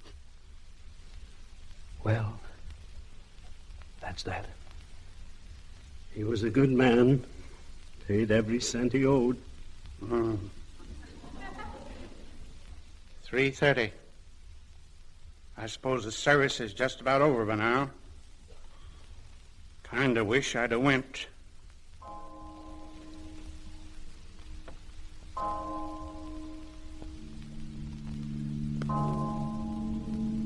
Lord is my shepherd, I shall not want.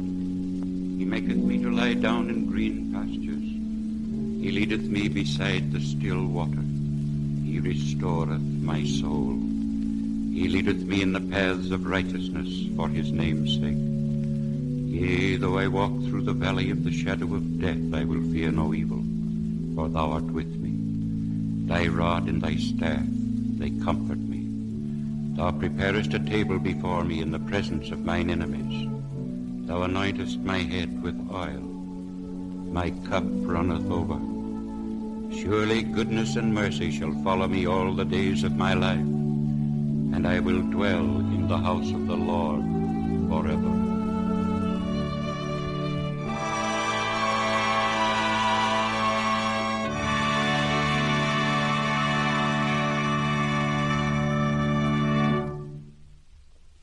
So ends the story of John Abbott, M.D.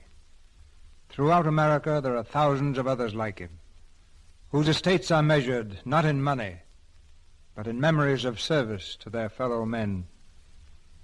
Before Bob Burns and Anita Louise return for their curtain calls, I have a question for housewives. Have you any idea how many times a day you put your hands into dishwater? Well, someone has figured out you do it about 150 times. If you're the average mother, you wash about 150 pieces of silver and glassware and dishes every day. And that doesn't count pots and pans. Every day you plunge your hands into dishwater around 150 times, and every single time you do it, your hands are exposed to the suds. Now let's think about that for a moment. If you use harsh soaps with harmful alkali, your hands are bound to get rough and red, aren't they? The harsh suds sting and bite the skin until your hands are sore and burned. And I'm sure you don't want hands like that, not when there's a way to avoid it. Mrs. S.D. Eldridge of New York has something to say on that subject. She writes, I've been doing dishes for 10 years, and my hands stay nice, thanks to Lux Flakes. She helps her hands stay nice-looking by using Lux Flakes in her dishpan. And that's just what you can do, too. Lux is so gentle. It has no harmful alkali, absolutely nothing to sting and irritate your hands the way harsh soaps do. It's as mild and pure as the finest toilet soaps. So try Lux for your dishes. It's so inexpensive, about a penny's worth of Lux will do your dishes for a whole day. In hard water, a little extra Lux gives an abundance of rich, active suds. Ask your grocer for the thrifty large-size box of Lux Flakes tomorrow, and use Lux for your dishes every day. That's for lovely hands. Now, here's Mr. DeMille with our stars. The footlights are up again as Bob Burns and Anita Louise come back to our microphone for a curtain call. Well, Bob, which would you rather be, a doctor or an actor? I thought you was going to say actor. You want to be careful about that. You know, somebody might hear you. That talk about me getting an actor, being an actor gets around, is liable to ruin me in pictures. Don't worry about eavesdropping, Bob. What's a few million ears between friends? Oh, well, I guess I feel safer then. You know, Mr. DeMille, maybe we ought to ask people that have been putting off paying the doctor, even though they got the money, to turn over a new leaf. Well, that's a wonderful idea for a crusade, Bob. Well, now, you know, even a good old country doctor ain't going to let you walk all over him forever. Sooner or later, he's going to get impatient, just like one of my kinfolks down in Arkansas. That wouldn't be Uncle Fudd, would it, Bob? No, Mr. DeMille, this is one I don't believe you've met yet. That's my Aunt Boo. Do you know that when I was down home, when I was a little boy, I used to think Aunt Boo was the most patient woman I ever saw in my life. She never showed any signs of losing her patience. But just last summer, I went back home, and I went to visit her back in the mountains, and she had a kind of a family reunion back there. And she was pointing out all my kinfolks I hadn't seen in some time. She says, now, of course, you know your Aunt Duddy is over there talking to your Aunt Peachy Sims. And she says that boy teasing the pig in the parlor there says, that's your cousin Purnell. She says, he's the brightest cousin you got, I reckon. She said he beat the reading time in Liberty before minutes. So she went on telling me all the names of these kinfolks, and I noticed one woman sitting way back by herself that Aunt Boo hadn't pointed out. I says, well, what's the matter with that woman back there? Ain't she kin to me? And that's the first time I ever saw Aunt Boo show signs that she was losing her patience. She says, no, sir. Said that woman dropped in here 30 years ago to get a drink of water, and she's been with us ever since. And she says, I want to tell you, I'm beginning to get tired of it. You know, Bob, doctors have about as much patience as your Aunt Boo. And I know they'll appreciate your championship of their cause. And something we're all waiting to hear, Mr. DeMille, is the Lux Radio Theatre show for next week. Next Monday night, Anita, we have another Blue Ribbon show. We're going to present Cary Grant, Carol Lombard, and Gay Francis. And our play will be the screen success In Name Only, a drama of vital emotions, the story of a man who was bound to a selfish woman and loved another. We bring it to you next Monday night with the original screencast, Carol Lombard, Cary Grant, and Kay Francis. I'll reserve a seat at my radio right away, Mr. DeMille. Good night. Good night, Anita. So long, CB. Good night. We'll never forget a man to remember.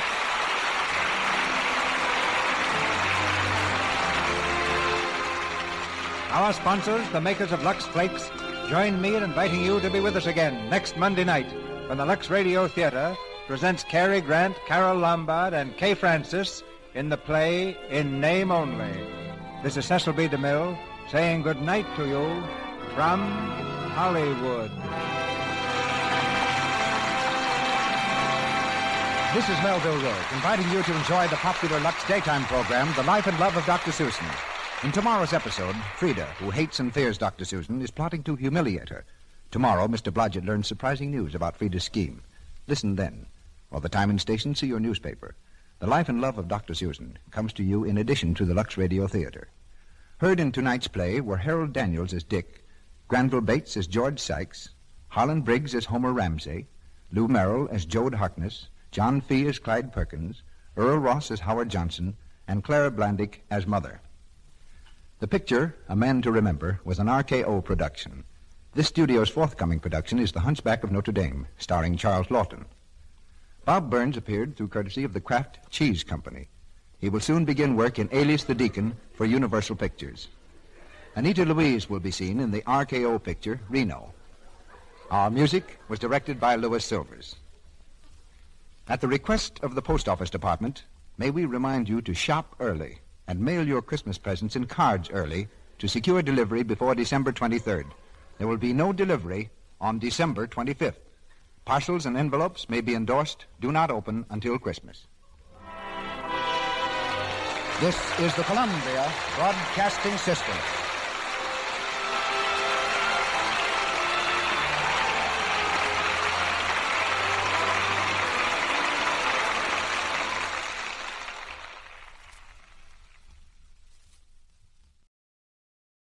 Lux presents Hollywood.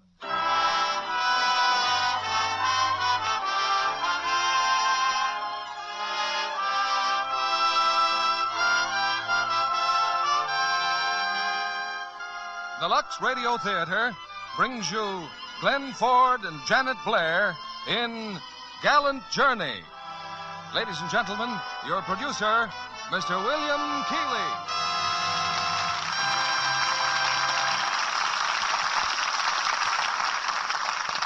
Greetings from Hollywood, ladies and gentlemen. About 100 miles from here is a new and shining monument to a strangely overlooked event, man's first controlled flight in an airplane. A momentous and dramatic incident which Columbia Pictures have helped immortalize in their current screen hit, Gallant Journey. Our stars tonight, Glenn Ford and Janet Blair, appear in their original screen roles. Glenn being Canadian-born, we're especially glad to have him with us to help us extend greetings to the Canadian Broadcasting Corporation on its 10th anniversary. Gallant Journey is more than the story of a great invention. It's also the story of a great love. A man and woman who together storm the skies and give humanity its wings. Speaking of wings, I have a letter from Miss Betty Fleming, a stewardess on Pan American World Airways, largest airline in the world. She writes, I fly by clipper from San Francisco and Los Angeles to Honolulu and New Zealand, and we pass through almost every kind of climate, from tropical heat to freezing cold. Of course, that's hard on anyone's complexion, but I found Lux Toilet Soap is a wonderful help in keeping my skin soft and smooth. It travels with me every flight I make. Well, knowing the standard of attractiveness among airline stewardesses, we're doubly grateful to Miss Fleming, and we wish her many gallant journeys with Lux Toilet Soap. On to the first act of tonight's play, starring Glenn Ford as John Montgomery and Janet Blair as Regina.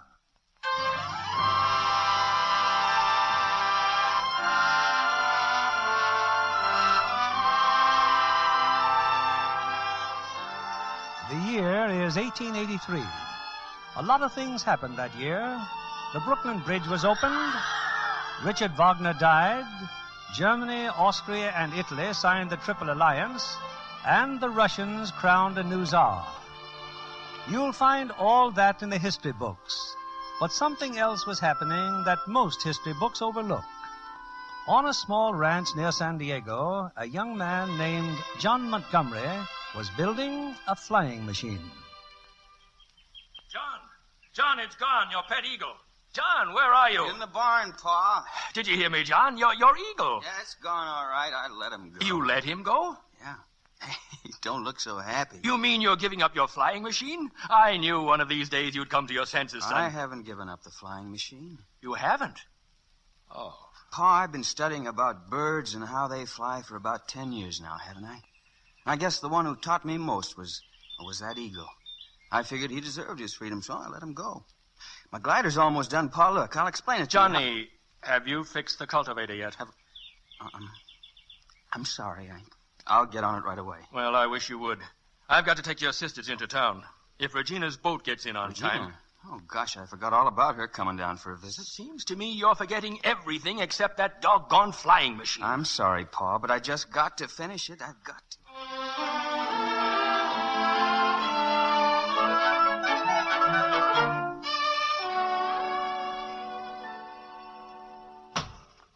Hey, we're back, Ma. Ma, we're back. Guess what, Ma? Regina can stay a whole month. My goodness, isn't that fine? Be just like the old days when we lived next door. Well, Regina, why, you're almost all grown up. Yes, sir, that's just what I've been telling her. Well, I certainly feel grown up, traveling all the way from San Francisco by myself. She got seasick, Ma. Oh, you. Well, you see, it was a very small boat, but I feel fine now. I tell you, a thriving town like San Diego has got to have a railroad. Maybe you can do something about it, Zachary, when you get your appointment in Washington. Washington? We'll tell you all about it, Regina, but not now. If we can just nominate Grover Cleveland. Where's John? In the barn, dear. Where else? John! Oh, John! Yes, Pa? I'll do it right now, Pa. Johnny! Is that you, Regina? How are you? Oh, I'm just fine. I'll be there in a minute. I heard that before, too. All he ever thinks about is that flying machine. Oh, I just can't wait to see it. Oh, now, don't you encourage him. All our neighbors are talking about him. They think he's a little touched. Now, that'll be enough, Margaret. Well, they do, Mother. They don't even say a little anymore. They say it's complete. All right, all right. Now, just clear out of my kitchen, all of you. Supper at 7 o'clock, Regina. And then I glue the rib to the wing like this, you see? I tie it with these thongs here. Who helps you when I'm not here, Johnny? Your brother? Now, when he's not too busy working the ranch. Now, Jim will be back from Los Angeles tomorrow. I had to sell some steers for Dad. All right, you can stop working the bellows, Regina. I need your finger over here. My finger? Mm-hmm. Yeah, come here. Hold this, will you? That stick? That stick happens to be a rib. Oh. Steady now. Now, bring your finger down here. That's it. Hey, little girls like you shouldn't be nervous. Oh, I'm not nervous. I'm just excited. Helping to build a flying machine. You're excited, huh? Mm-hmm. You know, I kind of feel that way myself sometimes when I think of flying this. Johnny, you're not working too hard, are you? You look kind of tired. Well, don't look at my face. Look at what you're doing. Oh, I'm sorry. Say, it's just going to be like a big bird, isn't it? Uh-huh. Exactly the same parabolic curve. Hey, did you ever see a bird with a flat wing? I don't think so, Johnny. Yeah, well, nobody else ever did either. That's why nobody's ever been able to fly. They didn't figure out why their wings were curved, you see. All right, you can let go now. I said you can let go. Oh, fine. That's fine. Oh, my finger's tied to the rib. Well, why didn't you take it out? Well, I'm sorry. Now we'll have to do it all over again. Where's the scissors? Here. You know, sometimes I think you're just a cuckoo, Jenny. Oh, thank you, Johnny. What? You're saying you're a cuckoo? Oh, no. The smiling. You know something, Regina? You know, I keep thinking of you as the little kid next door. And then when I look at you, I... You what, Johnny? What? Oh, nothing. Where's the scissors?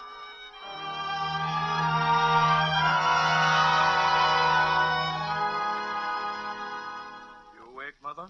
Uh-huh. Has Johnny gone to bed? Yes, finally. Regina was out there helping him. He doesn't know it, but Johnny's got that girl bewitched. She thinks he's wonderful. Well, he is. If I could only get his mind off of flying. It wouldn't matter if I weren't in politics.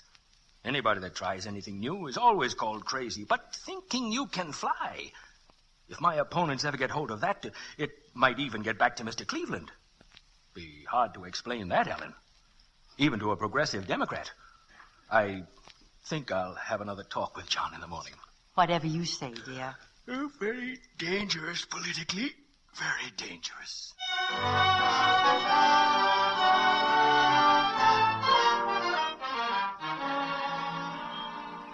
At the rate we're working now, Johnny, why, it'll be ready to fly this week. No, I'll be ready to fly tomorrow. Thanks, Regina. You're sewing that muslin on the wings much better than I could do it. So you'll be ready to fly tomorrow, son? What? Oh, morning, Pa. Hello, Mr. Montgomery. Well, I guess I better leave this and fix that cultivator. No hurry. It's getting to be quite a machine, isn't it? That's about finished. So you remember last month when you said spruce would be better than hickory on the wings? You certainly were right. Did I suggest that? Mm-hmm. Well, I hope nobody finds that out. John, your mother and I had a talk last night, and, well, we decided that maybe... Oh, why worry about crossing a bridge until you get to it? I don't know what you mean, Pa. Johnny, when you were 10 years younger, it didn't seem to matter. Boys get all sorts of wild ideas, but you're not a boy anymore, and I hate to see you wasting time. I walked in the barn just now, hoping to convince you of that, but No, I can't. Do what you want, Johnny. I won't interfere. Thanks, Pa. Well, I'll go see about that cultivator. You see, Johnny? He is on your side. He is. Yeah. Well, Regina, thanks a lot for helping me. Oh, save that until we're finished. We are finished. Johnny, you're not going to fly it? No, not for a while. But you can't do If that. Pa can give in to me, I guess I can give in to him, too. He's worried about me. And for all I know, he may be right. There's no proof I can fly this. Well, my mother used to tell me something, Johnny. She said when people said I was wrong and I knew I was right, to go ahead and show them I was. Well, that's all right for a kid, Regina, but I got a future to think about. It's not for myself. It's for... For who, Johnny? Oh, for them, my mother and father. Oh. But if I could only fly it once, just once. There's nothing to stop you? Oh, Pa's afraid that if people saw me, if they see it fail, if it won't fly, that they'd never stop laughing at the Montgomerys. That's right. But would they have to see you, Johnny? You could take it out early in the morning as soon as it got light. No one would know anything about it. No, I'd need help. Oh, couldn't I? No, certainly not. Besides, Jimmy will be home this afternoon. He'd help me. That's what brothers are for, aren't they? Well, where will you try it out, Johnny? Otay Mesa. It's not very far from here. And we... Now, Regina, not a word about this, do you hear? Not to anyone. Do you think I'm a child or something? I give you the idea, and then you don't even trust me. Of course I trust you, but... No, never mind. Do whatever you want, Johnny. Break your neck if you want to. At least I won't be there to see you do it. Oh, Regina. Hey, come back here, Regina.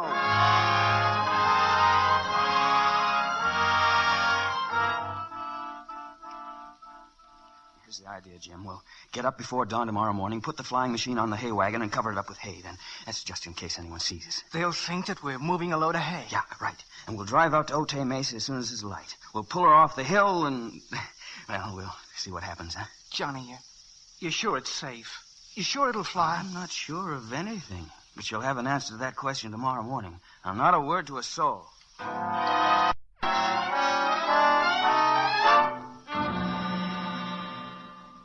we got her off the wagon, all right. Nothing broken, is there, Johnny? The wings? Not a scratch. All right, let's hurry while the wind's right. Just a minute now while I get into the seat here. You okay? Oh, okay. Now, get hold of the rope and run down that hill as fast as you can. Hey, if you do fly, where will you come down? Oh, don't worry. I'll land in one of the fields. You ready? In a minute. Now, don't hang on to that rope too long. Remember, this aeroplane can't lift both of us. Aeroplane? Oh, when did you invent that word? When, right now, I guess. It's, gotta have some kind of name. Well, here we go. Right.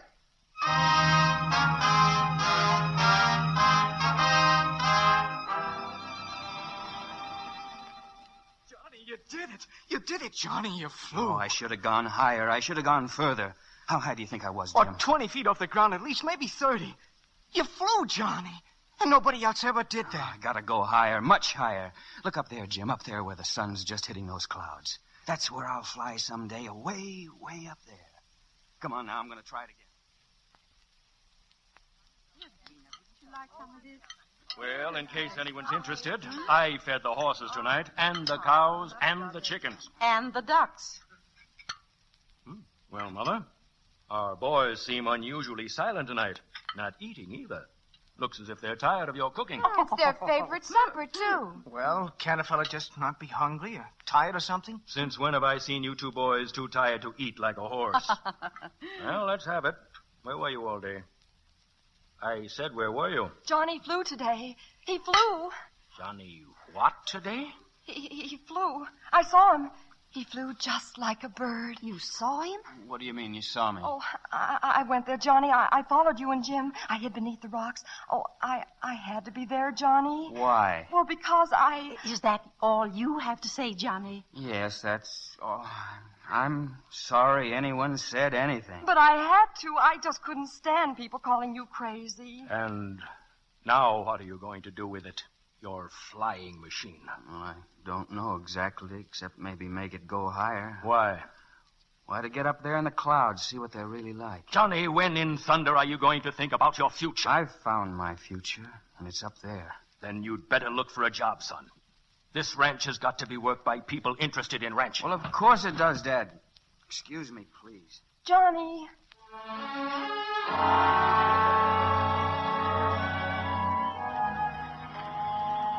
December 6, 1883. It's 4 months now since I settled down to ranching. I haven't given up flying, but it's got to play second fiddle for a while. Someday, maybe, someday.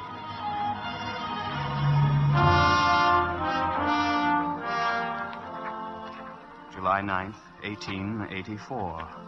Grover Cleveland was nominated yesterday for the presidency. And if he's elected, Dad's sure to become Assistant Attorney General, providing my flying machine keeps out of the newspapers.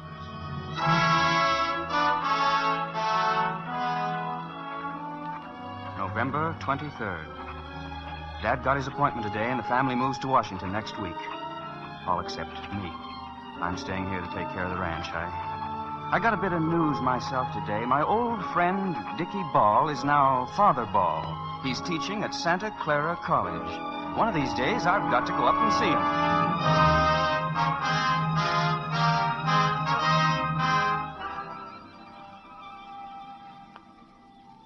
Johnny Montgomery. Oh, it's good to see you again. How are you, Dickie? You look just like your old self, Johnny. So do you, Dickie. All of you. Now, don't be starting that the minute you get here. We can't all be beanpoles. So you finally decided to quit ranching and take a vacation. Vacation? Oh, I'm looking for a job. Well, we've got one for you here at Santa Clara. You what? Well, I've been speaking about you to Father Kenton. You remember him? Oh, sure. He used to teach at St. Ignatius when we were kids. Oh, that's a long time ago, Dickie. He's vice president of the college, Johnny. Let's drop in on him now. Well, what's your rush? I just got here. Never mind. He wants to see you. Come along now. And the job is yours if you want it, Johnny. It'll be like the old days having you back with us. I just don't know what to say, Father Kenton. Why would you go to the trouble of inventing a job for me? Some job it is. Besides helping teach the boys, all you do for $20 a month and board is just write Santa Clara up there in the skies with indelible ink. You want me to work on my flying machine here? Before we answer that, Johnny, we've a surprise for you. Well, how many surprises do you keep up those sleeves of yours? Come on in, Regina. Ginny. Hello, Johnny. Regina, you've grown up so I'd hardly know you. Well, isn't that what all little girls do, Johnny? Grow up? Say, you have too. Yes, but not so pretty. Oh. Now I'm beginning to understand, Father Kenton. Regina lives near here. She told you about me, about my flight to San Diego, huh? Oh, Regina, you know I should have spanked you good for sneaking out and watching my first flight at Jose Mesa. I'll remind you to someday. Well, for heaven's sake, let's get out of here before he changes his mind and does it now. Feminine screams in here would be very hard to explain. Come along, Regina. I want to show Johnny our machine shop. Well, this is it, Johnny. Just a shed and a monkey wrench or two, but plenty of room to build an airplane. Airplane. Thank you, young lady. We'll get the things you need, Johnny, tools and the like. We'll find a way. You'll take the job, Johnny. And just what would my job be on this team, Father Kenton? A man-sized job, Johnny. To show people how to fly. I'll take it, Father. And thank you.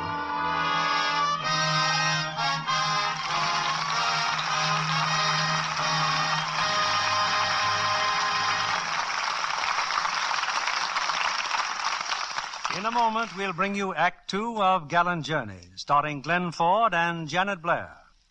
When Columbia Pictures was filming their now famous The Jolson Story, starring Larry Parks and Evelyn Keyes, one of the most fascinated spectators on the lot was our young guest of the evening, Miss Janice Carter, herself a Columbia player. Tell us, Janice, what was the particular attraction? From an acting point of view, Mr. Keeley, it was the uncanny way that Larry Parks imitated Al Jolson's mannerisms and personality. From a musical standpoint, I just loved hearing all the famous Jolson tunes. Naturally, since you're a singer yourself. Haven't you a college degree in music? Yes, Mr. Keeley, from Western Reserve University. I always expected that music would be my career. I never thought while I was singing in college operettas, in church choirs, or even in Broadway musicals, that someday I'd be here in Hollywood in pictures. Just as anxious to make good as a dramatic actress. You've nothing to worry about. Being starred with Glenn Ford in your next Columbia picture. Yes, it was a great break for me, working with Glenn in Framed. You're being very modest. Actually, your starring role is a reward for a lot of talent and hard work. Don't you agree, John Kennedy? I certainly do, but if our listeners could see Miss Carter, they'd say those blonde good looks of hers played a leading role, too. Very, very photogenic they are, especially that lovely Lux complexion. Thank you, Mr. Kennedy. Even when I was posing for magazine covers back in New York, Lux toilet soap was my regular complexion care. It still is. I find it's just the right care for my skin. You'll find lovely Hollywood stars agreeing with you that Lux toilet soap is a complexion care to depend on. Continued success to you, Miss Janice Carter, and thank you for coming here tonight. If any of the ladies in our audience haven't used the Lux soap complexion care that really makes skin lovelier, why not try the active lather facials Screen Stars recommend? They're simple, easy, and they work. Here's all you do. Smooth the creamy Lux soap lather well in. Rinse with warm water, then cold. Pat dry with a soft towel. Leave skin feeling so soft and smooth, looking so fresh. Recent tests by skin specialists showed actually 3 out of 4 complexions improved in a short time with these Lux soap beauty facials. No wonder the most beautiful women in the world, Hollywood's famous screen stars, depend on this gentle daily care. We pause now for station identification. This is CBS, the Columbia Broadcasting System.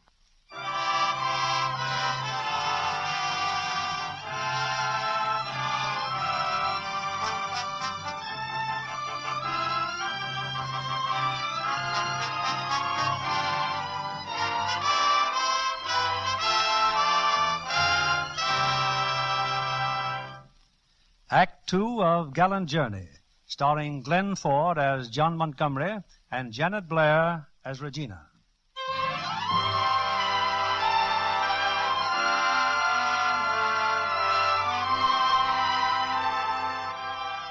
For 2 years now, John Montgomery has lived and taught at Santa Clara College and worked on his airplanes.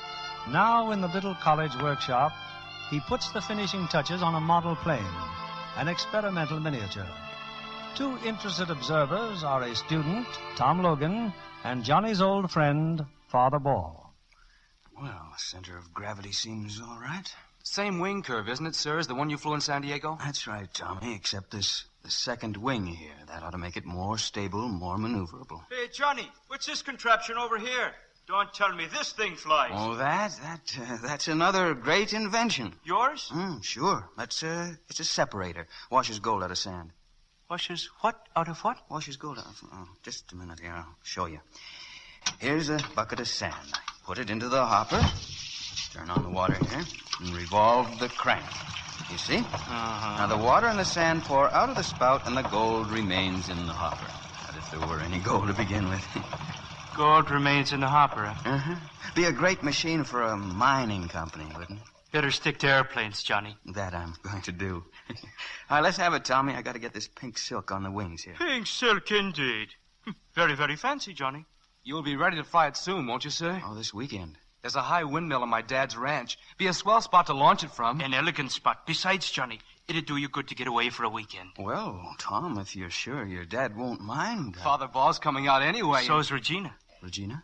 Oh, she's known my folks for years. She's sort of interested in your airplanes, too, remember? Well, No excuses. I was about to say it's a great idea.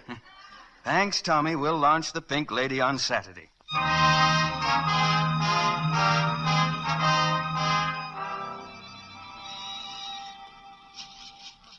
Oh, Johnny, look at her. She flies beautifully. Watch where she lands, Tommy. I see her. Hurry up, Tommy. Bring her back here. Calm down, Regina. We got all afternoon. Oh, I'm too excited to calm down. You kind of got flying in your blood, haven't you? I should say I have. Oh, if only I could build a large plane that would fly like the Pink Lady. We will, Johnny. If that's all that's bothering you, you can stop worrying right now. Oh, I can I? Yes, you can. You'll build a plane that'll fly even better than the Pink Lady. Hey, Tommy, get a wiggle on.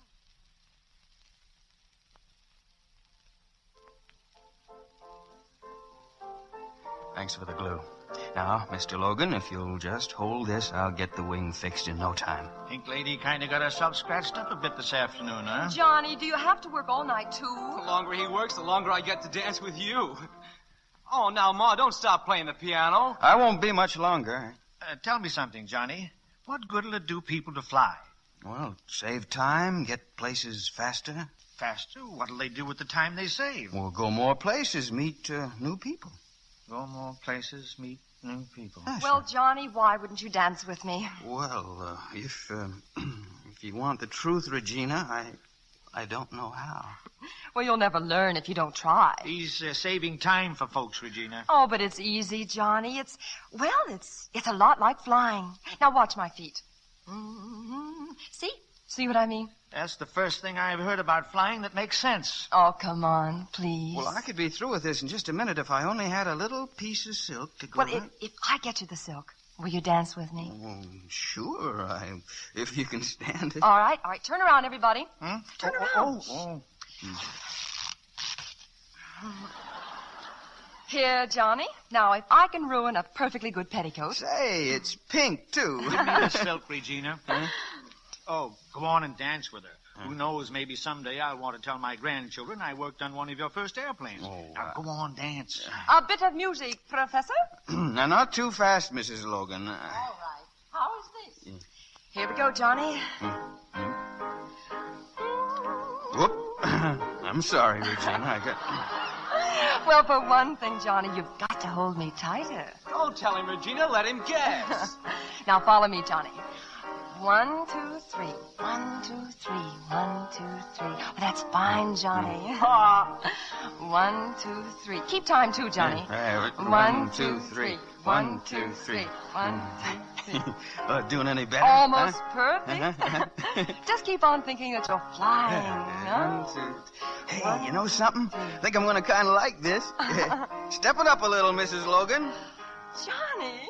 Oh, Johnny, not so tight. Johnny! Johnny!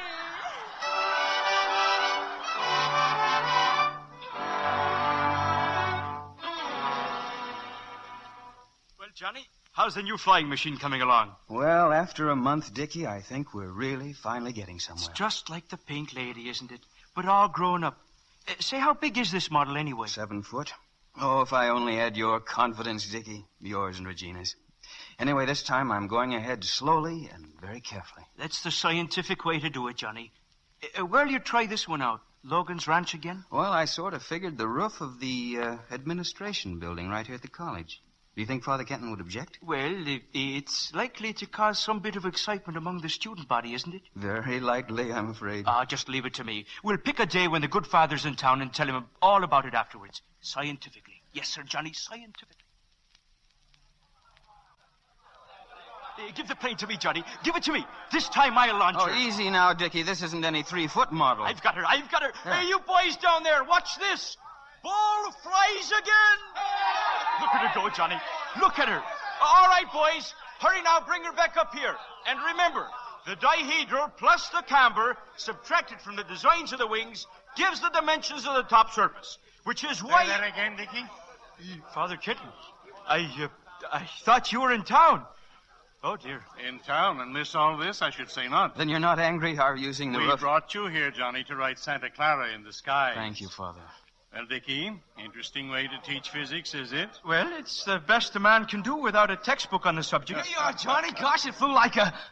Oh, Father Kenton, excuse me, sir. It's all right, Logan. Here, I'll take that airplane. Yes, sir. Now, Dickie, I'll show you how to really launch a model airplane. John? It's an honor, Father. Hey, watch it down there. This one, boys, is on the house. There!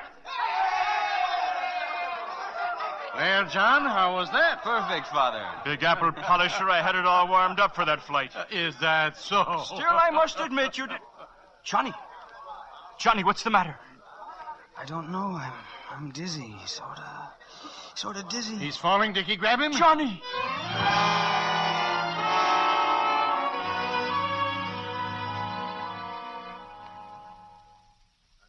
Had these attacks before today? Well, a few, Doctor. Nothing serious, though. Well? I'm not too sure what it is, Mr. Montgomery. A number of things could cause these sudden dizzy spells. It could be a slight cerebral thrombosis. What? But I don't think so. It seems more like what we call Meniere's disease, an affliction of the middle ear. Well, then there's nothing much to worry about, huh?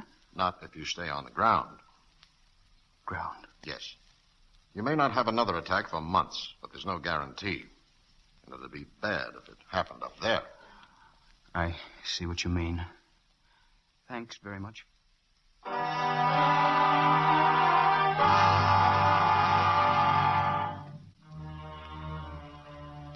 Well, Regina, come in.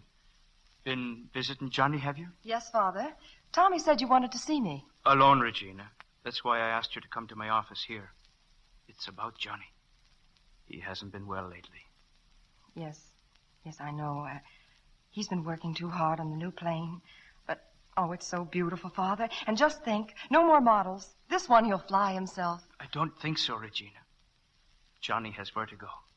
I spoke to the doctor. Dizzy spells that come and go when you least expect them. Johnny must never fly again. Oh, no. We both know what that means to him. Flying is his only love, his great passion. Yes, Father. Flying is his only love. Well, I mean, flying is, well... Oh, I know what you mean, but what can we do about it? I was in hopes you might have an idea. You ladies are never without a word. I mean, you ladies are generally very resourceful. And I mustn't let the ladies down, must I? Well, I may have an idea at that. There's a carnival tomorrow at Idora Park. Carnival? What's a carnival to do with Johnny's not flying? Well, I'll know more about that tomorrow, Father, after I've been there.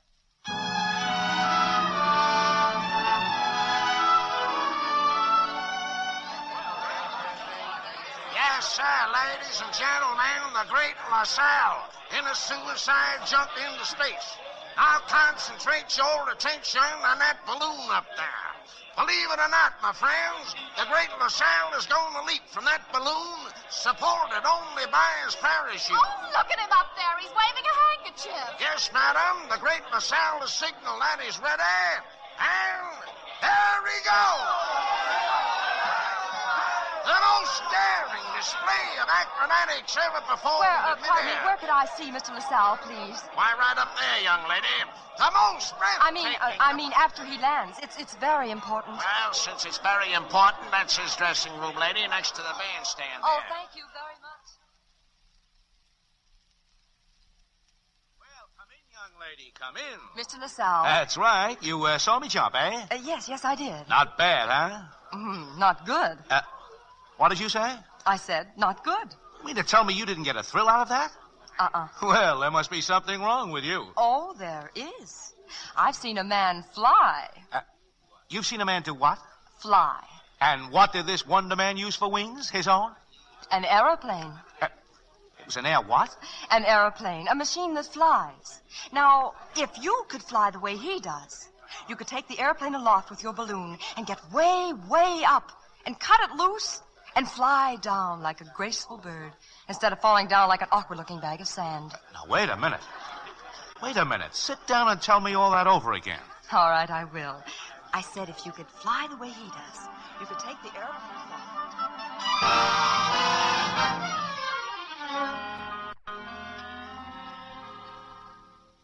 And so I brought him here to see you, Johnny. Mr. Montgomery, Professor LaSalle. You better call me Mahoney. That's my real name, Dan Mahoney. LaSalle's just my professional nom de plume. Parachute aerial artiste. In other words, balloon jumper. Oh, and he's very good, too, Johnny. You should have seen him at the park yesterday. Oh, only 2,000 feet, just to keep the crowd satisfied. It didn't seem that high to me, of course. Well, just between us, 1,200. 1,200 feet? Hey, that's really getting up there, 1,200 feet. Say, is that it? Is that the airplane you were telling me about? That's it. Say, I think I've got it. What? Why, if I could take your airplane aloft with a balloon, get way up there, then cut loose, why, I could fly down like a graceful bird. Why, Mr. Mahoney, that's a brilliant idea. You'd do that? Why not? Hey, you could really test my plane that way, couldn't you? You'd have all the space in the world to fly around in. No trees or hills or... Well, if you did hit an air current, you could... Say, I was figuring on taking this airplane down to the Logan Ranch during Christmas holidays. And I know you'd be welcome to come along, Mr. Mahoney. Could you? I mean, would you come and bring your balloon? Oh, my balloon. Oh, yes, it'd be a wonderful place to test out your idea. My balloon. Well, I'm sorry, but I lost my balloon last night. Poker. Tried to fill an inside straight. Oh, I see. Well, how about coming anyway and learning how to fly one of these things without a balloon? I'm a cinch. Good. Balloon. If there was only some way to get money to buy a balloon. We'll get it, Johnny. Don't worry. We'll get it.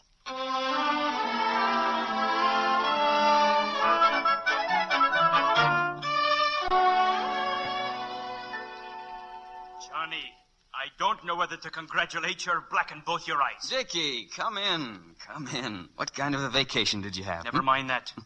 Regina tells me you were flying the day after Christmas at Logan's Ranch. Oh, a little, Dickie. Didn't get very high, though, but the new plane behaved beautifully. Besides, I got a new pupil. Name of Mahoney. Are you out of your head? What did the doctor tell you? Oh, but I feel fine. There's nothing wrong with me. No? Well, then give me a hand with these sacks. Sacks? Hey, what are you trying to reduce? I come in here to ask a favor, and I get insulted. What is it, Dickie? Well, that gold machine you invented. To separate gold from sand. Uh-huh. That thing over there in the corner. Yeah, well, what about it? Well, I was up in Placerville over Christmas, and I found some sand that looked good. So I lugged these 2 sacks back with me. But if you haven't got time to bother, it's all right with me. Wait a minute. No, wait a minute. No, I don't want to be in the way. Just run the sand through the machine when you have the time. Look, I got plenty of time. Come on, let's see what you got there.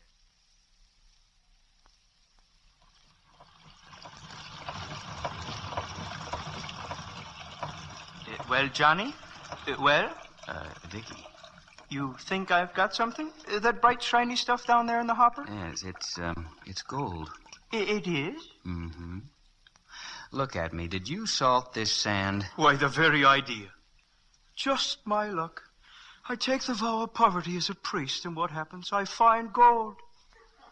Oh, by the way, your airplane. I said, did you salt this sand? Your airplane. Father Kent and I, we had an idea.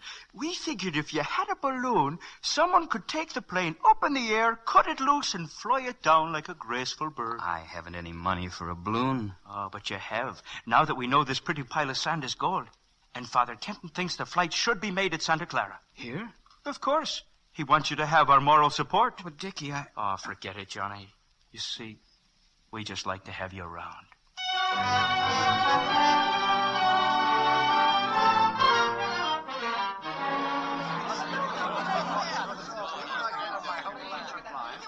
Well, Dan, good luck. I won't fall down this time like an awkward-looking bag of sand. Now, just remember, I can build a new airplane, but I can't duplicate Dan Mahoney. Balloon's all ready, Mr. Mahoney. And don't forget, 1,000 feet is high enough. You'll hear it when I fire this pistol here.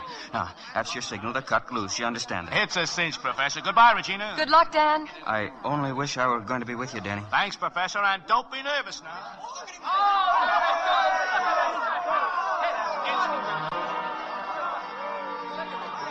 Well, Regina, the only way down now is to fly down. He will, Johnny. You'll fly down in your airplane.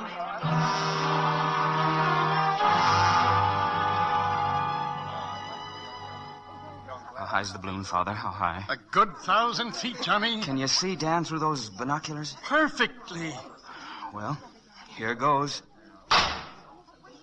Oh. Well, what's the matter with him? Johnny, he's holding his fingers to his ears. He's laughing. Dan, cut loose! Dan, cut loose! Oh, I know he can't hear me, but... Now he's pointing his finger upwards. He wants to go higher. Well, if he doesn't break his neck, I ought to. He's cutting loose now, John. There he goes. Regina, look. Look, he's flying. Oh, Johnny. Johnny, I'm so proud I could cry. Like a bird, like a graceful bird. That's it, boy, that's it. With indelible ink. California man invents flying machine. Santa Clara, scene of successful control flight by air machine. Alexander Graham Bell is your statement. All subsequent attempts in aviation must begin with John Montgomery's machine. Mahoney to make exhibition flights at country fairs. Scientists ridicule Montgomery airplane. Airplane called cheap circus trick to make money. Dan Mahoney killed as Montgomery airplane crashes.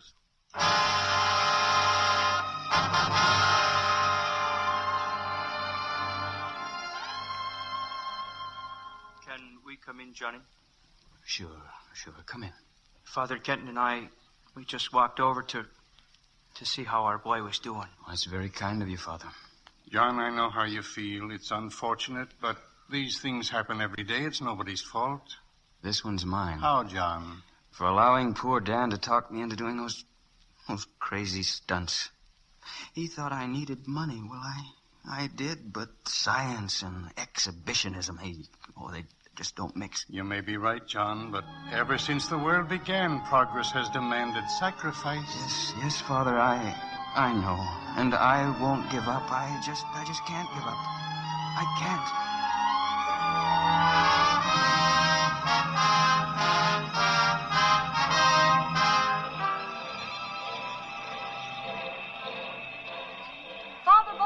Regina! Oh, but it's good to be back again. Father Kenton's waiting for you in the carriage. Oh, aren't you ashamed of yourself?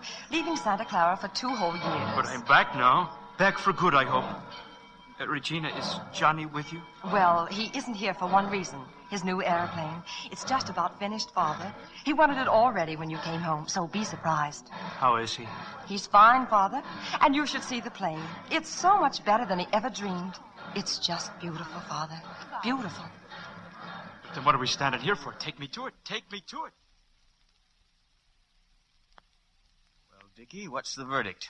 Johnny, it's just like Regina said. Beautiful. That's all I can say. Beautiful. Come on now. You got to get some sleep. Oh, my, look at the time. I'll tell you all about it in the morning. Sure, Johnny. We can talk about... What's that? I don't know. Wait a minute. The walls, they're shaking. Earthquake! Get out of here, Dickie! Run! The students, we've got to wake them up! Earthquake! Earthquake!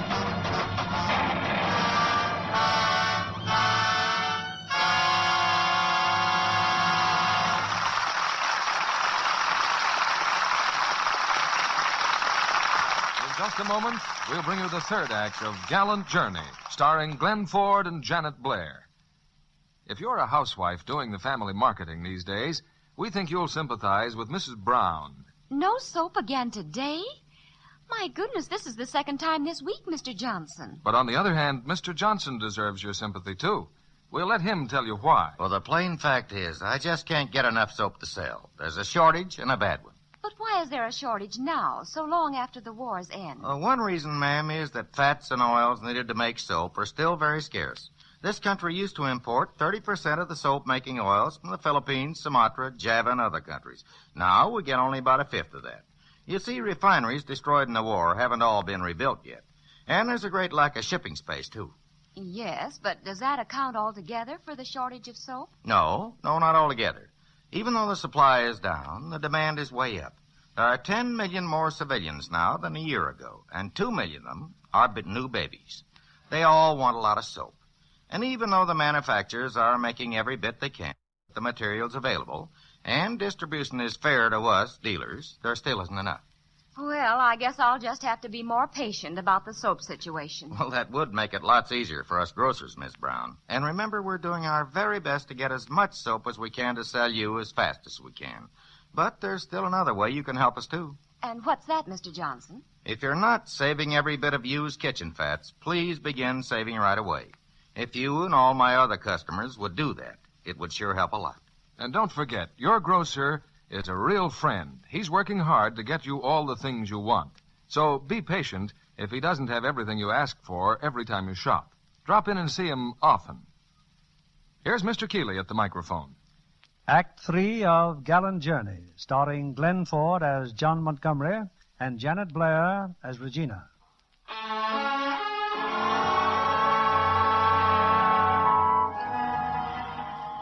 John Montgomery survived the disastrous earthquake that struck Santa Clara and destroyed San Francisco, but the airplane on which he had pinned all his hopes was completely wrecked. Now, dazed with despair, he stands among the ruins of the college workshop. It's been awful, John. Awful. They say over 400 were killed in San Francisco alone. Well, what I came to ask you... Johnny, there it is. What? Look, your gold machine. Can you beat that? The only thing in here that isn't completely ruined. That ought to mean something. This remains out of everything else. Come on, Johnny, give me a hand. What do you want with the gold separator? I want to take it out into the cruel world where it can be seen. Seen by whom? Well, that's what I've been trying to tell you. Father Kenton has met a man with a great deal of foresight and a fat purse. Now, don't get excited, Johnny, but I think maybe we've sold your gold machine.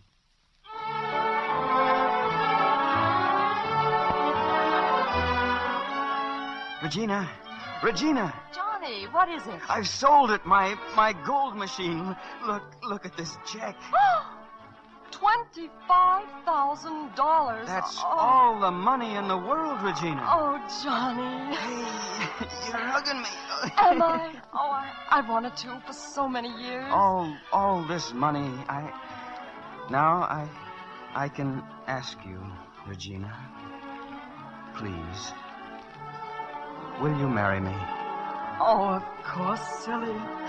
Of course. Oh, Regina, what a sap I've been.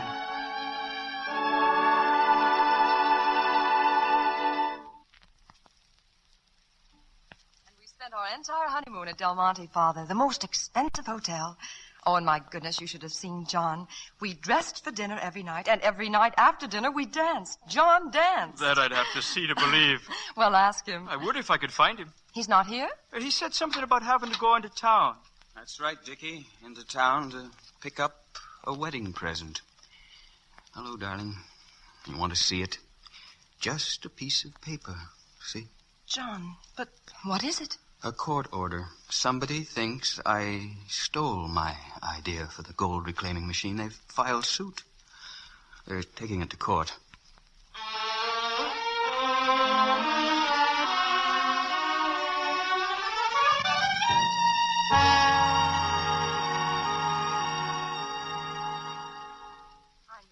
Then, John, I knew you'd win the case. Regina, you don't seem to understand. Don't understand? But, darling, haven't I been with you in court every day, week after week? Why, you don't even seem to care that you've won. Well, it costs money to go to court. Sure, we beat them. But I'm broke again, as usual. Except this time. Yes. I'm married, Regina. And I never cared about what happened when I was alone, failure after failure. But don't you see what I've done to you? I don't care about anything either, John. I've got you, haven't I? What are we going to do? Well, you know, Professor, everything happens for the best. All I know is that everything happens to me. Well, you see, your gold separator took gold from sand, and it also took you from flying. Well, we've had our little journey into the unknown, and it's been fun. But let's get our feet off the ground again and get up there in the clouds where we feel more at home. Build another plane? Yes. I spoke to Father Kenton. The workshops have been rebuilt, and they want you back. Are we going, John? Sure, Regina. We're going.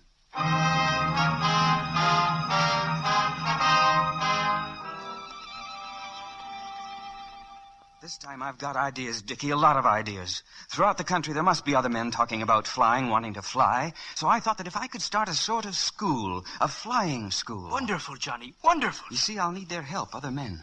You never needed help before. No. Every plane I built before was borne aloft by air currents. They glided. Now it's time for a different kind of airplane, a kind that won't have to depend on air currents, that will push itself across the sky. An airplane with an engine? Yes, Dickie. An airplane with an engine. Glory be. Wait a minute. Wait a minute. Wait. No, just a minute.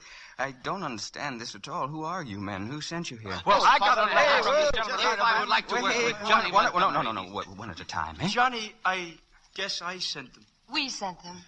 Well? My name's Raymond Walker, Professor. By night, I'm a motion picture operator, but by day, I'm a flyer. At least I like to say I am. And you? My name is Tony Dondaro. I grow grapes, Professor. I make wine.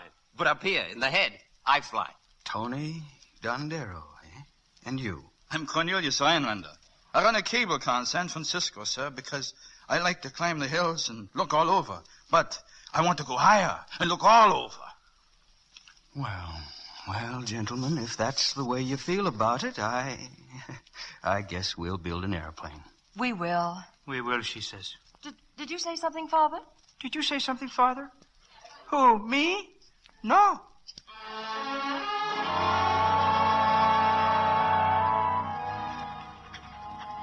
It's hard to describe Evergreen Valley in a letter, Father. The most beautiful place I've ever seen. Johnny and I live in one tent, and Walker, Rhinelander, and Dondaro in the other. They've tested the plane every day, and tomorrow, if all goes well, they'll install the engine. Oh, and I'm so glad to say that Johnny's promised he won't fly it himself. You know what the doctors say. Look for the mailman Thursday, Father. He'll have big news for you. Right now, Johnny and I are going to climb a mountain.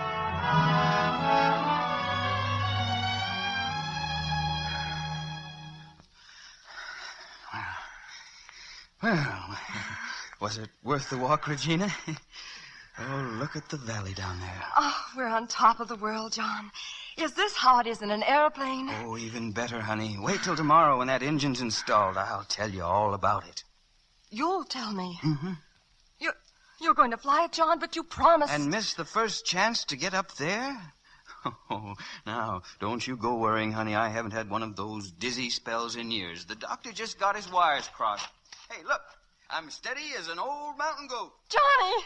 Oh, get back from the edge, Johnny! Oh, Regina.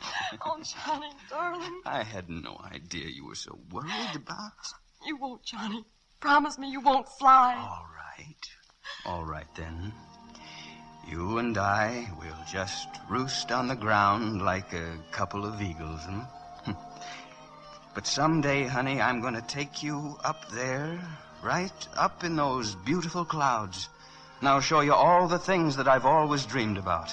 We'll fly down deep canyons between tall, tall cliffs. You see, like that one over there. Fly past great cathedrals with tall spires and listen to the music of the organ and the voices of the choir. And then we'll fly over and look at the beautiful old castle behind those clouds. And all around, there'll be little clouds like children laughing while they play. And we'll wave to them as we fly by. They've called me crazy for dreaming such things. But up there, I'll be king. Oh, darling, still tears in your eyes. Nothing ever gets in my eyes, John, but you.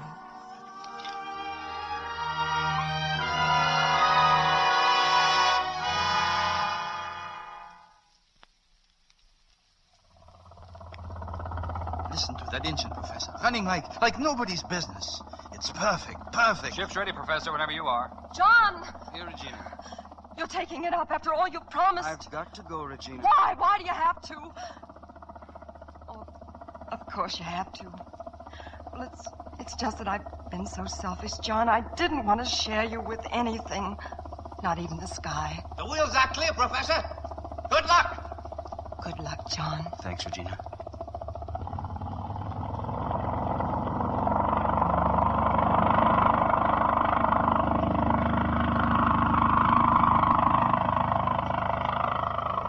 This is the most beautiful flight of all. Higher and higher and higher. Just look at him, Mrs. Montgomery. What a plane. He's turning. What a flyer. Look at him bank. Just watch that. Something's wrong.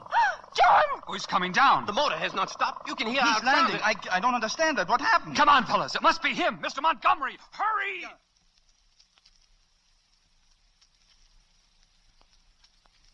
It wasn't exactly a perfect landing, Regina, but I brought it down. John, what happened? What's wrong? It's the same old trouble. Got kind of dizzy for a minute. I don't know. I'm all right now. You're getting into that tent and you're going to lie down. Yeah, you rest, Professor. We'll fix the machine as good as new. Well, do a good job, fellas. It looks like you're going to have to do the flying from now on. Hey, Jenny, don't look so serious. Lie down and rest, John. Please, just for a little while. All right, sure. How's this, eh? Here, let me fix the pillow. Well, maybe you're right. Maybe a little rest would make me feel better. I don't know why I should feel so sleepy. Oh, you think you're just like that machine, that you can go on and on without stopping. You think you know me pretty well, don't you? Yes, John. And I called you a cuckoo once, remember? When you were building your first airplane, I thanked you, and I still do. My first airplane. Pull the tent flap back, Regina. There, that's fine.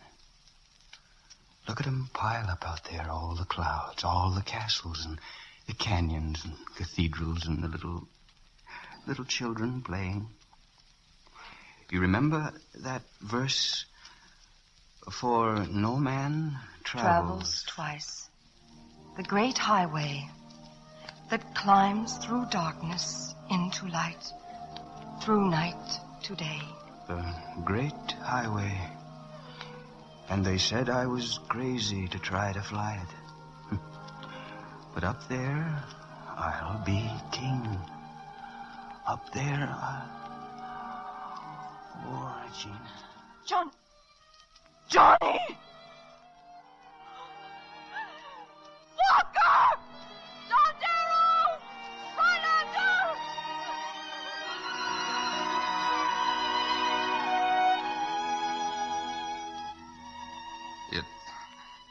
It couldn't be. Not dead. He just went to sleep. He asked me to pull back the flaps so he could see the clouds. And then he looked up and said, "Up there, I'll be king."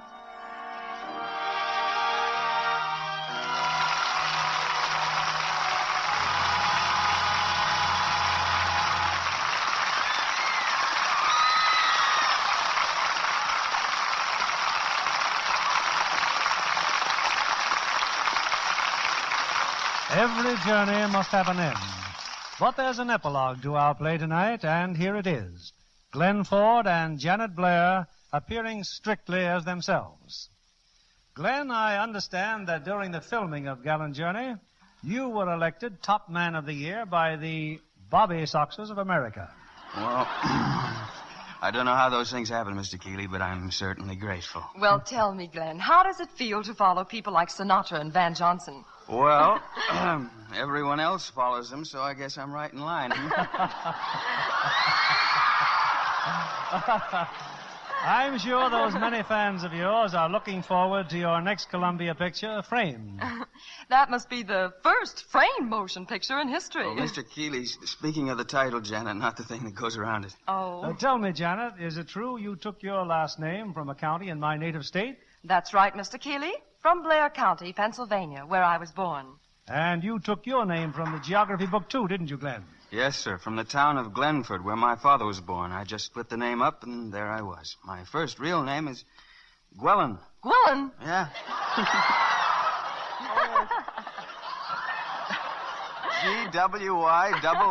Gwillyn. Yes. Not many people know about that. Well, 30 million people know it now, Glenn. Well, how about you, Mr. Keeley? Are you on the map? Yes, Janet, I certainly am. My people came from the English town of Keithley, spelt the same way as I spell my name, Keigley. Well, Mr. Keeley, as one town to another, I'd say we have a mighty pretty county next to us, eh? Yes, I'd like to assure those people back in Pennsylvania that Janet has kept all her natural loveliness and bloom. Well, thank you, Mr. Keeley. And you can tell them, too, what a wonderful beauty aid Lux toilet soap can be. I've used it faithfully for years for my complexion. And the result is very easy on the eyes. What are you presenting in this theater next week, Mr. Keeley? Next Monday night, we're answering literally hundreds of requests by bringing to this stage a great favorite of ours and of our listeners, Alan Ladd. Alan appears co-starred with Veronica Lake in Paramount's thrilling screenplay, OSS. Here's action, drama, and romance in this behind-the-lines spy story of our Office of Strategic Services, that heroic group which did so much to pave the way for victory in Europe. That's something your audience should go for in a big way, Mr. Keeley. Good night. Good night. Good night, Glenn Ford and Janet Blair.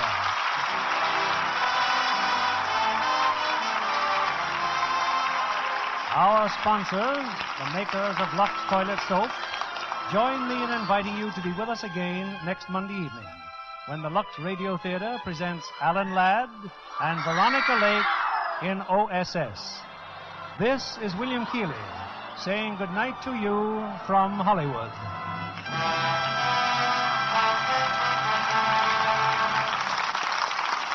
Our music was directed by Louis Silvers. This is your announcer, John Milton Kennedy, reminding you to tune in again next Monday night to hear OSS with Alan Ladd and Veronica Lake.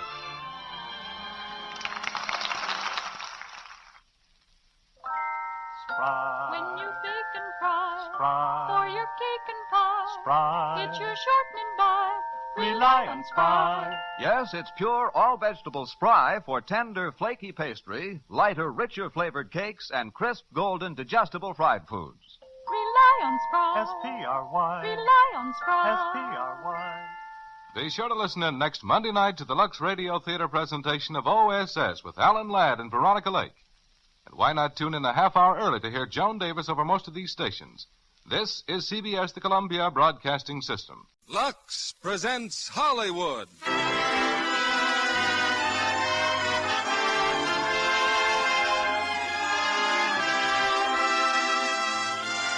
Lever Brothers Company, the makers of Lux Flakes, bring you the Lux Radio Theatre, starring Paulette Goddard and Patrick Knowles in Kitty.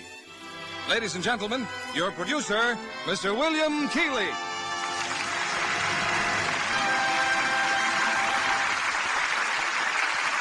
Greetings from Hollywood, ladies and gentlemen.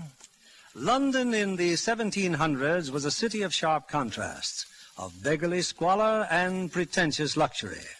Swung between these two extremes is the story of Kitty, an illiterate Cockney waif who is lifted out of the Houndsditch slums to become the toast of England, partly because a great artist saw beneath her dirt and rags a haunting beauty.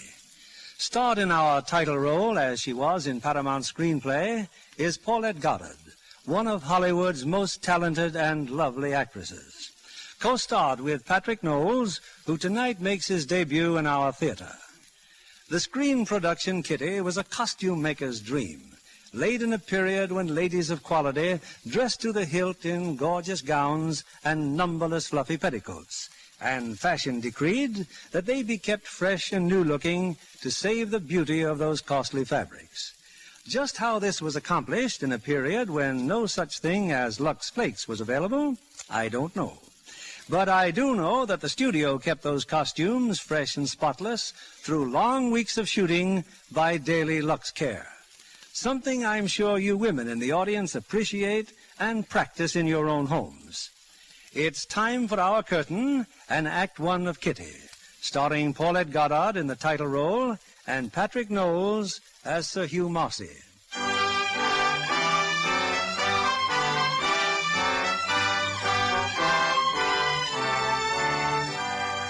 London, 1783. In front of his fashionable residence, Thomas Gainsborough, the celebrated painter, has just caught a thief, a miserable and ragged young woman who struggles vainly to escape. Leave me be! Oh, let go me hands! I let go when the constable arrives, picking my pocket front of my own house. Now, please, Your Honour, I only did it 'cause I was hungry. I got a sister what's sick. All I wanted was a little soup for her, that's all. Me and her's all alone in the world. Filthy little gutter snipe. How much did you expect to get for my snuff box? £1/crown. Cost me 5 times that. If you wanted a female, I'd... Wait a minute. Beneath that dirt, you possess a face, don't you? Quite a remarkable face, too, begad. So you want money, do you?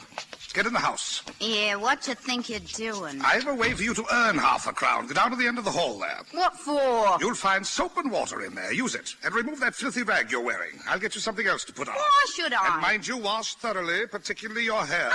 One more sound out of you and I'll fetch a constable this instant. Into that room. I'm going, Governor. I'm going.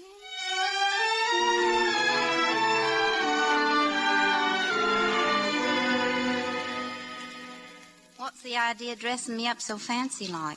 Keep quiet and sit down. I'm about to paint your portrait. What's your name? Kitty? Your full name? I ain't got no fuller name. I see. Well, my name's Gainsborough. Now, let me have your profile. Have me what? Your... Oh, just look that way. No, toward the light. Why? Because I say so. Young woman, you're beautiful. I knows it. How you do? You ain't the only bloke I ever met, you know. Kitty, but for the accident of birth, you might have been the reigning... Hold still, will you? The reigning beauty of the land. All England at your feet. My feet? What for? Unfortunately, however, you are cursed with articulation. Eh? You can talk. Blimey, so can you. I don't like it, neither. But they'll never hear you speak. A painting cannot talk. I think I shall call this the portrait of an anonymous lady. It shall be quite a lark, Kitty. London will rack its brains wondering who my exquisite and high-born model is. One moment. Now what? Nothing. Just sit there and keep quiet. Put away your brushes, Tom. I need some money. Money again? Brett Carstairs is off for India. Yes, I know. I'd like to go with him, except I don't have the fare. Oh, what a pity. If you'd advance it, Tom, you'd be rid of me. Just think what... Well, now, Tom, be civil, man. Be civil. Introduce me to the lady. The lady doesn't care to meet anyone. I'll ask her. You'll do no such thing. The lady is not here for social reasons. What a shame. Hugh, I'm very busy. Oh, of course. Sorry. See you anon, old genius. Now can I talk? If you must. Who was he? Friend of mine. Sir Hugh Marcy. Can't understand how I got rid of him so easily. He said he wanted to meet me. Of course he wanted to meet you. Beautiful girl, beautifully attired. But what if you'd opened your mouth? What's the matter with me mouth? I talks English, don't I? I have a good mind to just... Do you want to earn £1/crown or don't you? Yes, Governor. Then be silent. You will come here every day at the same hour until the portrait's finished. £1/crown every day, my girl. But you're to leave here every day in the same rags you came in. You understand? This is my little game, and those are my little rules. Now, let's get to work.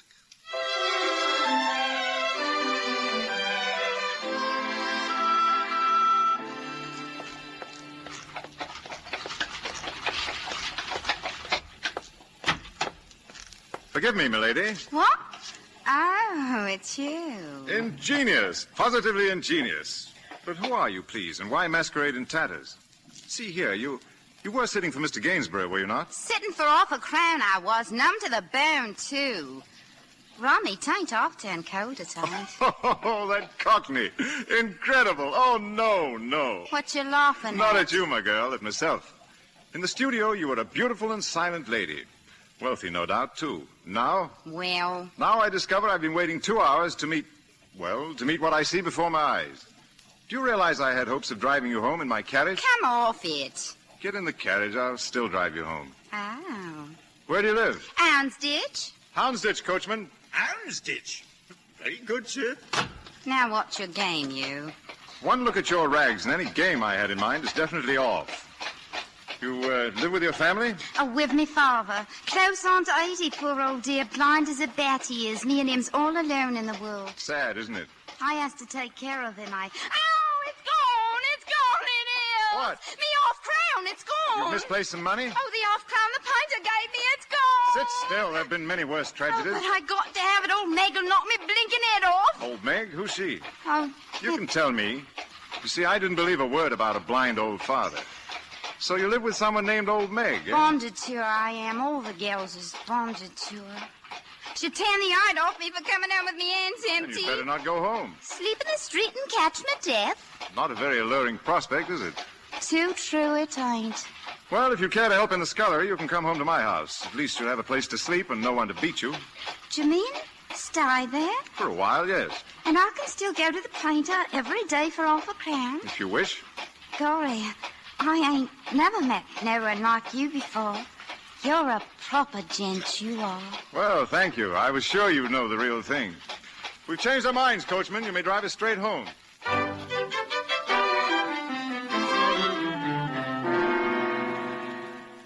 So you're Kitty, eh? Well, I'm Dobson, Mr. Dobson, steward of this here house. So you says I'm to work in the scullery. So he told me. Also, he says you ought to have something to eat. Sit down. Sausage and tea? That's not good enough. Well, I'll eat it. But ain't this a toff's house? It's a toff's house, all right, and a toff lives in it, Sir Hugh. Ha! Finest manners in London, best clothes, and the most creditors. Him? Yes, him. He used to be with a foreign office, he did, with the government. Had a bit of money coming in. Then he got mixed up in a scandal. Some say it was a lady. Some say a string of pearls that wasn't his. But between you and me, knowing him like I do, I'd say it was a little of each. What happened? Got himself thrown out, he did. And since then, he's been one step ahead of debtor's prison. It's my guess he'll be in jail inside the week. Prison's a good place for him, too. Here, you stop talking about him that way. What's that? Don't you say nothing against him. He's a fine gent. He is. Took me in off the streets, he did, just out of a kind heart, well, didn't he? He never did want for a female to speak up for him. Here now, take some tea up to her ladyship. What ladyship? His aunt, that's what. Lady Susan. Oh, his aunt. How'll I find her? I can always answer that, my girl. You'll find her indisposed as usual. Careful now, don't spill it. This is the girl I was telling you about, Aunt Susan. Kitty, this is my aunt, Lady Susan Dodd. Oh. Put that tray down. It's your tea, Mum. Tea? Oh, surely you there must Sorry, be... darling, not a drop in the house. Come here, girl. Well, your face looks clean, but you'll have to burn that horrible rag you're wearing. I'm very careful about appearances. I know I'm not at my best today, but I've been ill. I've had a chill. Beg your pardon, Sir Hugh. What is it, Dobson? There's another one just come. Another what? Another creditor, sir, the tailor. I have 5 tailors. Mr. McNabb, sir. Been here 3 times today. Oh, well, if a man wants to see you that badly. Excuse me, Aunt Susan. Humiliated by tradesmen, insulted by merchants. Well, make the tea, girl. Don't know as I knows how. Well, then, do you know how to pull a cork out of a bottle? Oh, yes'm. Look under the pillow. Last bottle in the house. Oh, what's to happen to me? What's to happen to me? It wasn't always like this. I can assure you it wasn't always like this.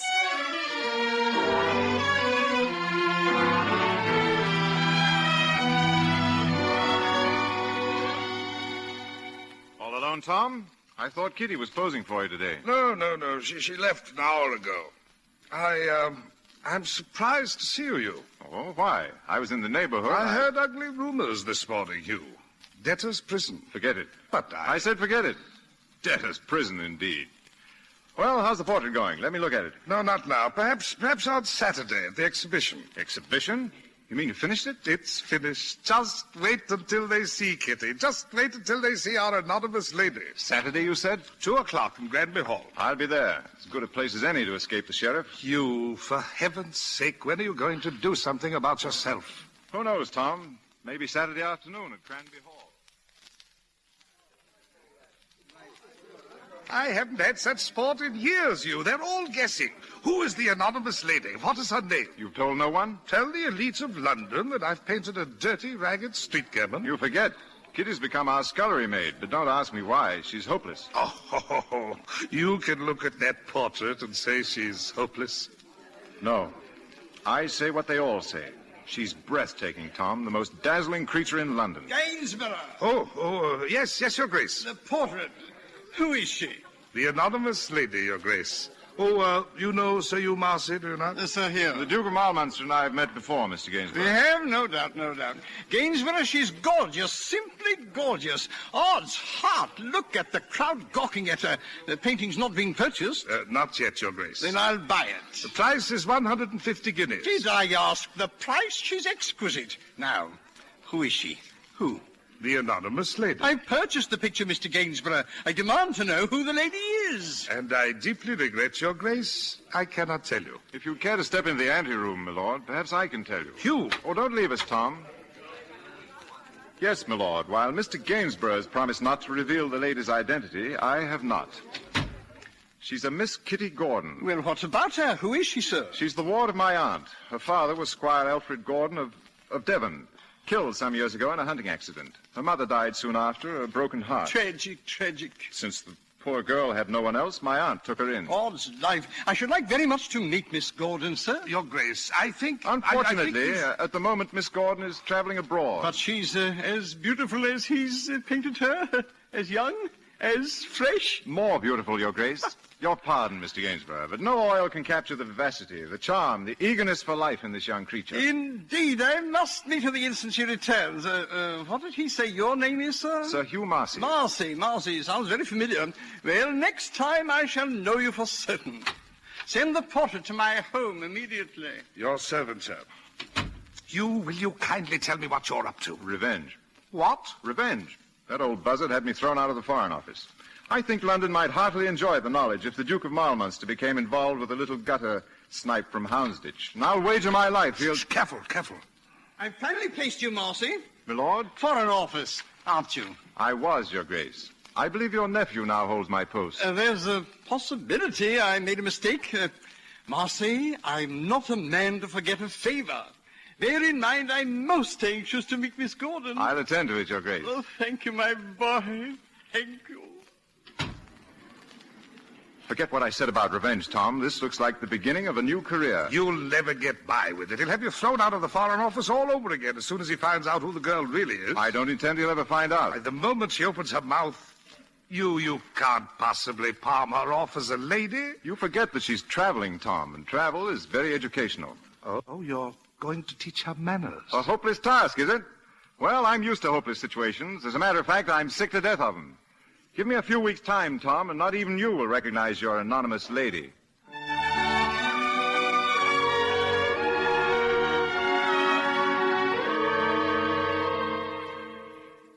All right, Kitty, we'll try it once again. Now please try to imagine that you're a lady. You're paying a call on a friend. She offers you tea. Yes. Miss Gordon, do you take milk and sugar in your tea? I takes what I gets, and happy to have it, I am. Oh, Hugh, it's no use. Give the girl a chance, Susan. If you were training a dog, you wouldn't expect results immediately. A dog wouldn't be mouthing that horrible Cockney. Susan! Oh, very well. Pray drink your tea, Miss Gordon. I'm doing my best. No, Kitty, no. Tea is imbibed from the cup, not from the saucer. The cup is held in one hand like this. Thumb and forefinger thusly. All right, try it again. Yes, sir, you. Susan, I said we'd try it again. Oh, very well. Pray drink your tea, Miss Gordon.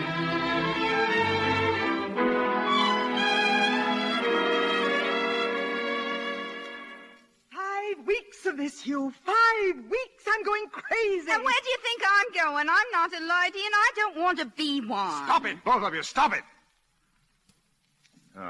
We'll start again. All right, Kitty. Milk and sugar, Lady Susan. Milk and sugar, Lady Susan? Just milk, my dear. Thank you. So sorry to hear about the tragic death of your father. Good, Kitty, good.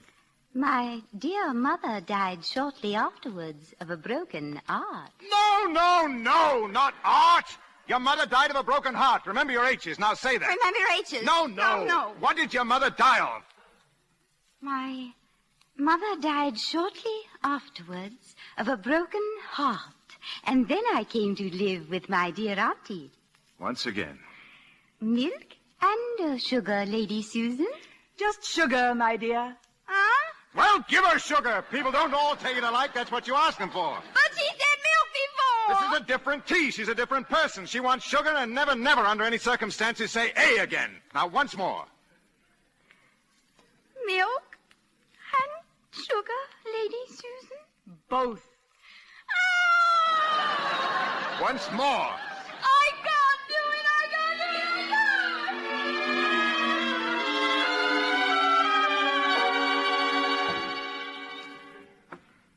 How do I look? Tell me, how do I look? You're beautiful, Kitty, beautiful. I never saw such a dress. Not even the one Mr. Gainsborough let me wear. Yes, the dressmaker has done wonders, Hugh.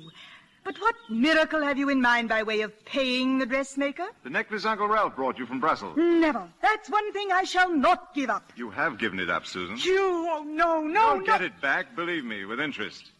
Now, what have you two been doing all day? The alphabet. Oh, forget the alphabet. A beautiful girl has no need for a pen. She should at least be able to sign her own name. Yes, at least. What I see now pleases me. Our little gutter snipe looks like a lady. Well, we'll rehearse a bit. Miss Gordon, may I present the Duke of Malmunster? Good afternoon, Your Grace. Fine, Kitty, fine. The Duke was just saying we're having an early spring this year. Indeed we are. The daffodils are blooming early. Blooming!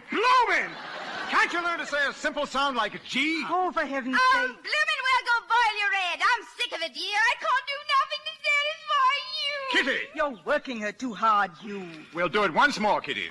If you do it correctly this time, there'll be no more lessons till tomorrow. Now, go over to the doorway and walk out here to the terrace. You're too hard, Hugh. I'm not. Are you ready? I'm ready. So nice to see you again, Miss Gordon. Thank you, Sir Hugh. May I present the Duke of Malmunster? Good afternoon, Your Grace. The Duke was just saying that we're having an early spring this year. Indeed we are.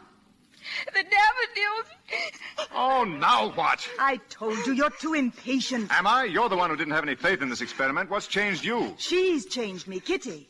But you can't wear the child out. For heaven's sake, Kitty, stop crying. What do you want me to do? Anything. Nothing. Sir Hugh, Mr. Selby is calling, sir. Selby? The gentleman who lives next door, sir. Oh, the ironmonger. Tell him we're not home, Dobson. Very good, sir. I think we should see Mr. Selby. Oh, why? She might as well begin meeting people. It'll be good experience. But Selby's in trade. He sells iron. He's not even a gentleman. And Kitty's not a lady. Not yet. Yes, you're right. Now, sit down, Kitty. Mind your tongue. If you don't know what to say to Mr. Selby, well, just smile. I'll try. Dobson. Yes, Sir Hugh. Tell Mr. Selby we'll be very happy to see him.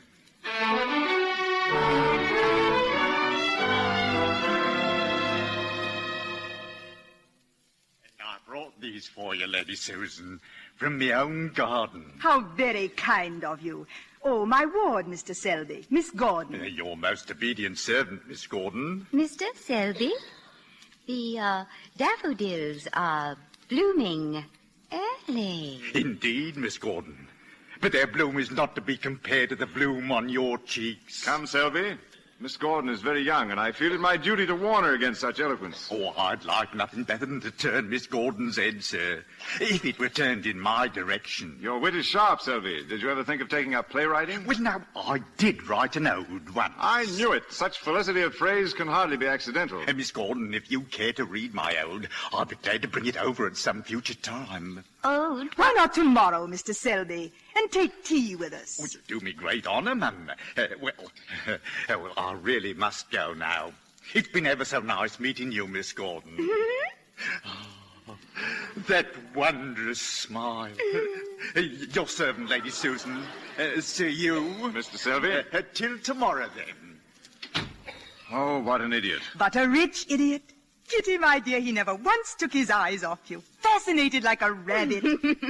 Oh, no, you don't, Susan. I won't have it. It would solve our financial difficulties. We'd ask for a large dower before we'd let Kitty marry him. Marry? Here now, who's marrying who? Be quiet.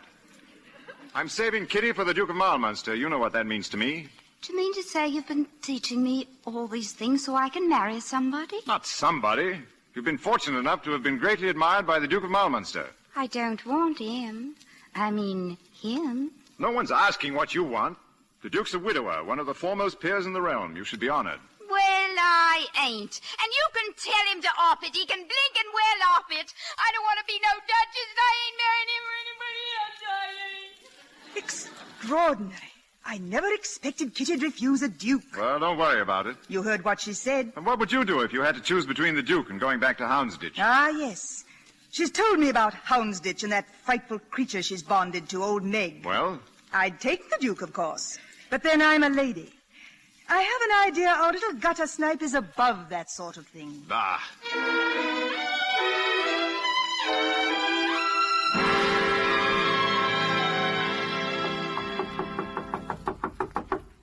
Kitty, there's no sense locking yourself in your room any longer. I told you this afternoon nobody could make me marry nobody. No one's going to make you do anything.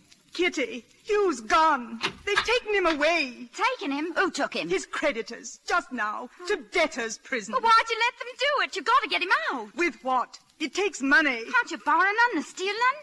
He can't stay there. It'll kill him, it will. We're finished, Kitty. I don't know what will become of me. I suppose I'll end up in Houndsditch with you. I'll never go back to Houndsditch. Then let's try Cheapside.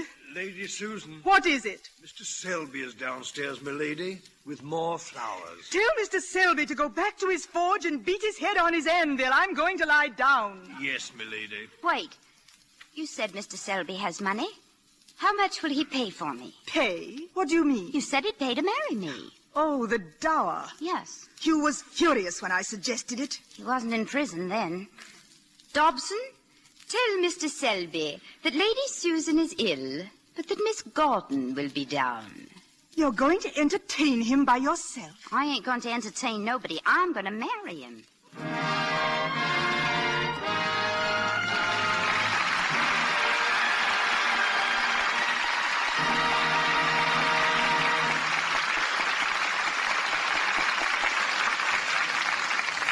In a moment, we'll return with Act Two of Kitty, starring Paulette Goddard and Patrick Knowles. Say, Libby, what's this story going the rounds about Jimmy Stewart? Oh, I heard it from Jimmy himself. About a week before Frank Capra was due to start shooting his first Liberty Films production, It's a Wonderful Life, it suddenly came over Jimmy. How was he going to do? This was his first picture in 5 years. He began boning up on the first scene like a schoolboy the night before exams. He could recite that scene in his sleep. Well, the first day on the set, Capra strolled over and said he'd made a slight change in plans and would do a different scene first. Well, Jimmy's heart sank as he thumbed through the script.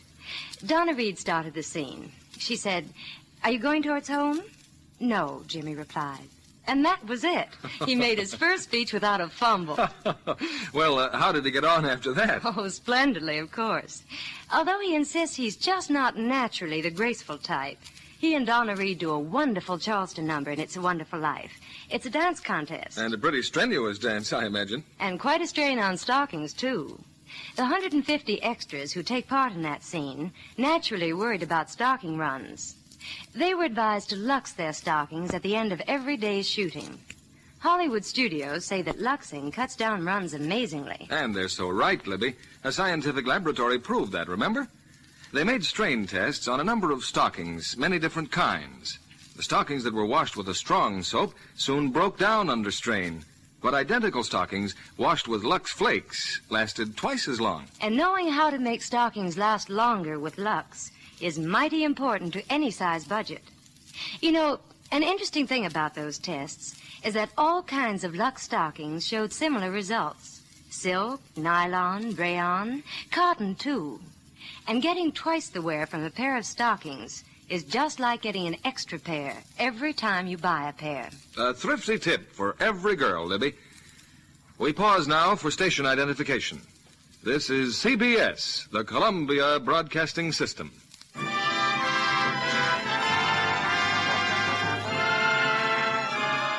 You're listening to Same Time, Same Station, the best of old-time radio. And I'm your host, Jerry Hendigas.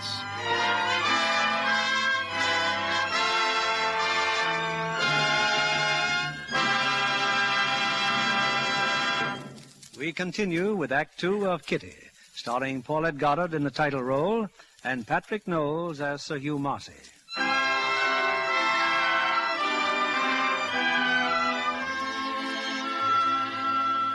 It required only 10 days for Kitty to make herself the bride of the smitten Mr. Selby.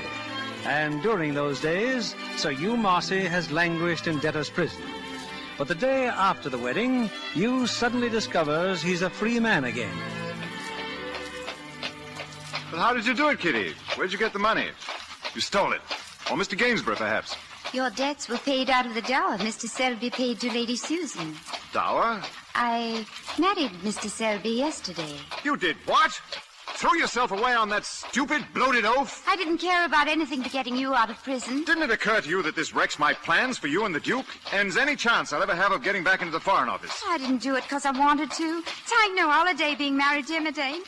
I only wanted to help you. Help me? All right, it's done. No use weeping over it. Stop here, coachman. Where are you going? My dear girl, I didn't marry Jonathan Selby. I have to make a living somehow. Fortunately, here's White's gambling house. If I win, I'll buy you a wedding present, Mrs. Selby.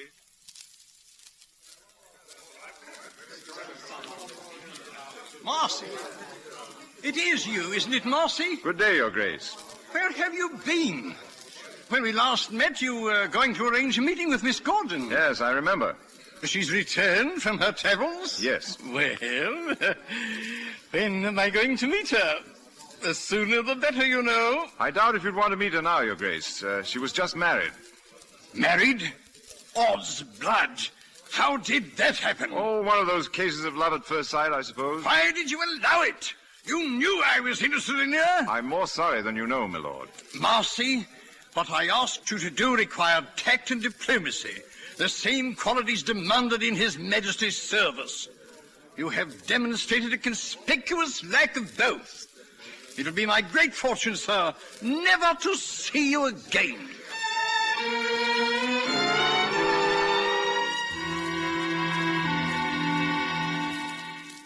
You sent for me, Mrs. Selby? Come in, Mrs. Nullins.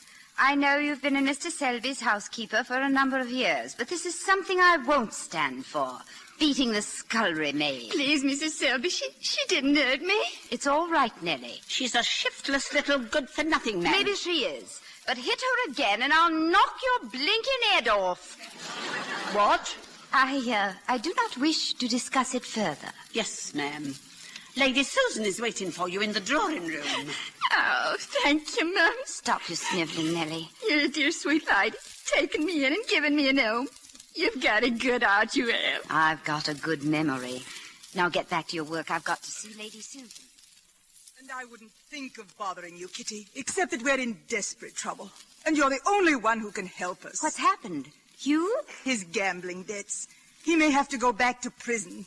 How much, Lady Susan? £60. Love a duck! Kitty, your language, dear. But what about the dower money? Surely it's not It went long ago, every penny of it. His debts, and there were so many things we needed. Kitty, they're besieging the house again. Hugh, oh, it's so humiliating. He's hiding in the attic. Life has never been easy, Kitty, but this This is the lowest ebb. I'll see what I can do, Lady Susan. I'll try. Soon, Kitty, please. It's so terribly important.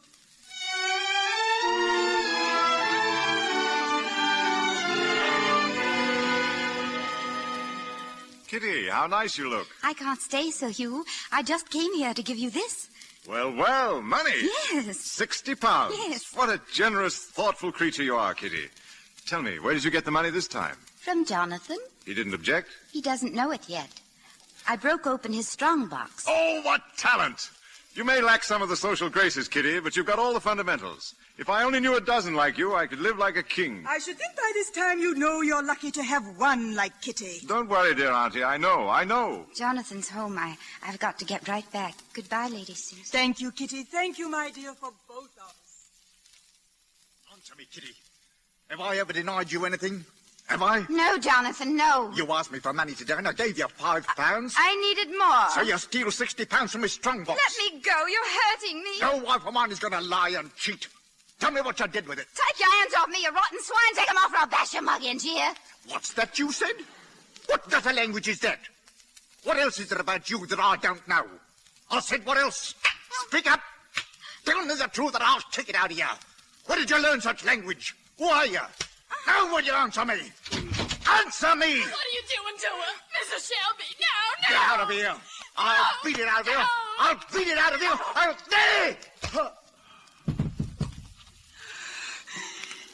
It won't hurt you no more, Mrs. Shelby. No more. Murderer! You've killed him! I saw you do it! I saw you! He was hurting her! No use trying to run away, Nellie. Go to your room while I call a constable. Mrs. Shelby! Maybe I better fetch a surgeon, too. About done in herself, she is. Mrs. Shelby!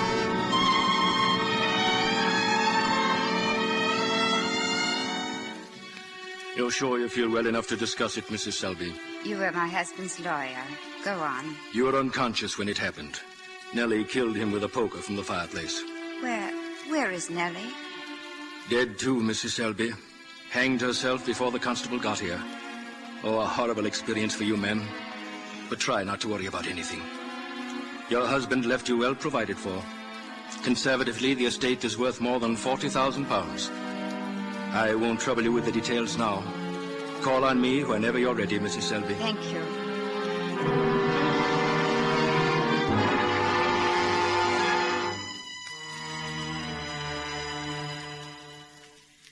I don't want to appear callous, Kitty, but it is a relief having your husband gone. What a strain it would be having to break into that box every time one of us needed money. I must say I was worried over what that housekeeper might do, Hugh. I think it was very clever of you to give her a pension. Oh, dear, Kitty, those dreadful mourning clothes. They're ridiculous for one so attractive. Kitty, throw them out. Now that you're free, I see no reason why we can't go through with our original plan. I saw the Duke this morning, eager as ever to meet you. I don't want to marry the Duke. Well, you can't mean that. A magnificent match. You'll be the envy of every woman in London. I don't care. I just want to be married to someone I love. Why can't we discuss it some other time? We'll discuss it now. You learn to love the Duke, Kitty. He's the most lovable man. Believe me, it's the thing for you. For me, too. The Duke is the one man who can put me back in the Foreign Office. But you don't need to go back. You can have my money. All of it. Kitty, I was thrown out in disgrace. My career was blasted. There's a stain that must be removed. It means more than anything in the world to me. Just don't forget to address the Duke as Your Grace when he comes. I took the liberty of inviting him to tea. Hugh, you didn't. Oh, how tiresome. I know you won't let me down, Kitty. You're going to be disappointed if he doesn't ask me to marry him, aren't you? There's no fear of that. He's already looking upon you as his wife. If he's coming for tea, I'd better make myself ready.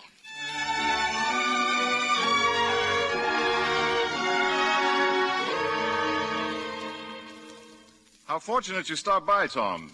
Here, your invitation to Kitty's wedding. Where is Kitty? I should like to congratulate her. Where, Mr. Gainsborough? With her husband-to-be, of course. Richard, Duke of Malminster. I rather think I should be congratulated. And why? For turning a little gutter baggage into a duchess. A neat trick. The trick was in having me for an aunt. Kitty could never have passed as a lady without me to guide her. Permit me to remind you both, if I hadn't painted Kitty's portrait, none of this would have happened. And you wouldn't be back in the Foreign Office, my dear Hugh. Perhaps we should all congratulate each other. Mr. Gainsborough, Lady Susan, to our very good health.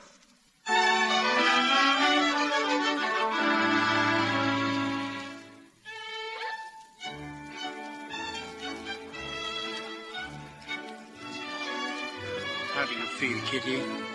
Are you sure you're all right?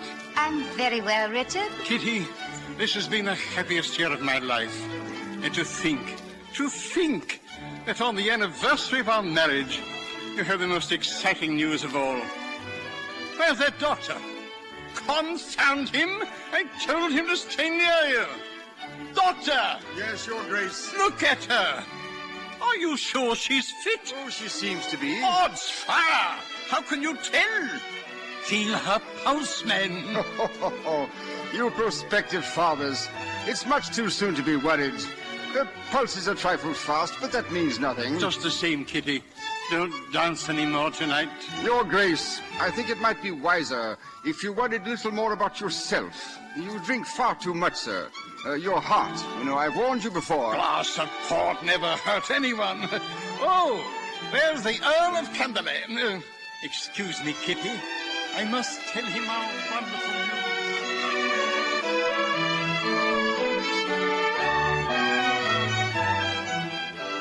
I've been trying to find you alone all evening. May I have this dance, Duchess? If you'd like, Sir Hugh. You've been with Miss Carlyle all evening. Are you interested in her? If the time ever arrives when I want to be interested, I couldn't do much better. You mean she's a lady? That's certainly in her favor. Kitty, your husband's glaring at us. He thinks I shouldn't dance. You see, I'm going to have a baby. What? Tell me that again. It's quite true. Thank you for the dance, Your Grace. It's not finished. It is as far as I'm concerned. Or we'll finish it next year, perhaps. Your husband is one man I don't care to antagonize. Of course, Hugh.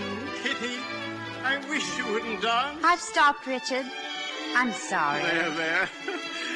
You're just a little girl after all. Once you've given me my son, you can be as gay as you like. I'll take you to every ball in London. What if I give you a daughter? I won't consider such a thing. Won't have a daughter. Keep your mind on having a son. I've already put his name down for Eton. What name have you given him, Richard? Roy Douglas, after my father. He'll be the 10th Duke of Mulmunster. 10th Duke of Mulmunster? I'll have a son for you, Richard. Kitty, my darling Kitty.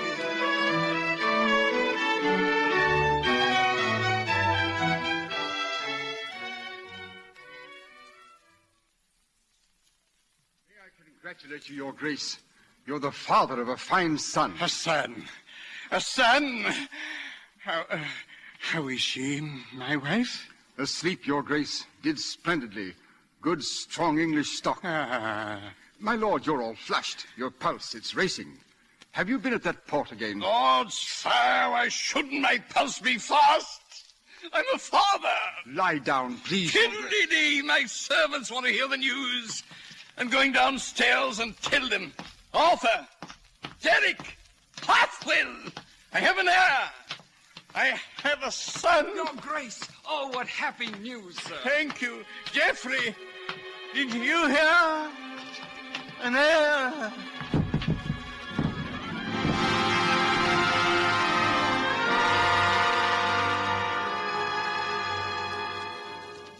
It's incredible, Kitty.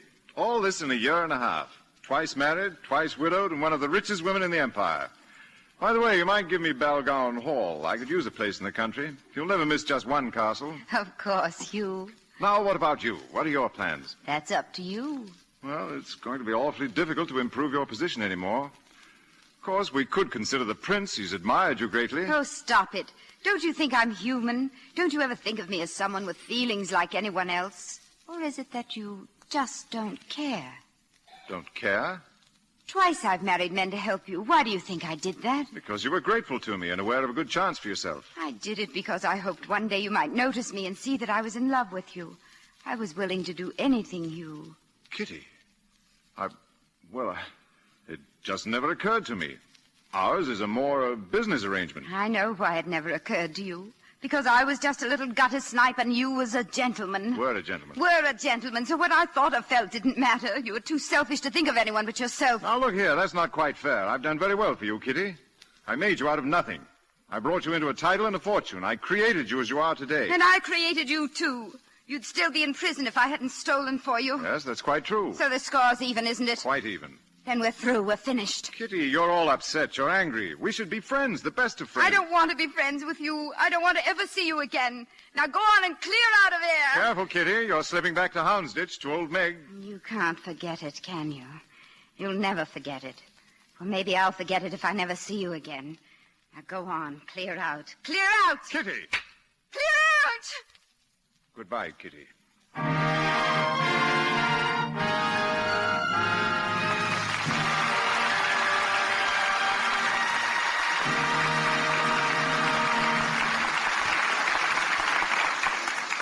We'll bring you Act 3 of Kitty, starring Paulette Goddard and Patrick Knowles in a moment. You might say that our guest tonight was discovered by the Army. I mean Army public relations officers who asked her to appear in Army motion pictures. After that, it didn't take long for 20th Century Fox to find and sign blonde and blue-eyed Marilyn Monroe.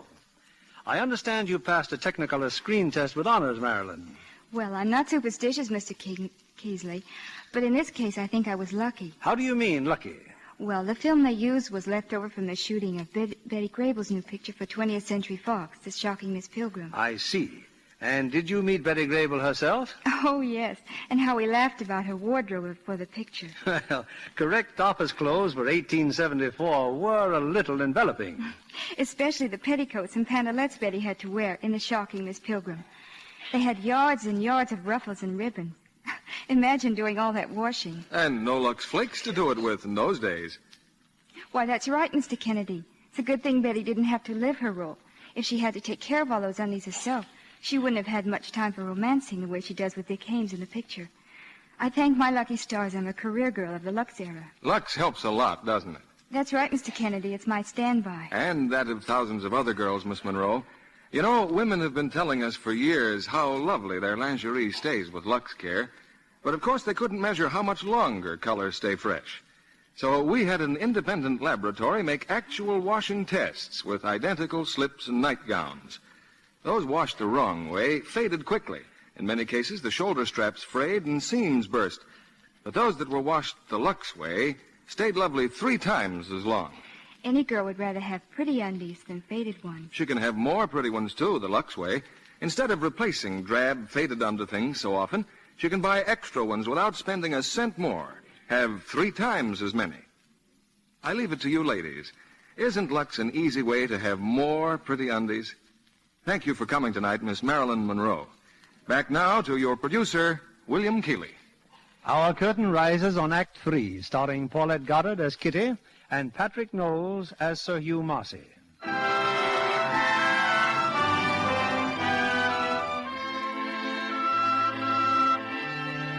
Many months have gone by, but the breach between Kitty and Hugh has not narrowed.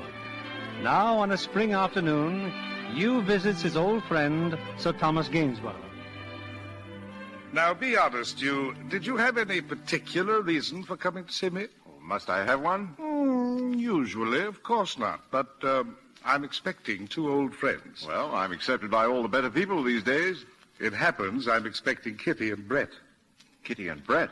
Is that so startling? Surely you know Brett's back from India. Of course, I've seen him a dozen times. But how did he meet Kitty? Here. I might say quite a warm friendship has developed. I feel quite like Cupid. I'm acquainted with the sensation, Tom. I hope you find it more pleasant. Well, now, see here. Brett's a fine fellow. Oh, the best. It's still amusing, Tom. Really amusing. The humor of the situation escapes me. Well, you know Kitty as well as I do. Better, perhaps. The trouble with you is that you think of Kitty as what she was, not as what she is. Look at my new portrait of her. That isn't the dirty little urchin who stole my snuff box. That's a lady, the Duchess of Malmunster. Excuse me, Sir Thomas. Her Grace the Duchess of Malmunster and the Earl of Carstairs. Oh, show them in. Tom, hello. Hello, Kitty. Kitty, well, I haven't seen you for some time. Hello, Hugh. Come to think of it, Brett, I haven't seen you for days either. Been meaning to drop in, Hugh, but I've been busy. So I hear. Well, Kitty, there's your new portrait. All finished. Tom. Oh, thank you. Perfect, Tom, perfect. It's all there, her charm, her grace. Thank you, Brett. Kitty, we should I mean, you should have Tom do a portrait of young Roy Douglas. Oh, I doubt if he could sit still long enough. How is the baby, Kitty? Bouncing? Quite well, thank you. Tom, don't be cross if we have to run off. But, my dear, you just got here. I promised Brett I'd spend the afternoon alone with him. He said he has a number of things to tell me. Really only one thing, Kitty. Darling, please, kissing me in company. Goodbye, Tom. Wonderful painting. Thank you again. Goodbye, Hugh. Goodbye, Kitty. Good luck, Brett. Obliged to you. Not very sociable, were they? Oh, people in love seldom are. Does it surprise you that someone of Brett's taste and refinement appreciates Kitty? I'm just beginning to appreciate Kitty myself. Rather sudden, isn't it? Very sudden. As a matter of fact, within the last 5 minutes. That's better. Nothing that happens in 5 minutes can be very serious. You can die in less time. Tom, she's a lady. Let her alone, you. You had your chance with Kitty. Now let her be happy. She'll be happier with me. On what possible basis? Because she loves me. Oh, you don't know what you're talking about. Maybe not. We'll see, Tom.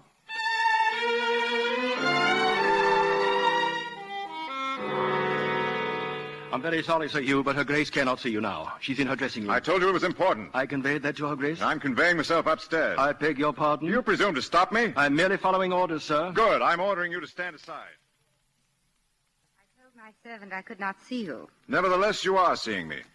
Dismiss your maids. You may go, Annie, Celia. Kitty, a strange thing happened to me this afternoon. I found out how I really felt about you. Was that before or after you'd eaten? No, I mean it. I've been selfish and cruel, but I never realized I'd been stupid as well. Kitty, please. You're not trying to tell me you're in love with me. I am. Then why don't you say it? All right. I say it. That was very sweetly put. Oh, I know your pride's been hurt, but forgive me, Kitty. We can start out fresh. I already have. That day I told you I was through with you. And I've never been more happy. I suppose that means Brett. Yes? You only turned to him because we quarreled. Originally, yes. Since then, I've discovered he's the most wonderful person I've ever known. Oh, what's so wonderful about him? His stories of India? Everything. Is he any better looking than I? Oh, you're both good looking, but he's not dissipated. We both have titles, too. We all three have titles. Mine's the best of all. Kitty, you're baiting me. You couldn't have changed this suddenly. Well, you did. You just said so. I've cared for you all along. I simply didn't know it. Then say goodbye on that note. Brett will be calling for me directly. Oh, let's stop this nonsense. Would you rather have me get down and crawl? Yes, I would. Well, I won't do it. Oh, the same old Hugh. And I won't accept your being in love with Brett. Perhaps you will when I marry him. I beg your pardon, Your Grace. The maid thought you might be needing me and the footman. Yes, you may show Sir Hugh to the door. Oh, Hugh, just one more thing. Have you noticed? This is the first time we've had a long talk, and you haven't had to correct me. Yes. It's always painful when the pupil thinks she's learned enough to dismiss the teacher. Are you all right, Your Grace? All right. Why, in my whole life, I have never felt better.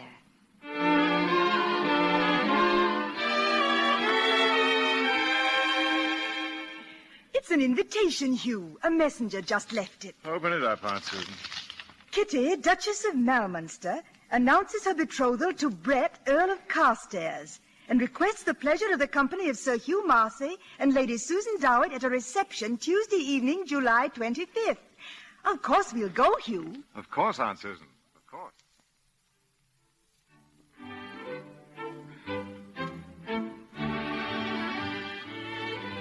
Well, Hugh, aren't you going to congratulate us? Everyone else has. All in good time, Brett. Which reminds me, Kitty, there's an old friend of yours here. She wants to be remembered to you. She wasn't dressed, so I asked her to wait in the music room.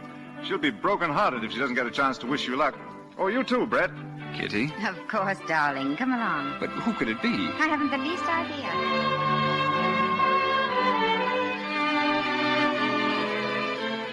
Well, there she is, Kitty. Surely you remember old Meg from Houndsditch? Well, if it ain't my little Kitty. My little Kitty all decked up like a lady. Hugh, why do you do this to me? Because I love you. Knowing what you were, I still love you. But will he love you when he knows the same thing? Kitty, will you please tell me what this is all about? Of course, Brett. Meg, tell this gentleman everything you know about me. Here. What's your game? Where I came from, what I was when I lived with you. Oh, if that's the way you want it. I got her from a foundling home. Paid good money for her, I did. I got a big heart, I have. Treated her like me own child. Never did a stroke of work till she was 8. I kept her by me and learned her everything I knew. That's right, Brett. Every trick of theft and all the life that went with it. Then she hops and disappears. Just as she could have started a paying me back, she did. Now, that's enough, Meg. Oh, you ain't cross with old Meg, are you, dearie? You told me to tell him. No, I'm not cross with you. If you'll wait here, one of the servants will bring a purse for you. Goodbye, Your Highness. Goodbye. I'm sorry you had to find out this way, Brett. I want you to know that you're free. Free? You'd still marry me?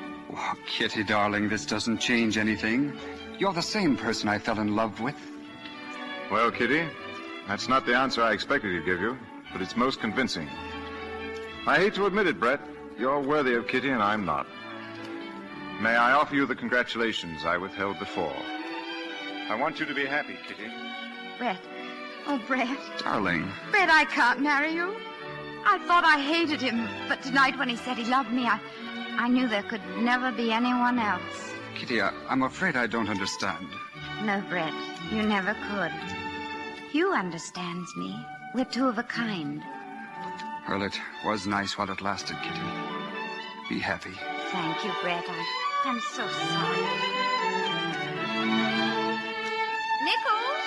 Nichols? Your Grace, is there anything wrong? Sir Hugh, have you seen him? Where did he go? I believe he left, Your Grace, by way of the garden. Thank you.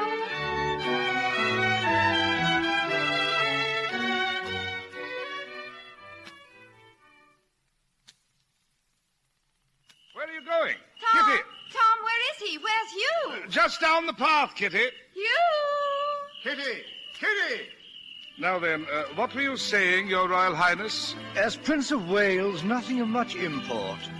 But as a man, Gainsborough, I've just made a remarkable observation. Women, sir, are extraordinary creatures. Yes, Your Highness. Now, why should our charming Kitty throw herself away on such a bounder? Look at them. Kissing. I'm sure I don't know, sir. He's so far beneath her.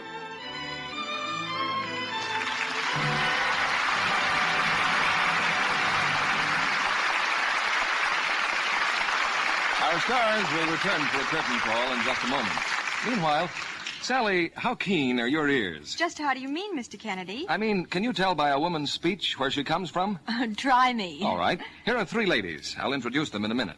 Each is going to read a paragraph while you guess where her home is. This is Mrs. A. Will you read this, Mrs. A? The dishes were very greasy, but I rinsed them first in hot water and then washed them in Lux Flakes. Afterwards, my hands were still soft and white and smooth. South, of course. Mississippi? How about that? My home's in Natchez. Good guess, Sally. Now here's Mrs. B. Mrs. B, will you read this sentence? Mary said she'd never marry if she had to wash dishes. But she tried Lux Flakes, and now she says it's as easy as rolling off a log. Lux helps her hands stay soft and smooth. All right, Sally. The Middle West. Kansas? That's absolutely right. And now our third guest, Mrs. C. Will you read this sentence, please? I wouldn't be without Lux Flakes. I use Lux for dishes, of course, and for every soap and water job about the house. Washing woodwork, linoleum, porcelain, tiles. It's so easy on the hands. That's somewhere in New England. Let's see, Boston? Actually, it's Medford. That's about 7 miles from Boston. Good for you, Sally, and thank you, ladies. No matter how they say it, women who care about their hands use Lux Flakes for dishes. It's so mild and gentle. Hundreds of women made scientific tests of 5 soaps widely used for dishwashing. In case after case, they proved Lux kinder to hands. Lux Flakes actually go further, too. Ounce for ounce, you can wash up to twice as many dishes with Lux Flakes as with any of 10 other leading soaps tested. It's thrifty. Here's your producer, Mr. William Keeley. After meeting them so enjoyably in Kitty, I'm sure you'd like to meet our stars in person as we bring them back to the footlights for a curtain call. Paulette Goddard and Patrick Knowles.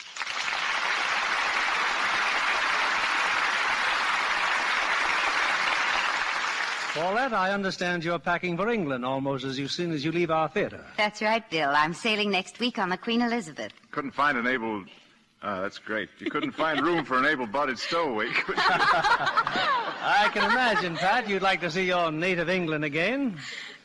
Pat, I'm sure your family and fans would miss you. Speaking of families, I understand, Paulette, that you're a matrimonial expert in your latest Paramount picture with Fred McMurray, Suddenly It's Spring. That's right, Bill. What sort of advice do you give, Paulette? For instance, if I should have a quarrel with my wife, what would you suggest? Just kiss and make up, silly. Yes, it's rather nice to see people make up. Kissing isn't bad either. Pat, yours is one of many solid Hollywood romances. What's your formula? Oh, my wife goes her way, and I go with her. Well, you should be able to give advice on matrimony, Bill. You've been happily married to one of our favorite stars for years. You used to direct Genevieve Tobin in pictures, didn't you, Bill? Yes, and in that direction lay romance. Coming back to your official capacities, what are you presenting here on Lux? Next Monday evening, Bill. Next week, we bring our audience an evening of chills, thrills, and action when we present 20th Century Fox's exciting drama, Somewhere in the Night. And our stars will be John Hodiak and Lynn Barry. John was in the screenplay, wasn't he? Yes, and he duplicates that role next Monday on our stage in the unusual story of a man whose loss of memory forces him to track down his identity in the face of baffling and incriminating circumstances. That sounds like an exciting evening for your audience, Bill. Congratulations and good night. Good night and bon voyage, Paulette. Thank you.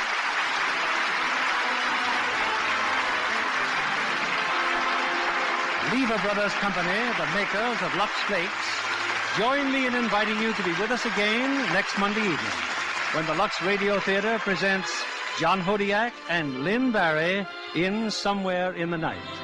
This is William Keighley saying good night to you from Hollywood.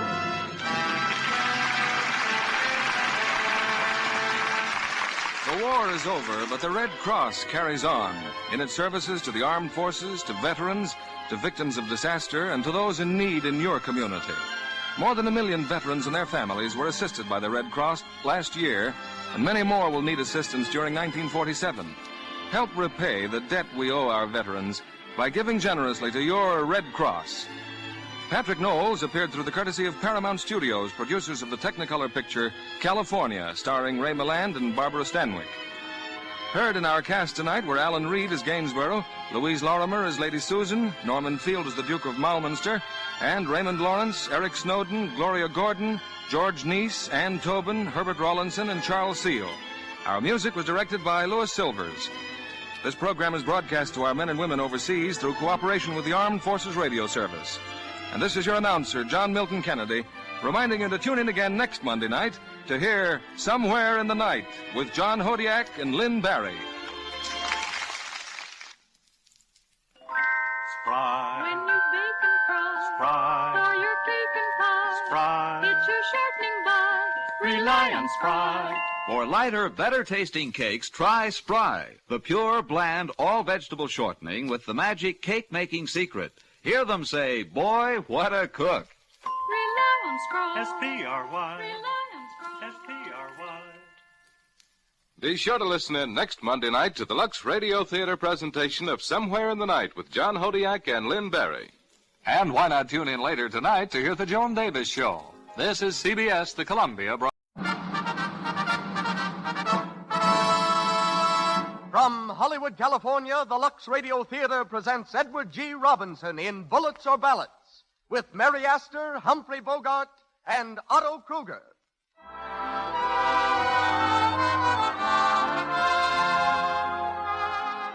Lux presents Hollywood. Bullets or Ballots? This is the question answered in tonight's play. The vivid drama of a battle against racketeers. Screened by Warner Brothers, you'll hear it starring Edward G. Robinson, Mary Astor, Humphrey Bogart, and Otto Kruger, while our special guest is Frank B. Gumpert, nationally known criminologist. Louis Silvers conducts our music. Now, just a word before hearing from our producer. Your complexion and the care you give it is mighty important to you, isn't it? Then, of course, you don't want to take chances with inferior soaps. You want to be sure the soap you use is non-irritating, really mild. It's nice to know that every ingredient that goes into Gentle Lux toilet soap is tested for extra fine quality, for purity. Now you know why 9 out of 10 screen stars use Lux toilet soap for their million-dollar complexions. They can depend on its gentleness and mildness. You can, too. And that's so important to your good looks, to your happiness. So I hope you're making Lux toilet soap your regular complexion care. If you haven't a generous supply on hand, put it on your shopping list now. And now, the producer of the Lux Radio Theatre. Ladies and gentlemen, Mr. Cecil B. DeMille.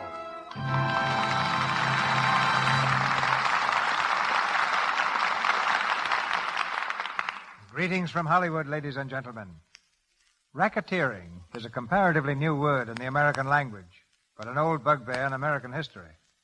Following the Revolution, American vessels in the Mediterranean were plundered and their crews thrown into slavery so frequently that the United States, to continue commerce in those waters, signed a treaty with the pirates' ruler, the Sultan of Algiers.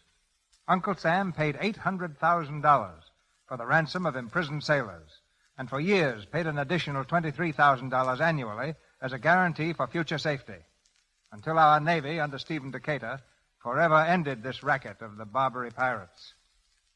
Today's racketeers, dealing in millions of dollars, would scorn the modest sums involved in historical racketeering, and only by militant public resistance, such as that shown in tonight's play, Bullets or Ballots, can America purge herself of these internal parasites. In his screen characterizations, Edward G. Robinson has often lived outside the law, but tonight he walks a straight and narrow path as he pins a badge inside his coat and becomes, as he did in the picture, Detective Johnny Blake. An established air personality because of his own program, Big Town, this fast-talking, fist-swinging favorite is from Warner Brothers Studio and will soon appear in Confessions of a Nazi Spy.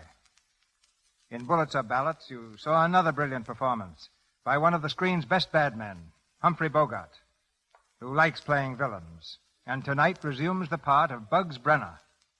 In our glamour division, there's Mary Astor, who brings her loveliness and talent to the role of Lee Morgan. Otto Kruger displays his genius for the sinister and changes only his first name in playing Al Kruger. We raise the curtain now, and the Lux Radio Theatre presents Edward G. Robinson in Bullets or Ballots with Mary Astor, Humphrey Bogart, and Otto Kruger.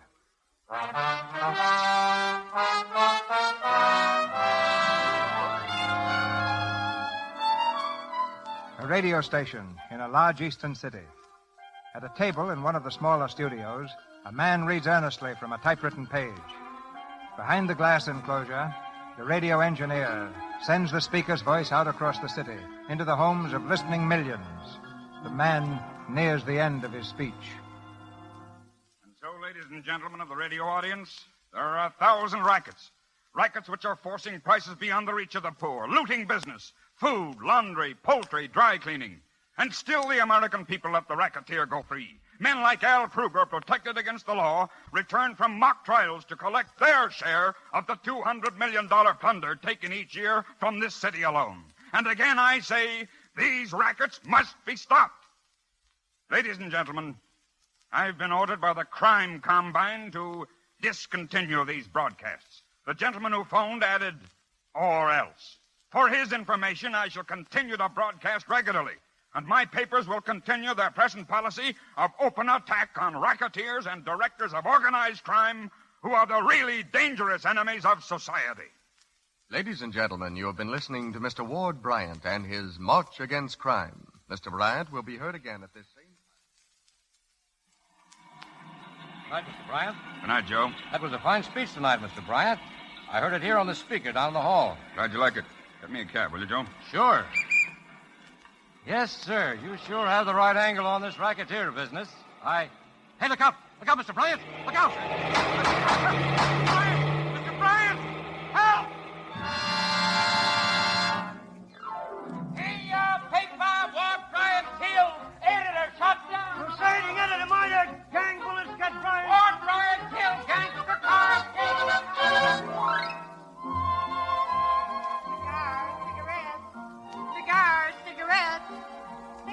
Cigarette. Who is it? It's me, Miss Lee. Hyman. Can I come in? Come on.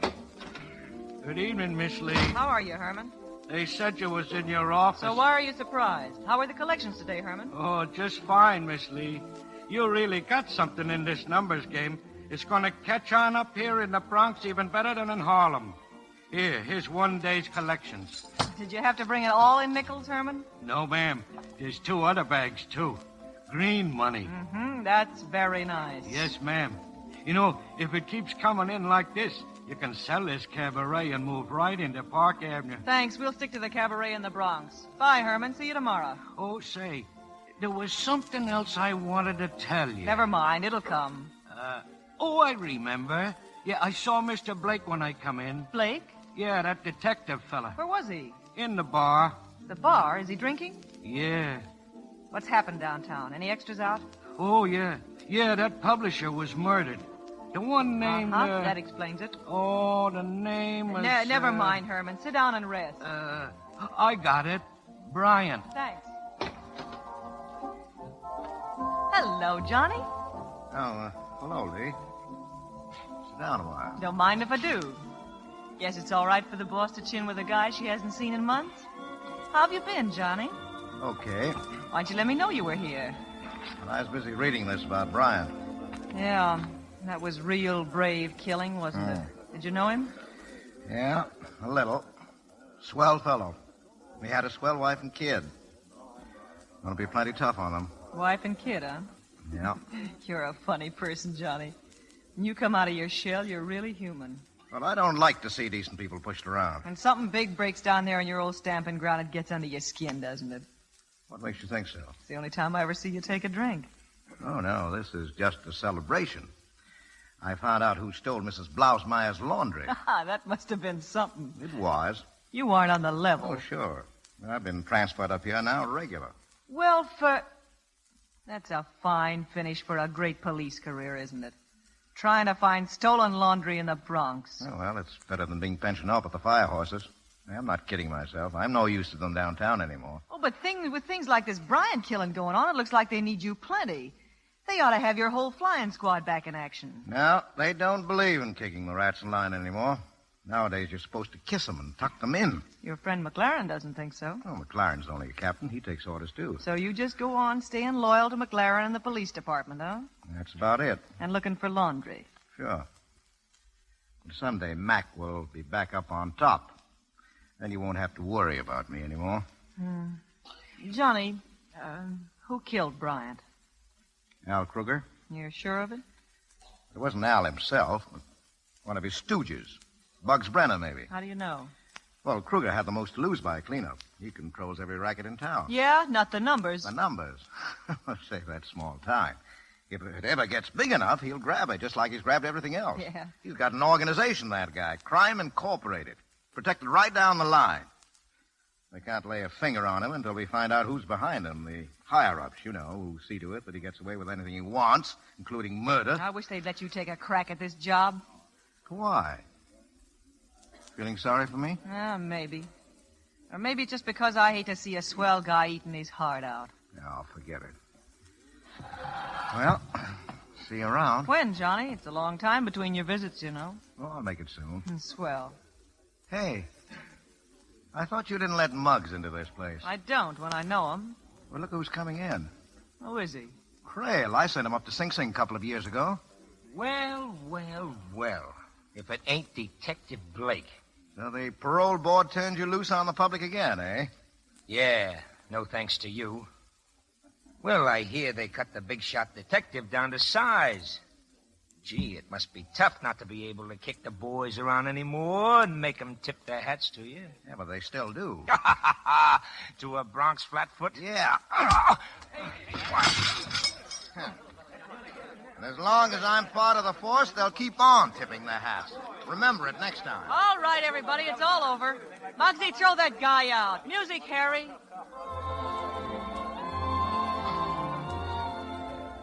Well, I guess I'll go downtown and see what's going on. You haven't lost your gentle touch, have you, Johnny? I'll see you soon. Don't hurt your knuckles.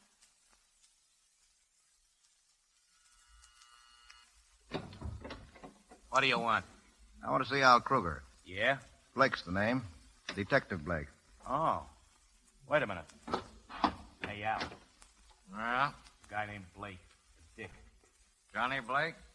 Oh, come in, Johnny. All right, Vincey, get out. Hello, Al. How are you, Johnny? Sit down. Yeah, well, big night for you, huh? Working overtime. Yeah, that happens a lot. Well, your rackets must be doing all right. Yeah, about 5,000 last week. Yeah, 500,000, you mean? Maybe. I can't count that high. Cigar? Thanks. I thought you were homesteading in the Bronx. What are you doing down this neck of the woods? Oh, just poking around the old hangouts. What do you think of Bryant's death? Yeah, I was just reading about it. Too bad. He was a fine fellow. Now, they'll probably blame it on you, Al. You're telling me. A couple of the boys are up here from headquarters a half hour ago. They were very nice about it, though. Yeah, that's the trouble. They have to be. You'd have taken me around the corner and rolled up a newspaper. Yeah, I guess I would. But I didn't get much out of you the last time I gave you a going over. You came close to I it. wish I'd known it at the time. You'd have got some more. And I wanted to get you on that rap. Yeah, good old days. Yeah. You've traveled a long way since then. Well, you'd have gone a long way, too, if you'd thrown in with me the first time I asked you. Maybe I would. You'd have been a great help to this business, Johnny. You know more about the inside of this town than any bird that ever lived in it. If I'd gone in with you, Al, I'd have done it to nail you. No, you wouldn't. You never double-crossed anyone in your life, even a crook if he told you something in confidence. You rode the pants off of all of us, but you always let us know where you stood. Yes, you've always known what I thought of you. Yeah, you're the only fellow that I'd take it from.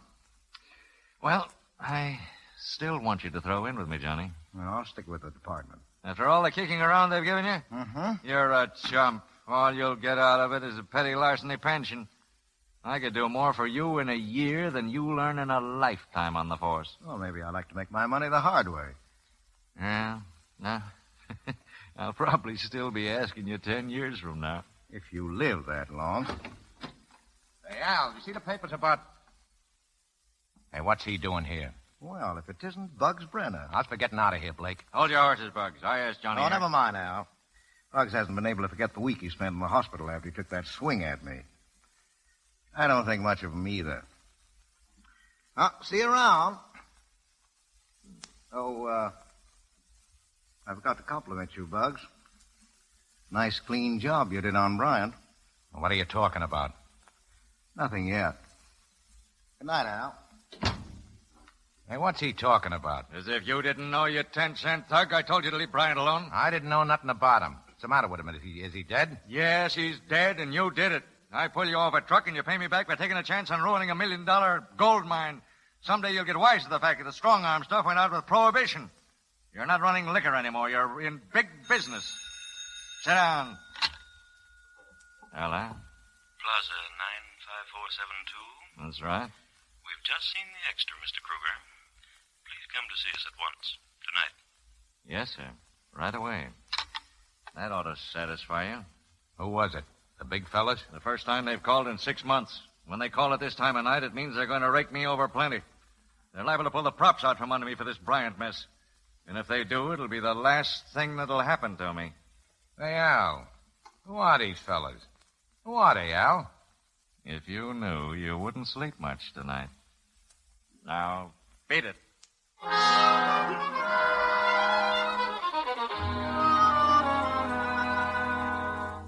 killing of one leader, Mr. Ward Bryant, cannot stop these broadcasts.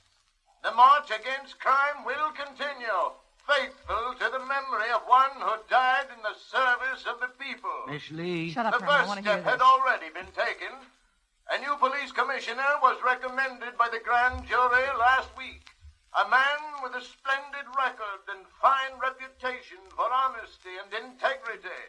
We are pleased at this time to inform our listeners that the appointment was ratified today. The new police commissioner of this city is Mr. Franklin McLaren. Mr. McLaren... Herman, Yes, ma'am. get Mr. Blake on the phone. Circle 0461. Yes, ma'am. See,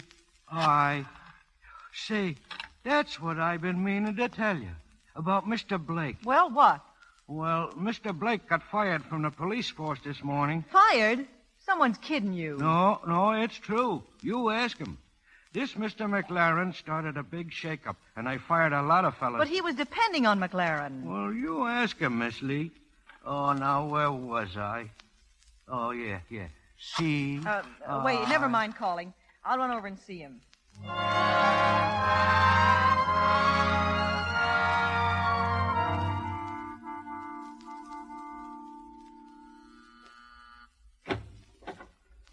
Oh. Hello, Johnny. Well, how are you, Lee? I never thought you'd get over this way. Well, shall we just stand here and swing on the door? No. Come on in. Well, what are you in an uproar about? Herman said you were fired. That's right. Sit down. Make yourself comfortable. Who did it? McLaren. And you're the one that was telling me that when McLaren got on top, everything would be just fine and dandy. Well, I was wrong. Sure. It's about time you got wise to yourself. Around this town, the only reason friends pat you on the back is to find an easy place to break it. Well, you're a friend, aren't you? I guess you're dumb enough to think so. No, I'm not dumb, Lee. You like me pretty well. Well, that goes both ways. You know, if women and home life had been in my line, I'd have fallen for you a long time ago. It would have been sort of nice, wouldn't it? Yeah. It wasn't in the cards, Lee. You can't beat the cards, can you? No. You didn't get enough salary to save much, did you, Johnny? Oh, I'll get along. I suppose you'll be looking for a job. Mm-hmm. I thought you might like to come in with me and help me run the numbers game. What? You got all the help you need. Oh, I won't have. It's getting bigger all the time. Some weeks it brings in 10 to 12,000. Boy, 12,000? From that penny ante game? Mm-hmm. Well, the last time you told me about it, you were only getting a few hundred. I know, but they're crazy about it in Harlem, and now it's going over in the Bronx. Oh, please come in and help me run it, Johnny. You could do a swell job of building it up. You'd make a lot of money for both of us. You're pretty regularly. You'll do it? No, not a chance. Any money I made would be just coming out of your pocket. I don't take money away from women. Well, I thought I'd tell you about it. Well, thanks just the same. I'm sorry you got kicked out. It's going to be tough for you to break into something new after all these years. Yeah, I guess so. What do you think you'll do? Well, I was just leaving to take in the fights. I've got a good card on tonight. Don't hurt your knuckles. So long, Johnny. Hiya, Johnny. Hi, Louie. You missed a sweet battle, Johnny. Yeah, well, that's too bad. Yeah, your pal McLaren liked it a lot, What's too. that? McLaren? Is he here? Yeah, right over there, see? Oh, yeah, thanks. See you later. Oh, hello, Mr. McLaren. Oh, hello, John. Congratulations on your new job. Thanks, John. They told me you were trying to see me today. Sorry, I was busy. Oh, it's okay. I can say it now. I just wanted to thank you for the kick in the teeth. What is it? Come here. Blake! I've got take your hands him, off Commissioner. me. You can't sock the commissioner and expect to get away with it. Now, let go of me. Will you prefer charges, Commissioner? No, just throw him out in the street.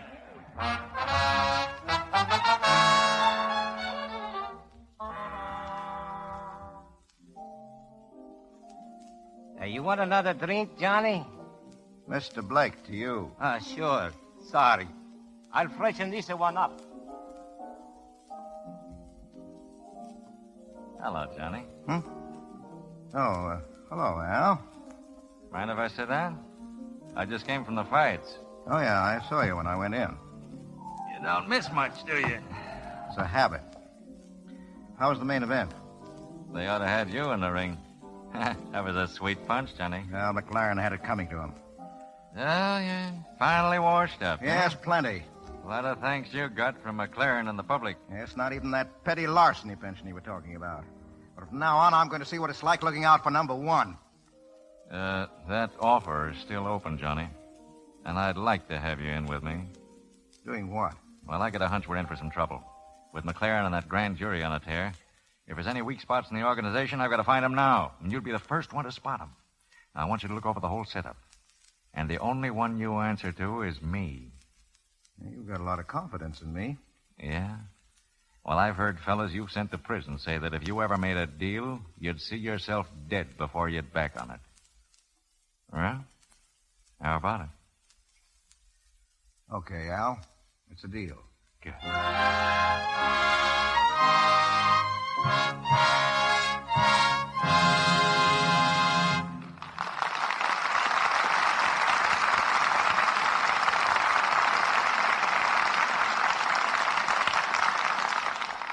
have come to the end of the first act of Bullets or Ballots, starring Edward G. Robinson, Mary Astor, Humphrey Bogart, and Otto Kruger.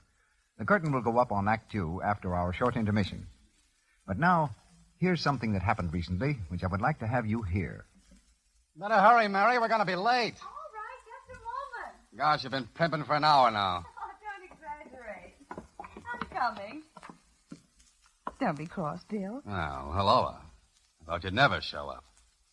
Oh, say, you look wonderful. You like it? Like what? The hat, of course. Oh, gosh, the hat. Sure, I like it. But I like what's under it better.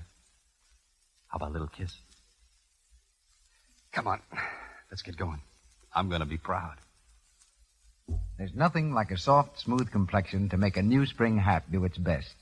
And as a matter of fact, the best-looking hat in the world can't do much for a woman who's been careless about her skin.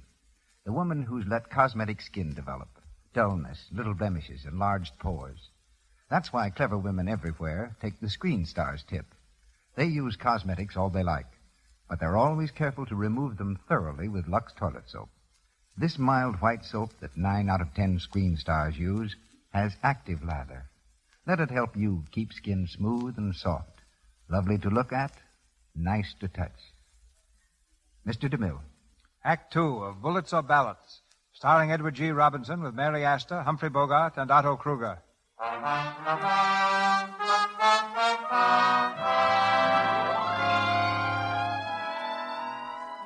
Fired from the police force, Johnny Blake has gone over to the racketeers as a working part of Al Kruger's crime combine. But now an outraged citizenry demands action. Swiftly and without warning, the new police commissioner cracks down. McLaren, dynamite racketeer! Police start cleanup! Loan sharks running! Laundry racket smash! McLaren raids jewelry fancy! One by one, the rackets fold, and thousands of dollars are turned back to the taxpayers. In a hotel room, Joe Vinci, the latest racketeer to feel the lash, savagely reads the headlines. Police raid jewelry fences. 200,000 in diamonds recovered. 200 grand. Well, that fixes my business plenty. You ain't getting it any harder than the others. It's phony to me. The cops couldn't have found out hideout without somebody tipping them off, and I'm going to find out who's doing it. You don't have to look far. All this has happened since Blake got in. What are you talking about, Bugs? I'm talking about Blake. I'm going to ask him a few questions. Hello, Louie. This is Bugs. Let me speak to Blake. Well, he ain't here, Bugs. He just drove over to the bank with Al. Oh, yeah? Yeah, when he gets back, I want to see him right away. Sorry. You have to move that car. This is a no parking zone. Forget it, copper. This car belongs to Al Kruger. Thanks. Want me to put your name or his on the ticket? You write a ticket for Al Kruger, and he'll tie you that nag of yours upside down. Yeah, what goes on? What's the idea of the ticket, Donlin? What's it to you, Mr. Blake? What's the matter? Afraid McLaren will fire you if you don't get rid of all those parking tags? No, he's already weeded the rats out of the department. You wouldn't like to climb down off that horse of yours for a minute, would you, Donlin? I'll be glad to. Hey, now, wait a minute. Take it easy, Johnny. I'm off. What do you want to make of it? This, boy, you... Hey, Johnny, cut it, the cop. How's that, Donlin? Slotman wants slivies, huh? Need a horse to be a cop, do you? You're too rat. This is for the whole force. Rats, huh? All right, give it to him. Well, if it ain't Johnny Blake. Come on, Johnny. You've had enough work for your fist today. It took 2 of you to do it, as usual. Shut up. You all right, Donlin? Yeah. Call the wagon. Yeah, call the wagon. Get a whole squad to take me in. Joe, tell Al if he wants me at that meeting on time, better rush a lawyer down for me.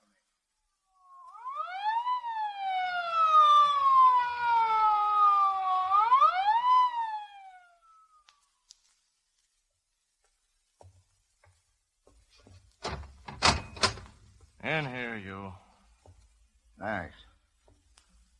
Now, someday, McCoy, I'll run into one of you boys when you're alone. I'll mark off the days on my calendar. How are you, Johnny? Well, hello, Mr. McLaren. How'd you get in here ahead of me? Well, they sent me word that you were on the way. And that I socked Donlin too hard? Well, you didn't do him any good. Or me either, that night at the fights. You know, Johnny, you ought to learn to pull those punches. Well, if I pulled them, they'd look phony. How's your jaw? Still in a sling. Well, what do you start the fuss for this time? I had to see a loan. This was the only way I could manage it. Well, what happens next? I wish I knew. Here. here's another report. The whole poultry racket, down through names and addresses. Here, this is the Plaintiff garage, a business headquarters, so forth. Yeah, I'm afraid it won't do much good, though, except for raids. Well, that's good enough for the time being. We've been doing pretty well on your information, Johnny. So I've been reading in the papers. Did you find out who bosses Kruger? Well, all I know is that there is somebody higher up, and he controls everything. Now, if we can nail that bird, the whole works will fold up from the inside. Does Brenner know who it is? No, nobody except Kruger. Do you think you'll ever get it out of him? No, not a chance. Well, how are you working it? We've got to know. Now, look, Brenner is Kruger's number one man. If anything happens to Kruger, and I'm going to see that it does, Brenner steps up. But I'm not going to let him, because I'm going to step into Mr. Brenner's spot. How? Well, I don't know yet. Is that all you got to tell me? Well, that's all for now, except keep on smashing him as fast as you get my instructions. When the break comes, I'll know what to do. Until then, you've got to play the cards the way I deal them. There's only one thing tough about it, though. What's that? Al Kruger. Now, he's just as much of a rat as the rest of them. He'd knock me off in a minute if he found out, but... And I'll hate to cross him. Because you haven't given him an even break? Yeah. Well, I haven't given you one either. We had another man on the force who tried to smash that mob. They threw acid in his face. His headlights don't burn anymore. I handed you a rotten job, Johnny. Oh, I asked for it. Hey, all I know is handling mugs. I'd have come back to work for you if I had to ride a horse or hand out traffic tickets. Blakes. Yeah? Kruger's lawyer's in the office. The rich for you. All right. Come on. Oh, so long, Mac. Well, take care of yourself, Johnny. Sure, and as soon as I'm set, you'll hear from me. In the meantime, make them tip their hats.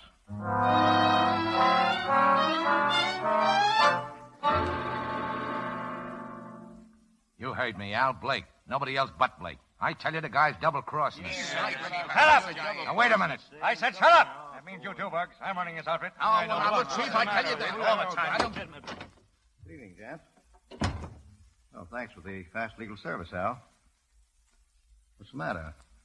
What is this, a wake? It might be. See in the papers? New racket raids, net 21. Nice picture of McLaren. Yeah. The boys think you're working for him. I'm wondering. I'm not. Bugs, shut up. What have you got to say, Johnny?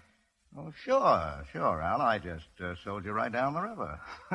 The cops said they were sorry they kicked me off the force. Why, McLaren sent me a basket of flowers for hitting him in the jaw. Said if I want to come back, he'd give me the whole Bronx to wander around in. I wouldn't clown, Johnny. We're wise to you, Blake. You're true. No, I'm just starting. Hey, now listen, copper. Take your hands off. I don't like guys that put their hands on me. Let's keep this a business meeting. All right. Start talking. Al, I went to work for you because you wanted help. I didn't come to you. You came to me. Now, you think I crossed you? Why, I couldn't get a dime a dozen if I handed this whole mob over to the cops, and you know it. You can see now why you need help. Well, and you need plenty of it. Hey, Al, are you going to let this guy talk his way out? Shut up! Keep talking, Johnny. Never fails, does it? When mugs get in the jam, they always start off by knifing each other. Hey, I thought you were smart, Al. What would you suggest? Well, let McLaren have his fun. You can't stop him. As soon as he's made a showing, the grand jury will fold up right under him. They always do. You know that. Sure. And meanwhile, we sit back and wind up broke. No, spend your time building up new rackets. So that when McLaren comes up for air, he'll find a dozen more going. Just pull him right out of the hat, huh? No, you just go to work. Quit playing cops and robbers. Stop knifing each other. I suppose you've got a good racket in mind? Well, name it. Sure, I've got one. Numbers. Go ahead.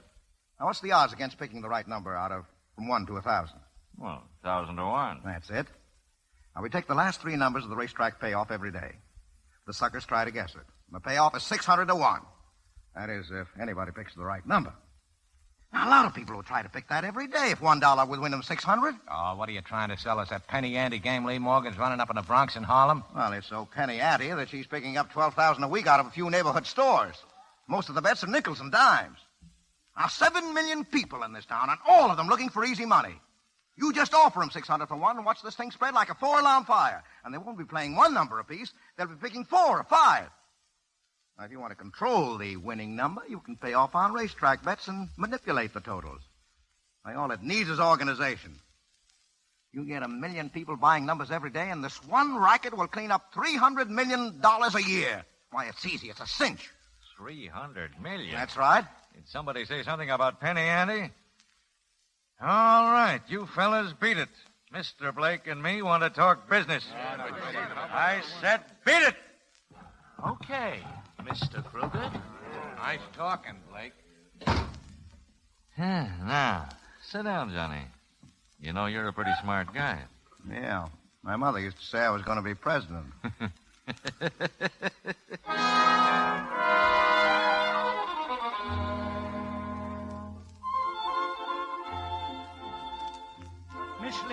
Miss Lee, I gotta see you right away. What's the matter, Herman? Where'd you get that shiner? Miss Lee, it's important. Come inside. Well, Herman, spill it. They took the money away from me. The numbers money, the bag and everything. Who did? I don't know. Some men. They stopped me on the street. They told me to keep my face out of there. They said I couldn't even make collections no more. Oh, they did they? All right. Sit tight, Herman. What are you going to do? They're mugs, Miss Lee. I'm going to tell Johnny Blake about it. He'll run those chiselers right off the end of the 93rd Street dock. Wait here. I'll be right back.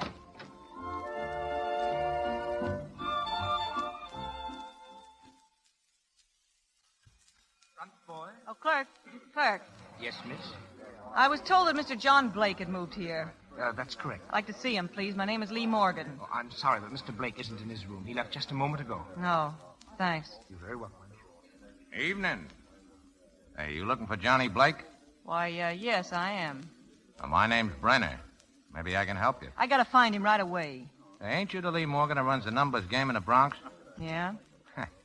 I hear they started running you out of it tonight. Well, they won't get away with it. Yeah, I know. It's a dirty trick.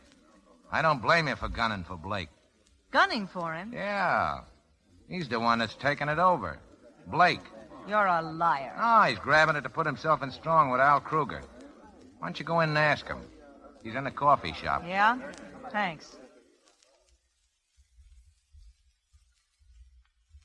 Hello, Johnny.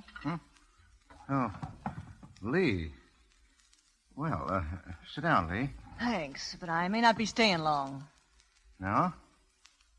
What's on your mind? Just one thing. Are you taking over the numbers game, Johnny? Well, are you? Yes. Why? I can't tell you. I see. I tried to take you in with me. Sort of worked out better to toss it to the wolves, didn't it? Well, I thought they'd let you keep on running your end. I guess that wasn't poetry about friends finding an easy place to break the back. So long, Johnny. Good luck to you.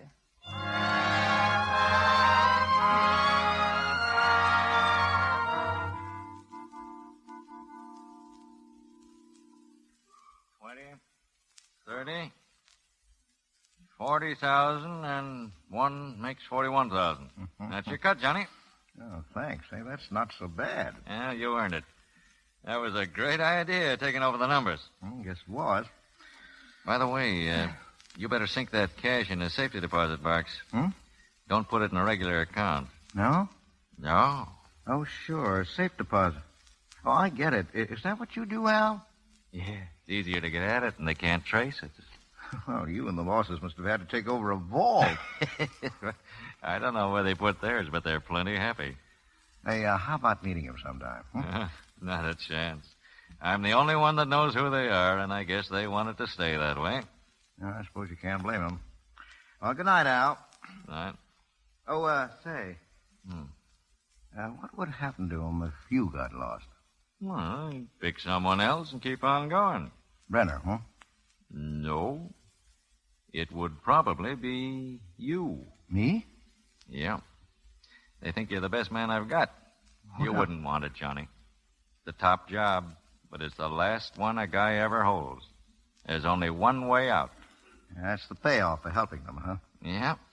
But don't worry about getting it. I don't intend to get lost. Oh, sure. Well, good night. Good night.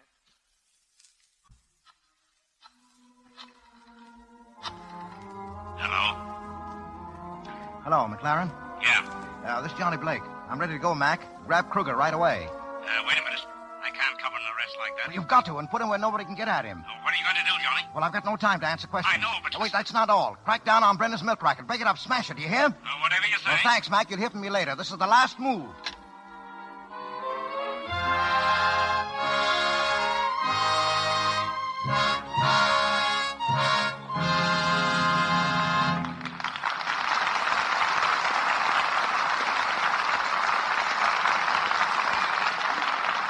Pause for station identification. This is the Columbia Broadcasting System.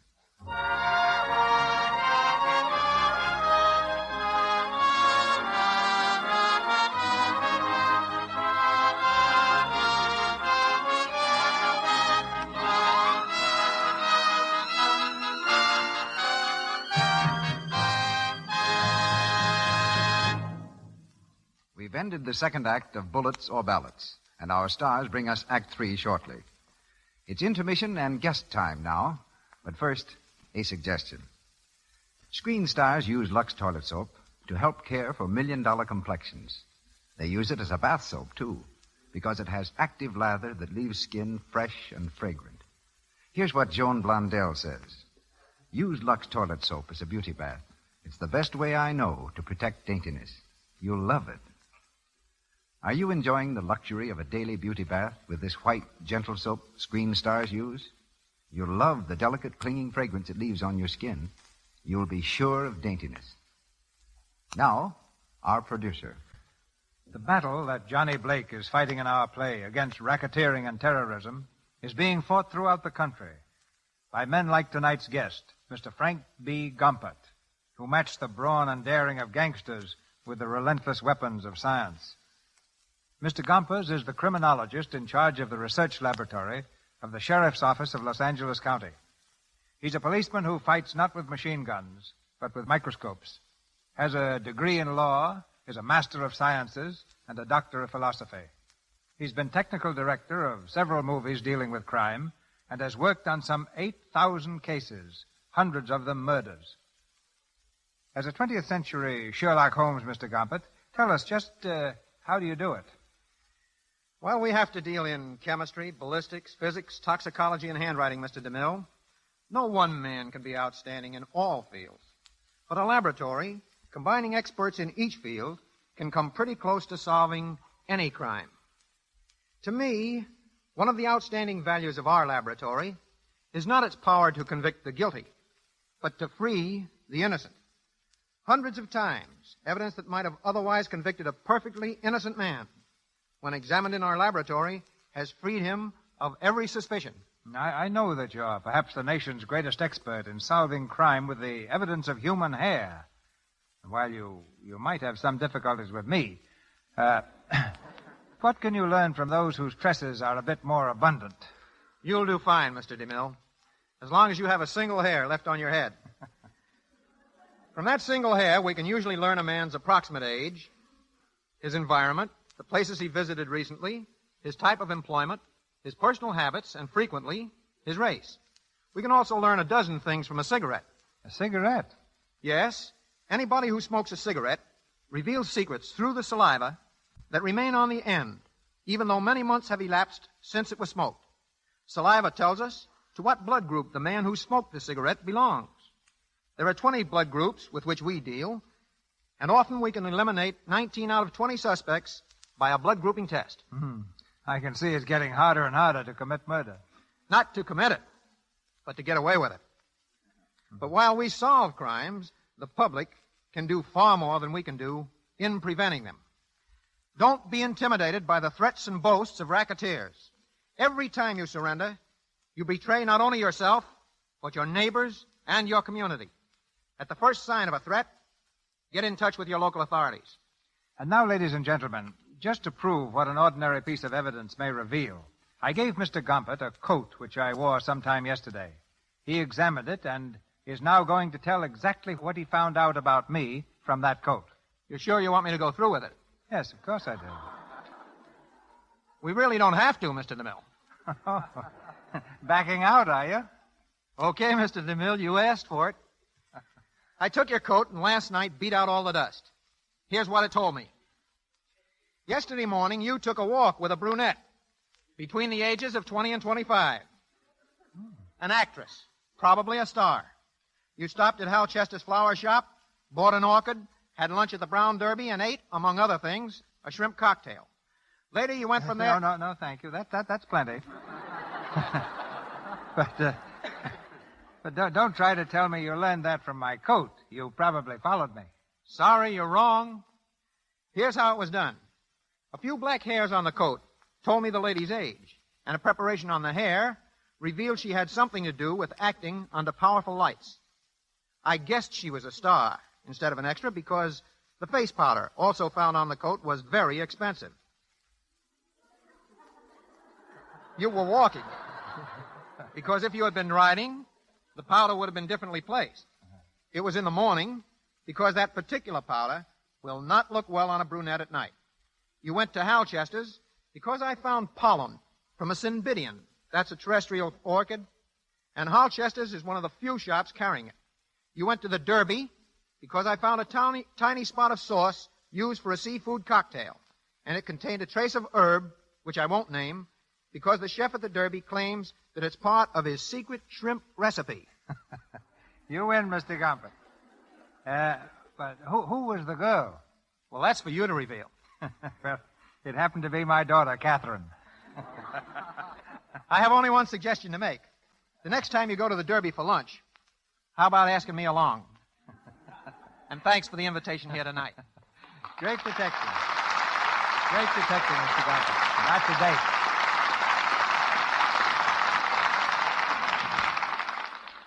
Edward G. Robinson in Bullets or Ballots with Mary Astor, Humphrey Bogart, and Otto Kruger.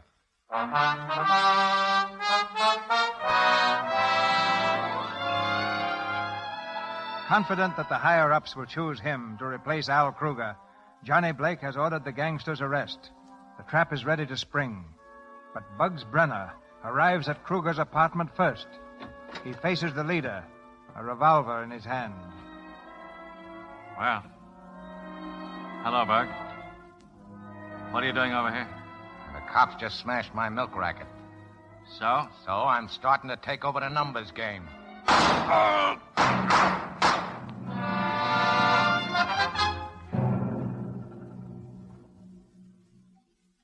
Al Kruger slain. Racketeer found dead in hotel room. Who is it? Good morning, Miss Morgan. Oh, come in. Mr. Brenner, wasn't it? Yeah, that's right. A lot of news in that paper. Yeah, who did it? I don't know. We're trying to find out. I thought he was your friend. Yeah, he was. You don't seem very upset about it. Well, there ain't no use crying if the dice fall that way. Well, what do you want? Do you want to go back in the numbers game? What are you trying to do? Kid me? Ah, you started a game.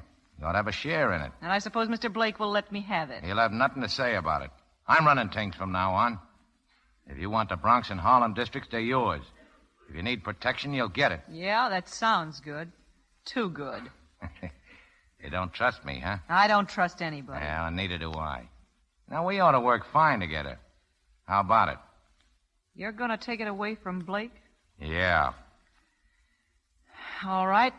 Go ahead and take it. Ah, that's the girl. Hey, come over here. Now, we'll get along swell, you and me, huh? Yeah.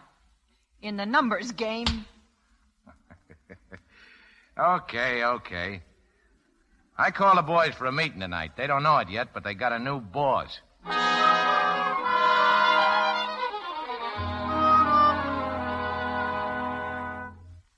we'll find out who got Al sooner or later.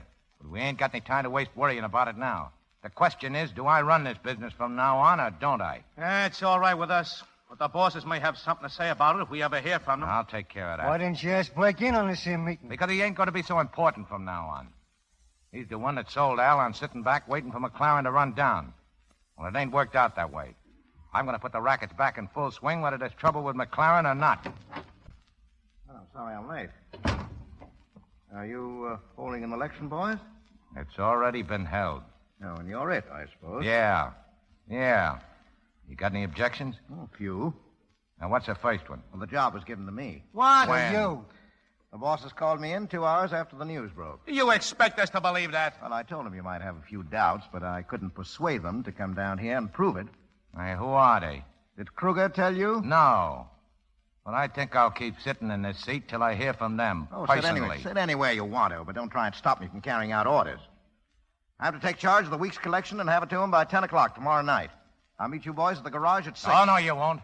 How do we know they called you? Yeah, how do we know? Because I'm telling you. Is that enough? No. I'll answer Here, that. Get away from that, Blake. Hello? Who? Yeah, he's here. Who's this? Okay. It's for you, Blake. Who is it? They wouldn't say. Well, excuse me, gentlemen.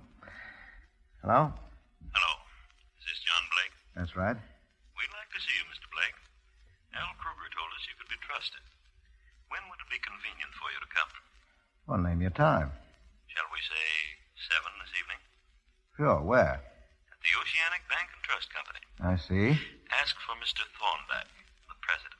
Oh, yes, well, thanks. I'll do that. Goodbye. Well, I'm sorry I have to run, boys, but I know you'll excuse me. I've got an appointment with the bosses. So long.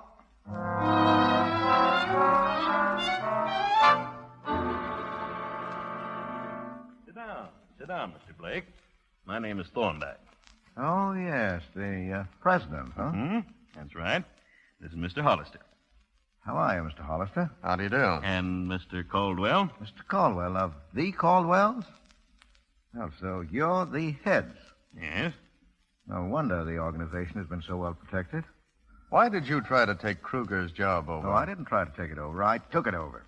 Well, didn't you think we might object? Oh, why should you? I've proved that I can run it better than anyone else. Renter isn't any good. Yes. You have given us quite a bit of revenue. I've given you more than any 4 of them put together, and I'll keep on doing it, provided you give me a few breaks. You know, I'm not in this for fun. You satisfied, gentlemen? The job's yours, Blake. Thanks.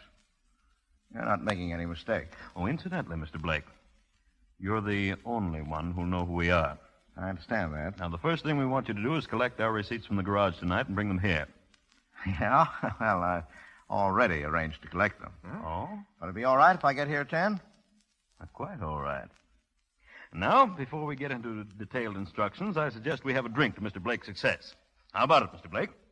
Thanks. It'll taste pretty good. Hello? Hello, McLaren? Yeah, Johnny? We're all set, Mac. I'm in with the big shots. Who are they? Well, what's the difference? You can't pick them up yet. You'll have to catch them with the dough to make it stick. Well, go on. Now, look, I'm meeting the boys at 6 tomorrow night at that garage I told you about. When you see me leave there with the dough, pull up fast and raid the joint. Go on. Then send your men to 24 and Wall. I'll pass that 10 o'clock sharp to meet the big shots in their office. When I give the word, you can make the pinch. Nice work, Johnny. Now, remember, a few minutes after 6 at the garage, and come in shooting. That's all, Mac. All right, man, in the garage.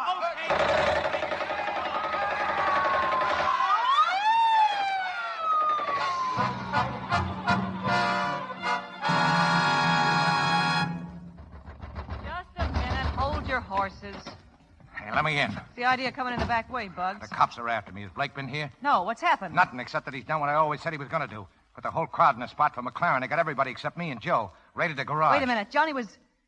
He worked with the police? Oh, he's been working for them the whole way, and now I'm going to pay him off. I'll get him if it's the last thing I do. Hello? Lee Morgan. Is Bugs better there? Who's calling? Tell him it's Joe. Oh, I'm sorry. I haven't seen him. He said I could reach him there. I'm sorry, but he's not... Wait a minute. Give me that phone. What's the matter Give with it to you? me. Hello? Hello, Bugs. This is Joe. Yeah? Go ahead. I found him, Bugs. Blake? Where? He's hiding out. 1124 East 18th. 1124 East 18th. Yeah, it's an old private house. There's a back stairs leads right to the door of his room. Okay. Thanks, Joe. Bugs, what are you going to do? I'm going to pay Mr. Blake a visit. Wait, now listen, Bugs. Get away from that door. Bugs, please, Get away wait a from minute, there, I Bugs. say. Oh, Johnny. Oh. Hello? Hello, information. Listen, I want the number of a house at 1124 East 18th Street. Yes, hurry, please.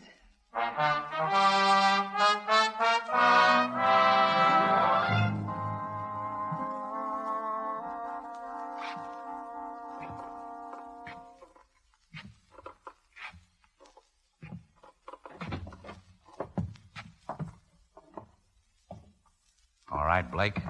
You can stop right now. Who's that? Who's down there? Bugs. Your old friend Bugs. Yeah, I I hear you're making a trip out to see the big fellas, Johnny. Yeah. Yeah, in a hearse.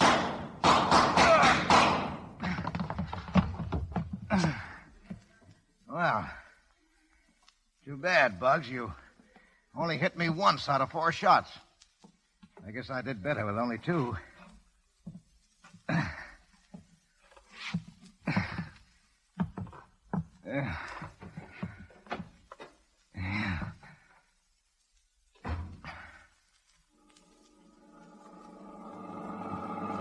Johnny! Oh.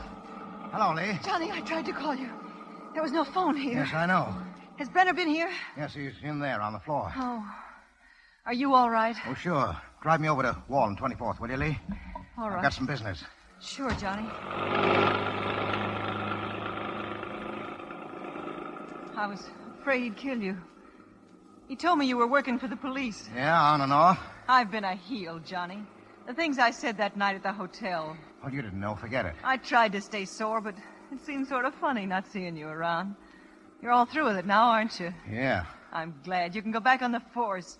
Maybe the Broadway district. Yeah, maybe.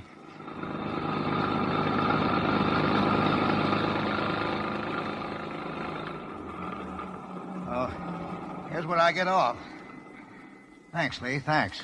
You sure you're all right, Johnny? Oh, sure. Run along. I'll wait for you. Oh, no. You'd have to wait too long. Thanks for the lift. You're racist, Lee. I'll remember that. Will you? Good night. Night, Johnny.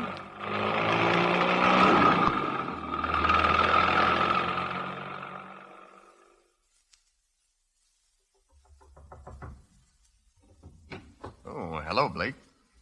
How are you, gentlemen? Well, 10 o'clock on the dot. You'll keep your appointment. Yeah, I wanted to make the first job perfect. Here's the money. All right, open it up. You have any difficulty with Brenner? Oh, no. We got along fine. Well, how does it feel to be head of the organization? And I've been waiting for a night like this for 15 years. You deserve it. Thanks. Will you gentlemen need me any more tonight? No, we'll contact you next week. Well, that's fine. Wait a moment. Huh? What's the matter with you? With me? Oh, nothing. Why? You're hurt. Oh, no. Everything satisfactory, gentlemen? Yes, of course, but I... Well, good night, then, gentlemen. Good night.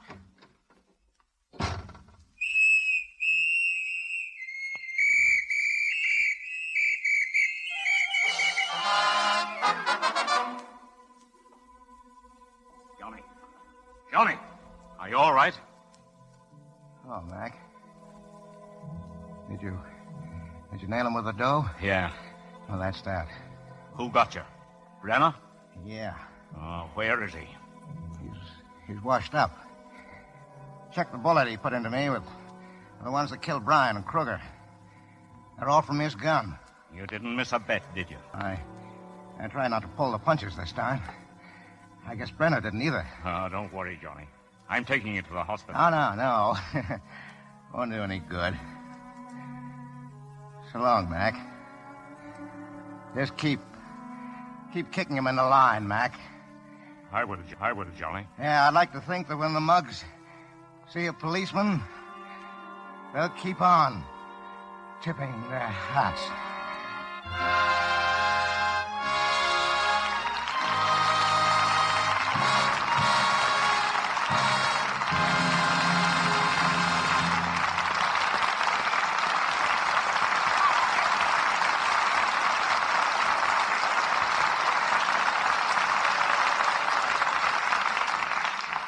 Life and a play end together. And now the late Johnny Blake becomes Edward G. Robinson. And Lee Morgan is once again Mary Astor. And here's a question, Mr. DeMille, that I've been waiting for a long time to toss at Mr. Robinson. Yeah? Don't you ever get tired of dying, Eddie? Of being Hollywood's favorite bullseye? Well, I don't mind being bored by a bullet, Mary, if the results don't bore the audience. But I'll admit it's a distinct relief to be able to die occasionally on the side of the law and order, as I did tonight in Bullets of Ballots. But how did you like the story? Well, speaking as Lee Morgan, not so much. You just about ruined my life by dying. But speaking as Mary Astor, well, Eddie, I've learned that anything connected with the name Lux must be good. I found that out years ago when I started using Lux soap. Anyone who's at all fussy about her looks knows that Lux soap is about the nicest, most dependable complexion care there is. I guess I'm like most actresses in Hollywood because I'm never without it. Incidentally, Mr. DeMille, the last time Eddie was on this show, didn't I hear him promise you a job on his own program, Big Town? He certainly did. He even gave me a name. I was to play Benny the Bomber. That's the last I've heard about it. Well, the truth is, I haven't had a spot lately for a torpedo. Besides, I don't think you'd be much of a pineapple juggler, Mr. DeMille. Well, then, couldn't I play a detective sometime? No, sorry, no experience. Well, couldn't I take some lessons from Mr. Gompert? Say, I might have an opening on Big Town at that. Oh, thanks, Eddie. Thanks. Hey, do you mean it? Why, of course. You send that Mr. Gompert around sometime. He sounds like a great bet. Oh, and remember, keep tipping your hat. Good night, Mr. DeMille, and don't give up. I'm sure you'd make a perfectly lovely Benny the Bomber. Thanks, Mary, and good night. So long, copper.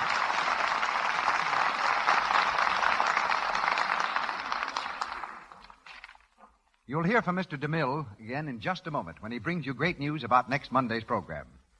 Our stars were assisted tonight by Edward Marr as Joe Vinci, Wallace Clark as Franklin McLaren, Chester Clute as Herman, Lou Merrill as Thorndyke, Ted Bliss as McCoy, Wally Mayer as Crail, Lindsay McHarry as Ward Bryant, Galen Galt as Doorman, Ross Forrester as Louis, Earl Ross as Donlin, and Frank Nelson as Hollister.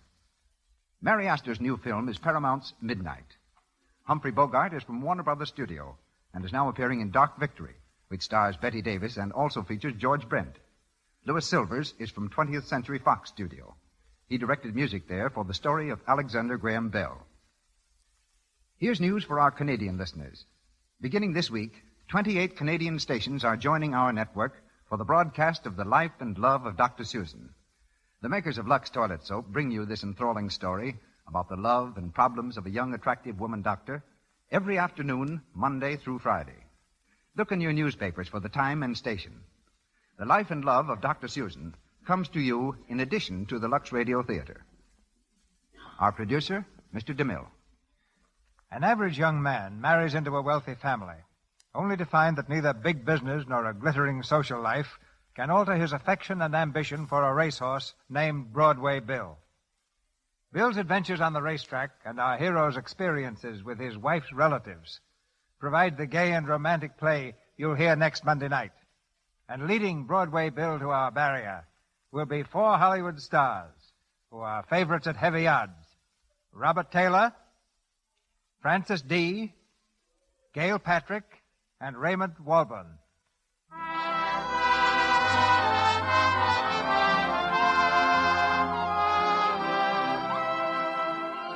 Our sponsors, the makers of Lux Toilet Soap, join me in inviting you to be with us again next Monday night when the Lux Radio Theatre presents Robert Taylor and Francis D. in Broadway Bill with Gail Patrick and Raymond Walburn.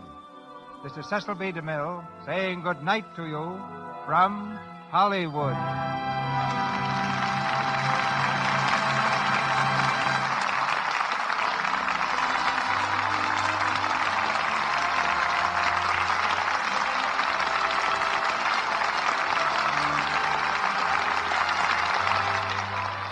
Your announcer has been Melville Ruick. This is the Columbia Broadcasting System.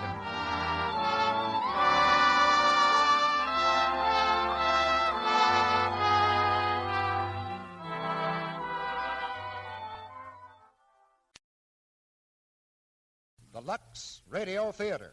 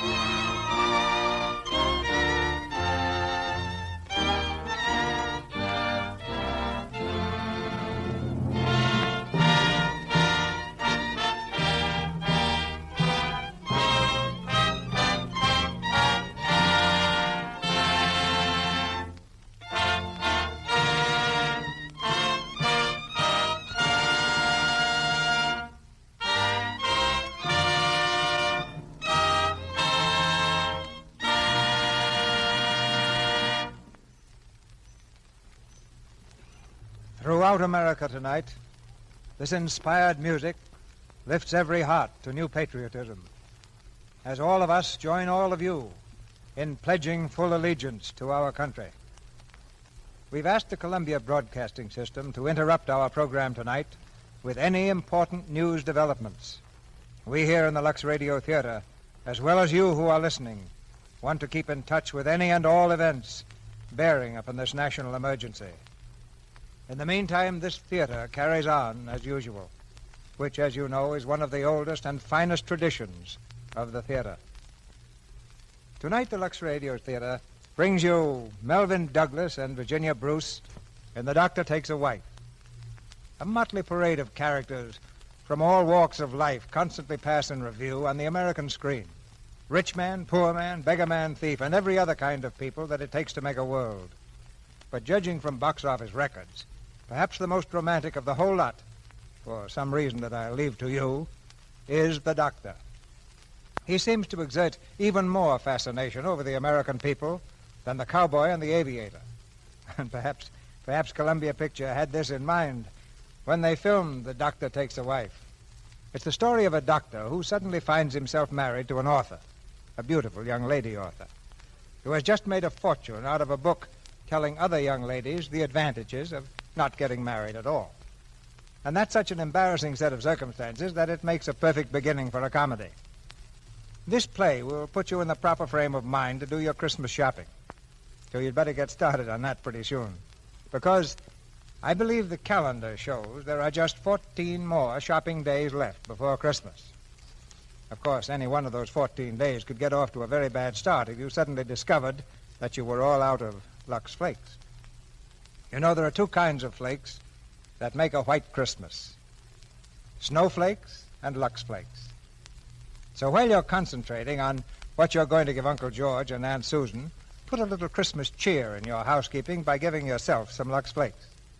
And now here's The Doctor Takes a Wife, starring Melvyn Douglas as Tim and Virginia Bruce as June, with Lynn Carver as Marilyn and Edgar Barrier as John Pierce. The curtain rises for the first act.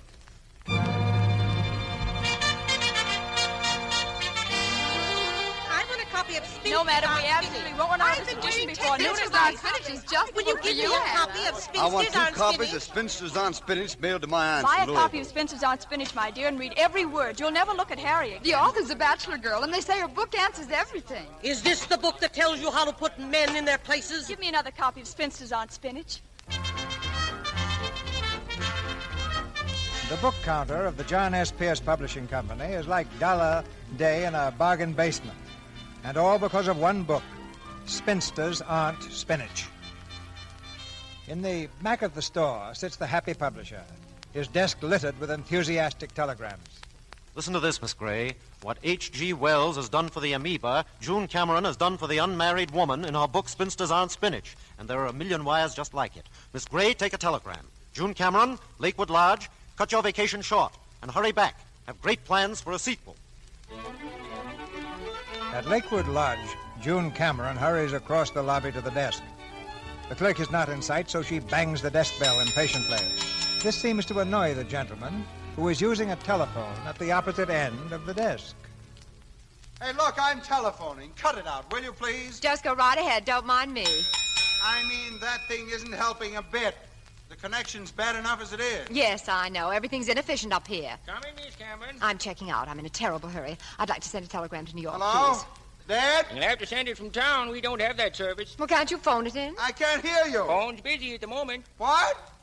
Say it again. But I can't wait. I'm in a hurry. I'm sorry, miss. Never mind. Can somebody take my bag? Yes, and where's your car? What? Well, I'm not driving. Oh, Shaw, that's too bad. If you'd left 5 minutes ago, you might have made it. If you're going to tell me there's not another train... I'm sorry, Dad, Oh, there's another one tomorrow morning. But I've got to get to New York right now. Just a moment.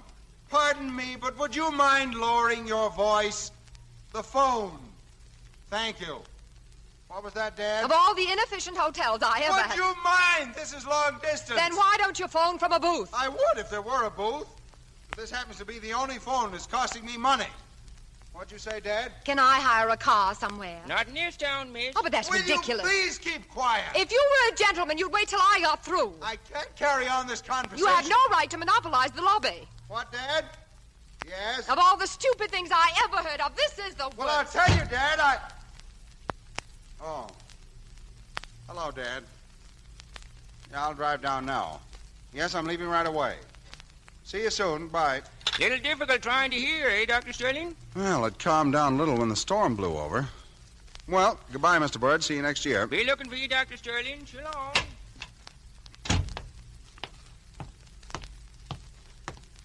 Hello there. Oh, it's you. I'm sorry I shouted at you. Oh, I didn't mind. But it's really bad for your nerve centers. You shouldn't get so excited. Well, I had a right to be annoyed. Is that your car there? Yes, it is, but it doesn't pay to get excited, miss. If you could see the punishment those little cells I know. take.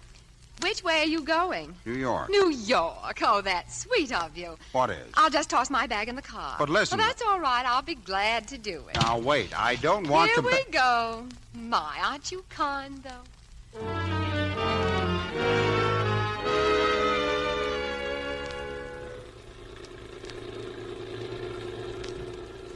I like your car.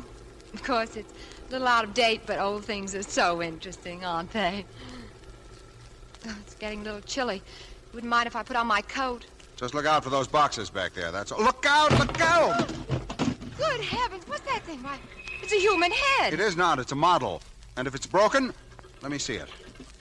No cracks on that side. Spitting image of my Uncle Chester. No cracks on this side. I guess it's all right. Just be careful of it. Fond of him, aren't you? Do you always travel together? I use it in my work. Well, I don't mean to pry into your private life, but just what is Chester to you? I teach neuropsychiatry. I'm doing research on migraine headaches. The head opens up. Oh. And just what is a migraine headache? Blood vessels in the head dilate excessively, causing pressure on the nerve centers. We go at too fast a pace, especially women. They're not constituted to take an equal place in a man's world. What makes you think it's a man's world? The modern woman can match you men fiber for fiber and have a rib left over. You must have read that someplace. I did. In a wonderful book called Spinsters Aren't Spinach. Oh, yes. Yeah, the chambermaid at the hotel had a copy. The one with no forehead. You shouldn't read trash like that. I didn't read it. Just as well. I wrote it. Oh.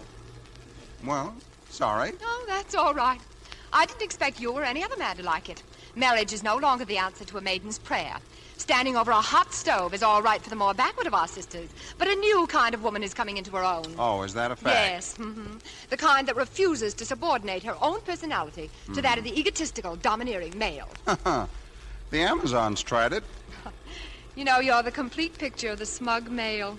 You won't discuss it because you know I'm right. You really can't discuss anything with women. They never have an open mind. Oh, you're the perfect type. I must remember you for my second book. Oh, look, would you mind stopping in this town? I have to send a wire to my publisher.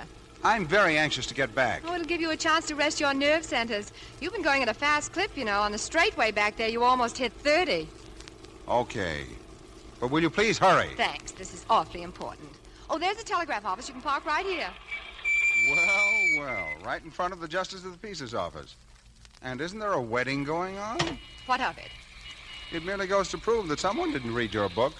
You haven't heard of any lawyers in Reno starving, have you? Be right back. Make it snappy, will you? I'm due in New York at 7 o'clock. Hey, kid, you want to make a dime? Sure. What do I do, mister? Look, you see this sign? What's it say? Oh, just married, huh? Mm-hmm. Hanging on that car over there. The bride and groom will be out any second, so don't let them see you. Well, I won't. Which car you say? That one over there. Go ahead. Okay, thanks, mister. Will you take this telegram, please?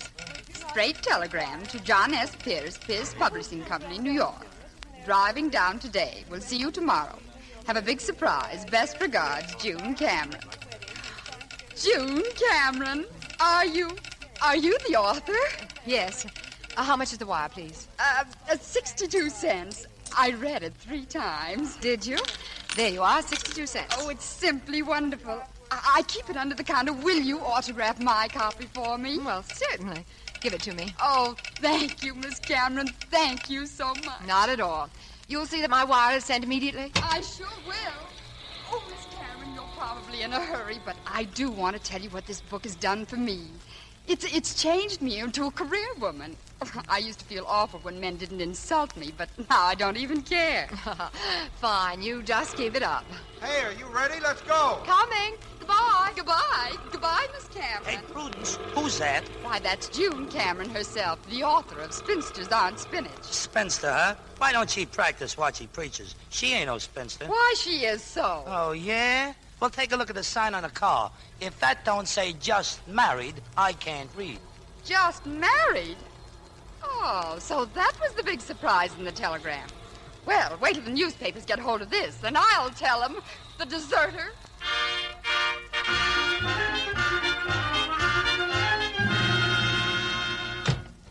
Will you please toss out my other bag? Here you are. Thank heavens I'm home at last. You're no happier about it than I am. You men resent the intelligent woman. All you want is someone to inflate your ego. The independent but frustrated female. Drop into my class someday. You're a good specimen. Thanks for the ride. Hey! My head! You've got my head! Come back here! Hey, come back! You're not going to get away with this.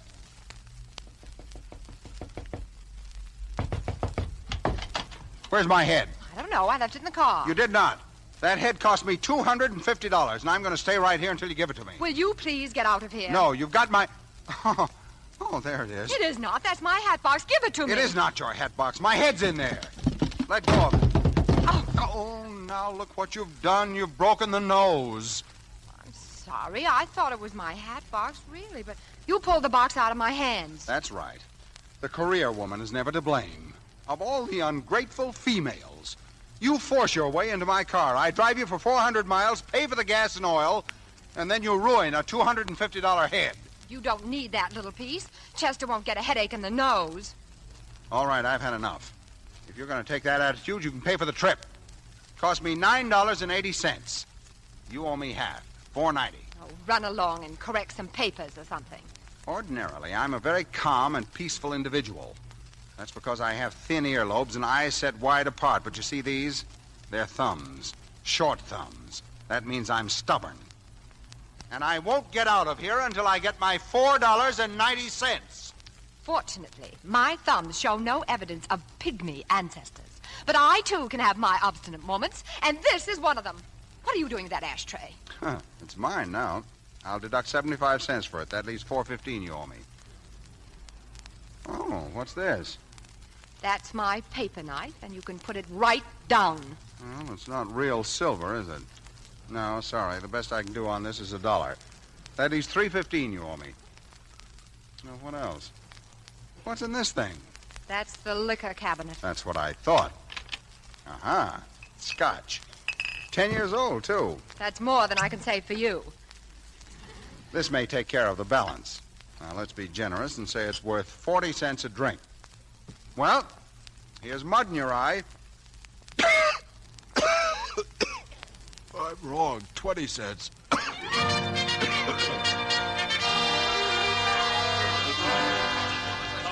Come on now, give me some... Now, look, boys, look. I'm John Pierce. I'm Miss Cameron's publisher. If she's married, I'd know about it because it would probably be me. All right, but we want the story from her.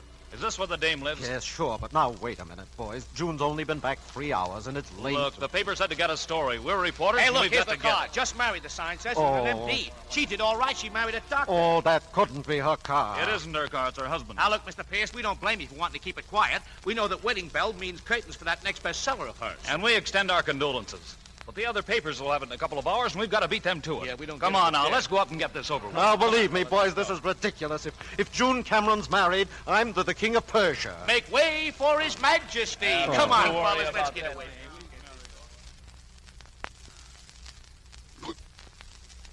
Yeah, that's good. Now, let's see. That makes a balance of 60 cents you owe me. Would you like to take the rest out in aspirin? Don't interrupt. Marilyn never interrupts. Oh, I haven't told you about Marilyn, have I? Marilyn's the girl I'm going to marry as soon as I become a professor. Look, Hamlet, now that the bill's paid, will you get out? Very well, if that's the way you feel about it. Very well. Good day, madam. Hey, not that way. That's my bedroom. Good day. Get out of there. Oh, by heavens, who is it? Congratulations. Where'd you meet him? Don't say a word, Change the Anita. of the cops. What do you think of the matrimonial state? Well, fellas, Yeah, please. come on, we ought to get June, Don't listen. tell me what this is all about, Johnny. Just let me guess. I know. It's a college initiation. Look, Miss Cameron, we're all losing sleep. Who, where, what, and why did you get married? All right, fellows, it's a very funny gag. Now run along, tip over some milk wagons, and go home. You see, she isn't married. She doesn't know a thing about it. Close that door. That's my bedroom. Now, come on, Miss Cameron. Your husband's in there. What's his name? He's not my husband. Johnny, throw these vultures out of here. They're going to print I'm married. Who is he, June? That man in there. He's not my husband. Now listen Okay, we'll print that the guy in the bedroom is not your husband. No. You can't do that. It would ruin our reputation. Look, June, we might as well admit it. The evidence is right in there. Well, I guess she's married, boys. Johnny, if you'll just listen. Thanks, Miss Cameron. We'll give you a nice, dignified ride. A photographer will be along later. Be seeing you. Come on, boys. Let's get out of here. We'll play that. Just what was the idea? Isn't he your husband? No. That migraine headache in there gave me a lift, followed me here, and ended up by passing out. You see, he's got short thumbs.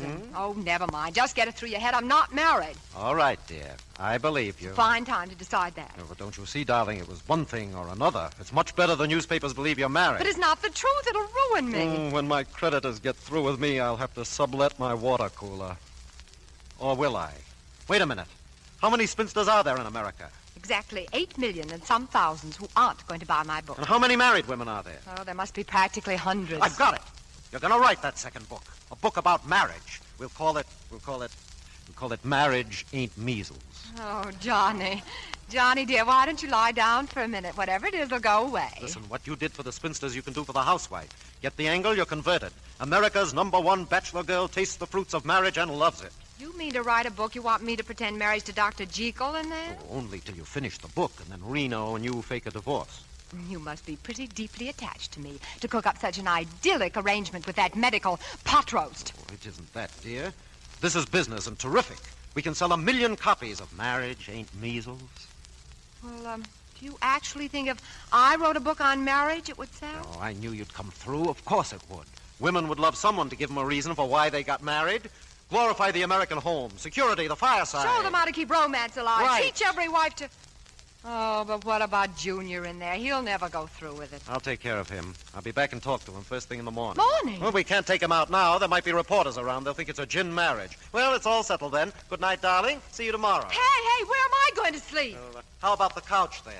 That's what I thought.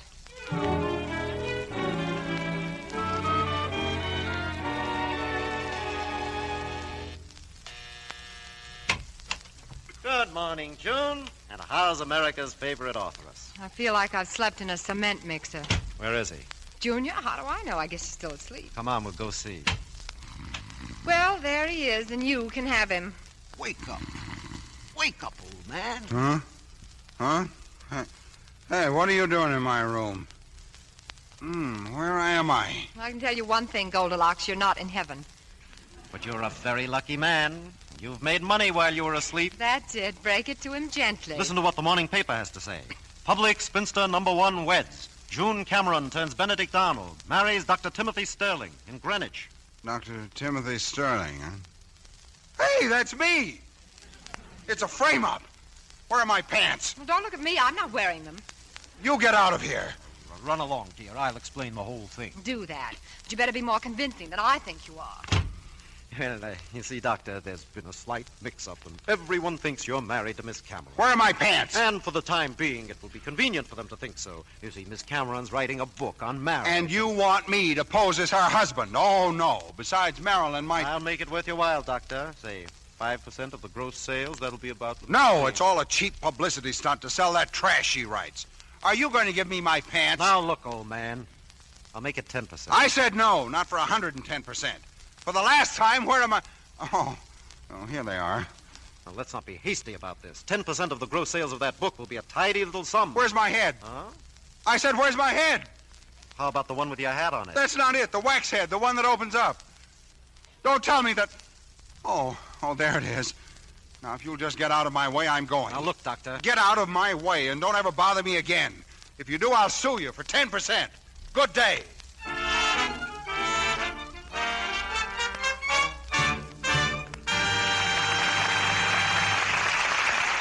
Mr. DeMille presents Act Two of The Doctor Takes a Wife, starring Melvyn Douglas and Virginia Bruce, in just a moment.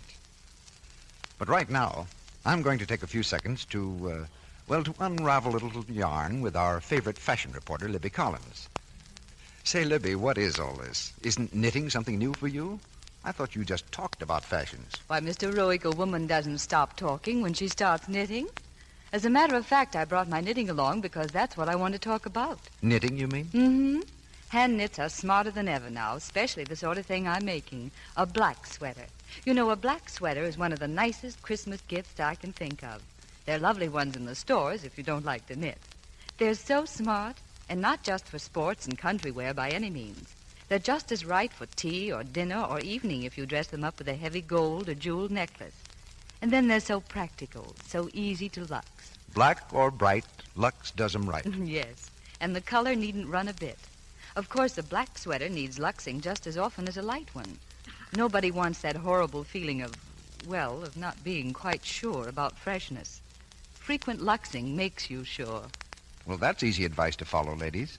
You'll have perfect results if you wash sweaters the new Quick Lux way.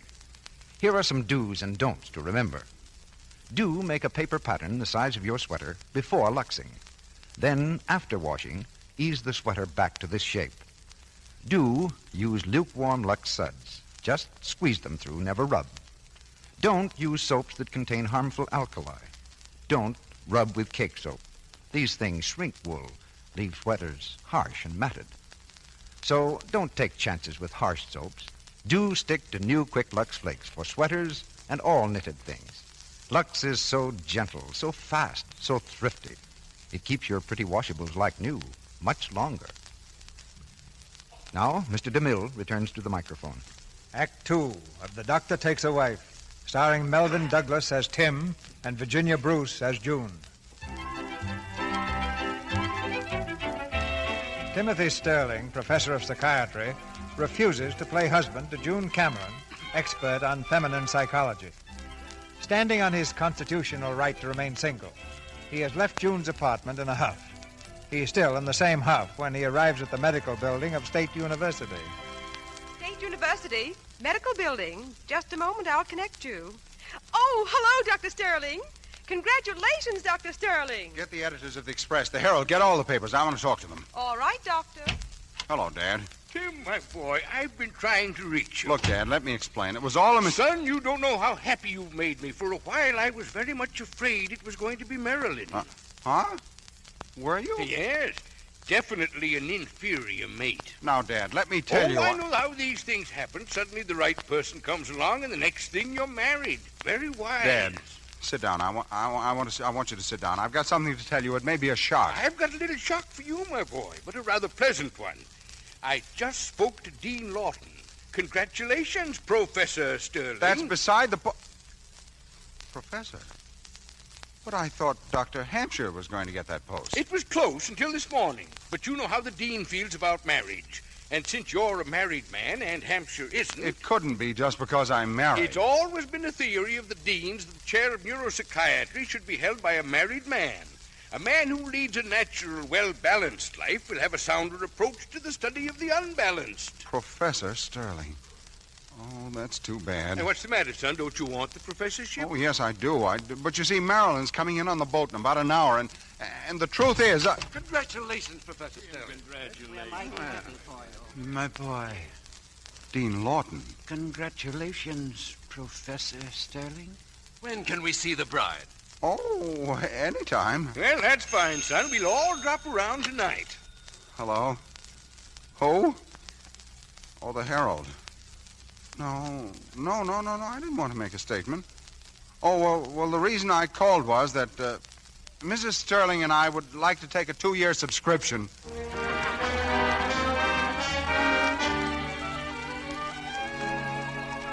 I knew you'd come through, old man. I knew it. I know a gentleman when I see one. Thanks. It's very sweet of you, Doctor, but what made you suddenly change your mind? This morning, the idea of posing as my husband seemed particularly revolting Well, to don't you. get the idea I like this. I'm only doing it because I'm a gentleman. I don't want to ruin your career. Thanks. But I hope you realize all the inconveniences. Now, the doctor knows what he's doing. And one thing I want to get straight. Of course, when you get to Reno, you'll have to take all the blame. My position at the university, you understand? Naturally. We'll paint her black as a coal scuttle. I can see that chivalry is not dead. It's not doing so well, but it's not dead. Another thing, what about Marilyn? Marilyn? Who's Marilyn? The boat. I mean, my fiancée. Her boat's due now. How am I ever going to explain this to her? Oh, just tell her that for the next 3 months she's got to believe in you, to trust you, to use blind faith. You can do it. You know how to handle women. Don't worry, old man. Don't worry. Yeah, don't worry.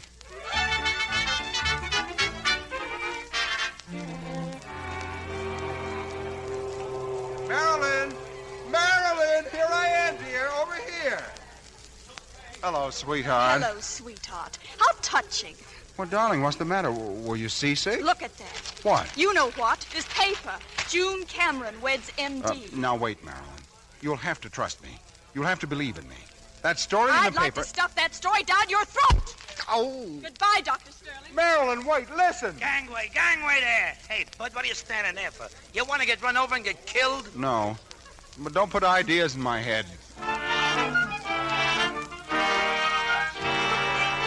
Well, what happened? Oh, everything's fine. I can tell by his face. She wouldn't even give me a chance to explain. I opened my mouth to say something and got the newspaper pushed in it. Oh, that's too bad. A shame. Well, she'll probably cool off after a while. Well, I think it's darn sweet of you, in spite of all your trouble, to go through with this. Well, a gentleman's word is a gentleman's word. Now, if you'll tell me where I can put my stuff. Oh, there's room in there for some of your things. You can have the 2 top drawers in the bureau. Oh, darling, he'll need more than that. 1 drawer's enough for you. Oh, certainly. Just throw my things on the floor. How about my suits? I hang them right here in the closet. June, you take your things out. You can find another place for them. There's always the icebox. It'll be good for the furs. Oh, one thing I forgot. That case over there is full of books. Where'll I put them? Do you think this is a good location for a branch library? Well, if you've no objection, I'd like to continue my profession. I'm preparing a fall course of study. Is this my bed? Oh, yes, the couch. I slept there all last night, and, I didn't even know I was sleeping. That's fine. Then you sleep there. I was wrong. Chivalry is dead. Now, darling, don't take that attitude. This is hard on all of us. You take my dresser, my closets, and now my bed. Get out of my way. I'm going to finish this book in 3 weeks.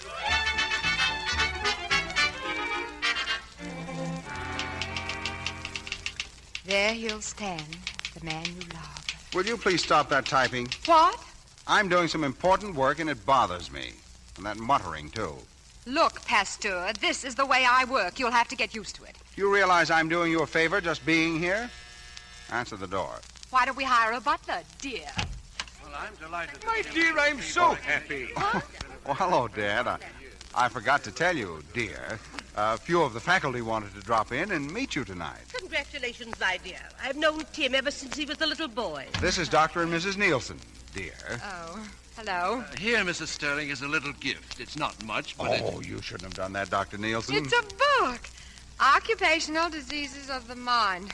But just what we needed, I was only saying today that... Dear, don't you think we'd better make some sandwiches? The others will be here in a minute. Others? Isn't that wonderful? With all she's had to do, making fancy sandwiches. Can I help? Oh, no, thank you. I've got some cookies. I'll whip up a little coffee. I'll just tag along, Kim. I'd like to see the bride. It's been awfully nice of you, Dr. Lionel, to help. Why, I've enjoyed it, my dear. What else can I do? Well, we're just about ready. The coffee's done. Well, here, you take these cookies and put a couple on each plate. I'll give 3 to the dean. He has a coconut fixation. That's playing politics. Well, Tim's professorship's worth an extra cookie. It's pretty funny. For years, Tim has been working 14 hours a day for that professorship. Finally, he gets it, but not because of his research. The thing that decides it's a simple little custom called marriage. Wait a minute. The dean gave Tim the professorship just because he was married to me? Of course. Oh, how unusual. I think the dean deserves a couple of more cookies.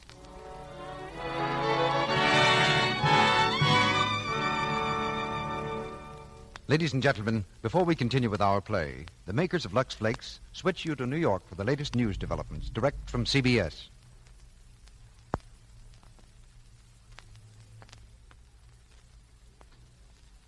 This is John Daly reporting from the CBS newsroom in New York, and here are the latest developments in the war with Japan. The first phase of the Japanese surprise attack against British and American possessions in the Pacific appears to be continuing full force. Late reports are sketchy, but they indicate that the offensive is still favoring the Japanese.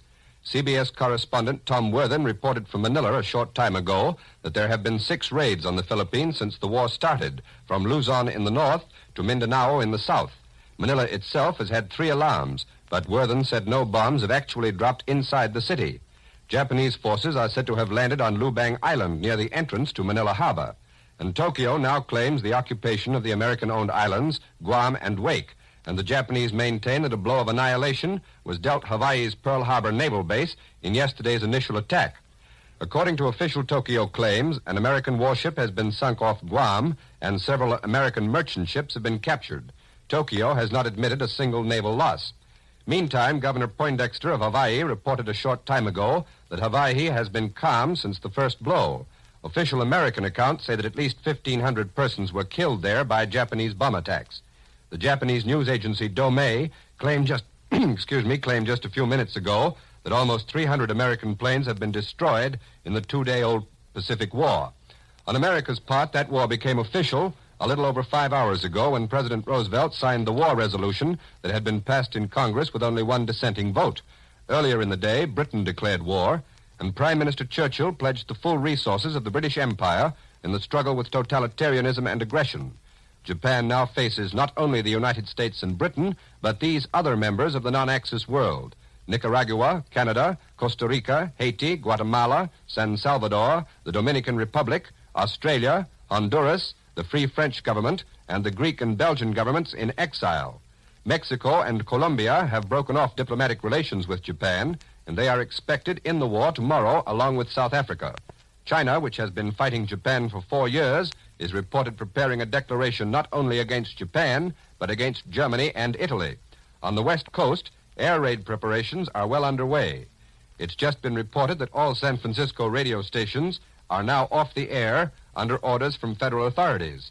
CBS correspondent William Slocum phoned that news from San Francisco just a minute ago. And since we've been on the air, we have just received a late bulletin from San Francisco. The News Chronicle reports that 50 unidentified planes have been sighted flying from the southwest towards San Francisco.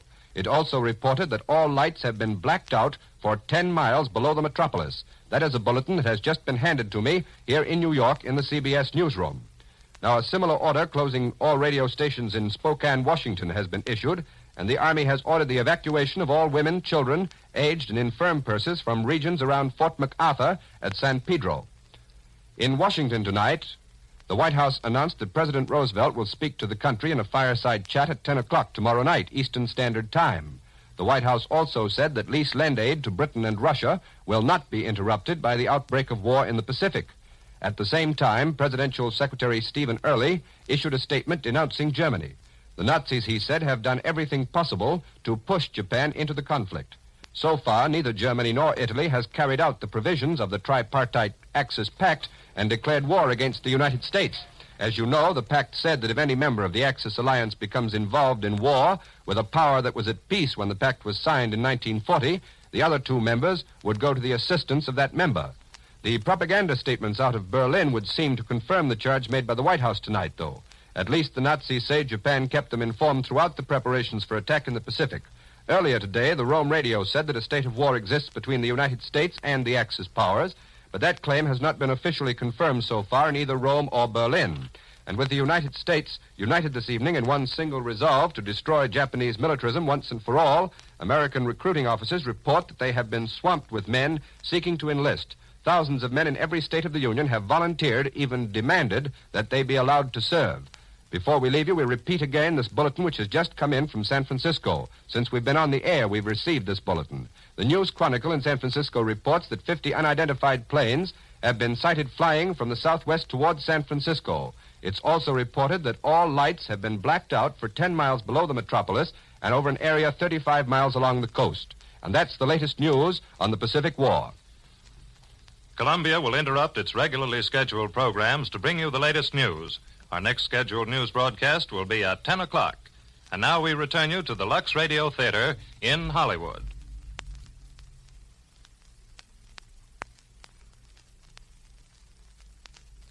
We continue with the second act of The Doctor Takes a Wife. June is now aware that Tim pretended to be married only because his professorship was at stake.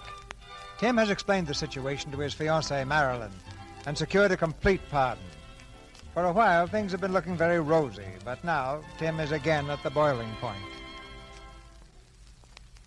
All right, now this time you've gone too far. Who had this picture printed in the paper? Johnny, you promised me you wouldn't. Don't blame me. Charlie must have done it. Look at that. I've never had my arms around her in my life. I know, old man. It's what they call a composite photograph. They do it by... I don't care how they do it. You realize it took me 3 solid hours to explain this to Marilyn? Marilyn. Would you mind not mentioning her name more than every other breath? I'll mention the name of my fiancée as often as I please. You resent any woman who's feminine. You resent any woman who doesn't smoke long black cigars and isn't general manager of a couple of railroads. Now, wait a minute, kids. Furthermore, you've no right to say those things. You've never even met Marilyn. Well, she's going to marry you. That gives me a rough idea. Now, look, I've got an idea. I can count on one thing. At least she won't wisecrack through our honeymoon. Just to make sure, better not wear those green pajamas you've got hanging in the closet. What? Hello there. Now, don't tell me you two are having another quarrel. Well, she... Mr. Pierce, are you here again? Yes, sir. Mr. Pierce, did you ever study chemistry? No, sir. Well, if you had, you'd know that sometimes 2 elements can be placed together successfully. But when a third element, known as a catalytic agent, is added, there is frequently an explosion. Pop, you can rule him out. He's only an innocent bystander. Well, no matter. Tim, I just dropped by to give you a little advice. When you talk to Burkhardt this afternoon, make it clear that you don't want him to use any of your research in his new book. Well, thanks, Dad. I appreciate the advice, but after all, Burkhardt's... June, you'll be along. See that Tim doesn't get too generous. Oh, well, I don't think I'm going with him. Oh, yes, dear. I forgot to tell you, the Burkhardts invited us for the weekend. Why, you... We'll be leaving in a few minutes. You'd better start packing, dear. It'll be an interesting weekend. Oh, yes, I'm sure. Yes, they have a 15-year-old daughter. She's just written a novel, and she's dying to read it to you. Well, I won't hold you up. It's a good 7 hours drive. Goodbye. Bye, Dad. I'm sorry, I forgot to mention it. That's all right. I'm not going. Oh, you've got to go. That father of his will think you're staying behind because of me. But I was going to finish the book over the weekend. Well, you can work up there, darling. It's probably an idyllic setting. The forest primeval, the winding streams. And a babbling 15-year-old reading me an enchanting little epic called Sink or Swim or Sarah Goes Out for Basketball. Oh, no, gentlemen, I'm not going.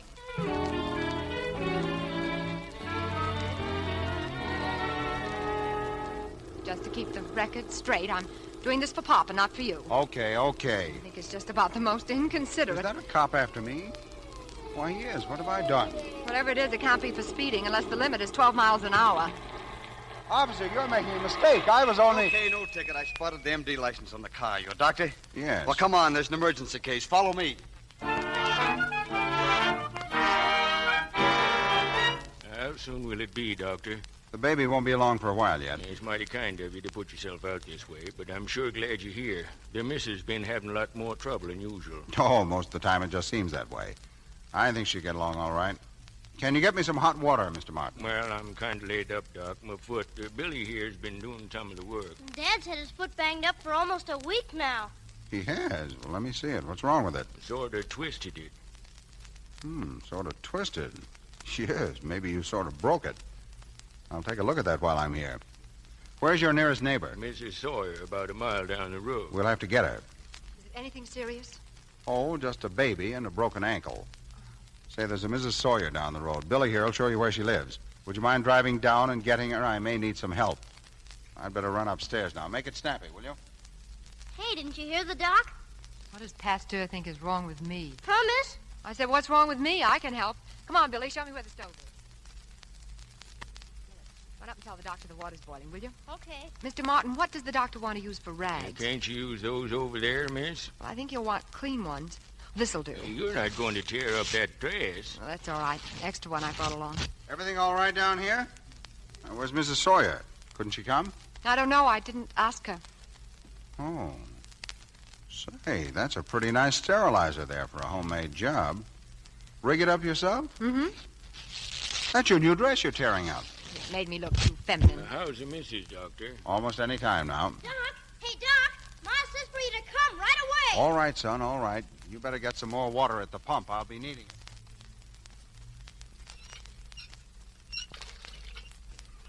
Okay, you can stop pumping now. You're about ready to drop, aren't you? Is the baby here? Yep, safe and sound. Another president? No, I'm afraid it's another career woman. I never heard such kicking and screaming. Hey, Doc, it's an Indian. It's all red. Well, stop worrying, son. It's all right. Well, I guess it's too late to go to the Burkharts. Oh, that's too bad. You miss your talk with him. Yes, and you'll miss hearing Sarah goes out for basketball. How do you feel? You must be pretty exhausted. Oh, I was just a little scared. That's the first baby since I was an intern. Well, with that broken field running you did between the baby and the ankle, you looked awfully good from where I sat. Thank you. So did you. Thank you. You know, sometimes it's nice to have a career woman around the house. Really? Well, I mean for emergencies. Oh. Well, if you're finished here, let's go. What's the big rush? The emergency's over, isn't it? And I've got a book to finish, so I can leave for Reno. Yeah, that's right. Let's go. We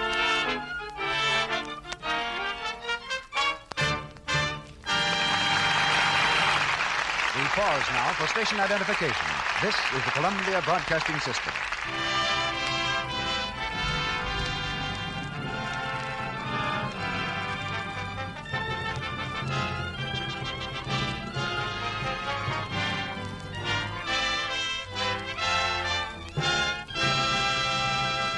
After a brief intermission, Mr. DeMille and Melvyn Douglas and Virginia Bruce will bring us Act 3 of The Doctor Takes a Wife.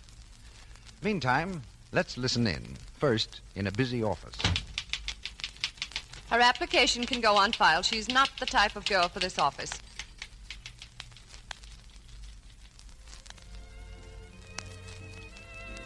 Now, let's look in at a holiday dance. I wish the boys would ask Ruth to dance. She's feeling left out. And last, in a home around the corner. Hello? Oh, hello, Mary. Who did you say? Oh, my dear, don't let's have her on the committee. We all know people like these who aren't as popular or successful as they might be. And you know, it seems too bad when just a word or two could straighten things out. Well, that sort of word or two is awfully hard to say, though. No one likes to criticize another person for lack of daintiness. But the trouble is, we ourselves can't tell when we offend. That's why it's so important to take particular care with the things we wear. Underthings especially should be luxed every day. Dresses, blouses, and sweaters often. It's easy to do this, too, because new Quick Lux is so fast. Takes away every trace of perspiration so quickly. Then you're sure of freshness. Sure, too, of keeping dainty things new-looking longer. Lux is gentle. Safe for everything safe in water. With girls who have a daily Lux habit, here's what happens in offices. I'll keep her application here on my desk. She's just the type we want.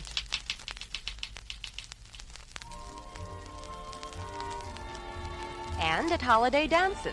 Say, look at the rush Ruth's getting. My sheet's popular. And in homes. Hello? Oh, hello, Mary. Who'd you say? Why, of course we want her on the committee. Yes, words like that are pleasant to hear. And Lux girls hear them all the time. Remember, without daintiness, no other charm counts. So don't take chances. Use new Quick Lux each day. Now, our producer, Mr. DeMille. The curtain rises on the third act of The Doctor Takes a Wife.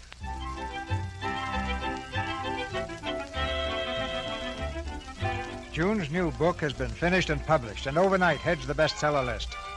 There's no longer any reason to keep up the pretense of a marriage. So Tim and June have packed their belongings and are ready to move out of the apartment. Well, I guess that's everything. I'll send someone around to pick up these books. I take them now, but we're driving up to Marilyn's uncle's for the weekend. That's all right. I'm sorry Marilyn insisted on you leaving for Reno tonight. No, I don't blame her. I'd have done the same thing. I think she's been pretty decent about the whole thing. And that goes for you, Doc. Without a husband, the book never would have been written. Without a wife, I'd never been made a professor. Well, we've spoken our little pieces, so goodbye. Take good care of Chester. Goodbye. I hope you and John Pierce will be very happy. Thanks. And that goes for you and Marilyn. Thanks. Goodbye. Oh, I forgot to tell you. When we first started this thing, I said I wanted you to take the blame for the divorce. I really didn't mean that. I'd rather you blame it on me. I will not. A bargain's a bargain. But it wouldn't look good for you. The other way's simpler. No, I won't do it. Wait a minute. Look at these thumbs. They're very short. I'll just say it was cruelty or something. Tell them I corrected papers in bed. Goodbye, June. Goodbye, Tim. Well, hello there, old man. Hello. Microscope's all packed. Mm-hmm. Oh, our little marital conspiracy turned out beautifully for all of us. Nobody the wiser. Yeah. You know, Pierce, you're a pretty lucky fella. Yes, the book's selling like the proverbial hotcakes. I wasn't talking about the book. Hmm? Oh, yes, June's a wonderful woman. Well, bye, Professor. So long. Hello. Does Frida Schultz live here? You got the room?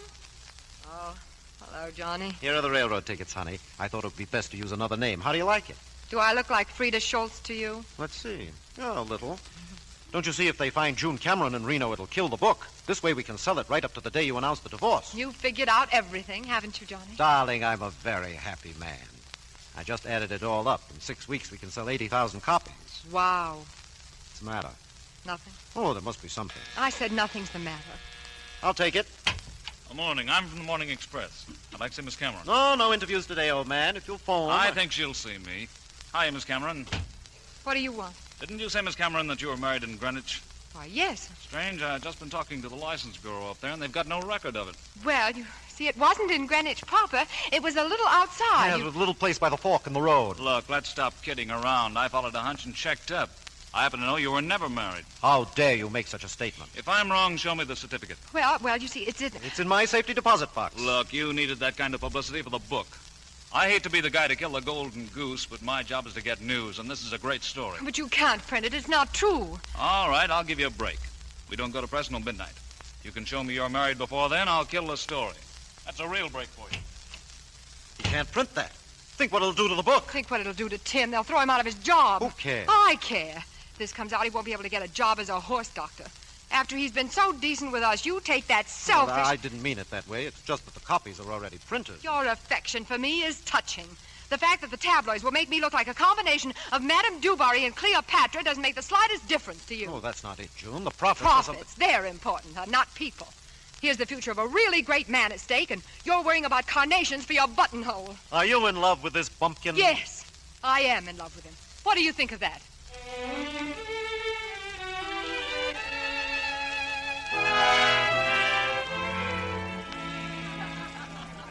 All right, everybody, come and get it. Come on, Cookie, dinner.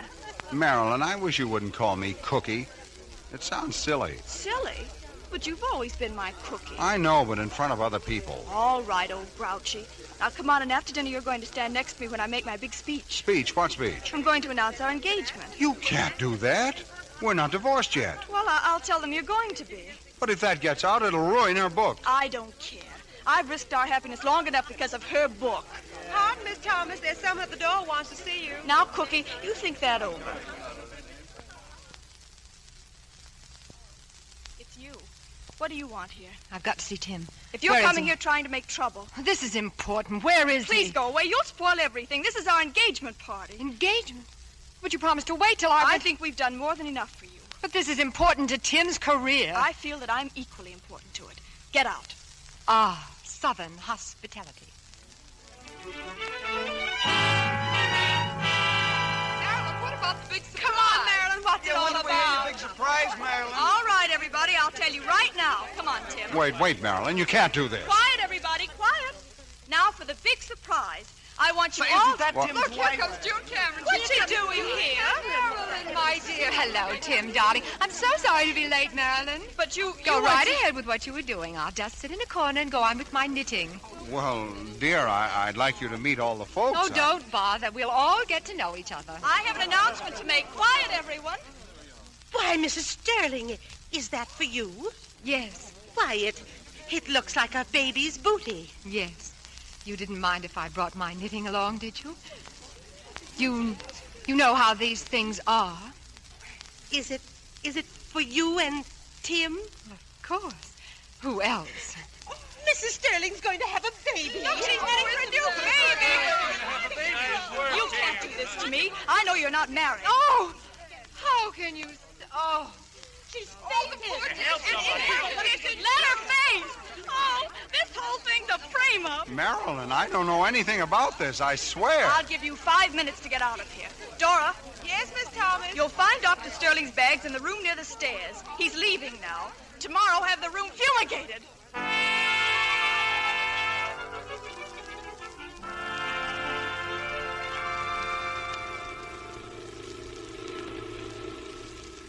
And so the reporter just followed his hunch and found out we really weren't married. That's why I came to the party. Uh-huh.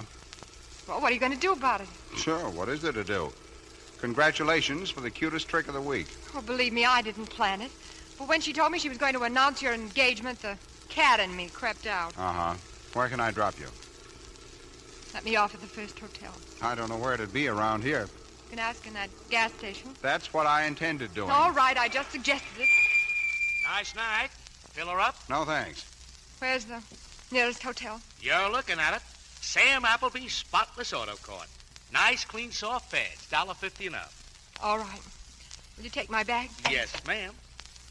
Well, goodbye. Goodbye. This way, ma'am.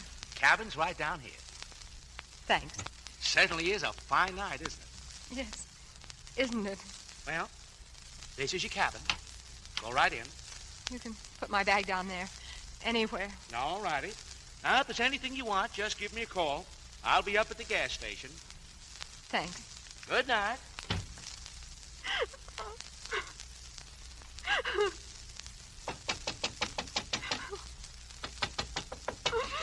Hey! Who is it? Me, Pasteur.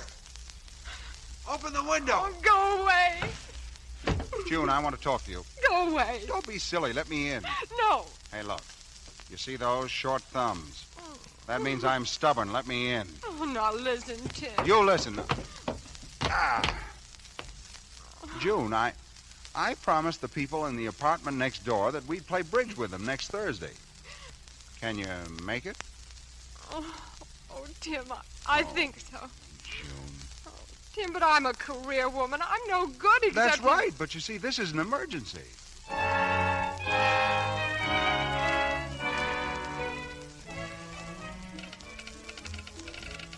We'd like to send a wire, please, to the Morning Express. The message, please. At home, Bungalow 5, Sam Appleby's Spotless Auto Court. Marriage certificate number Y87642. Best regards. And sign it, Dr. and Mrs. Timothy Sterling.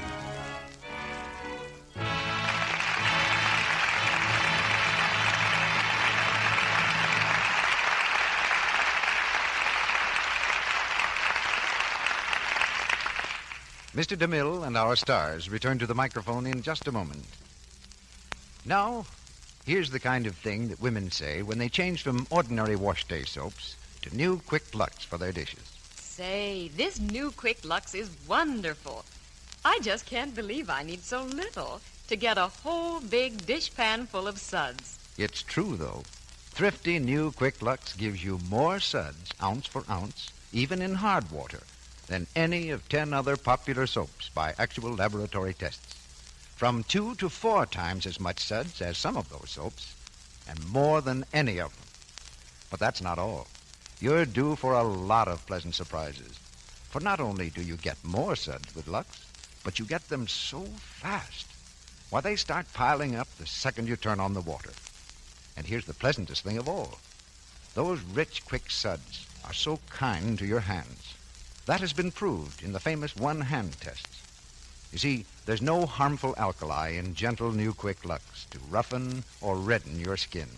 No harsh red dishpan hands for you. Not when you stick to Lux Flakes for your dishes.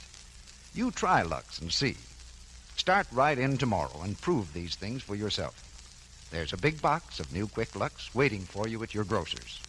It comes in the same familiar package and doesn't cost you a penny more. Now, here's Mr. DeMille with our stars. The doctor took a wife, but we've persuaded him to bring her back. So Melvyn Douglas and Virginia Bruce join us again at this microphone. Thank you, C.B. Well, Virginia, I guess we've done it again. Certainly looks like it, Mel. Now we'll have to go after Bill Powell and Myrna Loy's reckon. I don't want to seem over-curious, but what's this all about? Well, Virginia and I just got married again. In the play, I mean. And it's happened 3 or 4 times before on the screen. So, in 1945, if our luck holds, we hope to pass Bill and Myrna. That's pretty ambitious, Mel. They've held the championship for years. We just want to know whose side you're on, Mr. DeMille. Mm-hmm. If you aren't for us, you're against us. Now, if you really want to know where I stand, I'm directly behind the 8-ball. Well, in the meantime, why don't you tell us about next week's play? Thank you for helping me out, Virginia. Next week's play was a great success as a Warner Brothers picture. And before that, as a novel, it led the bestseller list for months. It's All This and Heaven, Too. And our stars will be 2 of America's most distinguished dramatic players, Betty Davis and Charles Boyer. Yes. That's the way we feel about it, too. In All This and Heaven, Too, we have a play made to order for these fine artists. Betty Davis and Charles Boyer starred in this drama on the screen. So those who saw the picture know that they'll hear 2 acting performances of rare power next Monday night. Congratulations, C.B. That's a real dramatic scoop. We'll all be listening. Good night. Good night. Good night. We pronounce you both terrific.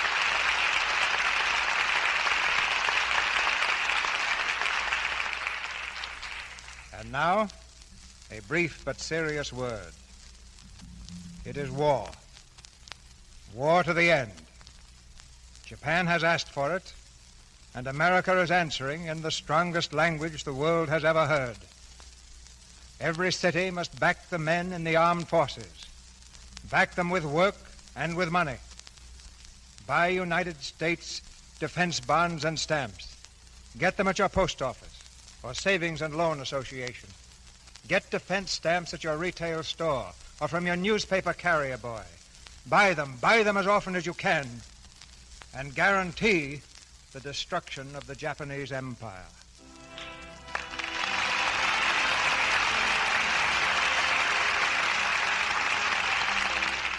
Our sponsors, the makers of Lux Flakes, join me in inviting you to be with us again next Monday night when the Lux Radio Theatre presents Betty Davis and Charles Boyer in All This and Heaven, Too. This is Cecil B. DeMille saying good night to you from Hollywood.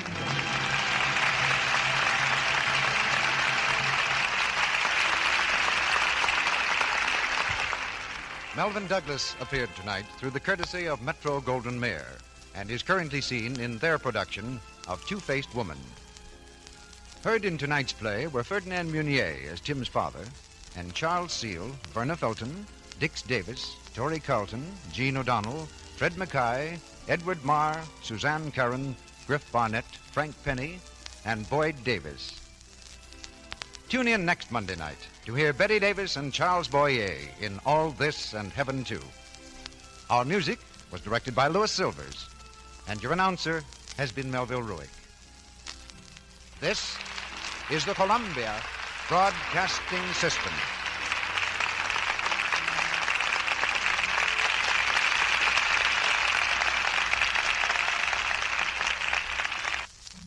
Lux presents Hollywood.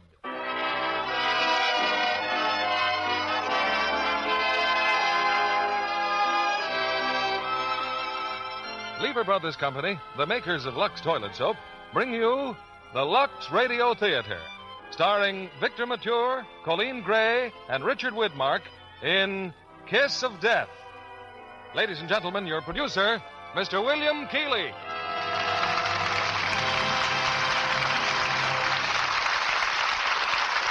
Greetings from Hollywood, ladies and gentlemen.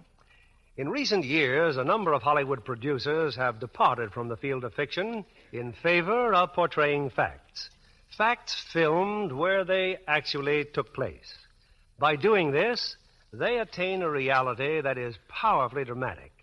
I'm using the same technique in the picture which I'm making now.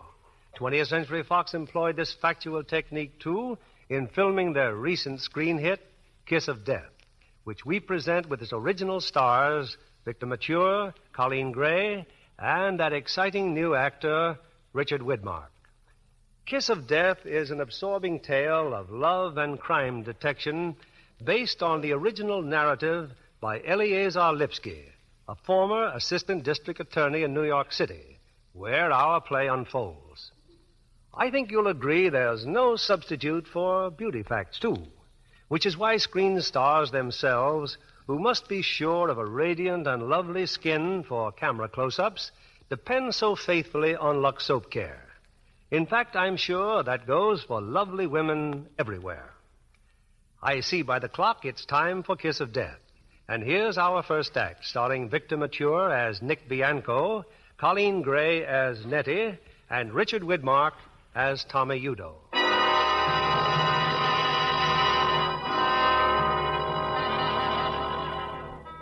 New York City, the Criminal Courts Building, the office of Louis D'Angelo, Assistant District Attorney. You can sit down, Bianco. You know who I am? What difference does it make who you are? Never mind getting pressed, Bianco. All right, you're the DA. Assistant DA. Nick Bianco, age 29, indicted for grand larceny, armed robbery of the Peacock Jewelry. Why can't I have my lawyer here? Mr. Earl Hauser? Because I want to talk to you alone. Go on then, talk. You pulled your first job 12 years ago, Nick. You were 17. 60 days in the city reformatory. You've gone a long way since then, haven't you? What are you trying to get at? I want the names of those 3 men who were with you when the Peacock holdup. Get smart, Bianco. You know what this rap will mean. 6 years, maybe 10. But it's possible I can help you. You want me to squeal? You're wasting your time. I've had offers before from the DAs, and I haven't changed. You have changed, Nick. You're married now. The parole officer says you have 2 kids, 2 little girls. That could change things considerably. I said I haven't changed. Sometimes I think those doctors are right. All crooks are crazy. Imagine a guy with 2 little girls. Shut up! He don't like that. How old are they, Nick? I'm interested in kids. I've got 4 of my own. See? Here's the picture. Can I look at your pictures? What pictures? Pictures you've got in your inside coat pocket. Go ahead, look at them. Hey, beautiful kids, Nick. Yeah, cute, huh? A man's lucky to have kids. But having a father like you, I wouldn't say is very lucky for them.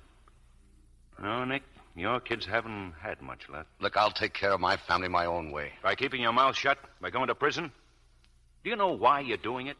Because you've got that good old hoodlum complex. No squealing. Go on, let your kids starve, let your home go to pot. But don't squeal on some no-good mugs who wouldn't turn a finger for you. I hate crooks. Then why waste your time on me? Because a guy who could have 2 kids like that isn't a crook. Stupid, yes. On the wrong foot, yes. But he isn't one of those mugs that don't belong to human society. Those kids are 2 normal, decent little human beings. Give me that wallet. And no crook could make them that sweet. You're coming up before Judge Halstead. He'll throw the book at you if you don't cooperate. I said no deal, D'Angelo. And don't ask me again. All right, Shelby, take him downstairs. Tell Mr. Hauser I'm sorry he had to wait. Yeah, me too. If you should change your mind later on, Nick, let me hear from you. Remember my name and get in touch with me. I'm your insurance policy. You don't ever give up, do you? I usually do. But I tried a little extra hard this time. So long, Nick.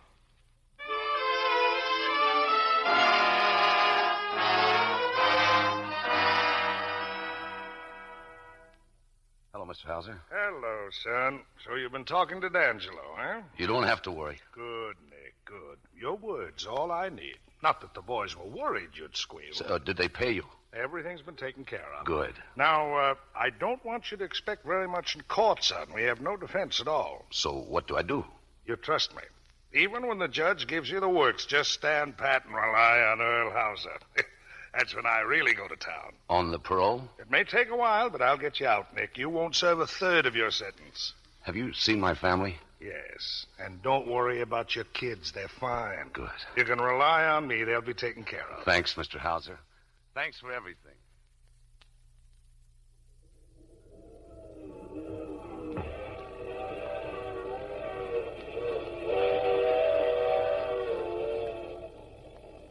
So you're Nick Bianco, huh? Oh, you're a big man. I'm Tommy Udo.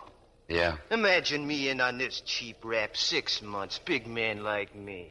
Picked up just for shoving a guy's ears off his head. Traffic ticket stuff. You talk too much. You mean these dopey cops here? Just because we're handcuffed to a couple of cops, I should shut up? I don't even know they're sitting here. A real tough guy, aren't you, Tommy? Yeah. Hey, Nick, today's my birthday. Yeah, today. Congratulations. No kidding. Now, tell you something, big man. I never spent a birthday with a better guy. Yeah, sure. Cheer up, big man. It's my birthday party. We get a free feed tonight. Look, I got a lot of free feeds coming. 8 years of free feeds. You never learn, you guys. You just never learn.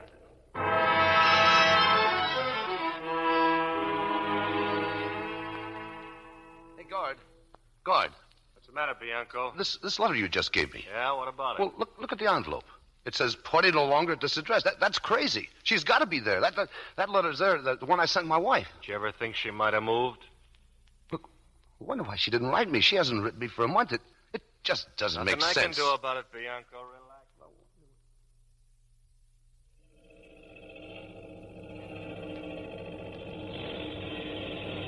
Hey, Nick, did you get any word about your wife? No. Watch it, Al. We shouldn't be talking. It's okay. I'm supposed to oil the machines. The kids, she knows how I worry about them. She ought to write. You know Harry Cooney, don't you? What about him? He's in again. I just saw him. Here in the shop now? Yeah, that's right. Look, Al, get to him. See if he knows what's happened to my missus, will you? I'll try, Nick. I'll try. Thanks.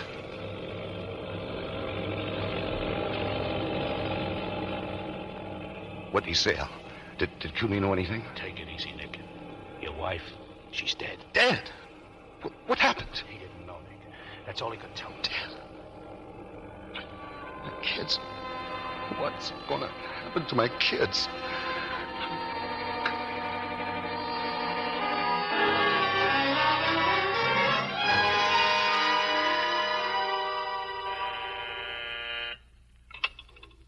Hello, prison library, Russell. Number A-106-180, Nick Bianco, permission to visit the library. Yes, sir. What time? 3 o'clock. He wants to look at some newspapers. 45 minutes. Yes.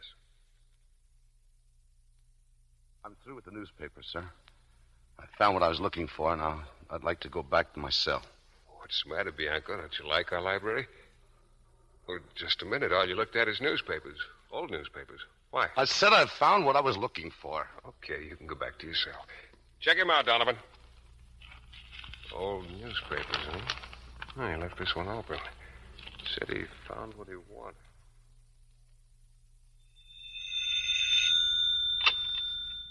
Hello? This is Russell, sir. Bianco's back in his cell. I thought you might like to know what he wanted here. Go ahead. It's an item in a New York paper dated last February. Marie Bianco, 28, mother of 2 small children, committed suicide yesterday in her flat at 627 Pearl Street. Mrs. Bianco's daughters, aged 4 and 5, were taken to an orphanage. Neighbors said Mrs. Bianco had been brooding over lack of funds.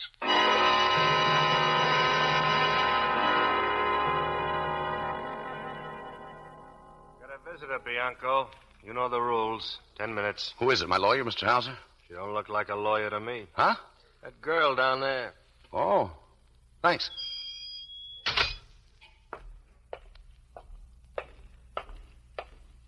Nick. Hello, Nettie. How are you, Nick? Oh, I'm okay, Nettie. How are you? I'm all right. Nick, you heard about your wife? Yeah. I saw it in the paper a few days ago. You knew I was living with Marie and the children. In her last letter, she said you moved away. Why did you move, Nettie? We had sort of an argument, Nick. I thought it would be better if I got out. I didn't know about what happened to her until a couple of weeks ago. I met Mrs. Harris, you know. She lives across the street. She told you? Yes. Oh, Nick, I felt so bad about the kids. I went to the police station. They told me they'd been sent someplace. But they're all right, Nick. The kids, you saw them. Where are they? In an orphanage on Long Island. I was going to write and tell you about it, but then I thought maybe I better come and see you. I feel so sorry about everything. Tell me about Marie. She wasn't feeling so well when I saw her the last time. What did you fight about? I don't remember anymore. Okay. I don't. Honestly. Was she unhappy? Oh, yes. Drinking? Yes. Anything else? No. No, what no. What really happened, Nettie? You came here to tell me. Why did you change your mind? Was it about me? Marie was jealous. She always thought that you and I... No, Nick, no. Something else, then? Don't be scared of hurting me. Nothing can hurt me, Nettie. Oh, Nick. I think I know what happened. Marie and another guy? Who was he? Pete Rizzo. Rizzo? I had to come and see you. I don't know why. I'm sorry. I don't want to cry. Nobody's cried over me for a long time. Rizzo. When did it start? About a year ago. No, never mind. I don't want to know. Is there anything I can do for you? Yeah. Would you see the kids again? Of course, Nick. They're such good kids. Tell them you heard from me and tell them I'm working in South America. Yes, Nick. Yes, that's what I used to tell them before I moved away. You're all on your own now?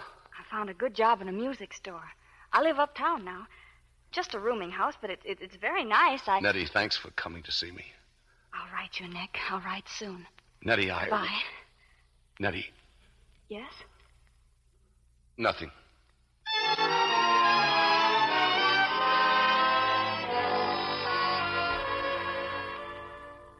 Go on in, Bianco. The warden will see you now. Thanks. Sit down, Bianco. You haven't been in here before, but I've had good reports on you. Something's gone wrong, though, I suppose. No, sir. Speak up, Bianco. What is it? Well, I used up all my letters for this month, but I'd like to send another letter off. They said I had to get special permission. That's right. Something urgent? Yes, sir. Very urgent. Whom do you want to write to? To the assistant DA, Mr. D'Angelo. D'Angelo? Better let me send it. He'll read it sooner. Yes, sir, you can send it. All you have to say is that Nick Bianco wants to cash in on his insurance policy. Nothing else? No, sir. He'll understand that. D'Angelo. All right, Bianco. I'll write him this afternoon.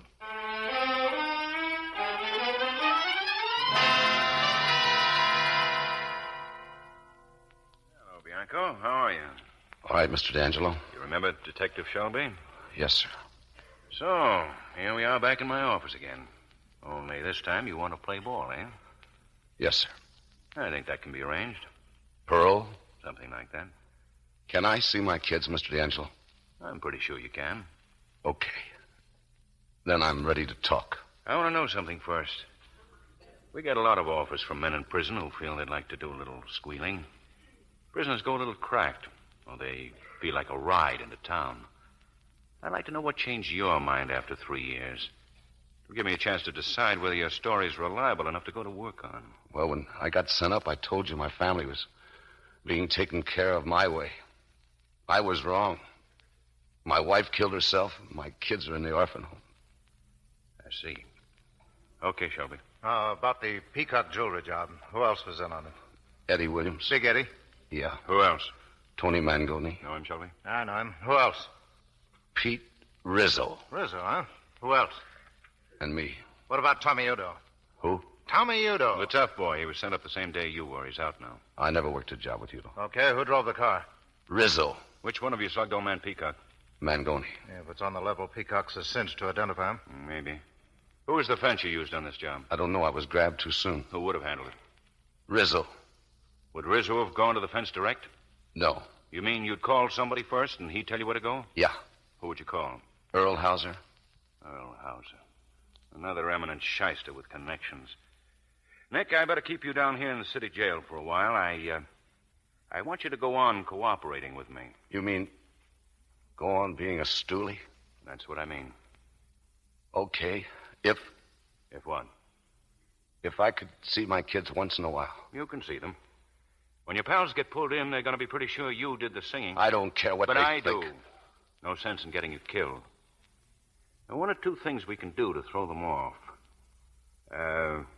What's some job you pulled that you didn't get caught on? You think I'm You've nuts? got to trust me. Well, Thompson Fur Company. 4 years ago last March. Were any of those mugs in on it? Only Rizzo. All right, Shelby. We booked Nick on the Thompson Fur job. That's our excuse for bringing him back to town. And I take another rap Stop and look... worrying now. We'll drop the case later for insufficient evidence. But why? I'm just trying to cover you up. And I told you why. I'll want to use you again. And you've got to be in the clear with Hauser and everybody else who knows you. I'll send out an order to pick up Rizzo. No. Rizzo drove the car. The only one who could identify him would be Nick, and that won't stand up. Pick up Eddie Williams and Mangoni.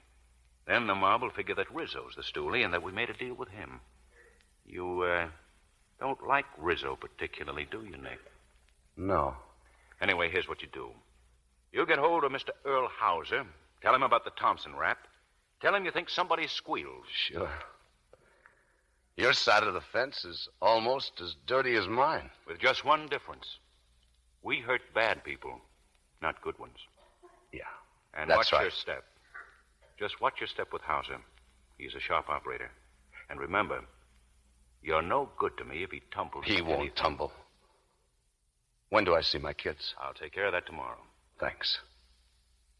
Well, I'm a squealer now. Feel bad about it, Nick? I haven't any feelings, Mr. D'Angelo, one way or another.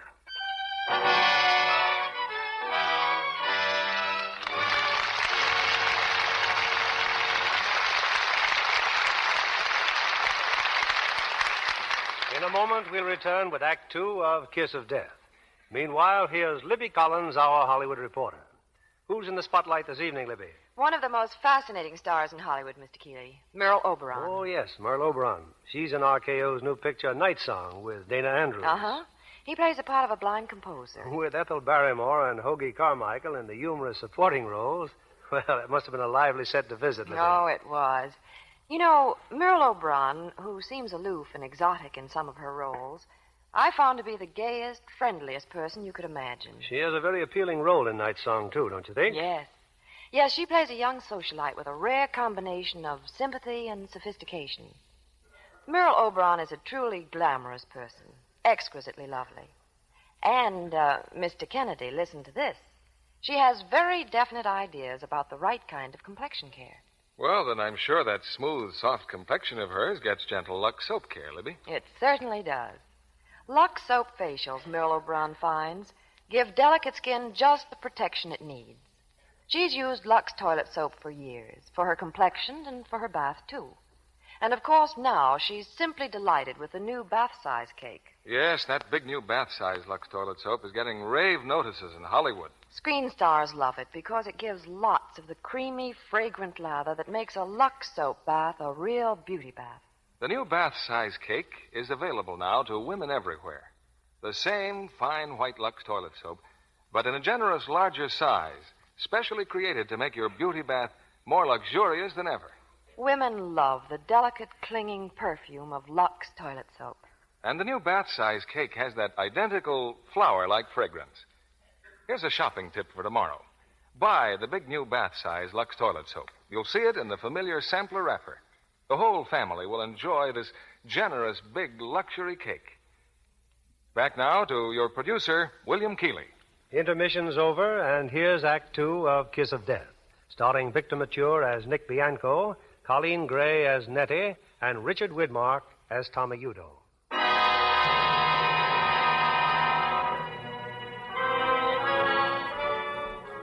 Nick Bianco has made a deal.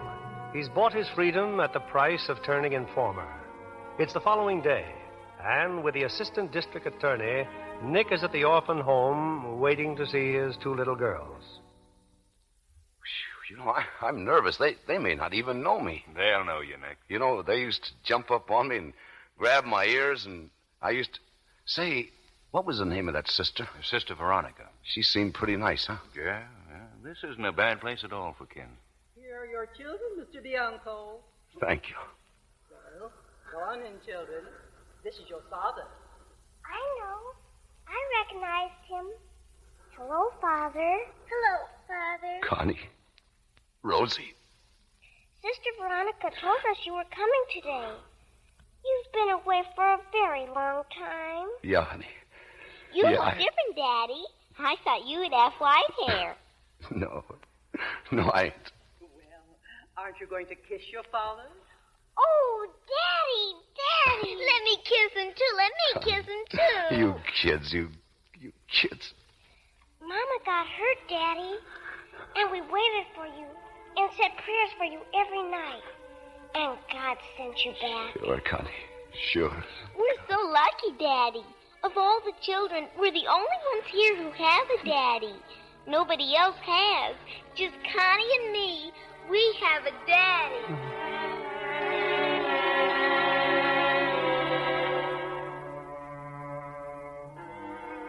I can go back sometime, Mr. D'Angelo. I can see him again, can I? Sure. Thanks. They're swell kids, Nick. What I've done, it's worth it. Just to see him again, it's... Nick, as soon as we get back to town, we put you in the city jail. You call your lawyer. The Thompson fur job, right? Don't worry, I'll keep my end of the bargain.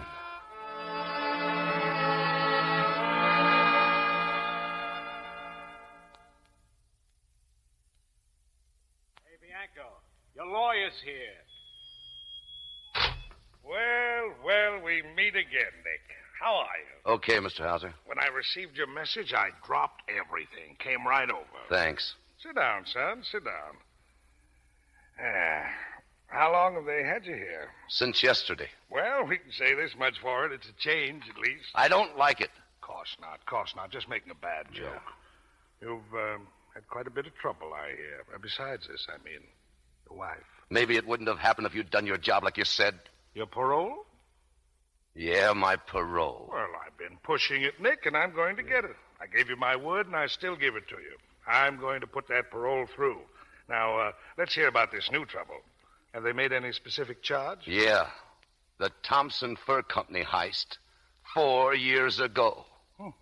That's reaching back, isn't it? Somebody must have had it in for you. That's one way of looking at it. How do you look at it? Like you said, somebody's been doing some squealing. I see. Who's handling this upstairs? D'Angelo. Our old friend, eh? Think he's finally got hold of a squealer? That's what I think. Were you under suspicion for the Thompson job at the time? No. Ah. Who were you running around with in those days, Nick? I used to hang around with Pete Rizzo. He was your partner? Yeah. Rizzo was my partner. Pete Rizzo. Did D'Angelo mention him when he talked to you? Nobody mentioned his name. Oh, I don't think they've got much of a case. When D'Angelo finds that he's not going to scare you out of anything, I'll wager he drops it. That'll be all I need. Another rap, and I'll never get my parole. Everything's going to be all right, Nick. I think I'll do a little checking on Pete Rizzo. Oh, say, if they start roughing you up here, you let me know. I can take care of myself. Fine. Goodbye, Nick. Goodbye. And don't worry about a thing. Yeah.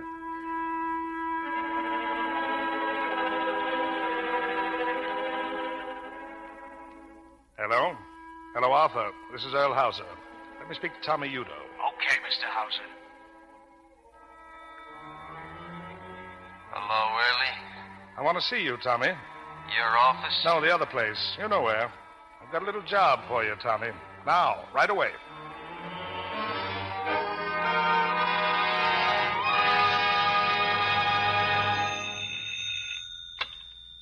Hauser speaking. This is Tommy. Pete Rizzo ain't gonna squeal again for a long, long time. Good. Not too good. He ain't in town. He skipped before I got there. And how do you know Because that he's gonna read something in the papers. His old lady, see? She's had an accident. Fell down the stairs. I think maybe she's dead. Oh. That's too bad. Yeah.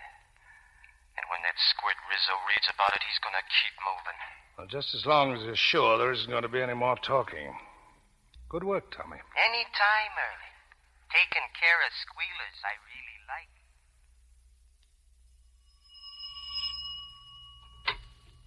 Yes? Is Nettie Cavallo at home? In just a minute, and I'll see you. Thanks. Oh, Nettie! Yes, Mrs. Keller? There's a gentleman here to see you. Nick! Oh, for goodness sake, hello. Oh, if there's a phone call for Nick Bianco, that's me. Will you call me, please? Sure, I'll call you. Thanks. Nick, I can hardly believe it. You're out, but when? They didn't tell me last week. I didn't know last week. Oh, it's wonderful to see you like this, like you used to be.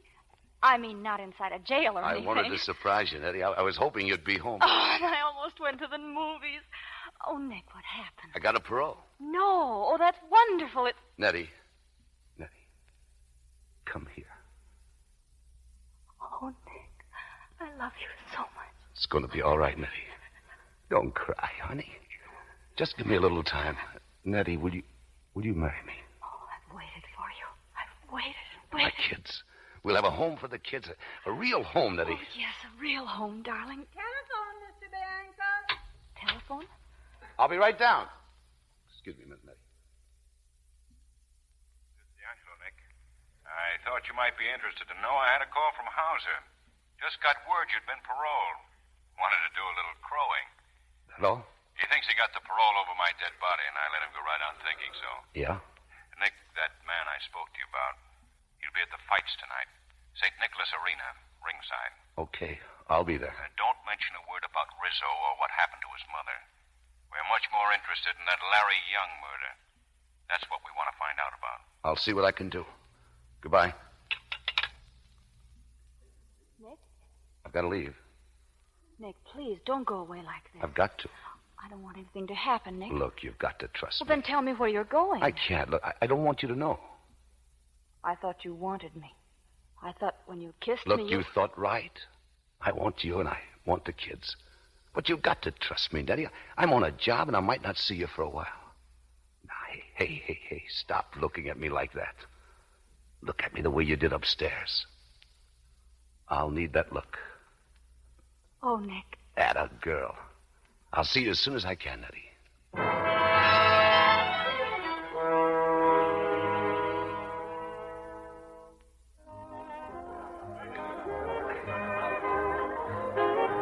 No, I still can't figure out how you spotted me over there at the fights, Tommy. I'm Tommy Udo. I got eyes in the back of my head. I'm a big man. Hey, Squid, champagne. We're celebrating. Yes, Mr. Udo. Mr. Udo. How you like that, huh? That's class, huh? Would you like to dance, Mr. Bianco? No, he wouldn't like to dance. Just sit, Buster, and keep your mouth shut. Haven't I met you somewhere before, Mr. Bianco? I said don't stick your nose in. We're talking. We're pals. Champagne, Mr. Udo. No, that ain't gonna be enough. Bring some more, lots of bottles. Don't you worry, big man. You'll be jumping in a couple hours. It's always hard when you first get out. Hey, get a load of that music, huh? Sounds great, huh? Right upstairs. Right upstairs. Always come here when I get sprung. What a big man that early house, man. Remember what I told you, Nick? Take your rap and leave it to early. Always gets you out. Oh, that music. Come on, Jack. Send it, Jack. Beat it up.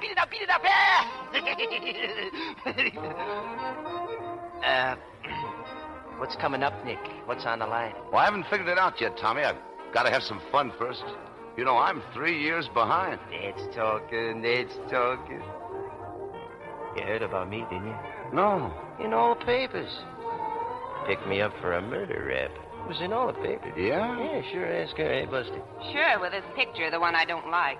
What do you mean you don't like? What's the matter with it? I like the one we took together. I don't like it when they show you with a number on. Yeah, who notices that? Lot of squints. Listen, Nick and me, we're gonna be busy. Go home. Wait a minute. Who are you talking to? Get out. I'm with a pal, see? We don't want no old ladies around. You're not calling me an old lady. Get out. You want something? No, I... Go home and stay there, you hear? Okay, I'll go home. Dames are no good if you want to have some fun. Come on, pal. Drink up here. Drink up. They, let you go, huh, Tommy? Who? Oh, the Bulls. Yeah, sure. There was a squid says he seen me bending over Larry Young right after he got plugged. Then he says he ain't so sure it was me he seen. Larry Young. He used to own a big cafe, didn't he? A squid. Pushing the wrong guys around. He got it good, Nick. Him and his college ring. College ring? A ring. What you wear on your finger with a couple of bucks. This joint's dead. It's sour. Let's go someplace where they got some interest. What do you say, pal? I'm still 3 years behind, Tommy. That's it. Stick to me, big man. You catch up. Come on, we shake this dumb joint. We go uptown.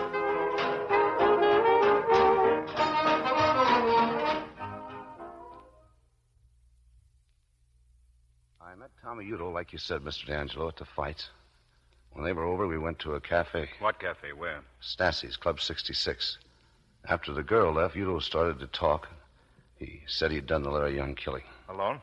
That's right, Mr. Shelby. He didn't know the guy that hired him. He never saw him before. Did he describe him? No, I couldn't push that. So you got nothing? Go on, Nick.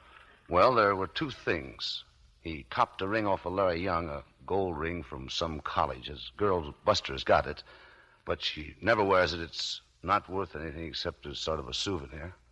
Then there's a guy that saw the shooting, a fellow Udo called Sammy, sort of a panhandler. Udo said that Sammy saw the shooting and beat it. Sammy who? I don't know his last name. Well, that does it. All we've got to do is find Sammy, produce the ring, and we've got a case. Congratulations, Nick. Yeah.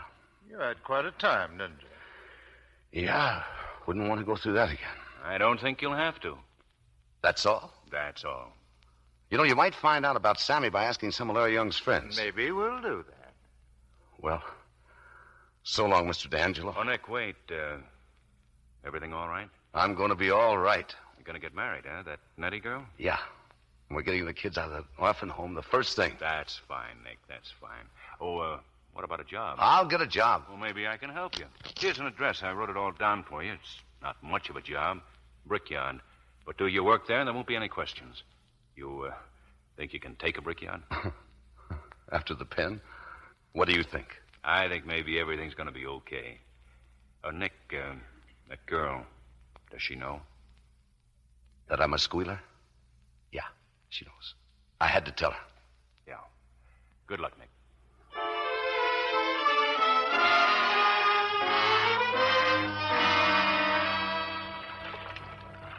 You know, Nettie, there may be worse jobs than in a brickyard, but there ain't any dirtier. It must be awful. Yeah, that's not really awful. Hey, give me a towel. Here. Kids still roller skating? Yeah, they met me down at the corner. How they been today? Wonderful. As always. Anything wrong, Nettie? Oh, no, darling. Except it worries me sometimes. What worries you? You. Working in that brickyard all day, coming home every night to just nothing. Yeah, that's right. No excitement or anything. Every day, just like every other day. Nick, please, don't make me worry too much. But that's what I need. Someone to worry about me all the time. Don't you ever let me get away for 1 minute, honey.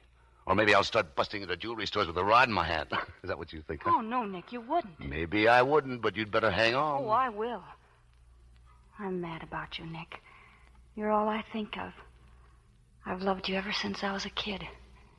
And I feel the same way now as I did then. Every time you kiss me, that's pretty silly talk for an old married woman. No, it ain't. Well, get out of the kitchen. I gotta make dinner. I'll watch you. You go get the kids. Oh, I forgot. There's a telephone call for you. Who? Mr. D'Angelo. What did he want? He wants to see you Saturday afternoon. Did he say what for? No. Couldn't have been anything wrong, though. He was very nice. I haven't heard from D'Angelo in weeks. Something's cooking, Nettie. Something's gonna happen.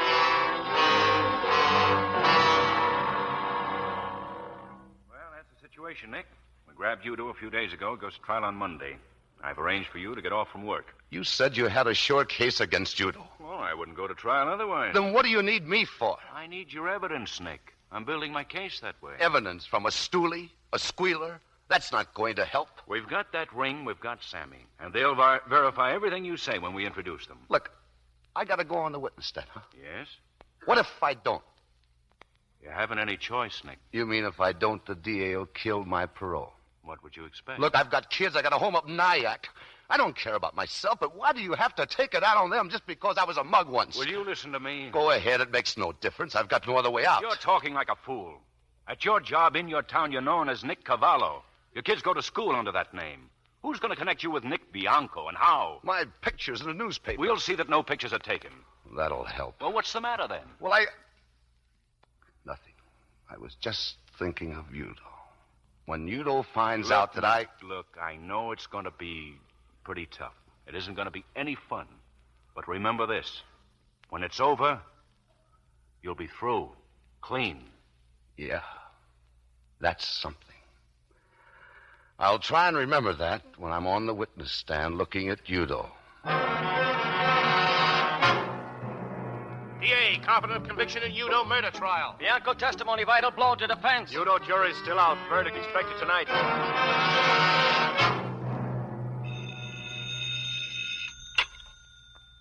Hello? Nick? Yeah? D'Angelo. Nick, I got bad news. The jury just came in. Udo not guilty. Hello? Hello? I'm still here. Even the fact that Udo had Larry Young's college ring didn't help. How's to get over the point that there were 400 rings just like it made for Young's graduating class? Jury went for it. Not guilty. Udo went free as soon as the verdict was read. We got a tail on him, but he's pretty fast.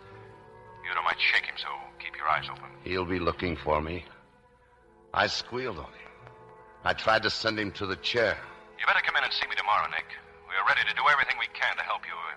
You'll need protection. Yeah. Goodbye, D'Angelo.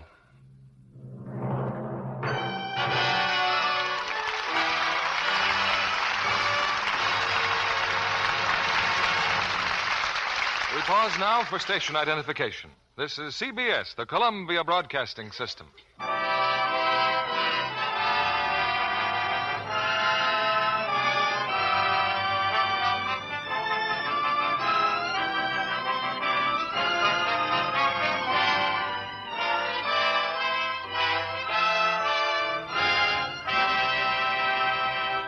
In a moment, we'll return with the third act of Kiss of Death.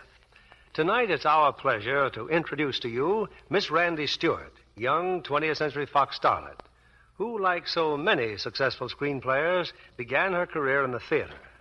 A good preparation for the screen, isn't it, Randy? I think so, Mr. Keeley, and so do other Hollywood actresses. June Havoc, for instance, made her first great success in a New York musical. And now she's playing an important dramatic part in 20th Century Fox's new production, Gentleman's Agreement. The day I dropped in to visit my friend June Havoc on the set, I was introduced to Dorothy McGuire and Gregory Peck, who play the leading roles. Both stars said how thrilling it was to appear in a picture that dramatizes the fight against intolerance. Without doubt, their portrayals helped Gentleman's Agreement win the New York Critics Award for the Outstanding Picture of 1947. June Havoc proves she can handle a serious dramatic role, too. Yes, indeed. When I watched her do a scene with Gregory Peck, I was impressed again with her beauty. Mr. Kennedy, there's a Lux girl for you. Indeed she is. June told me she never realized till she came to Hollywood how demanding camera close-ups can be. She was grateful that she'd always given her complexion the right kind of care. 9 out of 10 Hollywood stars have discovered those gentle Lux soap facials really do the trick. They give million-dollar complexions such gentle, protecting care. Screen stars use their complexion soap as a bath soap, too. I just love that new bath-size cake, Mr. Kennedy. Thank you, Miss Stewart. I'm sure women everywhere will be delighted with the new bath-size Lux toilet soap. This generous big cake gives you lots of the rich, creamy Lux soap lather. Has the same delicate, clinging perfume. For a truly luxurious beauty bath, try this new size. Look for the big bath-size Lux toilet soap in the famous sampler wrapper when you go shopping tomorrow. We return you now to William Keighley. We continue with the third act of Kiss of Death, starring Victor Mature as Nick Bianco, Colleen Gray as Nettie, and Richard Widmark as Udo.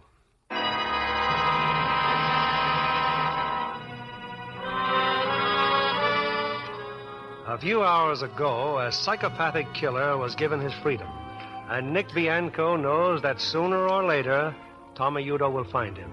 It's late at night, and in his home, some 50 miles from New York, Nick enters the bedroom. Nick, where were you? I just went in the kids' room. I thought I heard something. Are they all right? Yeah. But I know Listen. Oh, that's just the screen door, Nick. The wind. You haven't slept all night. What is it? Can't go to sleep, that's all. Ever since Mr. D'Angelo phoned. Nick, if something's happened, I'll read about it in the papers. Maybe I can help you. Just forget about it, will you, honey? You've been listening for something. All night you've been lying here listening for something. Yeah, you're right. You'll read about it in the papers. Maybe you can help me. They let Tommy Udo off. Oh, Nick. He's loose. After what you did. Yeah. But listen. Nick. I can't help it. I'm jumpy. The police. We'll call them. The police can't help me. Look, honey, I gotta get up. I gotta go downstairs. Then I'll go with you, Nick. Nick, this isn't like you. For one thing, he doesn't know where we live. You'll find out. Not in time to come tonight. Nettie, I gotta talk to you. No use hiding it. He's gonna come sometime. You can go away. Pete Rizzo went away. Remember what happened to Rizzo's mother? Tommy Udo did that. Yeah. We can all go away together, Nick. No. Some other town. No, too many mugs know me.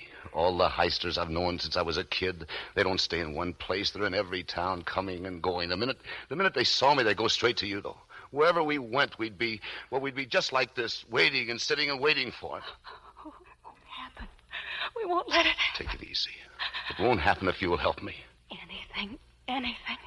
Then start packing, Nettie. Turn out the lights. That's a car. It's all right, Nick. It's just the people next door. Start packing. You and the kids. You take a train first thing in the morning. The country. I don't know where. Just someplace, anywhere away from here.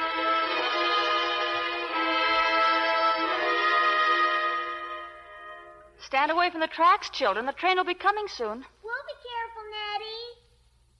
Not a soul around, Nick. There's a guy sitting in that car. He's probably waiting for the train. I'm going to find out. Nick. It's all right. I've got a gun. Watch the kids. Hey, buddy. You calling me? Yeah, do you happen to know what time the number 12 gets in? Oh, I'm sorry, but Well, that sounds like it now. Yeah, thanks. Daddy, the train's coming. Be careful. Stand back. Get our suitcases, Daddy. Nettie, remember now. No letters until I call you. I'm to wire Mr. D'Angelo and tell him where we are. Yeah. Take care of the kids. Yes, Nick. And yourself. Nick, nothing's going to happen. Let the kids think it's a vacation. I want them to have a good time, Nettie, and I know you'll always give them a good time. Can we get on the train now? Can we get right on? Yeah. Just give me one great big kiss. Goodbye, Daddy. Goodbye, Daddy. Now, look, I want you two to be good, you hear? Forward! All aboard! And have fun. And always remember to mind Nettie. She's your ma, and do what she says. Mm-hmm. We'll miss the train, Daddy. Up you go. Bye, Daddy. Bye. Bye, Daddy. Bye. Better get on, Nettie. Goodbye, darling. Goodbye, Nettie.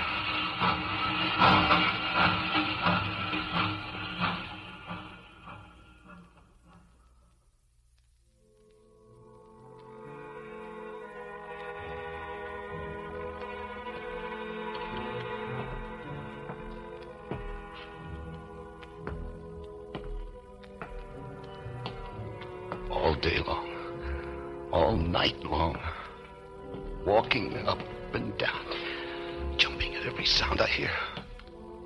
But I got a gun. You don't have to be scared with a gun in your hand.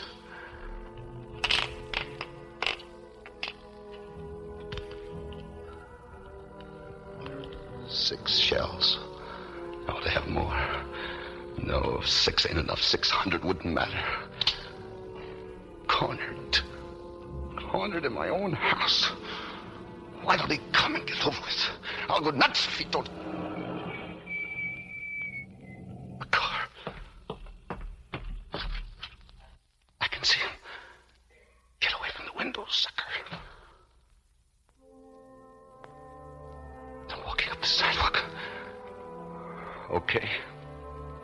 Let them come. I feel good. I feel better than I felt ever since D'Angelo. Nick. Mr. D'Angelo. Come in. Shelby, you and Lawson wait in the car. Better give me that gun, Nick. Yeah. Why didn't you come to my office today like I told you? I had things to do. Sent your family to the country. Oh, so that was your guy in that car at the station. Yeah. Nick, a man lost Udo early tonight. I came as soon as I heard. Sorry, but I've got to take you in. For what? For protection. I'll protect myself. It's him or me now. I can't connive with murder, Nick. Yours or his. Look, if it's me that gets him, it'll be self-defense. You're wrong. We haven't a thing on Udo now. He was acquitted. If you kill him, the jury will call it murder. Use your head, Nick, and you'll be safe. My wife and kids won't be safe. What makes you think he'd go after them? Rizzo's mother. We can take care of your family, too. Yeah, you mean lock us all up for the rest of our lives? Only until Udo makes his next mistake. Till he knocks off somebody else. Until he does anything. He's a 3-time loser. All we've got to do is catch him with a gun on him, then we can send him up for life. And suppose he don't make a mistake. He didn't the last time. You made the mistake. You had the perfect case and he beat you on it. You couldn't even keep a tail on him. He's nuts and he's smarter than you are. Sooner or later, he'll trip himself up. You've got to trust me a little I'm while. through trusting you, the police, or anybody but me. There's only one way to get Udo, and that's my way. I'm sorry, Nick, but you're under arrest. This gun, violation of parole. Well, I guess that's that, then. That's better. It won't appear on your record, Nick. You came to us for protection, and we... I didn't want to do that, Mr. D'Angelo. I really didn't want to hit you, but that's the way it had to be. I'm finding Udo myself.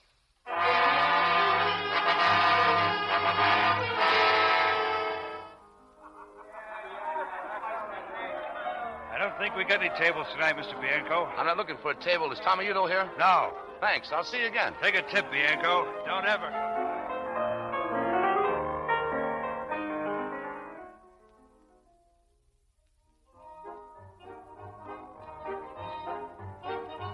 What do you want? Come on, step aside. I got a date here with Tommy Udo. Udo ain't here. Okay, I'll wait for him. Udo ain't here. Now, Paul.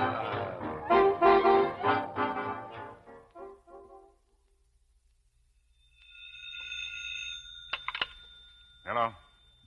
Mr. D'Angelo? Nick, where are you? We've got a general alarm Never out there. mind that. I'm in town. I've been looking for Udo, and I've found him. Where is he? I told you were going to play this my way. Udo's my job, Nick. You keep out of this. Take it easy, Mr. D'Angelo. The only reason I'm calling you is that I may need some help. I want you to go to the 37th Precinct Police Station. Bring some men along. If my plan doesn't work, I'll be calling you there. How long will it take you to get uptown? About 20 minutes. But, Nick, listen. Look, I'll give you a half hour. When you get to the police station, just wait for my call. Hey, you. I said okay if you want to use the telephone, mister, but you're too late to eat. We close at 12. You see, there's nobody here. I'm looking for Tommy Udo. He's not here. I saw him come in a few minutes ago. Udo and a couple of others. They're in that room back there. Just tell him that Nick Bianco wants to see him.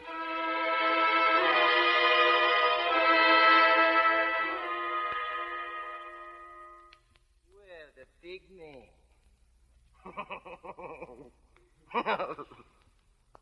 My pal. Hello, Tommy. Tommy, I got to talk to you. Go ahead, talk. I'm listening. I'd like to talk to you, not these characters. Are you crummy Who stay up? asked you anything? My pal wants to talk to me.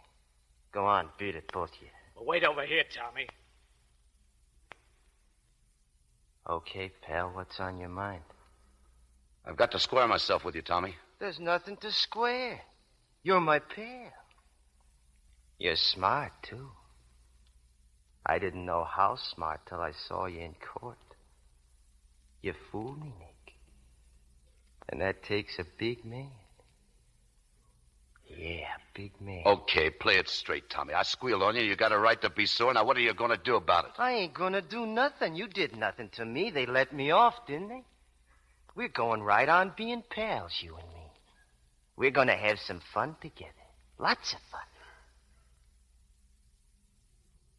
You got a wife and kids, ain't you, pal? Yeah. They're gonna have some fun, too. I'm going to enjoy meeting your family. Lay off of them, Tommy. Why, huh? Kids like to have fun. You and me and your wife and your kids. From now on, lots of fun. I'm telling you, lay off of them. Is that all you got to say to me? I thought you'd listen to reason. But if it's trouble you're looking for, you're going to get it. Leave me and my family alone, or maybe I ain't through singing. What of it, pal? I'm clean. They can't try me twice on the same rap. No, not on the Larry Young killing. Maybe I know some other tunes. When we were together, you told me a lot of things. You got your eyes full of smoke, and you talk plenty just like the squirt that you are. You talked your fool head off, and I ain't forgetting any of it. You saw, huh, pal? You gave me enough to burn you 100 times over. If I can get the other witnesses to back me up. You even gave me a pretty good idea where to look for those other witnesses. Take your hand out of your pocket. You're dumb, you'd only, but you're not that dumb. You'd get life if they found a gun on you. Now remember this. Touch my family, and you will hear singing like you never heard before. Now beat it. Peddle your papers. Go on, blow!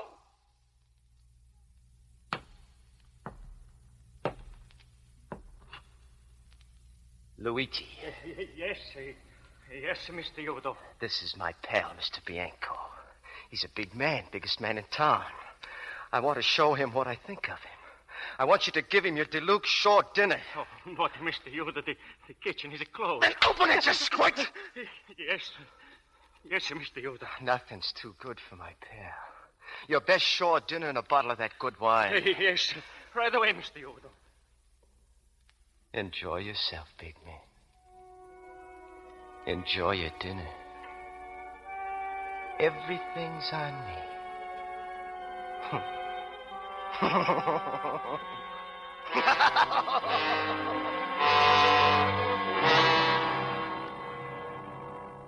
Yes, Nick, this is D'Angelo. I just talked to Tommy Udo. I tried to scare him off, but it didn't work. There's only one thing for me to do now. I'm going to give him to you just the way you want him, with a gun in his hand. Nick, for the love of heaven, where are you? We'll come and get you. I'm setting him up for you, Mr. D'Angelo. He's waiting for me outside this place in a black sedan. I've needled him to the point where he's got to get me. It'll take you 2 minutes to get here. In exactly 2 minutes. I'm walking out to that black sedan. I'm having this call traced, Nick. You might as well tell me where you are. I'll tell you. Udo will shoot to kill. Maybe he does. Maybe he doesn't. Come in from both ends of the street. Forget the sirens or he'll throw his gun away. Now get it. The name of the place is Luigi's. It's on 125th Street, just around the corner from where you are. Luigi's. Okay, Nick. Then come on. You've got exactly 2 minutes. Don't miss. Luigi. Yes, your dinner, we figured it now. Eat it yourself. Something wrong with me. Here. Gun? No. Why you give me a gun? Take it. I won't need a gun anymore. Keep it as a souvenir. And in case anybody asks you, remember I gave it to you.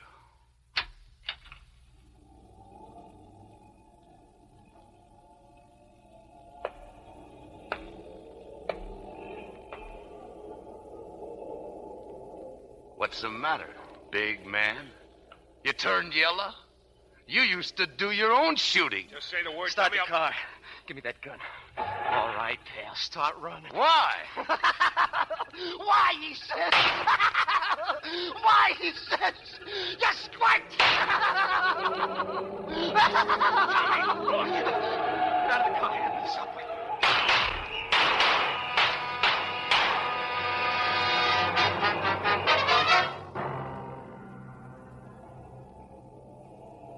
Come here, Shelby. It's Nick, all right. He's dead? No. Get an ambulance. Yes, sir. Nick. Nick. Did you get him? Yeah. And alive. Thanks, Nick.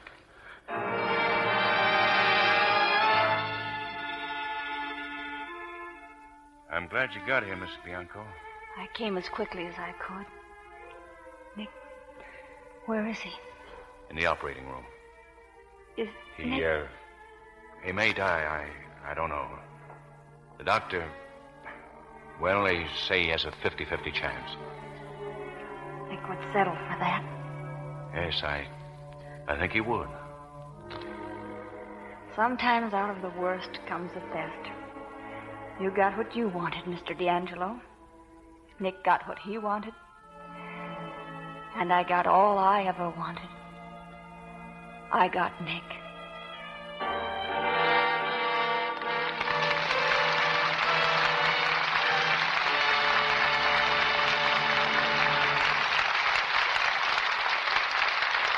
So ends an exciting drama brought to life by brilliant acting. And I'm sure that all of us are eager to hear again from tonight's 3 stars, who return to the footlights in answer to your curtain call. Victor Mature, Colleen Gray, and Richard Widmore. I'm sure our audience will long feel grateful to you for tonight's performance. Well, Mr. Keeley, tonight's show was certainly a pleasant contrast to what we went through when we made the picture. Well, I can imagine it was pretty rugged.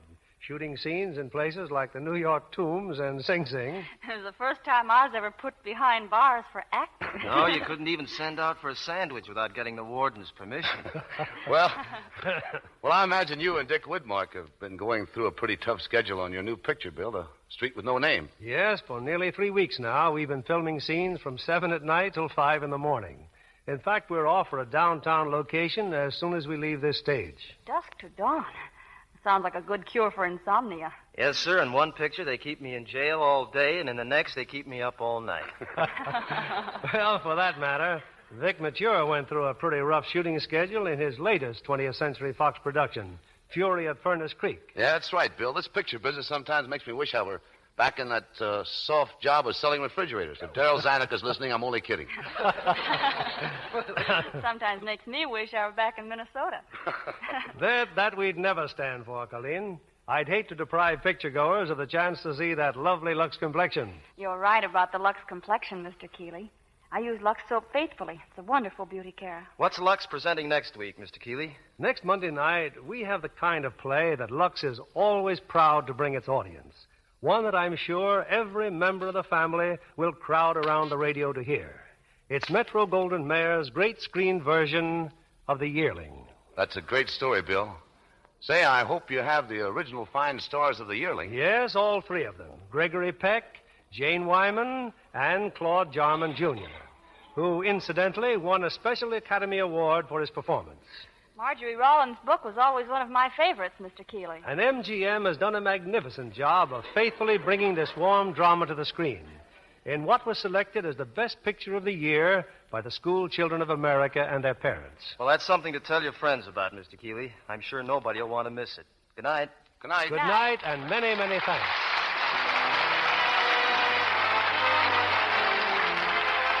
Lever Brothers Company, the makers of Lux Toilet Soap, join me in inviting you to be with us again next Monday evening when the Lux Radio Theatre presents Gregory Peck, Jane Wyman, and Claude Jarman, Jr. in The Yearling. This is William Keeley saying good night to you from Hollywood.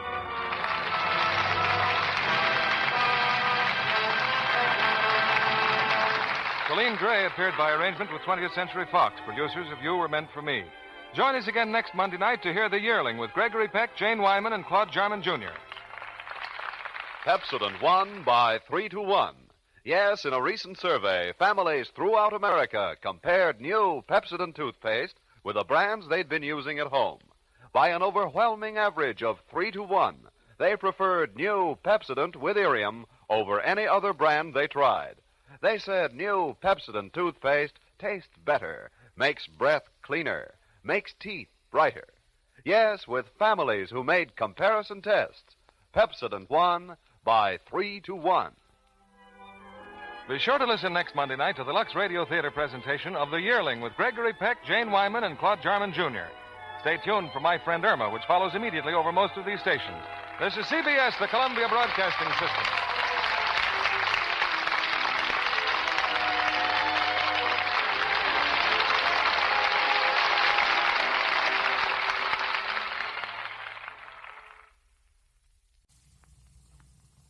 Lux presents Hollywood.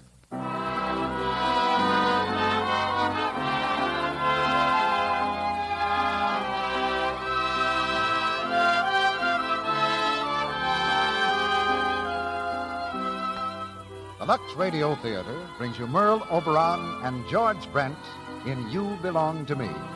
Ladies and gentlemen, your producer, Mr. Cecil B. DeMille.